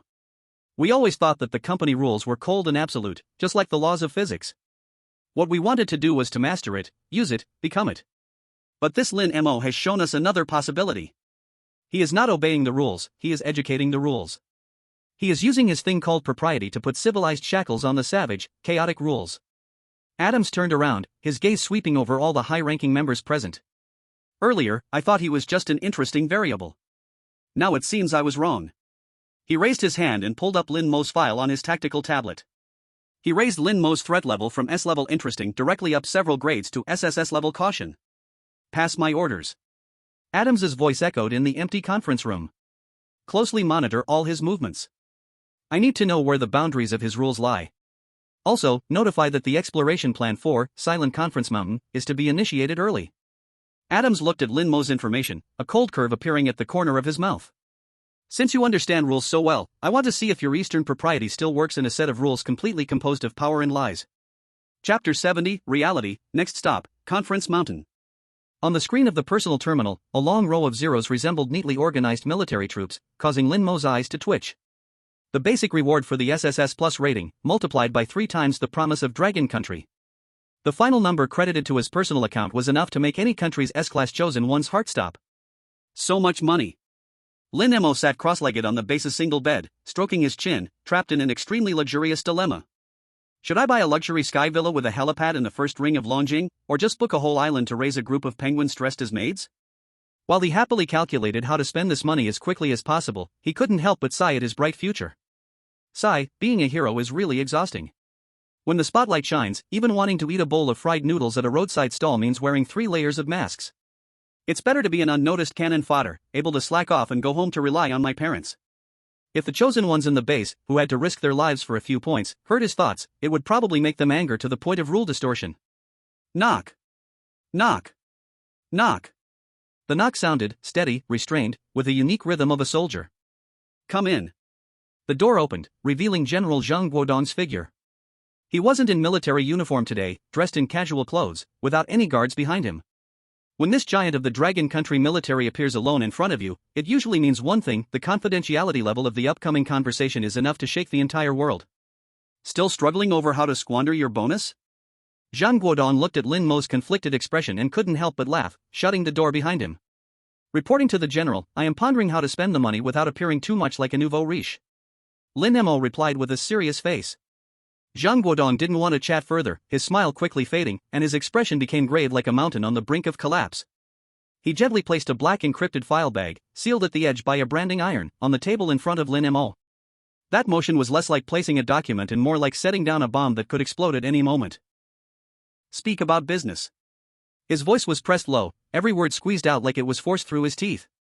"This is the piece of the spatial coordinate device you brought back from Guishu, the report cracked overnight by the highest technical department of Zhou." Lin Mo's eyes instantly sharpened. He tore open the seal, drew out the document, his gaze sweeping over it like a scanner. The report indicated that the coordinates on the fragment, after comparing with all the highest classified files since the arrival of the regulation domain, ultimately pointed to a special area that does not exist in the real world, only mentioned once in the oldest literature as forbidden. Silent Conference Mountain. It's not a copy, it's more like a civilization distortion simulator. Zhang Guodong's voice revealed a deep sense of apprehension. The rules are no longer simply what can be done and what cannot be done. It simulates a complete, brutal, and absolutely real parliamentary political system. All who enter will be forcibly given different member identities, and then. Zhang Guodong paused, seemingly searching for the right words. Have to campaign. You must use debate, voting, alliances, deception, bribery, and even assassination and betrayal. Employ every political means you can think of to compete for a core item called the Silent Crown. The air became thick and oppressive at that moment. 3 years ago, the Lighthouse Nation organized an exploration operation codenamed New World, led by Adams himself. They failed. The cost was 3 top-tier A-class chosen ones, executed on the spot by the rules for dereliction of duty, treason, and election fraud. Zhang Guodong's eyes contracted suddenly, like a furious lion. And now, we have received reliable information that Adams is assembling a larger and more elite team than 3 years ago, preparing for a second exploration. His goal is to gather the crown and complete a ritual we do not yet understand but will surely overturn the current global landscape. He extended his calloused finger and pointed to the end of the report, where a line of handwritten red letters lay. At the same time, the last encrypted message left by your father, Mr. Lin, also points there. Zhang Guodong stared intently at Lin Mo, the general who had fought through life, his eyes filled with trust and expectation. Therefore, the highest level has unanimously decided to completely hand over the command of the strategy for the Silent Conference Mountain copy to you. You can ask for any person, any resource, the Dragon Kingdom will meet them without limits. We only hope that you can form the strongest Dragon Kingdom delegation to enter there, stop Adams, and then bring back answers about your father. These words bore enough weight to crush any chosen one's spine. However, after hearing it, Lin Mo simply shook his head calmly, as if the other party had only asked what he wanted for dinner. I don't need a delegation. Zhang Guodong was taken aback. What do you mean? In such a place, more people do not mean strength, it means factions. Lin Mo gently put the document back on the table, his tone flat, but with an undeniable insight. At a banquet where lies and betrayals are served as appetizers, your so-called teammates sometimes want you dead even more than real enemies. He raised his head, meeting Zhang Guodong's confused gaze, speaking clearly, word by word. I only need one, aide. An aide whose first reaction is always execute, no matter how absurd my orders are, instead of why. One whom I can fully trust with my back and who would never stab me in the back, a weapon. In an instant, Zhang Guodong understood that name. Anna? Exactly. Lin Mo nodded, his eyes shining with absolute confidence, as if the conference mountain that had swallowed 3 A-class forces was merely a fake mountain in his own backyard. Her and I will be enough. Zhang Guodong fell silent, his chest heaving violently, breath becoming heavy. 2 people. To challenge a nightmare-level dungeon that even Adam failed at, which caused the fall of 3 A-rank chosen ones. This plan is no longer madness, but a disdain for the rules themselves. But looking at Lin Mo's calm, unfathomable eyes, he finally swallowed all his doubts and worries down his throat. He chose to believe in the miracles created by this young man time and time again. Okay. One word, heavy as a mountain. I will immediately conduct high-level consultations with the White Bear Nation. Everything you need, Jojo will pave the way for you. After Zhang Guodong left, Lin Mo picked up his communicator. He did not look at the astronomical balance, nor did he study the just unlocked S-level permissions that could mobilize an army. With a light tap of his fingertip, he opened an encrypted channel and found the cold communication number with only one letter as its code. A soft ding sound, the communication was connected. "It's me." Lin Mo spoke directly. On the other end of the line, Anna's response was as cold, brief, yet utterly reliable as ever. Lin Mo's lips curled into a meaningful arc, and in his dark eyes, it seemed to reflect a grand performance that was about to belong only to him. "Get ready. Next stop. We go to election. On the other end of the line, Anna fell silent for about 3 seconds, as if using her pure battle logic to analyze this unrelated word to fighting. Then, she gave the answer in the same crisp tone. "Okay." Lin Mo hung up the call, leaned back in his chair, and looked out the window. There, swords and blades were not the only weapons. There, lies and power were the rules that governed victory and defeat. And the essence he had long understood about order, superiority, and rituals would become his only truth to overturn that hypocritical country. Chapter 71, Reality, the Silent Battlefield. On the projection screen of his personal terminal, a long string of numbers representing personal contribution points made Lin Mo feel a bit breathless. The zeros behind the assets were so many that he had to count them 3 times to get it clear. This huge sum of money, composed of SSS plus rating rewards and 3 times extra rewards from Jojo, if converted into cash, could buy half of a central area in a first-tier city. With so much money, should I buy a villa with a helipad in the 3rd Ring Road, or should I just book an entire server and become a GM in the game? Lin Mo sat cross-legged on the bed, seriously pondering this simple question. While happily calculating how to elegantly squander it, he couldn't help but sigh for the restless days that lay ahead. Sigh, being famous is troublesome. It's better to be a salted fish, lying flat when I want to, and slacking when I want to. If his opportunistic behavior were seen by those chosen ones in the base who fought hard for a few hundred contribution points, their eyes would probably kill him on the spot. Joy and worry coexisted, which was a true portrayal of his current life. Knock, knock, knock. A steady knock echoed. "Come in." The door opened, and General Zhang Guodong appeared at the entrance. He did not bring any attendants, and a slightly unusual seriousness was on his weathered face. This was evidently a private discussion. "Still worrying about how to spend the money?" Zhang Guodong looked at Lin Mo's conflicted expression, both amused and frustrated. "Yes, poverty has limited my imagination, and now that I'm suddenly rich, my imagination can't keep up." Lin Mo answered seriously. Zhang Guodong was too lazy to continue this small talk, walked directly to the desk, and gently placed an encrypted document marked with the highest authority in front of Lin Mo. The cover of the document was a bottomless black. "Let's get to business." His voice was very low, and the atmosphere of the whole room suddenly became serious. "This is the piece of spatial coordinate device, fragment, you brought back. The highest technical department of Jojo has overnight cracked the initial report." Lin Mo withdrew his joking expression and picked up the document. The moment his fingertips touched the document, he felt a chill. He scanned quickly. The report pointed out that the fragment's coordinates, after cross-referencing with the company's top-secret archives, pointed to a special area that does not exist in the real world but was mentioned once in the early taboo records of the rule domain. Codename, Silent Conference Mountain. According to existing intelligence, this is a political game type of replica. Zhang Guodong's voice seemed to come from the abyss. The rules inside are no longer simple survival or combat. It simulates a complete, cold-blooded, and ruthless parliamentary political system. All entrants will be assigned the identity of members of parliament. You must use debate, voting, alliances, deception, and even assassination, all means necessary to compete for a core item named Crown of Silence.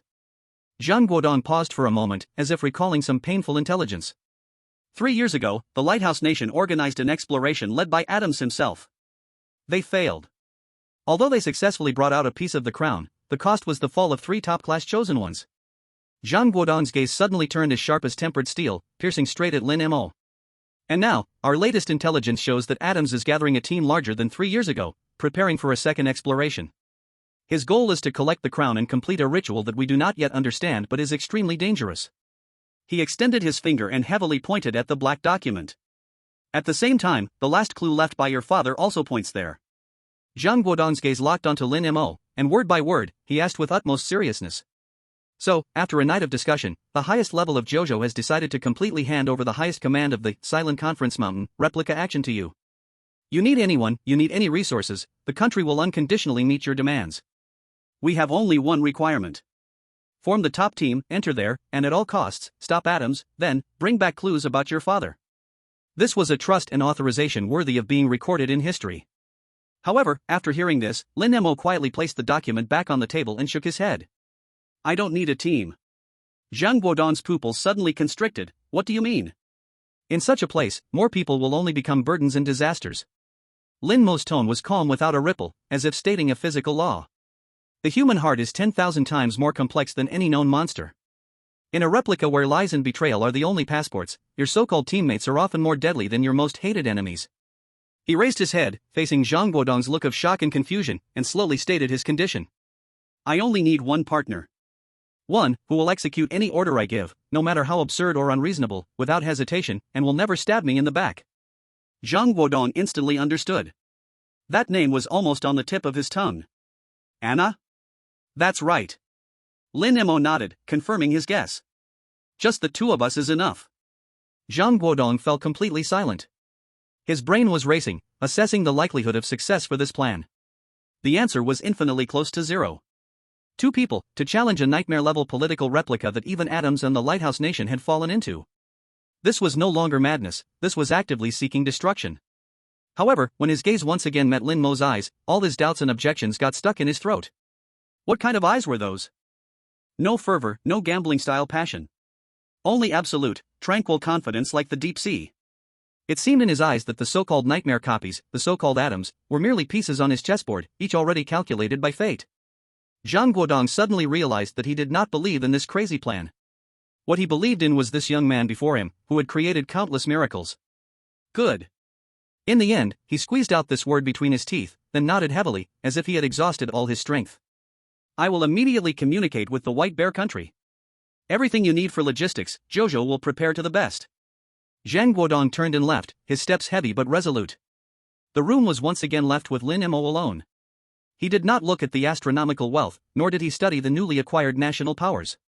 He simply picked up his private communicator, opened an encrypted channel, and found that number he almost never contacted actively. Ding! The communication connected. It's me, Lin Mo got straight to the point. Whom? On the other end of the phone, Anna's voice was as cold and clean as ever, as if untouched by dust. Lin Mo's lips curled up in a meaningful arc. He leaned back in his chair, fingers lightly tapping on the table, like a chess player announcing his next move. In those deep eyes, the night outside the window was reflected, hiding an abyss that was about to stir up a tidal wave. Get ready. Next stop. His voice carried a hint of playfulness and declaration. We are going to campaign. Anna on the other end of the phone fell silent for a full 3 seconds. It seemed she was trying to decipher this term that was out of place in their world. Soon, she replied in the same concise but incredibly firm tone. Okay. Chapter 72, Silent Conference Mountain, the most useless information. The corridors of Conference Mountain were silent, time seemed to lose meaning here. Adams and his Human Optimization Alliance were cruelly advancing, crushing everything in their path on the replica map. Wherever they went, his invisible psychic interference accurately enveloped several members of parliament. The voting numbers skyrocketed. Chosen one of the Lighthouse Nation Adams, current votes, 16. Chosen one of the Lighthouse Nation Adams, current votes, 19. The system prompt sounded devoid of emotion, yet it struck the nerves of global viewers like a heavy hammer.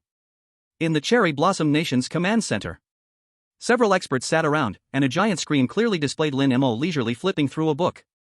Baka! What is he doing? An expert with a well-groomed beard slammed his palm on the table, causing the water cups to tremble. This is an S-level replica of life and death struggle. Lord Adams's votes are about to exceed half, and this Dragon Country person is actually looking at a family tree? Is he playing a role-playing game? Perhaps, this is an Oriental mysterious strategy that we cannot understand? A young analyst timidly spoke up. Mysterious? I think it's madness. The bearded expert snorted disdainfully, in the face of absolute power, any tricks are self-humiliation. Just wait, he will be crushed by atoms like an ant. In the live broadcast rooms around the world, similar ridicule and doubt gathered into a tsunami. In the meeting room of the Dragon Country expert group, the atmosphere was heavy as iron. But no one spoke. Everyone fixed their eyes on the screen, trying to decipher 1/10,000th of a possibility from Lin Mo's unnaturally calm face. In the eye of the storm, Lin Mo was completely oblivious to the clamorous world outside. Or rather, he simply did not care. He not only finished reading the thick member list but also took out a small notebook and a fountain pen from his backpack. Anna stood beside him, watching Lin Mo's profile. Sunlight filtered through the window, casting mottled shadows on him. His expression was focused and calm. The pen tip glided over the paper, making a soft scratching sound. Anna couldn't hold back and leaned in slightly. Rows of clear handwriting came into view, like some kind of precise classification index. Conservatives, tradition, etiquette, disdain for radicalism, emphasis on process. Radicals, change, power, desire for breakthrough, easily inflamed. Swing voters, interests first, following the wind, no fixed position. Under each faction, key figures' names were listed. And the annotations behind the names were detailed to the extreme. Conservative leader, Samuel Winston, 78 years old, widower. Loves collecting antique tea sets, especially Qinghua from the Ming and Qing dynasties. Extremely dislikes tardiness and inappropriate dressing. Has a Persian cat named Duke. Radical leader, Marcus Thorne, 32 years old, an ambitious person. Believes that power equals truth, and rules are meant to be broken. Has a worship-like admiration for Adams. Prefers strong whiskey. Swing voter representative, Lady Margaret, 55 years old, husband is an arms dealer. Extremely vain, has no resistance to anything shiny, especially diamonds. These pieces of information were fragmented, complex, and filled with personal privacy. In the eyes of any strategist, this was the least valuable garbage information. Knowing what of a congressman's cat is called, can that exchange for votes? However, Lin Mo's heart was as clear as a mirror. Deep in his mind, that invisible family secret code began to shine with a warm light. Family rule, the way of gift giving, gifts above, practical gifts in the middle, monetary gifts below. Lin Mo silently recited in his heart. What Adams is doing is the lowest tier monetary gift. Using brute force and false promises to obtain temporary obedience. This foundation is fragile. Once a stronger force or greater interest appears, it will collapse in an instant. For different people, different keys must be used. Giving gold to Chairman Winston? That is a blatant insult. Talking about etiquette with Marcus? It's like playing music to a cow. Adams doesn't even understand the simplest way to please, his control is truly too primitive. As the last word fell, he lifted his pen and gently blew on the wet ink. An hour later. When Adams's team had completed the cleanup of the third area, Lin Mo finally closed his notebook. He and Anna transformed into tourists who had just arrived in the capital, strolling into the data hall and historical corridor of Meeting Mountain. Anna was initially full of vigilance. But she quickly discovered that Lin Mo was not really strolling around. He would pause in front of a portrait of a former chairman, reading the biography below word for word. He would pull out decades-old parliamentary debate records from dusty archives, reading them with great interest. He became a silent vortex, frantically devouring every fragment about people and history in this replica world. Anna gradually understood his intentions. She was no longer just a bystander. She began to actively search, filter, and supplement relevant materials and documents for him based on Lin Mo's points of focus, using her A-level strong memory. Between the two, there were no unnecessary conversations. Yet a silent understanding quietly grew. Lin Mo was responsible for constructing the macro-logical framework. Anna was responsible for filling every inch of it with the most precise details. The collaborative mode of the rule followers duo began to take shape. Another hour passed. When the system broadcast announced that Adams's votes had fiercely crossed the 30 mark, Lin Mo stopped. He stood at the end of the historical corridor, closing the yellowed cover of the Century Memoirs of Meeting Mountain. He turned and looked at Anna. In his deep black eyes, the previous calm was gone, replaced by an absolute focus like a hunter locking onto its prey. He pointed with his finger and heavily marked a name in the previous notebook. A name that Adams had completely abandoned. The information showed that this elderly congressman had a will as solid as a rock, and Adams's mental interference had launched an impact against him. Yet he was pushed back without the slightest suspense. The conservative leader, Samuel Winston. Our first stop is to visit him. Lin Mo spoke, his voice not loud, but filled with undeniable confidence. Remember to bring the gift I prepared. Anna's gaze followed his gesture and fell on a long wooden box placed beside his backpack. She remembered that from the moment they entered the copy, Lin Mo had been carrying that box. She walked over and opened the lid. Inside, dark red silk lined the box, and a set of blue and white porcelain tea sets was neatly displayed. The porcelain looked ancient, with its glaze even showing a few almost imperceptible flaws. Those weren't damages, but unique marks left by time. Chapter 73, The Silent Meeting Mountain, A Failed Visit? The residence of the conservative leader Samuel Winston sits in the quietest corner of Meeting Mountain. Its architectural style is old-fashioned Victorian, with crimson brick walls covered by dense ivy. The heavy black iron gate looms like a silent beast, keeping people at bay. This was the first breaking point Lin Mo had chosen for himself. Are you sure? Anna whispered, her eyes fixed on the door. In her hands was a visit notice, handwritten by Lin Mo, using the most classical and elaborate honorific language. Of course. Lin Mo meticulously adjusted his collar, ensuring not a wrinkle remained. He even had Anna change her battle suit into a more formal outfit. Family rule, visiting etiquette, first rule, being poorly dressed is disrespectful to the host. Before meeting the person, one must not lose the proper etiquette. Submit the notice half an hour early. Arrive on time as scheduled. Dress appropriately to show respect. Lin Mo quietly recited, as if checking a top-secret action checklist. The process is perfect, no problems. Following his words, Anna stepped forward and pressed the doorbell. Moments later, the door opened a narrow crack. A butler in a tuxedo, his hair slicked back with wax, peeked out from behind the door. His murky eyes scanned the two from head to toe like a spotlight. "What do you want?" His voice was dry, like an old bellows. Anna respectfully presented the visit notice. "We are Lin Mo of the Dragon Country and Anna of the White Bear Country, hoping to meet with Councilman Winston to discuss the future of Meeting Mountain." The old butler took the visit notice. With just a glance at the cover, the contempt in his eyes could no longer be concealed. "Sorry." He didn't even open it to look, directly stuffing the notice into his pocket, his tone as cold as ice. "My master does not meet with unknown people. His schedule today is already full." After saying that, he began to close the door. "Failed. Ha ha ha. I knew it." A hot face pressed against a cold butt, asking for humiliation. "This is hilarious. What's the point of a visit notice in formal attire? They don't even care about you. Without a ticket at Meeting Mountain, you're just air. This Dragon Country person has completely lost it. I actually had some expectations for him? You're the one who's lost it, your whole family is lost. Don't insult Lin God." Exactly, Lin God's actions are something you can understand. In the global live broadcast room, the mocking and laughing comments instantly drowned the entire screen. At the Lighthouse Country Command Center, a strategic analyst held a coffee, sneering. A typical academic mistake, he thinks this is a visit to a mentor? Politics is a naked exchange of interests, never a polite dinner invitation. The Dragon Country expert group was frozen, several old professors looked extremely grim. This time, Lin Mo seemed to have genuinely messed up.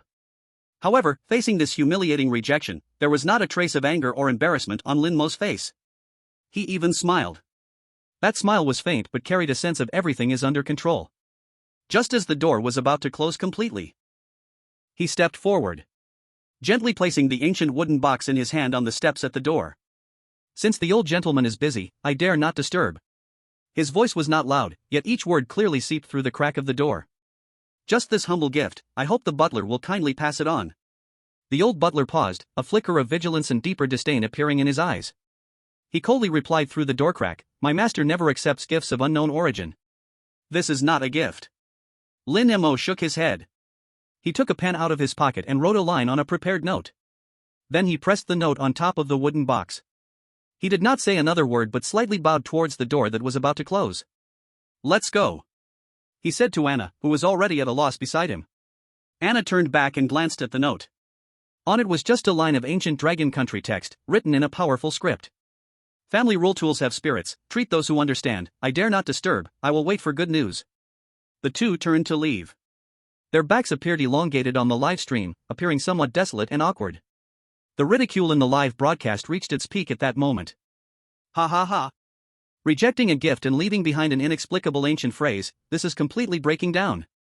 I declare, the biggest clown of this session has been born." However, just as Lin Mo and Anna's figures were about to disappear around the street corner, behind that tightly closed black door, the old butler was silent for a few seconds. In the end, he still bent down, picked up the wooden box and the note. As his gaze swept over the words on the note, he froze. Then, as if stung by something, he suddenly opened the wooden box. In the next second, the old butler's eyes widened in shock. His once calm face began to twitch violently. Shock, disbelief, ecstasy, all kinds of emotions battled fiercely on his face, making his hand that held the box shake like leaves in an autumn wind. Bang!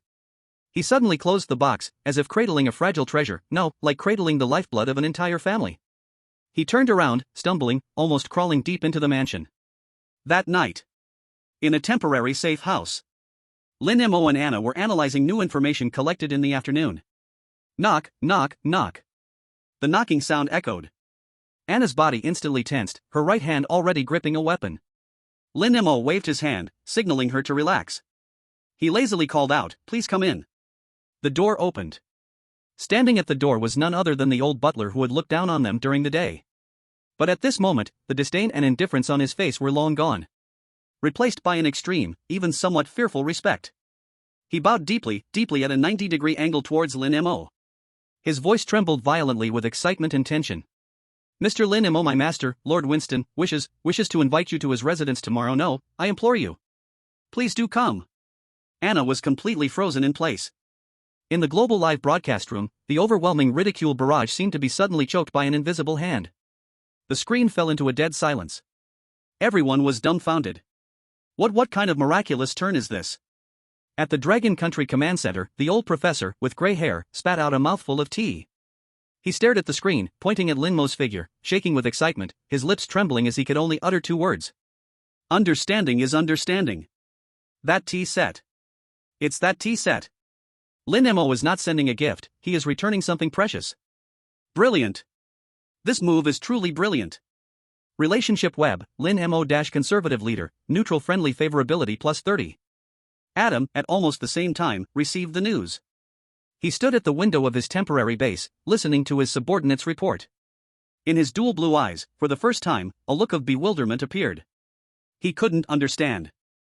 What trick did Lin Mo really play? But he immediately took the most direct and brutal response. Half an hour later, an urgent news broadcast spread throughout the entire conference mountain. Breaking news, radical leader Marcus Thorne announces an official alliance with the chosen one Adams from the Lighthouse Country. All votes from radical party members will be attributed to Mr. Adams. Adams' votes surged instantly.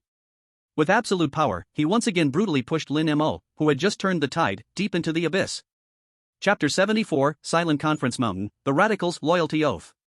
The next morning, Lin Mo arrived at Winston's mansion as scheduled. The old butler had been waiting at the door. His posture was even straighter than yesterday, and the scrutiny and vigilance in his gaze had transformed into pure awe. The meeting place was in Winston's study. Outside the floor-to-ceiling windows, the branches and leaves of the courtyard were trimmed like geometric shapes. The flames danced in the fireplace, dyeing the air a warm amber color, intertwined with the unique smell of power, mixed with old books and cigars. The elderly Senator Winston sat in a high-backed armchair. He was gently rubbing the set of blue and white porcelain teacups with his fingertips. His gaze didn't seem to be focused on an object, but rather on a lost family member he had not seen for half a lifetime. This was the gift Lin Mo had left behind yesterday. "Mr. Lin." Winston slowly spoke, his voice old and heavy with meaning. "On behalf of the Winston family, I thank you for returning this token. It is a relic of my grandfather, lost in the chaos of war. I have searched for it for half my life." Anna stood behind Lin Mo, her heart jumped sharply. It turned out that the value of this tea set lay not in its craftsmanship or age, but in its carrying of a political family's memories of rise, fall, honor, and disgrace. She looked at Lin Mo's back, feeling an awe that bordered on fear for the first time. His intelligence had been precise to this extent. "You are too polite, old sir." Lin Mo smiled as he sat down opposite Winston, as if everything should be just so. "Family rule, objects have spirits, treat them well with understanding." He softly recited this line, sounding both like an explanation and a statement of fact. "It has a connection with me, so I have the responsibility to return it to its rightful owner." The two did not immediately get to the main topic. Instead, they discussed the not-so-glamorous past of Conference Mountain, centered around this tea set. From the secrets buried under the cornerstone of the Parliament building to the true reasons for the alteration of a procedural rule over a century. The more Winston talked, the more admiration shone in his eyes. He was certain that this young man from the East understood the traditions and etiquette hidden in the shadows of Conference Mountain far better than any local legislator he had ever seen. The global livestream audience was completely bewildered. What are they doing? Can chatting about history lead to votes? I don't get this script. Adam's side is already in a frenzy, yet Lin is still savoring tea? I am shocked. Is it possible that Lin is simply here for sightseeing, casually passing through the gates? Lin's actions must have his reasons. As the atmosphere in the study grew rich like aged wine, Lin Mo lifted the teacup. He did not disperse the misty steam, instead, he allowed it to blur his expression. The conversation took a sudden turn in this haze. Speaking of which, the most valuable tradition in Conference Mountain is to play games under rules and procedures. Unlike some of the young people today, they are too eager for quick success. His words landed like a silent chess piece, precisely on the center point of the board. Winston's aged brows slightly raised. Are you referring to the alliance between Adams and Marcus? I am not discussing others' rights and wrongs. Lin Mo set down his teacup, the bottom of the cup clinking against the saucer with a clear sound. A hint of just the right amount of regret appeared on his face. I was just thinking, family rule, the foundation of one's own conduct. Integrity comes first. Mr. Marcus of the Radicals, in such a hasty manner, has tied the future of the entire faction to a foreigner's chariot. His voice stopped, as if contemplating a word that might stir a storm. It was also like, unintentionally, revealing his truest feelings. I really don't know what kind of letter of allegiance he handed to Mr. Adams. Letter of allegiance. The moment these 3 words were uttered, the warm air in the study seemed to be sucked away, leaving only a sharpness like a needle. It precisely pierced the most sensitive string in the heart of this seasoned politician. Winston paused for a moment, stroking the teacup. In the depths of his weathered eyes, something was ignited in an instant, then forcefully suppressed by him. Dirty dealings. Sacrifices for selling out core interests. In politics, the darkest terms are nothing compared to this. Just then, the door of the study was just silently pushed open a crack. A young swing voter senator peeked in. He originally came to ask Winston a procedural question. He bowed his head and bent his body, his posture humble, seemingly patiently waiting for the 2 big figures to finish their conversation. But his slightly tilted ear, and the corner of his eye firmly locked onto the side, had already greedily swallowed those 3 words. He heard it clearly. Lin Mo's gaze crossed with that young senator's for a brief moment in the air. Then, as if nothing had happened, he looked away, picked up the teacup, and continued to savor the tea. The meeting was over. Lin Mo and Anna politely bid farewell. Winston did not give any promises but personally escorted them to the gate of the residence. This was a signal. A signal representing the highest courtesy. Half an hour later, a word lit the fuse on Capitol Hill. Letter of allegiance. Rumors spread like a virus, wildly circulating among congressmen, aides, and lobbyists, each version more horrifying and specific than the last. Have you heard? Radical Marcus signed a letter of allegiance to ally with Adams. Not just that. It said he mortgaged all resource profits of the Radicals for the next 10 years to the consortium behind Adams. The version I heard is that he sold out a core defense secret of Capitol Hill. Traitor! He is selling out all of us. In this place, where procedures, rules, and exchanges of interests are held sacred, the term letter of allegiance itself is a political earthquake. The conservatives were infuriated, finding the perfect weapon to attack. Swing voters were on edge, desperately probing what exactly Marcus had sold out, hoping it didn't include their own share of the cake. Public opinion exploded in an instant. In Adams' temporary base. Bang! An expensive crystal cup shattered in his palm, fragments mixed with scarlet wine splattered everywhere. The uncontrollable field of thought made all the metal objects in the room hum. Who leaked it out? Adams' once proud handsome face showed cracks for the first time, his muscles twitching in rage. He realized the situation was slipping out of his control. He could twist a person's actions with mental strength but couldn't stop 100 mouths from spreading thoughts. Beside him, radical leader Marcus felt icy cold, sweat soaking through the collar of his shirt. He could clearly sense the looks from his faction's former followers, now filled with suspicion and scrutiny. Mr. Adams, I must do something. I must prove my innocence. Marcus's voice trembled, nearly pleading, otherwise, my team will scatter. What do you want to do? Adams coldly stared at him, his gaze like that of looking at a tool about to be discarded. I want to propose an accelerated reform in the assembly. Marcus gritted his teeth. A crazed look appeared on his face like that of a gambler. I want to show everyone with my actions. I, Marcus Thorne, have allied with you for the progress of Capitol Hill, not for some damned token of loyalty. Adams narrowed his eyes slightly. This seemed to be a good opportunity. Use a settled fact to crush rumors while forcibly passing a bill that benefits them, using power itself to consolidate power. Good. I support you. He nodded in agreement. Meanwhile, at another location on Capitol Hill, Lin Mo was quietly watching Marcus rush about outside the window, urgently gathering his already estranged subordinates. His gaze was calm and still, as if appreciating a well-scripted play. The pieces had fallen into the preset trap. He took the bait. Lin Mo said softly to Anna next to him, his tone betraying no emotion. Prepare the second gift. Chapter 75, Silent Capitol Hill, a gift for everyone. The temporary council at Capitol Hill started early. Under the dome of the meeting place, the air was tense like a bowstring from the very first second. The radical leader Marcus Thorne's face turned a sinister purple from blood rushing to it, as he almost roared while reading his accelerated reform bill. We must crush the shackles of the old world. All so-called traditions that hinder our progress should be swept into the rubbish pile of history. Resources must be concentrated. Efficiency must come first. Any opponents are sinners of Capitol Hill. Every word he spoke was like a spark, splashing in the solemn halls of Parliament. In the front row of the spectator seats, Adams had a stern expression, yet his eyes unreservedly conveyed power to Marcus. He and the lawmakers under his invisible mental strings were Marcus's strongest support. However, once the terms of the bill were announced, a wave of anger surged. Absurd! This is digging at the roots of Capitol Hill. Conservative leader Winston suddenly stood up, his cane trembling slightly from the old man's rage. Tradition and procedure are our last line of defense against chaos. They are not filthy rags to be discarded. I oppose. A corpulent businessman of a lawmaker also stood up, his voice sharp and piercing. Unconditionally surrender 70% of private resources? This is not a proposal, this is robbery. It's shameless theft under the guise of reform. I represent my district, I oppose. This amounts to stripping away our autonomy. In an instant, the parliamentary hall turned into a chaotic arena. Conservatives roared to defend tradition. Swing voters screamed to protect their treasury. The radicals, led by Marcus, retaliated with even fiercer words against all doubts. The entire Capitol Hill was completely torn apart by an invisible crack. Adams coldly watched all of this. He enjoyed this chaos, even hoping for it to escalate further.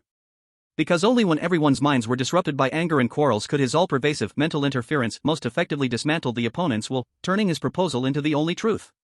He was ready. Just waiting for the chaos to reach its peak before launching the deadly mental impact. However, at this moment, a voice rang out. The voice was not loud, but like a drop of water into hot oil, it instantly paused the boiling frenzy of the crowd. Mr. Speaker, I request to speak. Everyone's gaze was unconsciously drawn to that voice. In the corner, the S-Class chosen one from the Dragon Kingdom, Lin Mo, was slowly standing up. He was still dressed in a well-fitted suit today, without any unnecessary movements. Amidst the chaos, he was surprisingly calm. Do you have the right to speak? He is Winston's guest, with the right to observe and speak. What can he say? Does he think he can calm this storm with just his mouth? The mocking, curious, and scrutinizing gazes of the crowd intertwined into an invisible net, enveloping Lin Mo. He walked through the crowd and reached the center of the podium. Without shouting or showing anger, he simply bowed gracefully to the presiding chair and all the members present. Then, he took out a neatly bound document with a white cover from his briefcase. Ladies and gentlemen, I have listened to Mr. Marcus's passionate speech and heard Mr. Winston's and the other members' concerns. Lin Mo's voice, not amplified artificially through a microphone, clearly reached everyone's ears. I must admit that the demands of everyone present have their own value. This sentence stunned the entire audience. The arguing abruptly ceased. The radicals desire change, and this original intention deserves recognition. The conservatives guard tradition, and this responsibility is admirable. And the friends from the moderates wish to protect their legal rights during the changes, which is absolutely reasonable and beyond reproach. He did not stand on any side. He stood in the position of everyone. The originally tense members now frowned and began to re-evaluate this unconventional Eastern man. Lin Mo gently placed the document on the podium, making a barely audible soft sound. True progress is not one side devouring the other, but finding our common future under the premise of mutual respect. Therefore, I have taken the liberty to make some minor adjustments to Mr. Marcus's proposal. He paused, his gaze calmly sweeping across the entire audience. I call it the middle ground proposal. I also hope it can be a small gift I offer to Meeting Mountain. He pressed a button. The details of the proposal were clearly projected onto the giant screen at the center of the hall. Meeting Mountain Harmonious Development Amendment.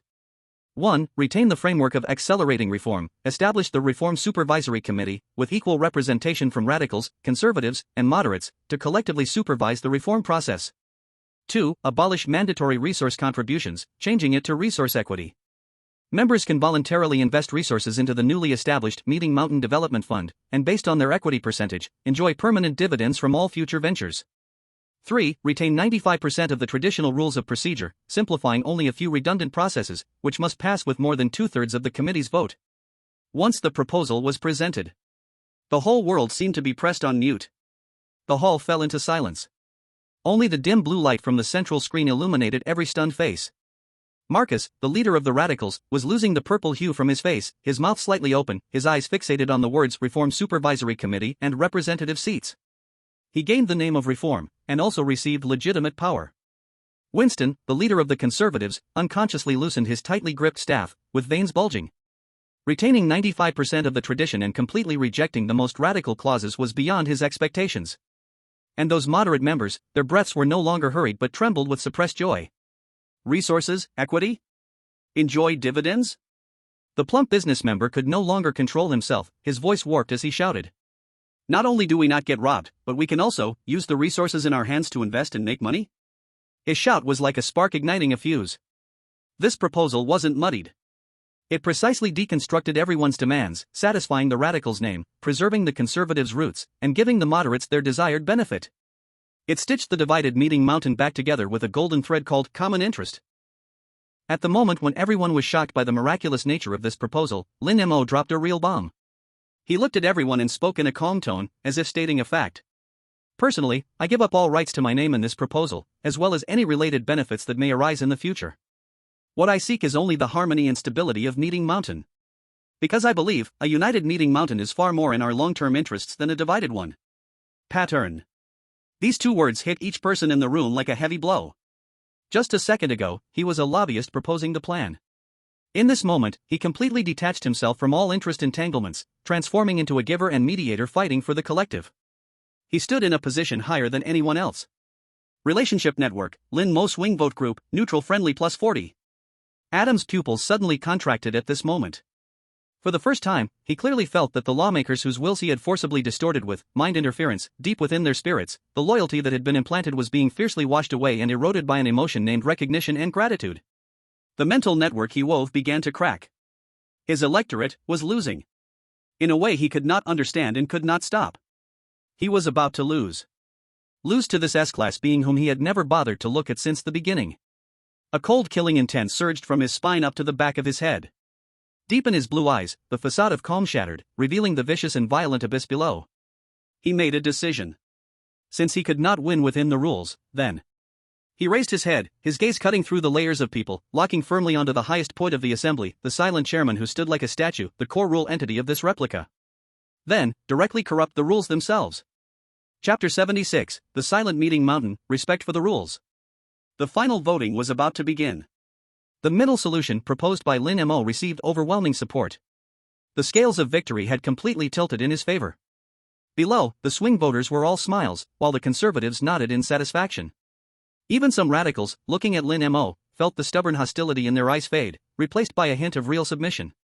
Adam sat at his seat, his facial muscles tight and a pale complexion. He could clearly sense that the lawmakers he had forcibly twisted with mind interference, the mental imprints deep within their minds, were melting away violently like wax in fire. Lin Mo's gift for everyone was not a proposal at all. It was a potent antidote aimed squarely at his abilities, fundamentally dismantling everything. He was about to lose. This realization pierced his proud heart like a poison ice pick. No. I, the son of God Adams, cannot lose.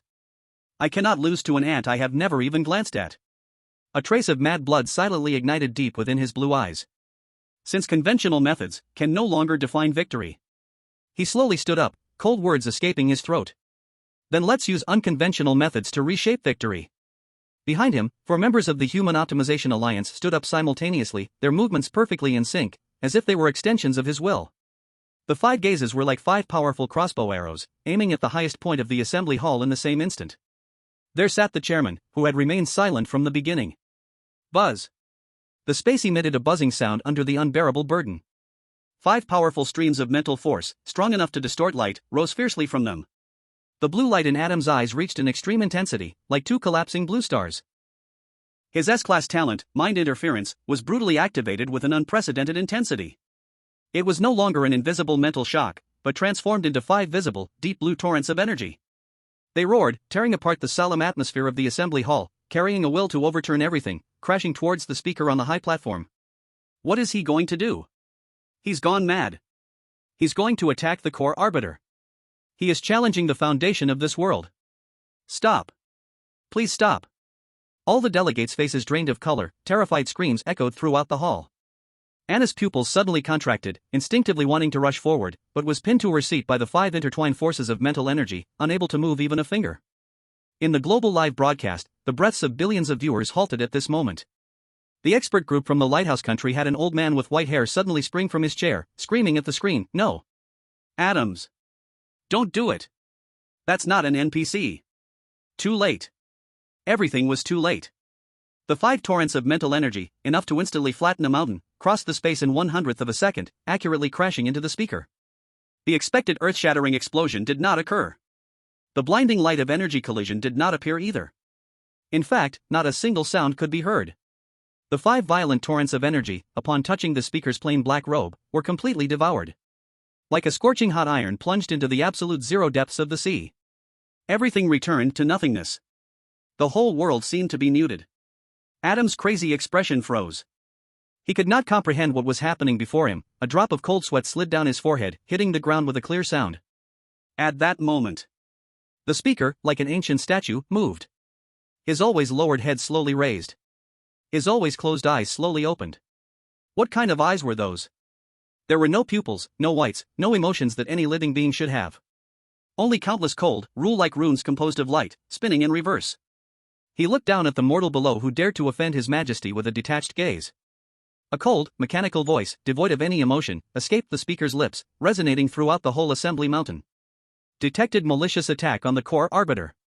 Behavior judgment, subversive violation. Initiating final judgment procedure. Judgment result, voter Adams, along with its alliance members, all obtained votes cleared to 0. Depriving voter Adams, along with its alliance members, of final voting qualifications. Immediately expelled from the assembly hall. Boom! These words transformed into invisible lightning punishment, striking fiercely at the souls of Adams and his teammates. The numbers representing their votes above their heads instantly collapsed, changing from dozens to a glaring 0. No. Impossible. Adams muttered in a daze, an irresistible repulsion force wrapped around him, forcibly pulling him from this space. Just as he was about to be utterly erased by the rules, a calm voice faintly rang in his ears. It was Lin Mo. He did not know when, but had quietly arrived beside Adams. He looked at the bewildered and resentful face of the other, his tone calm as if stating a physical principle. Family rule, respect teachers and paths, fear the rules. Since I entered the instance, submitting my letter of homage, arranging my attire, negotiating plans. Every step I took was complying with all the procedures and etiquette of Assembly Mountain. Lin Mo's gaze felt like he was looking at an ignorant child. And you, Adams, from the very beginning, only thought about how to use your power to override the rules, distort the rules, control the rules. You forgot, or rather, you never understood. You, the Lighthouse Country, always think that we, the Dragon Country, are all paper tigers, unaware that you are the frog at the bottom of the well. Lin Mo raised his finger and pointed at the high and mighty speaker. Speaker is the very embodiment of rules. A student can use school rules to protect himself, but if he hits the principal, guess what will happen to him? Adams's body trembled violently. He finally understood. He did not lose to Lin Mo's tricks, nor did he lose to the betrayal of those politicians. He lost to his own arrogance. He lost due to his utter ignorance of the word rules. For the first time, he stared at Lin Mo with eyes filled with resentment, fear, and confusion. For the first time, he realized that the rules, which he had always dismissed, were a terror he could neither understand nor control, surpassing pure violence. Relationship web, Adams's feelings towards Lin Mo, contempt resentment 50. A flash of light appeared. Adams and his team were forcibly teleported away by an irresistible force, their figures completely disappearing from the parliamentary hall. The farce came to an end. The final vote was about to begin. Lin Mo seemed to have already secured victory. But just in that moment of silence, when everyone felt relieved to have survived, a sudden change occurred. That previously controlled radical leader, Marcus, suddenly jumped up from his seat. His eyes were bloodshot, and his face showed a mix of madness and struggle, clearly indicating that the remnants of the mental interference were still burning in his mind. I oppose. He roared like a cornered beast. I want to obey Lord Adams's order. I want to veto this proposal. The final variable appeared. Chapter 77, Silent Meeting Mountain, a bloodless victory. The final madness. Radical leader Marcus let out a roar like a cornered beast, futilely howling in the center of the parliamentary hall. The redness in his eyes was the last ripple left by the Lighthouse Country's chosen one, Adam's mental interference. The vote of the radicals was crucial. His disruption at this moment, even if it couldn't overturn the result, was enough to stain what should have been a perfect victory.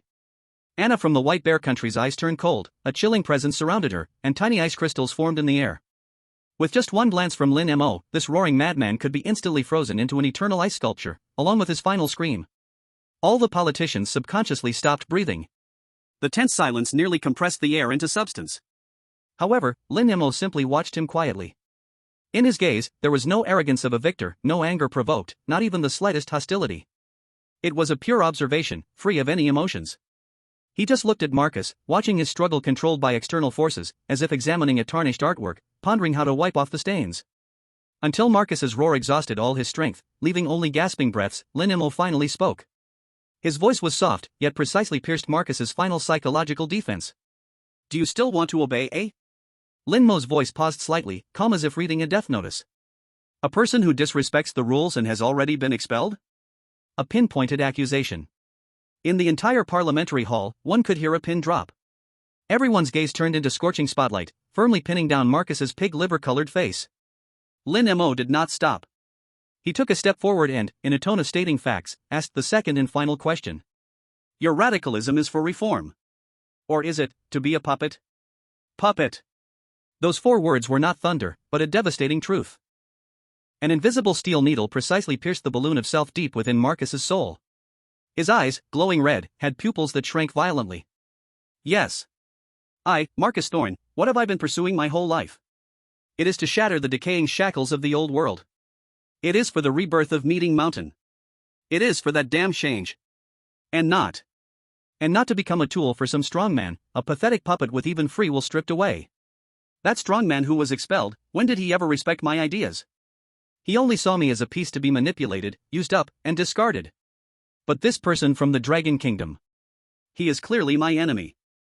Yet his proposal preserved the core and dignity of the reform I sought. What am I doing? Crack. A crisp crack echoed within his mental world.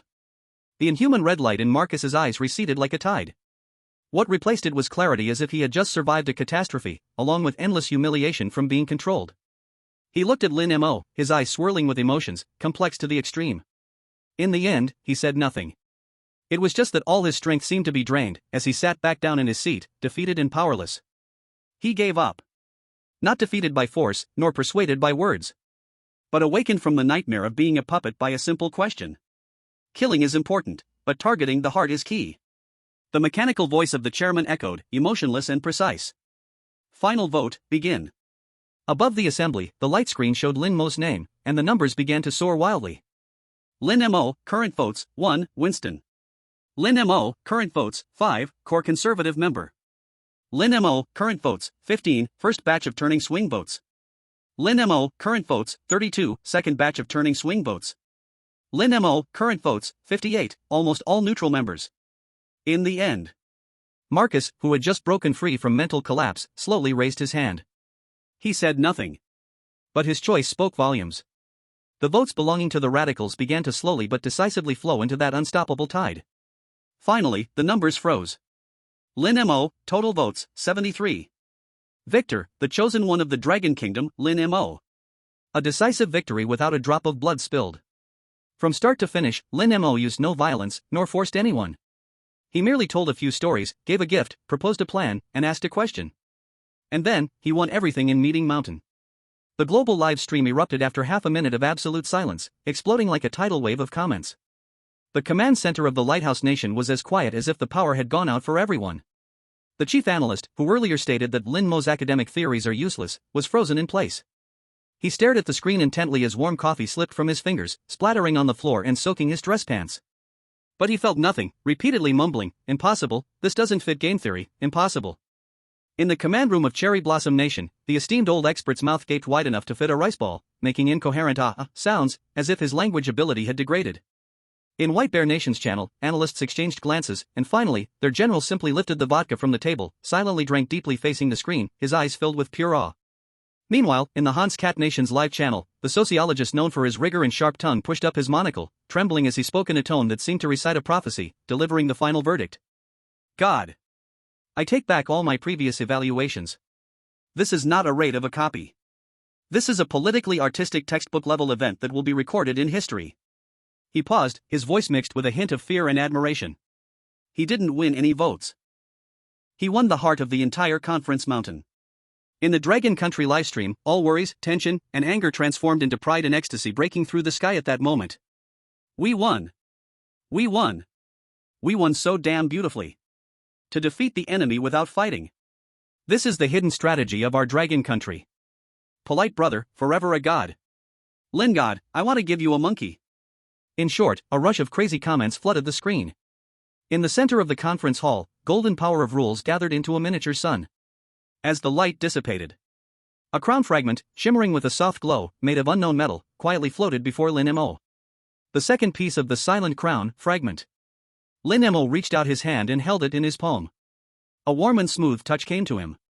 He did not hesitate, taking out the first fragment obtained from the upside-down skyscraper from his backpack. He gently brought the two fragments together. Buzz. A sound that seemed to come from the source of time echoed deep within Lin Mo's soul. The two fragments perfectly fused together, fitting tightly. A soft light burst forth from the joint, and a line of new golden small characters, composed of rule runes, flowed slowly across the surface of the fragments as if alive. That was no longer a cold geographic name. Nor a rigid coordinate. That was a prophecy, filled with a sense of destiny. The echo of fate. When the Guardians of Order gather, the day of judgment will return. Chapter 78 Reality Guardians of Order. In the exclusive lounge of the 9 provinces headquarters, the light was adjusted to the softest color temperature, and the air purification system operated silently. Lin Mo and Anna sat opposite each other. There were no words between them, yet an invisible force field pulled and collided. On the table, the two crown fragments had already merged into one. The joint was no longer a cold crack, but a flowing glimmer, like the veins of a mythical creature, with life slowly pulsing within. A line of golden runes escaped the confines of the fragments, hovering in the air. When the Guardians of Order gather, the day of judgment will return. The font was ancient, the structure complex, every stroke had molten gold-like material flowing within, exuding a power not of this age. Guardians of Order. Anna quietly read these words. In her ice-blue pupils, every detail of that line of runes was clearly reflected, her brain analyzing at high speed. It sounds like an organization. Perhaps. Lin Mo nearly sank into the sofa again, returning to his lazy posture, but those eyes, their gaze as tangible as probes, scraped through the words in the air inch by inch. A ghost organization that does not exist in any country's intelligence database. No. Anna's denial came fast and urgent. It was her instinct as a top agent of the White Bear Country. Any organization must leave traces. The Company of Lighthouse Country, our White Bear Country's KGB oddities, the roundtable archives of the sun never setting. In all records of supernatural powers worldwide, the record of Guardians of Order is absolutely 0. She furrowed her brows, as if a storm of information was stirring in her memory palace. Moments later, she suddenly looked up. A crazier thought, and thus closer to the truth, formed in her mind. Lin Mo, Guardians of Order might not refer to an organization. Her gaze precisely locked onto Lin Mo. It refers to a type of person. Lin Mo's brow raised slightly, signaling her to continue. A type of person like you. Anna's tone was firm. She leaned slightly forward from the sofa, her whole aura becoming extremely aggressive. Their power is not based on talent level or mental power values. They never attempt to use brute force to destroy the rules. On the contrary. They believe in rules. Understanding the rules, then, use the rules. They use order to fight against chaos. Her voice grew louder, thoughts rushing like a raging river, breaking through all barriers. In the inverted skyscraper, you use etiquette, that is social order, to right the wrongs. In the silent conference mountain, you use rules, that is a higher level of enforced order, to suppress all madness. You are the one protecting order. And Adams, he believes in the absolute power of S-tier talent, in dominating and trampling. So he can become strong, can be hailed as the son of God, but he will never, ever be a guardian of. Every word from Anna was like a precisely guided bullet, crashing deep into Lin Mo's thoughts. Boom! A lightning bolt exploded in his mind. All the fog was violently cleaved apart at this moment, revealing the truth beneath that made his heart stop. The invisible mountain copy. The teacher in the classroom, who constantly emphasized following the rules. The rigid figure that resembled his father, so stiff it was suffocating. And there was the formless family secret book flowing in his veins. Those family rules he had always seen as a spiritual cage since he was little. Those decaying doctrines he despised and derided. So it turns out everything points to here. My family, that so-called family of etiquette with 1,000 years of heritage, is the guardian of order? So, the disappearance of my parents is also related to this identity? On the day the realm of rules arrived, did they take on a duty as guardians that must be fulfilled? Lin Mo's breath stopped for half a second. Judgment Day will be retraced. His fingertips reached out uncontrollably, gently touching the floating runes. There was no tangible feeling. Only a cold stream of energy, carrying overwhelming information, surged into his fingertips in an instant. Retracing time? Impossible. This is a taboo that even the realm of rules cannot touch. Or perhaps, it is overturning a judgment that once decided the world's direction? At the end of the clues, there was not an answer. There was a deeper, larger darkness. The room fell into absolute silence. The sound of the air conditioner seemed to be choked by this heavy guess, so quiet that they could hear each other's heartbeats thumping. A long time passed. Anna raised her head. In her ice-blue eyes, a brand new light ignited. It was not fighting spirit, not curiosity, and not exploration. It was determination. Lin Mo. For the first time, she called his full name so seriously, her face devoid of shyness, only solemnity. No teasing, no probing. If you are destined to search for and gather these scattered guardians of order across the world. If you need a team that you can absolutely trust. Count me in. Without a trace of hesitation. The voice was not loud, but each word carried heavy weight. The life and death shared in two copies made her see clearly the path she was to take. By his side, she could touch the most core truth of the realm of rules. This temptation surpassed all talent promotions and crushed all national honors. Lin Mo looked at her. He saw the pure trust in her eyes, without any impurities. On his face, always bearing a touch of laziness and cynicism, for the first time, he truly smiled. The smile was not deep but like the warm sun of early spring, melting the thickest layer of ice in his heart. We have always been trusted teammates, haven't we? Lin Mo's voice was soft but warm. He reached out his hand. Not for a handshake. Just a simple gesture of utmost simplicity, representing recognition. He gently nodded at Anna. Family rules, companions may be friends. An ancient family rule. A simple nod. A promise heavier than Mount I. From this moment on, temporary partners, allied for benefits, are all in the past. They are comrades who can be trusted with their backs. The rule-following duo was officially renamed Guardians of Order, Ready Reserve. At the same time, thousands of miles away, in the Dragon Country, at the headquarters of Jojo. The air in the high-level strategic conference room is fiercely burning. Bang! General Zhang Guodong's big hand slammed down on the Ally conference table like a fan, making a huge sound that shook all the teacups on the table. At this moment, there is uncontainable joy flashing in his frostbitten eyes, a fire that could ignite the world. Strategic level. His voice is loud as a bell, not allowing any doubt. I propose. From now on, raise Lin Mo's personal threat assessment, national importance level, and intelligence authority sequence to strategic level. On par with Adams of the Lighthouse Nation and Izanagi of the Cherry Blossom Nation. No. Higher than any country, all under the dragon soil. I believe the time will soon arrive when the world advises us to remain calm. Agreed. Seconded. Unanimously passed. The more than 10 generals and top advisors present showed no hesitation, their voices nearly shaking the roof. And General Zhang Guodong's gaze swept across a row of special seats in the corner, where a group of gray-haired elders sat, each a cornerstone in their respective fields in the Dragon Country. I order. Immediately establish the Lin Mo Exclusive Support Expert Group. From the Chinese Academy of Sciences, the Academy of Social Sciences, the Historical Research Institute, and the Folk Studies Institute, bring me the most top-notch, most authoritative national treasures. I want you to spare no expense. Study his family rules word for word. Its origins. Its applications. All its extended interpretations. I want all of it. The culture of the Dragon Country is profound and extensive, there is much for us to learn, we need nationwide promotion and study. Yes. Every person acted not out of obligation, but from a deep sense of pride, a natural sense of belonging and happiness as a person of the Dragon Country. With a single command, this massive and precise machine of the Dragon Country let out a deafening roar for one person. On the other side of the earth. Lighthouse Nation, in the secret meeting room of the highest Security Council. The air here is stagnant. Son of God Adams has suffered 2 consecutive defeats at the hands of the same person from the Dragon Country, and the news spreads like a virus within the high ranks, triggering a political tsunami. Adams uses his belief power to heal and delay his injuries, brainwashing himself to divert the pain he suffers. His talent is extremely sinister, he is praised as a god who cannot be defeated in battle. The public is still immersed in the media's creation of a defeated but honored, cheap revelry. But here, in front of these financial giants and military hawks who control the lifeblood of the nation, there are only cold inquiries. God has bled. The clouds of pressure are rapidly gathering over the Lighthouse Nation, brewing a storm that will sweep through reality. And at the center of the storm, Lin Mo. He knows nothing of this and doesn't care at all. He simply watches the fading golden runes quietly, making a new move for his future. The game has just begun. The first card he drew is named Order. Chapter 79, Reality, Adam's Evolution. Dragon Country, Highest Strategic Command Center. On the massive circular screen, the light representing the chosen one of the Lighthouse Nation, Adams, has dimmed as it exits the Silent Conference Mountain instance. The entire hall was quiet for 3 seconds.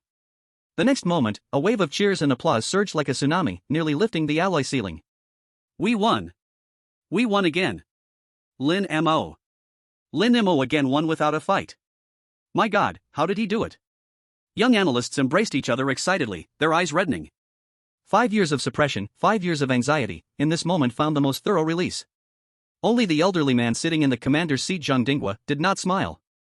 He just stared fixedly at a corner of the screen, where live feed from the Lighthouse Nation's Security Bureau was broadcasting the surveillance footage within Adam's teleportation channel. In the scene, Adams sat quietly, his extraordinarily handsome face devoid of any expression. Something's wrong, Zhang Dingwa murmured to himself. Next to him, the elderly chief advisor on rules, Professor Chen, adjusted his reading glasses, his expression more serious than ever. Old Zhang, look at his mental energy fluctuation graph. On one side of the big screen, a curve representing Adam's mental state was violently jumping like the ECG of an epileptic, with countless piercing red peaks almost breaking through the upper limit of the monitoring threshold. This isn't anger or frustration after defeat, a top psychological profiler said, his voice dry. This is a severe shock to his cognitive system, a sign of imminent collapse. Professor Chen articulated each word carefully. Adams is very likely being polluted while trying to analyze Lin Mo's power.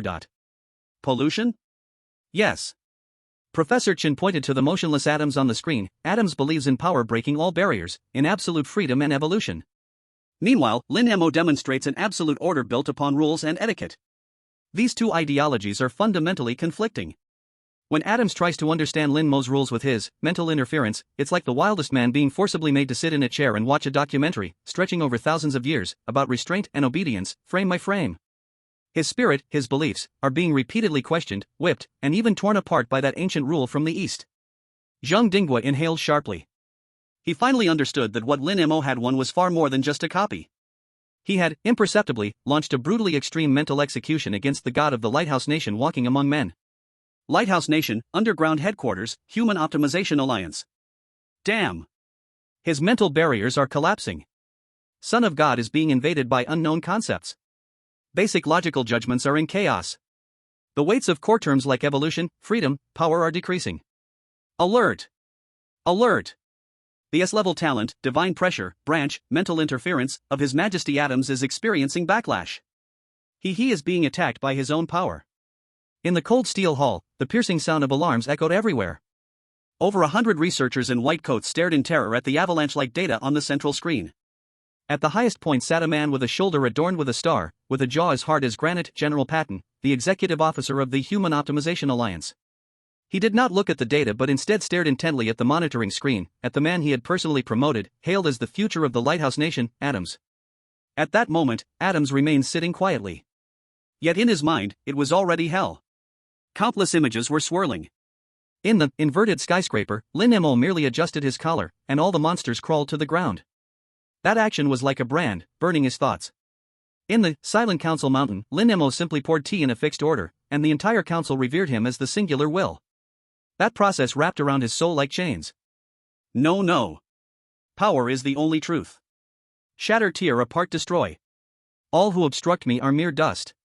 Adams roared internally, trying to use his firmly held beliefs to dispel the noise in his mind. But those images, those voices, clung to him like maggots. The elder grants, you cannot refuse. Before taking a seat, adjust your attire. Guests must follow the host, no loud noises. Lin Mo's calm words in the copy now sounded like divine punishment, exploding in his mind. Each word denied his life, mocking his so-called evolution. His once unbreakable willpower crumbled before that seemingly outdated and laughable rule. Ah! A silent scream erupted in his spiritual world. The deep blue light of mind interference surged wildly from his eyes, yet uncontrollably collapsed inward, bombarding himself. He saw, on his spiritual body, one golden Chinese character after another being branded ritual, order, respect, sincerity. These characters were constructing a cage, completely imprisoning his endlessly galloping free will. No, get out. Get out of my head, get out. In reality, Adams's body shook violently, a trickle of blood seeping from the corner of his mouth. The 4 A-level team members behind him were scared to their cores, not daring to move an inch. They could sense a madness and brutality from their captain that could destroy everything. White Bear Country, Kremlin underground bunker. A man as burly as a brown bear was pouring an entire bottle of vodka into his mouth. He watched Adams's miserable condition on the screen and let out a disdainful sneer. Ivan Menjnov, did you see that? This is the weakness of those softies from the Lighthouse Nation. Overthinking leads to madness. What nonsense logic, what cognitive war. If it were me, I would cleave that core of the replica with an axe, and all problems would be solved.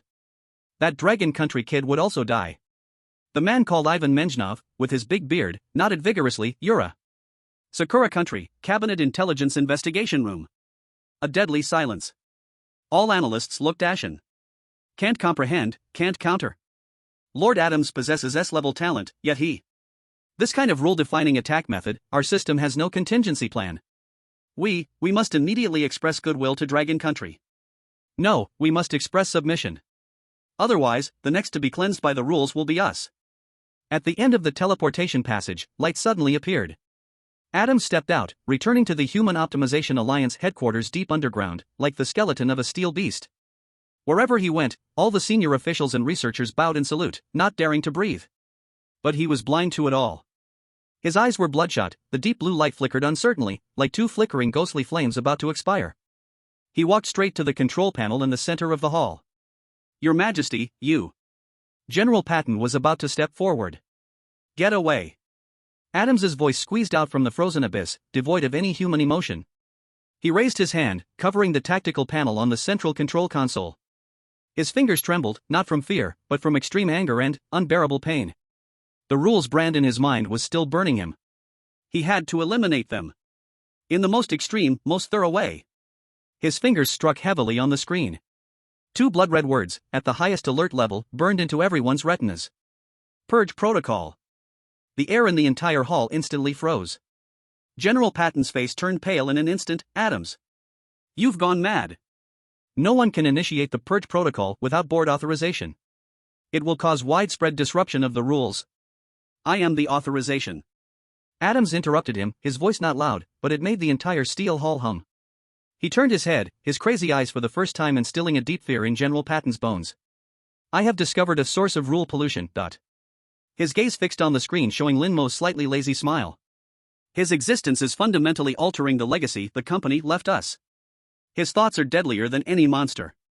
A twisted and grotesque smile slowly cracked open at the corner of Adams's mouth. It was as if he were speaking to Lin Mo on the screen, and also as if he were declaring war against the devil of rules in his mind. Since I cannot defeat you within your rules. He stretched out his other hand and suddenly punched, shattering the screen displaying Lin Mo's image. Shards of glass flew everywhere. Then, pollute the rules. Destroy all the rules. I want to overturn this table and burn all the pieces, players, and even the board itself into ashes. He was no longer the lofty son of God. He was a madman, driven to despair, choosing to bring the entire world down with him. He wanted to crush the heretic named Lin Mo, dragging everyone down into the darkest abyss. In the dead silence and amidst the horrified eyes of the crowd, Adams turned back, using his fingers stained with his own blood and glass shards, heavily and resolutely. Pressed the confirmation button. Chapter 80 Reality: A brief rest and a new storm. Returning to the real world, Lin Mo did only one thing. He refused all arrangements made by General Zhang Guodong, including the celebration banquet, media interviews, and that hefty reward that could help any ordinary person make a leap in social class. Those things held no meaning for him now. He just wanted to take a break for himself. I want to eat hot pot. This was his only, and final, request. So, half an hour later, in a quiet courtyard within the second ring road of the capital. This hot pot restaurant had no sign, and the guard standing at the entrance, with his alert posture and equipment, could pressure any special forces team from any country. The security level was equivalent to that of a highest command center in wartime. Inside the private room, it was ancient and charming. The rolling red oil base aggressively infused the rich, spicy aroma of beef fat into every air molecule. Opposite Lin Mo sat Li Hao, the young liaison from the 9 provinces headquarters, sitting upright. His spine was as tense as a steel rod, with his hands resting flat on his knees, his posture even more standard than during his enlistment oath. Sweat droplets were rushing out from his forehead, temples, and the back of his neck, dampening the stiff collar of his military uniform. Lin God, please. Lin God, I'm here to serve you, to prepare the dishes for you. Li Hao's voice was tight, as he picked up the serving chopsticks, trying to show respect from a junior to a senior, serving his idol. Lin God, ever since I saw your deeds, I truly feel the charm of etiquette.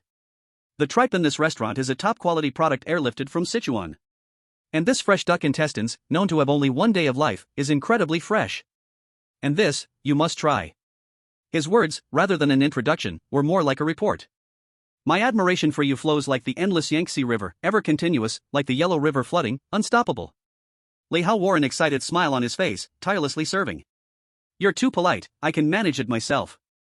Lin Mo exhaled 4 words, his voice very light, with no emotion, yet carrying an undeniable sense of authority.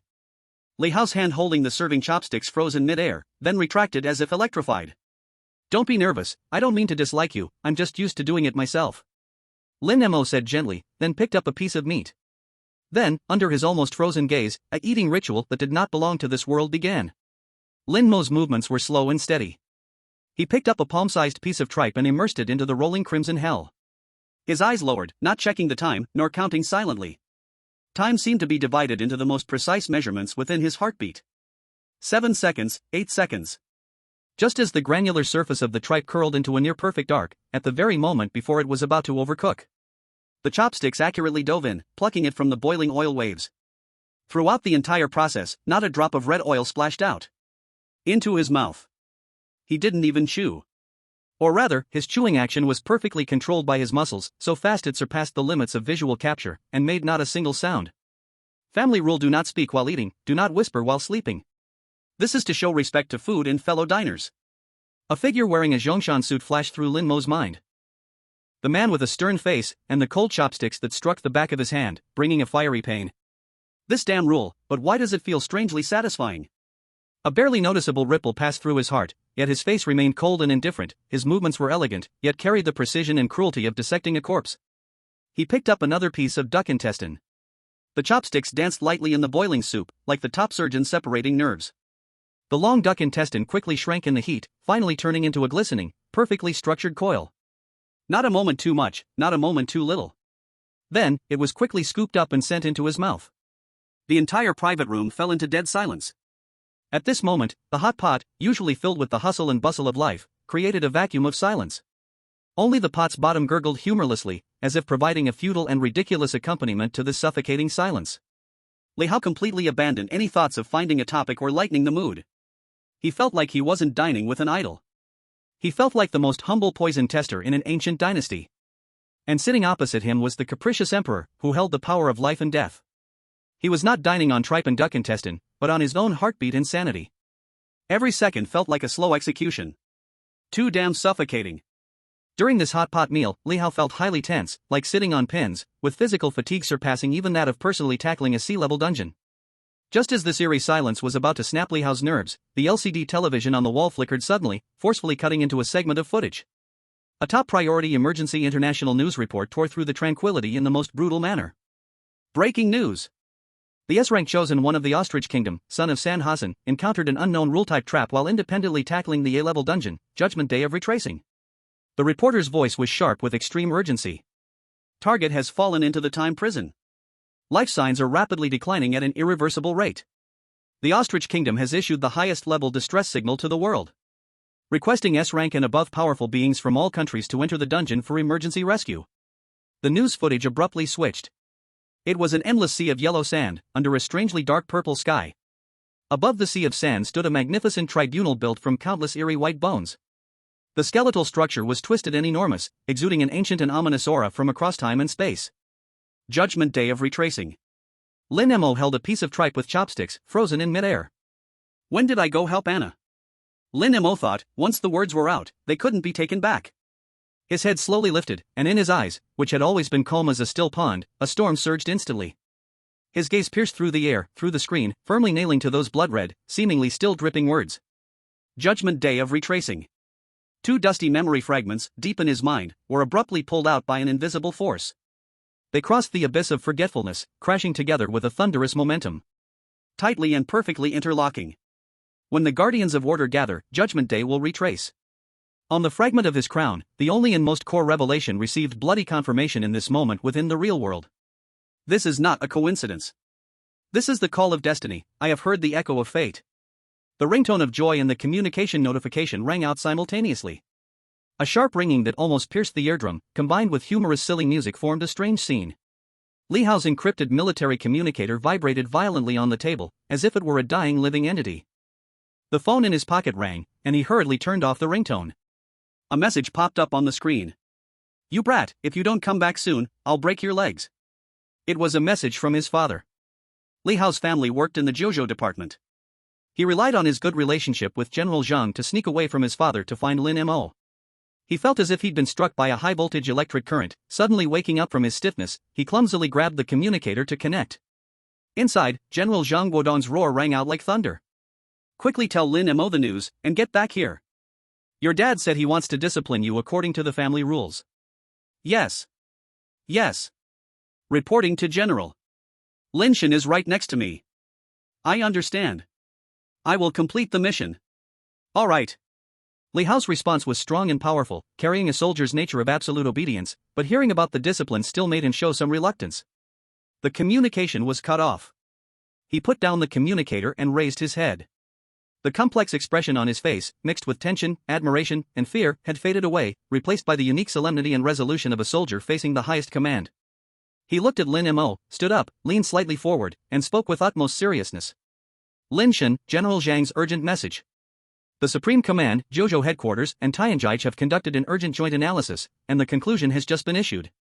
The Judgment Day of Retrospect instance has a significant connection with the core clues you submitted earlier. The High Command hopes that we can invite you to act as a special advisor for Longhua, to participate in this international rescue operation." Li Hao paused for a moment, then added every word with utmost clarity. "Lin Shen, this is just a request, not an order. The A-level instance has already trapped a well-known S-level powerhouse, and the internal dangers have exceeded all existing evaluation models. You have the full right to refuse." Inside the private room, silence returned. But this silence was no longer oppressive, it was filled with a tremendous tension, as if a storm was about to break. The red oil in the pot continued to bubble tirelessly, exuding a warm and real aroma of human life. Lin Mo, however, put down his chopsticks. He picked up a napkin and slowly wiped the corners of his mouth. It was the most subtle and ordinary action, but at this moment, it seemed to carry a sense of an ancient ritual's conclusion. His holiday had ended again. Why do I say again? You must be overthinking it. He stood up and walked slowly to the window. Outside the huge floor-to-ceiling window was a night view of the capital, dazzling like a river of stars. Countless lights, bustling traffic, peace, tranquility. Once upon a time, he just wanted to be the most unnoticeable light among these endless lights. An ordinary person who plays games to earn a little living, occasionally enjoying a hot pot meal. Nothing more. But now, he understood better than anyone. Some things, you cannot escape. Because it is these lights that define the meaning of your existence. Lin Mo turned around. He looked at Li Hao, who had a nervous face, waiting for the final verdict. The cold lines on his face suddenly softened, and he wore a seemingly cynical but actually insightful lazy smile. "Tell Anna." His voice was soft, yet it struck the air like a red-hot steel nail, making the whole space tremble with a shiver in temperature. Li Hao's pupils suddenly contracted. "Anna? The codename that exists only in the highest classified files? Guardian of Order's first mission."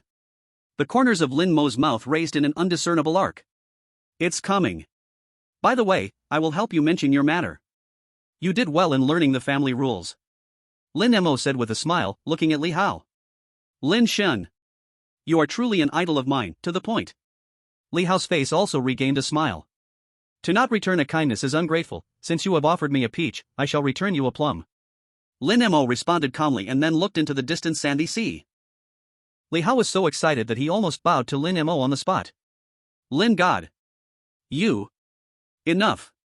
Lin Mo waved his hand, interrupting Li Hao's long string of loyalty pledges. He leisurely wiped his mouth with a napkin, as if he had just finished not a thrilling negotiation, but an ordinary business lunch. His promise about Anna hadn't even gone through his mind before a new trouble crashed into him. The picture on the wall-mounted LCD TV was forcibly cut off, replaced by a global emergency announcement. A dim yellow sky, strange dark purple clouds, and a courtroom entirely built of chilling white bones. Judgment Day of Retrospection. This name matched perfectly with the phrase on the broken crown: when the Guardians of Order gather, Judgment Day will be retraced, as if it were a script written in advance. Lin Mo's brow slightly twitched, almost unnoticeably. He hated this feeling of being arranged, as if invisible threads were manipulating puppets. "I'll take it." He put down the napkin, his voice calm, speaking to Li Hao beside him.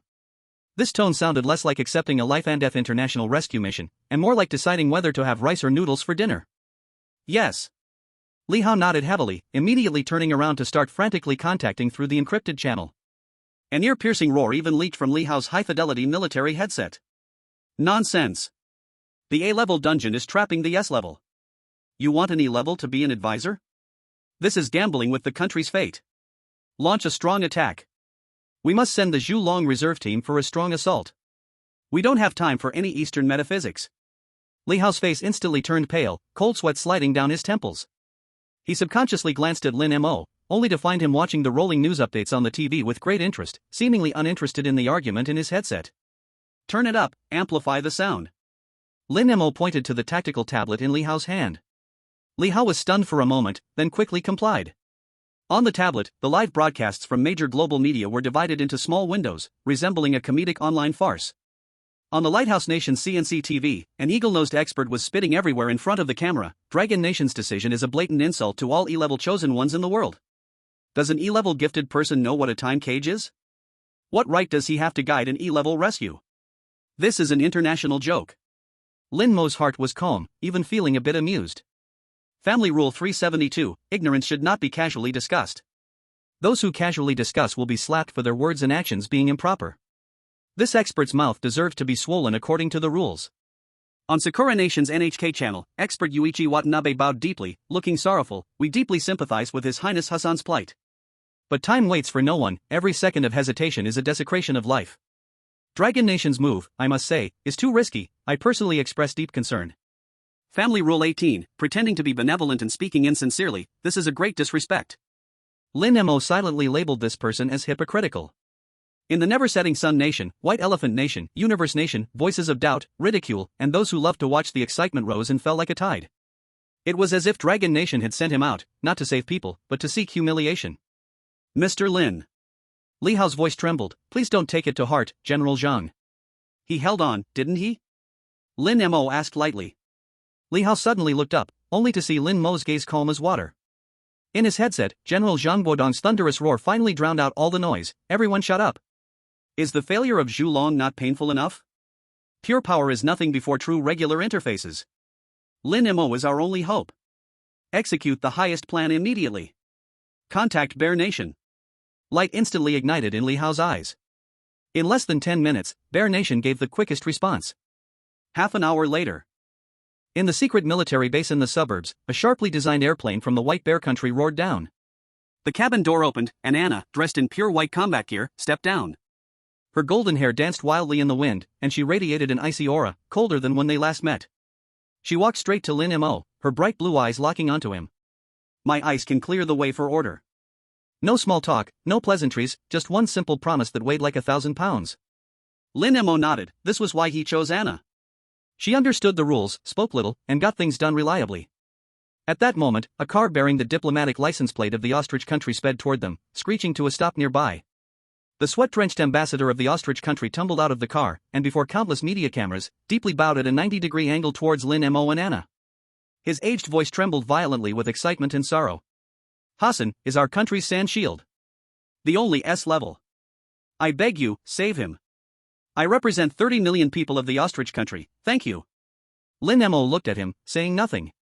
Family Rule 64, when entrusted by others, one must give their life for it. This rule is so damn annoying. Suddenly, a heavy thumping sound like war drums came closer. On the other side, 3 towering figures strode forward. The leader, standing over 2 meters tall, had arms completely replaced by a metal-like glowing substance. With every step he took, the air vibrated heavily. It was Iron Fist Hogan, an A-level chosen one from the Lighthouse country, who had just made a big fuss in the news. 2 others similarly fierce A-level chosen ones followed him, forming the Punisher's team. Hogan's gaze swept past everyone, locking onto Lin Mo like 2 searchlights. A twisted, scornful smile creased his metallic face as he leaned in close to Lin Mo, his massive form casting a heavy shadow. You are the secret weapon of the Dragon Country? He lowered his head, almost touching Lin Mo's face, a pungent smell of oil and sweat hitting Lin Mo's face. Rookie, listen. Hogan's voice sounded like 2 pieces of metal grinding together, full of arrogance from a high position. Keep close later, don't die too quickly. I have no time or interest to come back and collect the corpse of this useless waste. Lin Mo did not back away. He didn't even bother to lift his eyelids, simply extending his hand to lightly brush off non-existent dust from his shoulder. This action was more lethal than any words. Hogan's metal muscles twitched violently, his eyes filled with fierce menace. In Lin Mo's mind, the family secret manual automatically displayed a line of cold text. Family Rule 95, when speaking with others, one must correct their demeanor and cleanse their words. The foul-smelling presence and disrespectful words are acts of savagery. Lin Mo silently added in his heart, disrespectful savage. In the next second, the enormous energy vortex at the entrance of the dungeon exploded, issuing an ear-splitting roar. An irresistible force enveloped everyone. The light of the transport engulfed everything. Weightlessness, tearing, spinning. When Lin Mo's feet finally touched solid ground, the scene before him made even battle-hardened Anna momentarily freeze in her breath. An endless sea of yellow sand stretched to the end of the world. The sky was a haunting dark purple, like a massive, rotting wound. A twisted court of judgment, built from the bones of billions of living beings, loomed like the remains of an ancient behemoth, emitting a primordial resentment and sorrow. And at the very center of the sky hung a massive hourglass made of thick, congealed blood. The blood-colored sand within the hourglass was rapidly flowing away. There was little time left. Hogan roared in anger. The metallic arms glowed with dazzling energy, poised to charge towards the Bone Judgment Hall. Rules? Watch me smash it to pieces. Stop. Lin Mo's cold voice echoed for the first time. Hogan turned sharply, glaring at him. Are you ordering me? Lin Mo ignored him, his gaze fixed intently on the Bone Judgment Hall. Deep in his subconscious, the invisible family codex was flipping wildly through its pages, finally stopping on a page stained with dark red smudges. The usual warning of disrespect did not appear. Instead, a line of even more severe and ominous blood-red characters emerged. Crime of usurpation. Warning, in the place of divine sacrifice, mortals who trespass without kneeling and offering an equivalent sacrifice shall be regarded as stealing divine grace. Judgment, souls returned to the sea of sand, bones constructed into the divine court. Lin Mo's gaze slowly shifted downward, landing at the feet of his team, before glancing over at Hogan's inquisitors standing a few dozen meters away. The gravel beneath their feet was being stained with a faint blood color at an imperceptible speed. A flash of understanding crossed Lin Mo's pupils. He raised his head to look at Anna, who had also noticed the anomaly and was looking slightly pale, and spoke calmly. Don't move.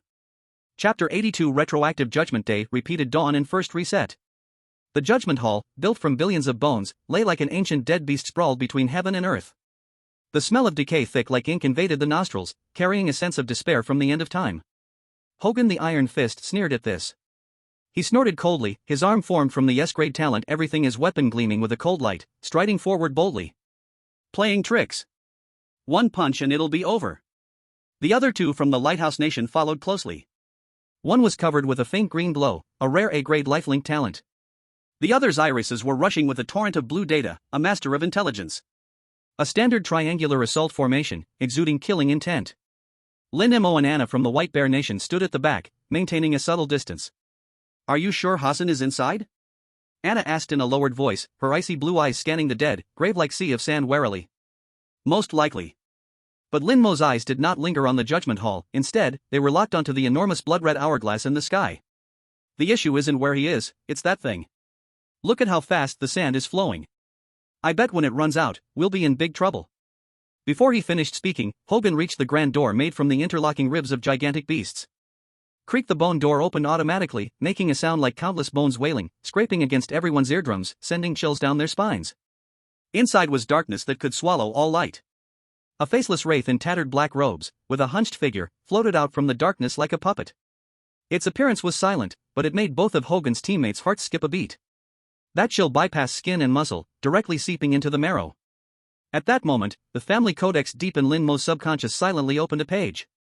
An ancient line of characters appeared. Family rules, welcoming guests. Third rule, when welcoming guests at the door, one must stand solemnly and quietly, to show respect. The judgment is about to begin. The Wraith clerk announced in a monotonous, mechanical voice to the empty space before it. All attendees, please take your seats. Maintain silence. After saying this, it turned and floated mechanically toward the depths of the Judgment Hall. Attendees? Who is it talking to? Hogan's healing teammate looked utterly puzzled. Who cares? Hogan's patience had run out, he was the first to charge through the door. Lin Mo and Anna exchanged glances, then followed him inside. The interior of the hall was magnificently suffocating. The dome was supported by gigantic vertebrae, and the walls were formed from countless finger bones. The pale white glow seeped from the gaps in the bones, it was the phosphorescence emitted by the bones themselves. On one side, there was a spectator seat made up of leg bones and pelvic bones. In the front row, they saw their target for the journey, son of the sand, Hassan from the Ostrich Nation. He was bound to the chair by semi-transparent chains made of sand, his eyes tightly shut, his face filled with the agony of dehydration. His bronze skin was visibly turning waxy and shriveled, showing the black spots that only corpses had. His life was being used as fuel, rapidly burning in this strange courtroom. Hassan! Hogan's team member exclaimed. At that moment, the family secret manual in Lin Mo's mind erupted with a piercing warning. Disrespect warning: in the place of sacrifice, loud noises are strictly forbidden. A burning sensation, as if being harshly struck by a ruler in the palm by a strict elder, exploded in Lin Mo's subconscious. He instinctively blurted out, "Don't move.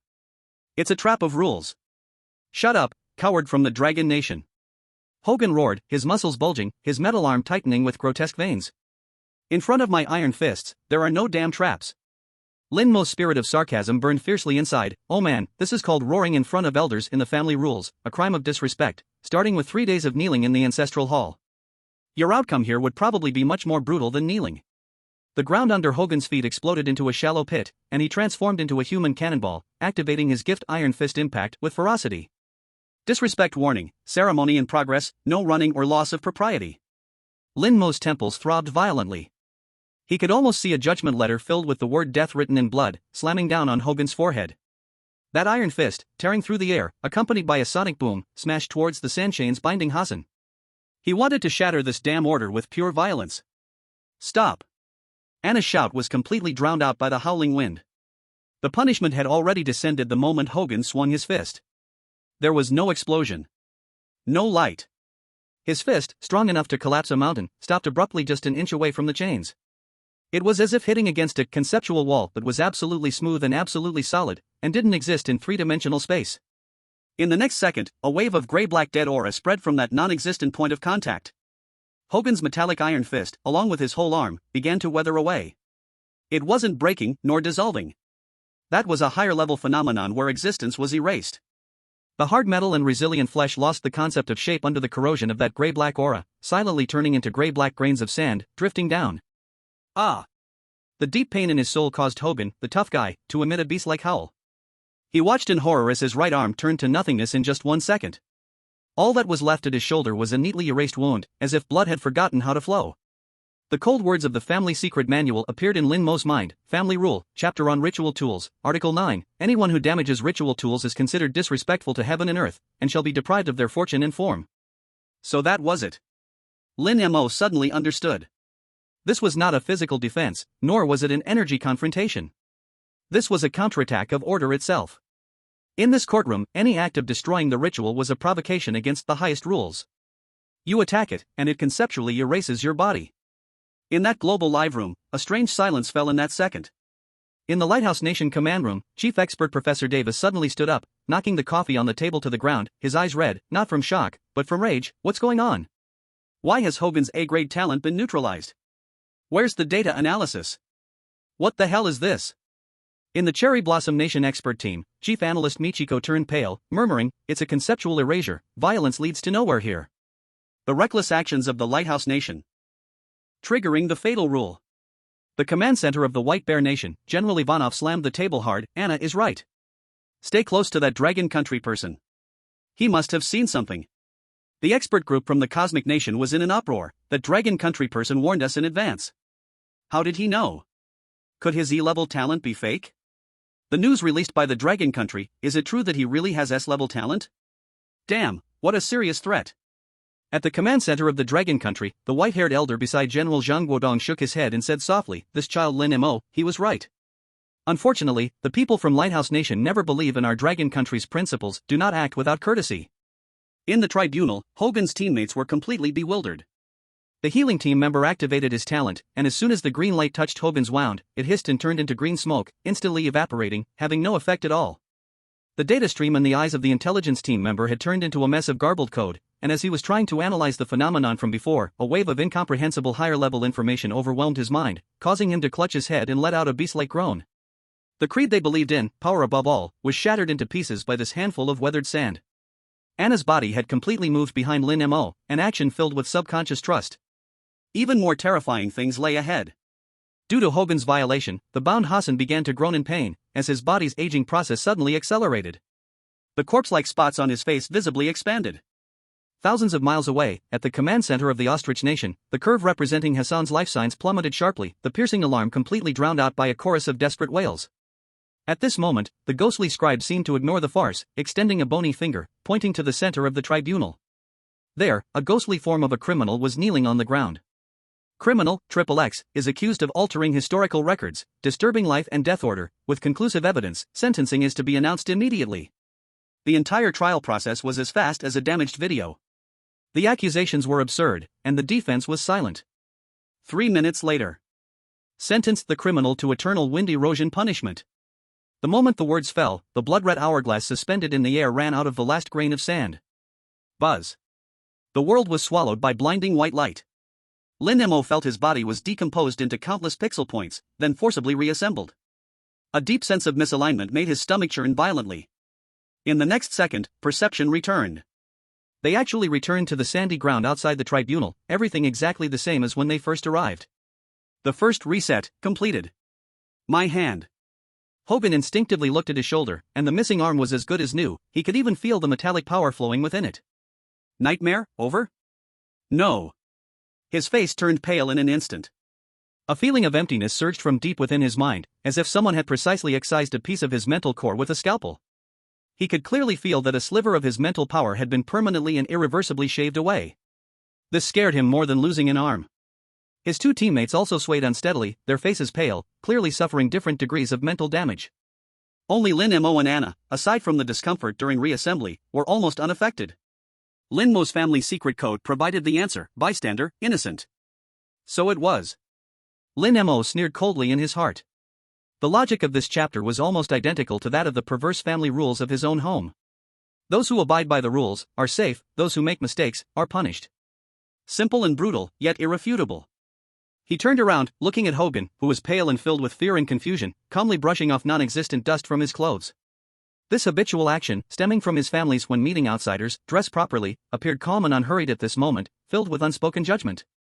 Then, he slowly began to speak, his tone as flat as if he were asking, "How's the weather today? Now, can you listen to me?" Chapter 83, Can a Candy Buy Ghosts and Gods? The experts of the world were stunned. Lin Mo's calm voice was exceptionally clear in the dead silence of the sand sea. The white light retreated, time reset. Hogan gasped violently, the metallic skin on his arm returning to normal. But the pain of being crushed into sand by the power of rules, and the weakness of having a piece of his soul permanently dug out, were already imprinted deep in his mind. He lost. In the first trial, he suffered a complete defeat. His proud S-level talent, everything his weapon, meant nothing in this cursed place. Fuck. Hogan growled, his metallic eyes locking onto Lin Mo. His inner roar surged even more fiercely. Just wait, you Dragon Kingdom brat. Once I find the loophole here, watch me smash this damned court to pieces with my fists. Lin Mo couldn't even be bothered to give him a glance. Dealing with someone whose brain was filled with muscle, reality would teach him a good lesson. Second cycle, listen to my command. He glanced at the blood-red hourglass resetting in the air, his voice not loud, yet it drowned out everyone's chaotic heartbeats. 3 rules. 1. Don't touch anything. 2. After entering, shut your mouth and be a mute. 3. With your eyes, observe every move of that clerk, don't miss even the swing of his robe. Having said this, Lin Mo was the first to walk towards the giant white bone door. Anna followed without any hesitation. Hogan's teammates looked at each other, and in the end, could only reluctantly follow their boss inside. This time, there was another team inside the court. The chosen ones from the Universe Nation. The team leader, Gene Daxian, had a B-level talent, item affinity, and was a man thriving internationally with all kinds of magical items. As soon as he entered, he saw Lin Mo like a tourist, leisurely examining his surroundings, his eyes instantly filled with disdain. Dragon country people just love to play tricks, Gene Daxian whispered to his team in their native language. Time is life, observation? A fool's action. Watch me. Universe Nation Security Bureau, Command Center. Gene Daxian is going to act. The analyst shouted excitedly, he's pulled out the A-level item, Apollo's Laurel Leaf. According to the data, this can give the highest level of favorability to mid-low level intelligent NPCs. Intelligence will be in hand soon. The commander nodded in satisfaction, good. This is the efficiency an excellent chosen one should have. Notify the media, prepare to publish the good news. In the live broadcast of the instance, Gene Daxian's figure swayed, and at the moment the ghostly clerk turned, he stealthily closed in. He swiftly stuffed the leaf shimmering with divine golden light into the clerk's sleeve. A confident smile appeared on Gene Daxian's face as victory seemed assured. However, the punishment of the rules came faster and harsher than when Hogan angered it last time. Unbridled. A furious roar erupted from the direction of the clerk, the voice non-human, filled with the wrath of collapsed order, as if it came from the abyss of the 9 hells. The clerk's blank face suddenly turned toward Gene Daxian, 2 hollow eye sockets igniting with crimson flames. The Holy Court does not permit you petty rascals to commit such vile bribery. This is the ultimate blasphemy against order. Their hearts deserve to be punished. Their actions shall be punished. Before he finished speaking, an irresistible force crashed down. Jean Daxian's hand that stuffed the golden leaf, along with his whole arm, instantly began to flow. His skin and flesh quickly turned into fluid like, brilliantly shining gold. The gold spread wildly, enveloping his entire body in an instant. Ah! My hand! Damn it! His piercing scream came to an abrupt halt. Jean Daxian's entire being transformed into a golden statue kneeling on the ground, his face still frozen in the terror and confusion of the last second. The smile on the face of the commander of the cosmic nation froze, the cup in his hand smashed to the ground with a bang. The entire command center fell silent, only the hum of the operating equipment remained. What the hell? After a long silence, someone let out a desperate groan.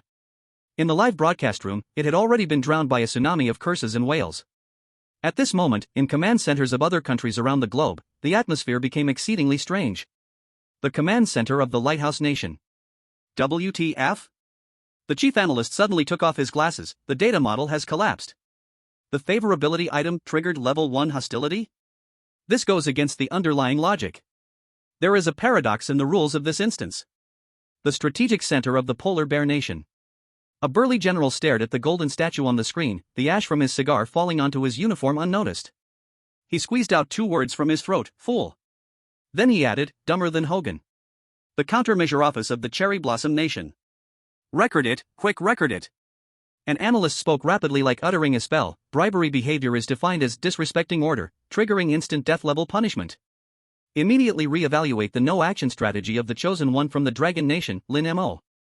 His observation isn't wasting time, he is avoiding some kind of absolutely deadly triggering mechanism that we haven't understood. Aren't we just slapping ourselves in the face? The recorder nearby was busy in a fluster. In the courtroom, Lin Mo ignored the tragedy happening behind him. He was measuring the ground with a fixed stride, one step after another. In his mind, a blurry image was overlapping with reality. It was the main hall of his family's ancient and excessively old ancestral home, with cold mahogany furniture, the scroll on the wall displaying the word rules, and his grandfather's face, more serious than the scroll. Upon entering the hall, first clarify seating order, then recognize status and rank. Steps must not falter, words must not be chaotic. This is the foundation of hospitality. His grandfather's stern voice echoed in his ear across time and space. Damn old rules. Lin Mo muttered silently in his heart, yet his footsteps showed no signs of disorder. He wasn't measuring dimensions, he was committing the rules of this home to muscle memory. Suddenly, his gaze froze. In the most inconspicuous corner of the audience, a nearly transparent little figure was curled up there. It was a little girl ghost holding a rag doll, her shoulders shaking as she silently cried. Her presence was so low that it felt like a dust particle that could dissipate at any moment. But just then, the clerk reading the verdict, in that 1,000th of a second when he paused while turning around, his blank face subtly tilted toward the little girl. Caught it. Lin Mo's heart skipped a beat, ignoring the puzzled looks from Hogan and Anna, he walked straight toward that corner. What's he doing? Asking a little ghost questions? Hogan's teammate whispered, full of mockery. Is he crazy? Didn't he see what happened when he interacted with an NPC? Jean Daxian's corpse isn't even cold yet. In the global live broadcast room. What is this S-rank from the Dragon Nation doing? Taking a stroll? 2 have already died ahead of him, and he still has the mood to leisurely walk? It's over. The Dragon Nation is going to be destroyed by this connection. This is definitely a showcase of human confusing behavior. Under the gaze of millions of viewers worldwide, Lin Mo crouched down in front of the little girl. Everyone thought he was going to start questioning her. However, he simply silently took out something from his backpack. A large white rabbit milk candy wrapped in the most ordinary wax paper. At this moment, all analysis systems in command centers worldwide crashed. In front of the screens, countless experts, generals, and elites found their minds completely blank. Milk candy? What kind of operation is this? Some kind of hidden rule item?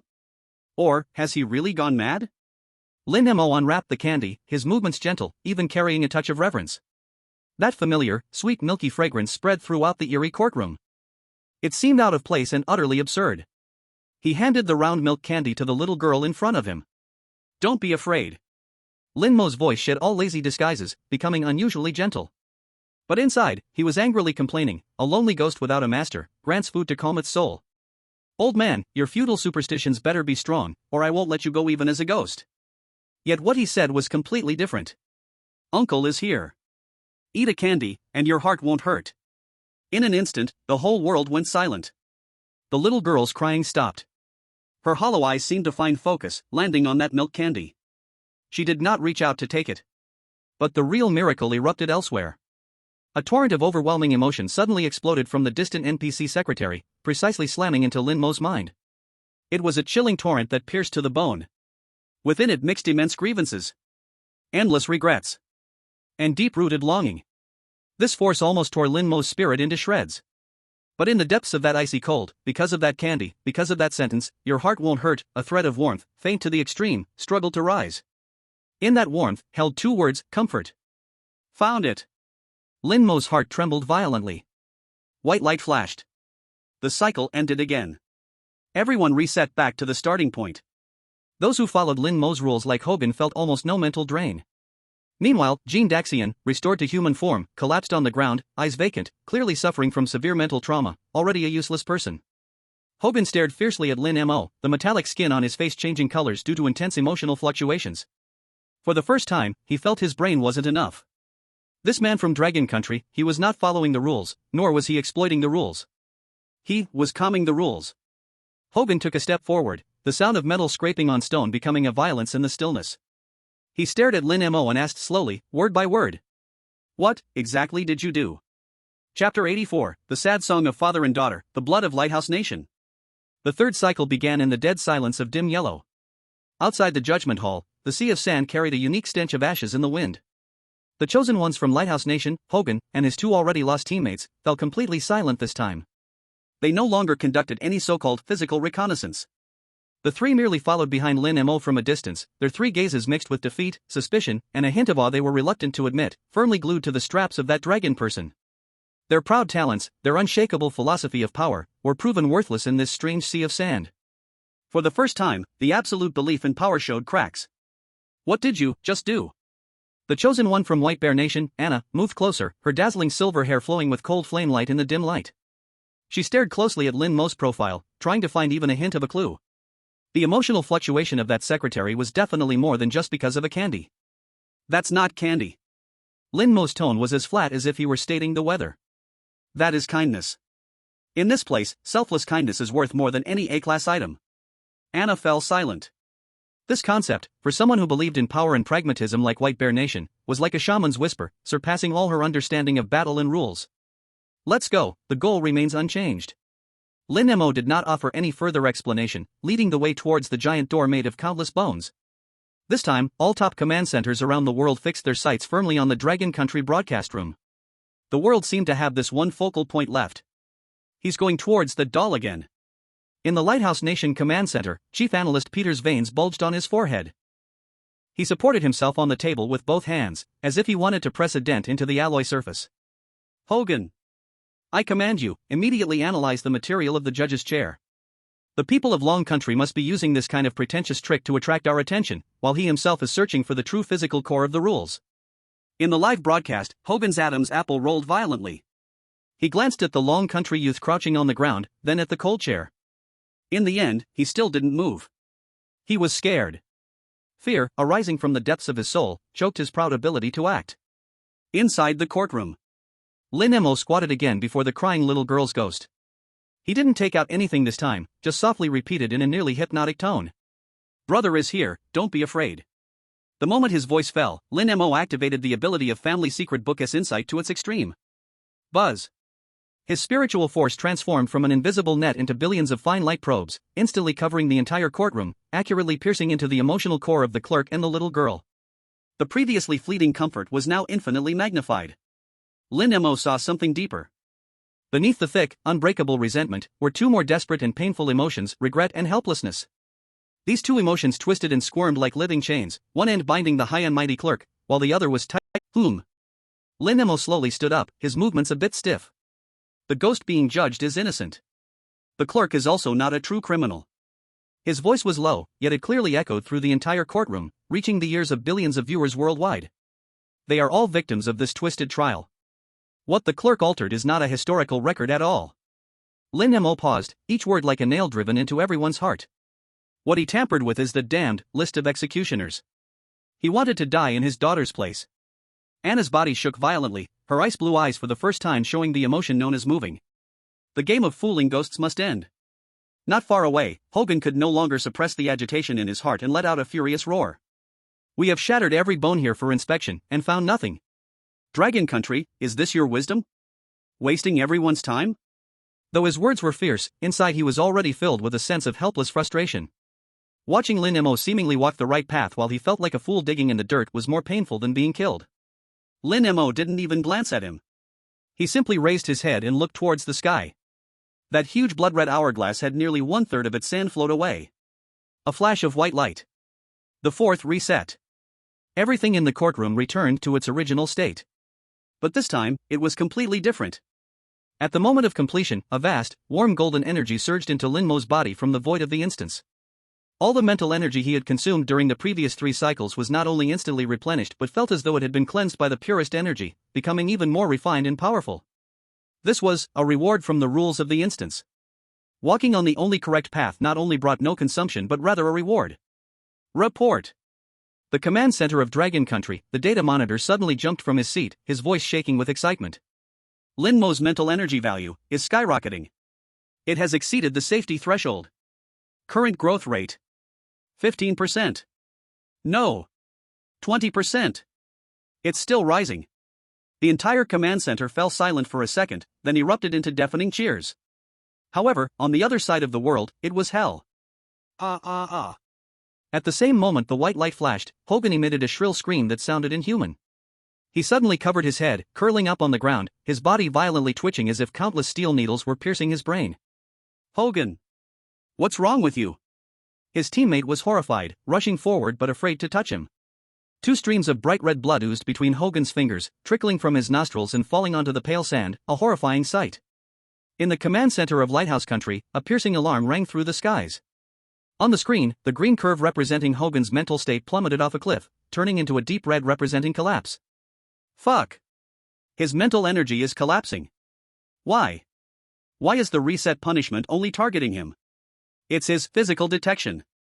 Each ineffective, violent probe was deemed a serious violation by the instance rules. The punishment accumulated over the cycles, and this time, it exploded completely. Chief Analyst Peter's face turned as pale as paper, his body going soft as he slumped into his chair. He stared blankly at the screen, where the Dragon Country youth's breath soared, murmuring to himself. No, it can't be, power, how could it be wrong? Inside the courtroom. Hogan's screams gradually subsided, he trembled as he lifted his head, covered in blood, staring with a complex mixture of resentment, fear, and collapse at the dragon youth not far away who was unscathed and seemed even more at ease than before. The stark contrast shattered all his pride and beliefs. Lin Mo finally turned his gaze towards him. There was no pity in his eyes. There was no mockery, only a calm that saw through everything. He took 2 steps forward, under the gaze of all the chosen ones in the global audience, and softly spoke to the bloodied and disheveled Hogan. Now, do you still think smashing bones is the only answer? Chapter 85, he bowed, and the rules revealed themselves. The Lighthouse Nation was urgent. Hurry, pull out his tubes. The 4th cycle. The dim yellow light soaked the sand sea again, and everything in the judgment hall returned to the starting point. The chosen one of the Lighthouse Nation, Hogan, and his last 2 teammates, stood like 3 stone statues stripped of their souls, radiating a sense of decaying restlessness. 3 consecutive reset failures turned their proud combat intuition and talent into a joke. Here we go again? One of Hogan's teammates nervously scratched his neck and growled, "What are we doing here? Watching that kid from the Dragon Nation take a stroll?" Hogan remained silent. His metal-like fist clenched and then relaxed, making a squeaking, harsh friction sound. He stared intently at the distant figure of the young man from the Dragon Nation, that cheap pair of suspenders appearing more dazzling to him than the rules themselves.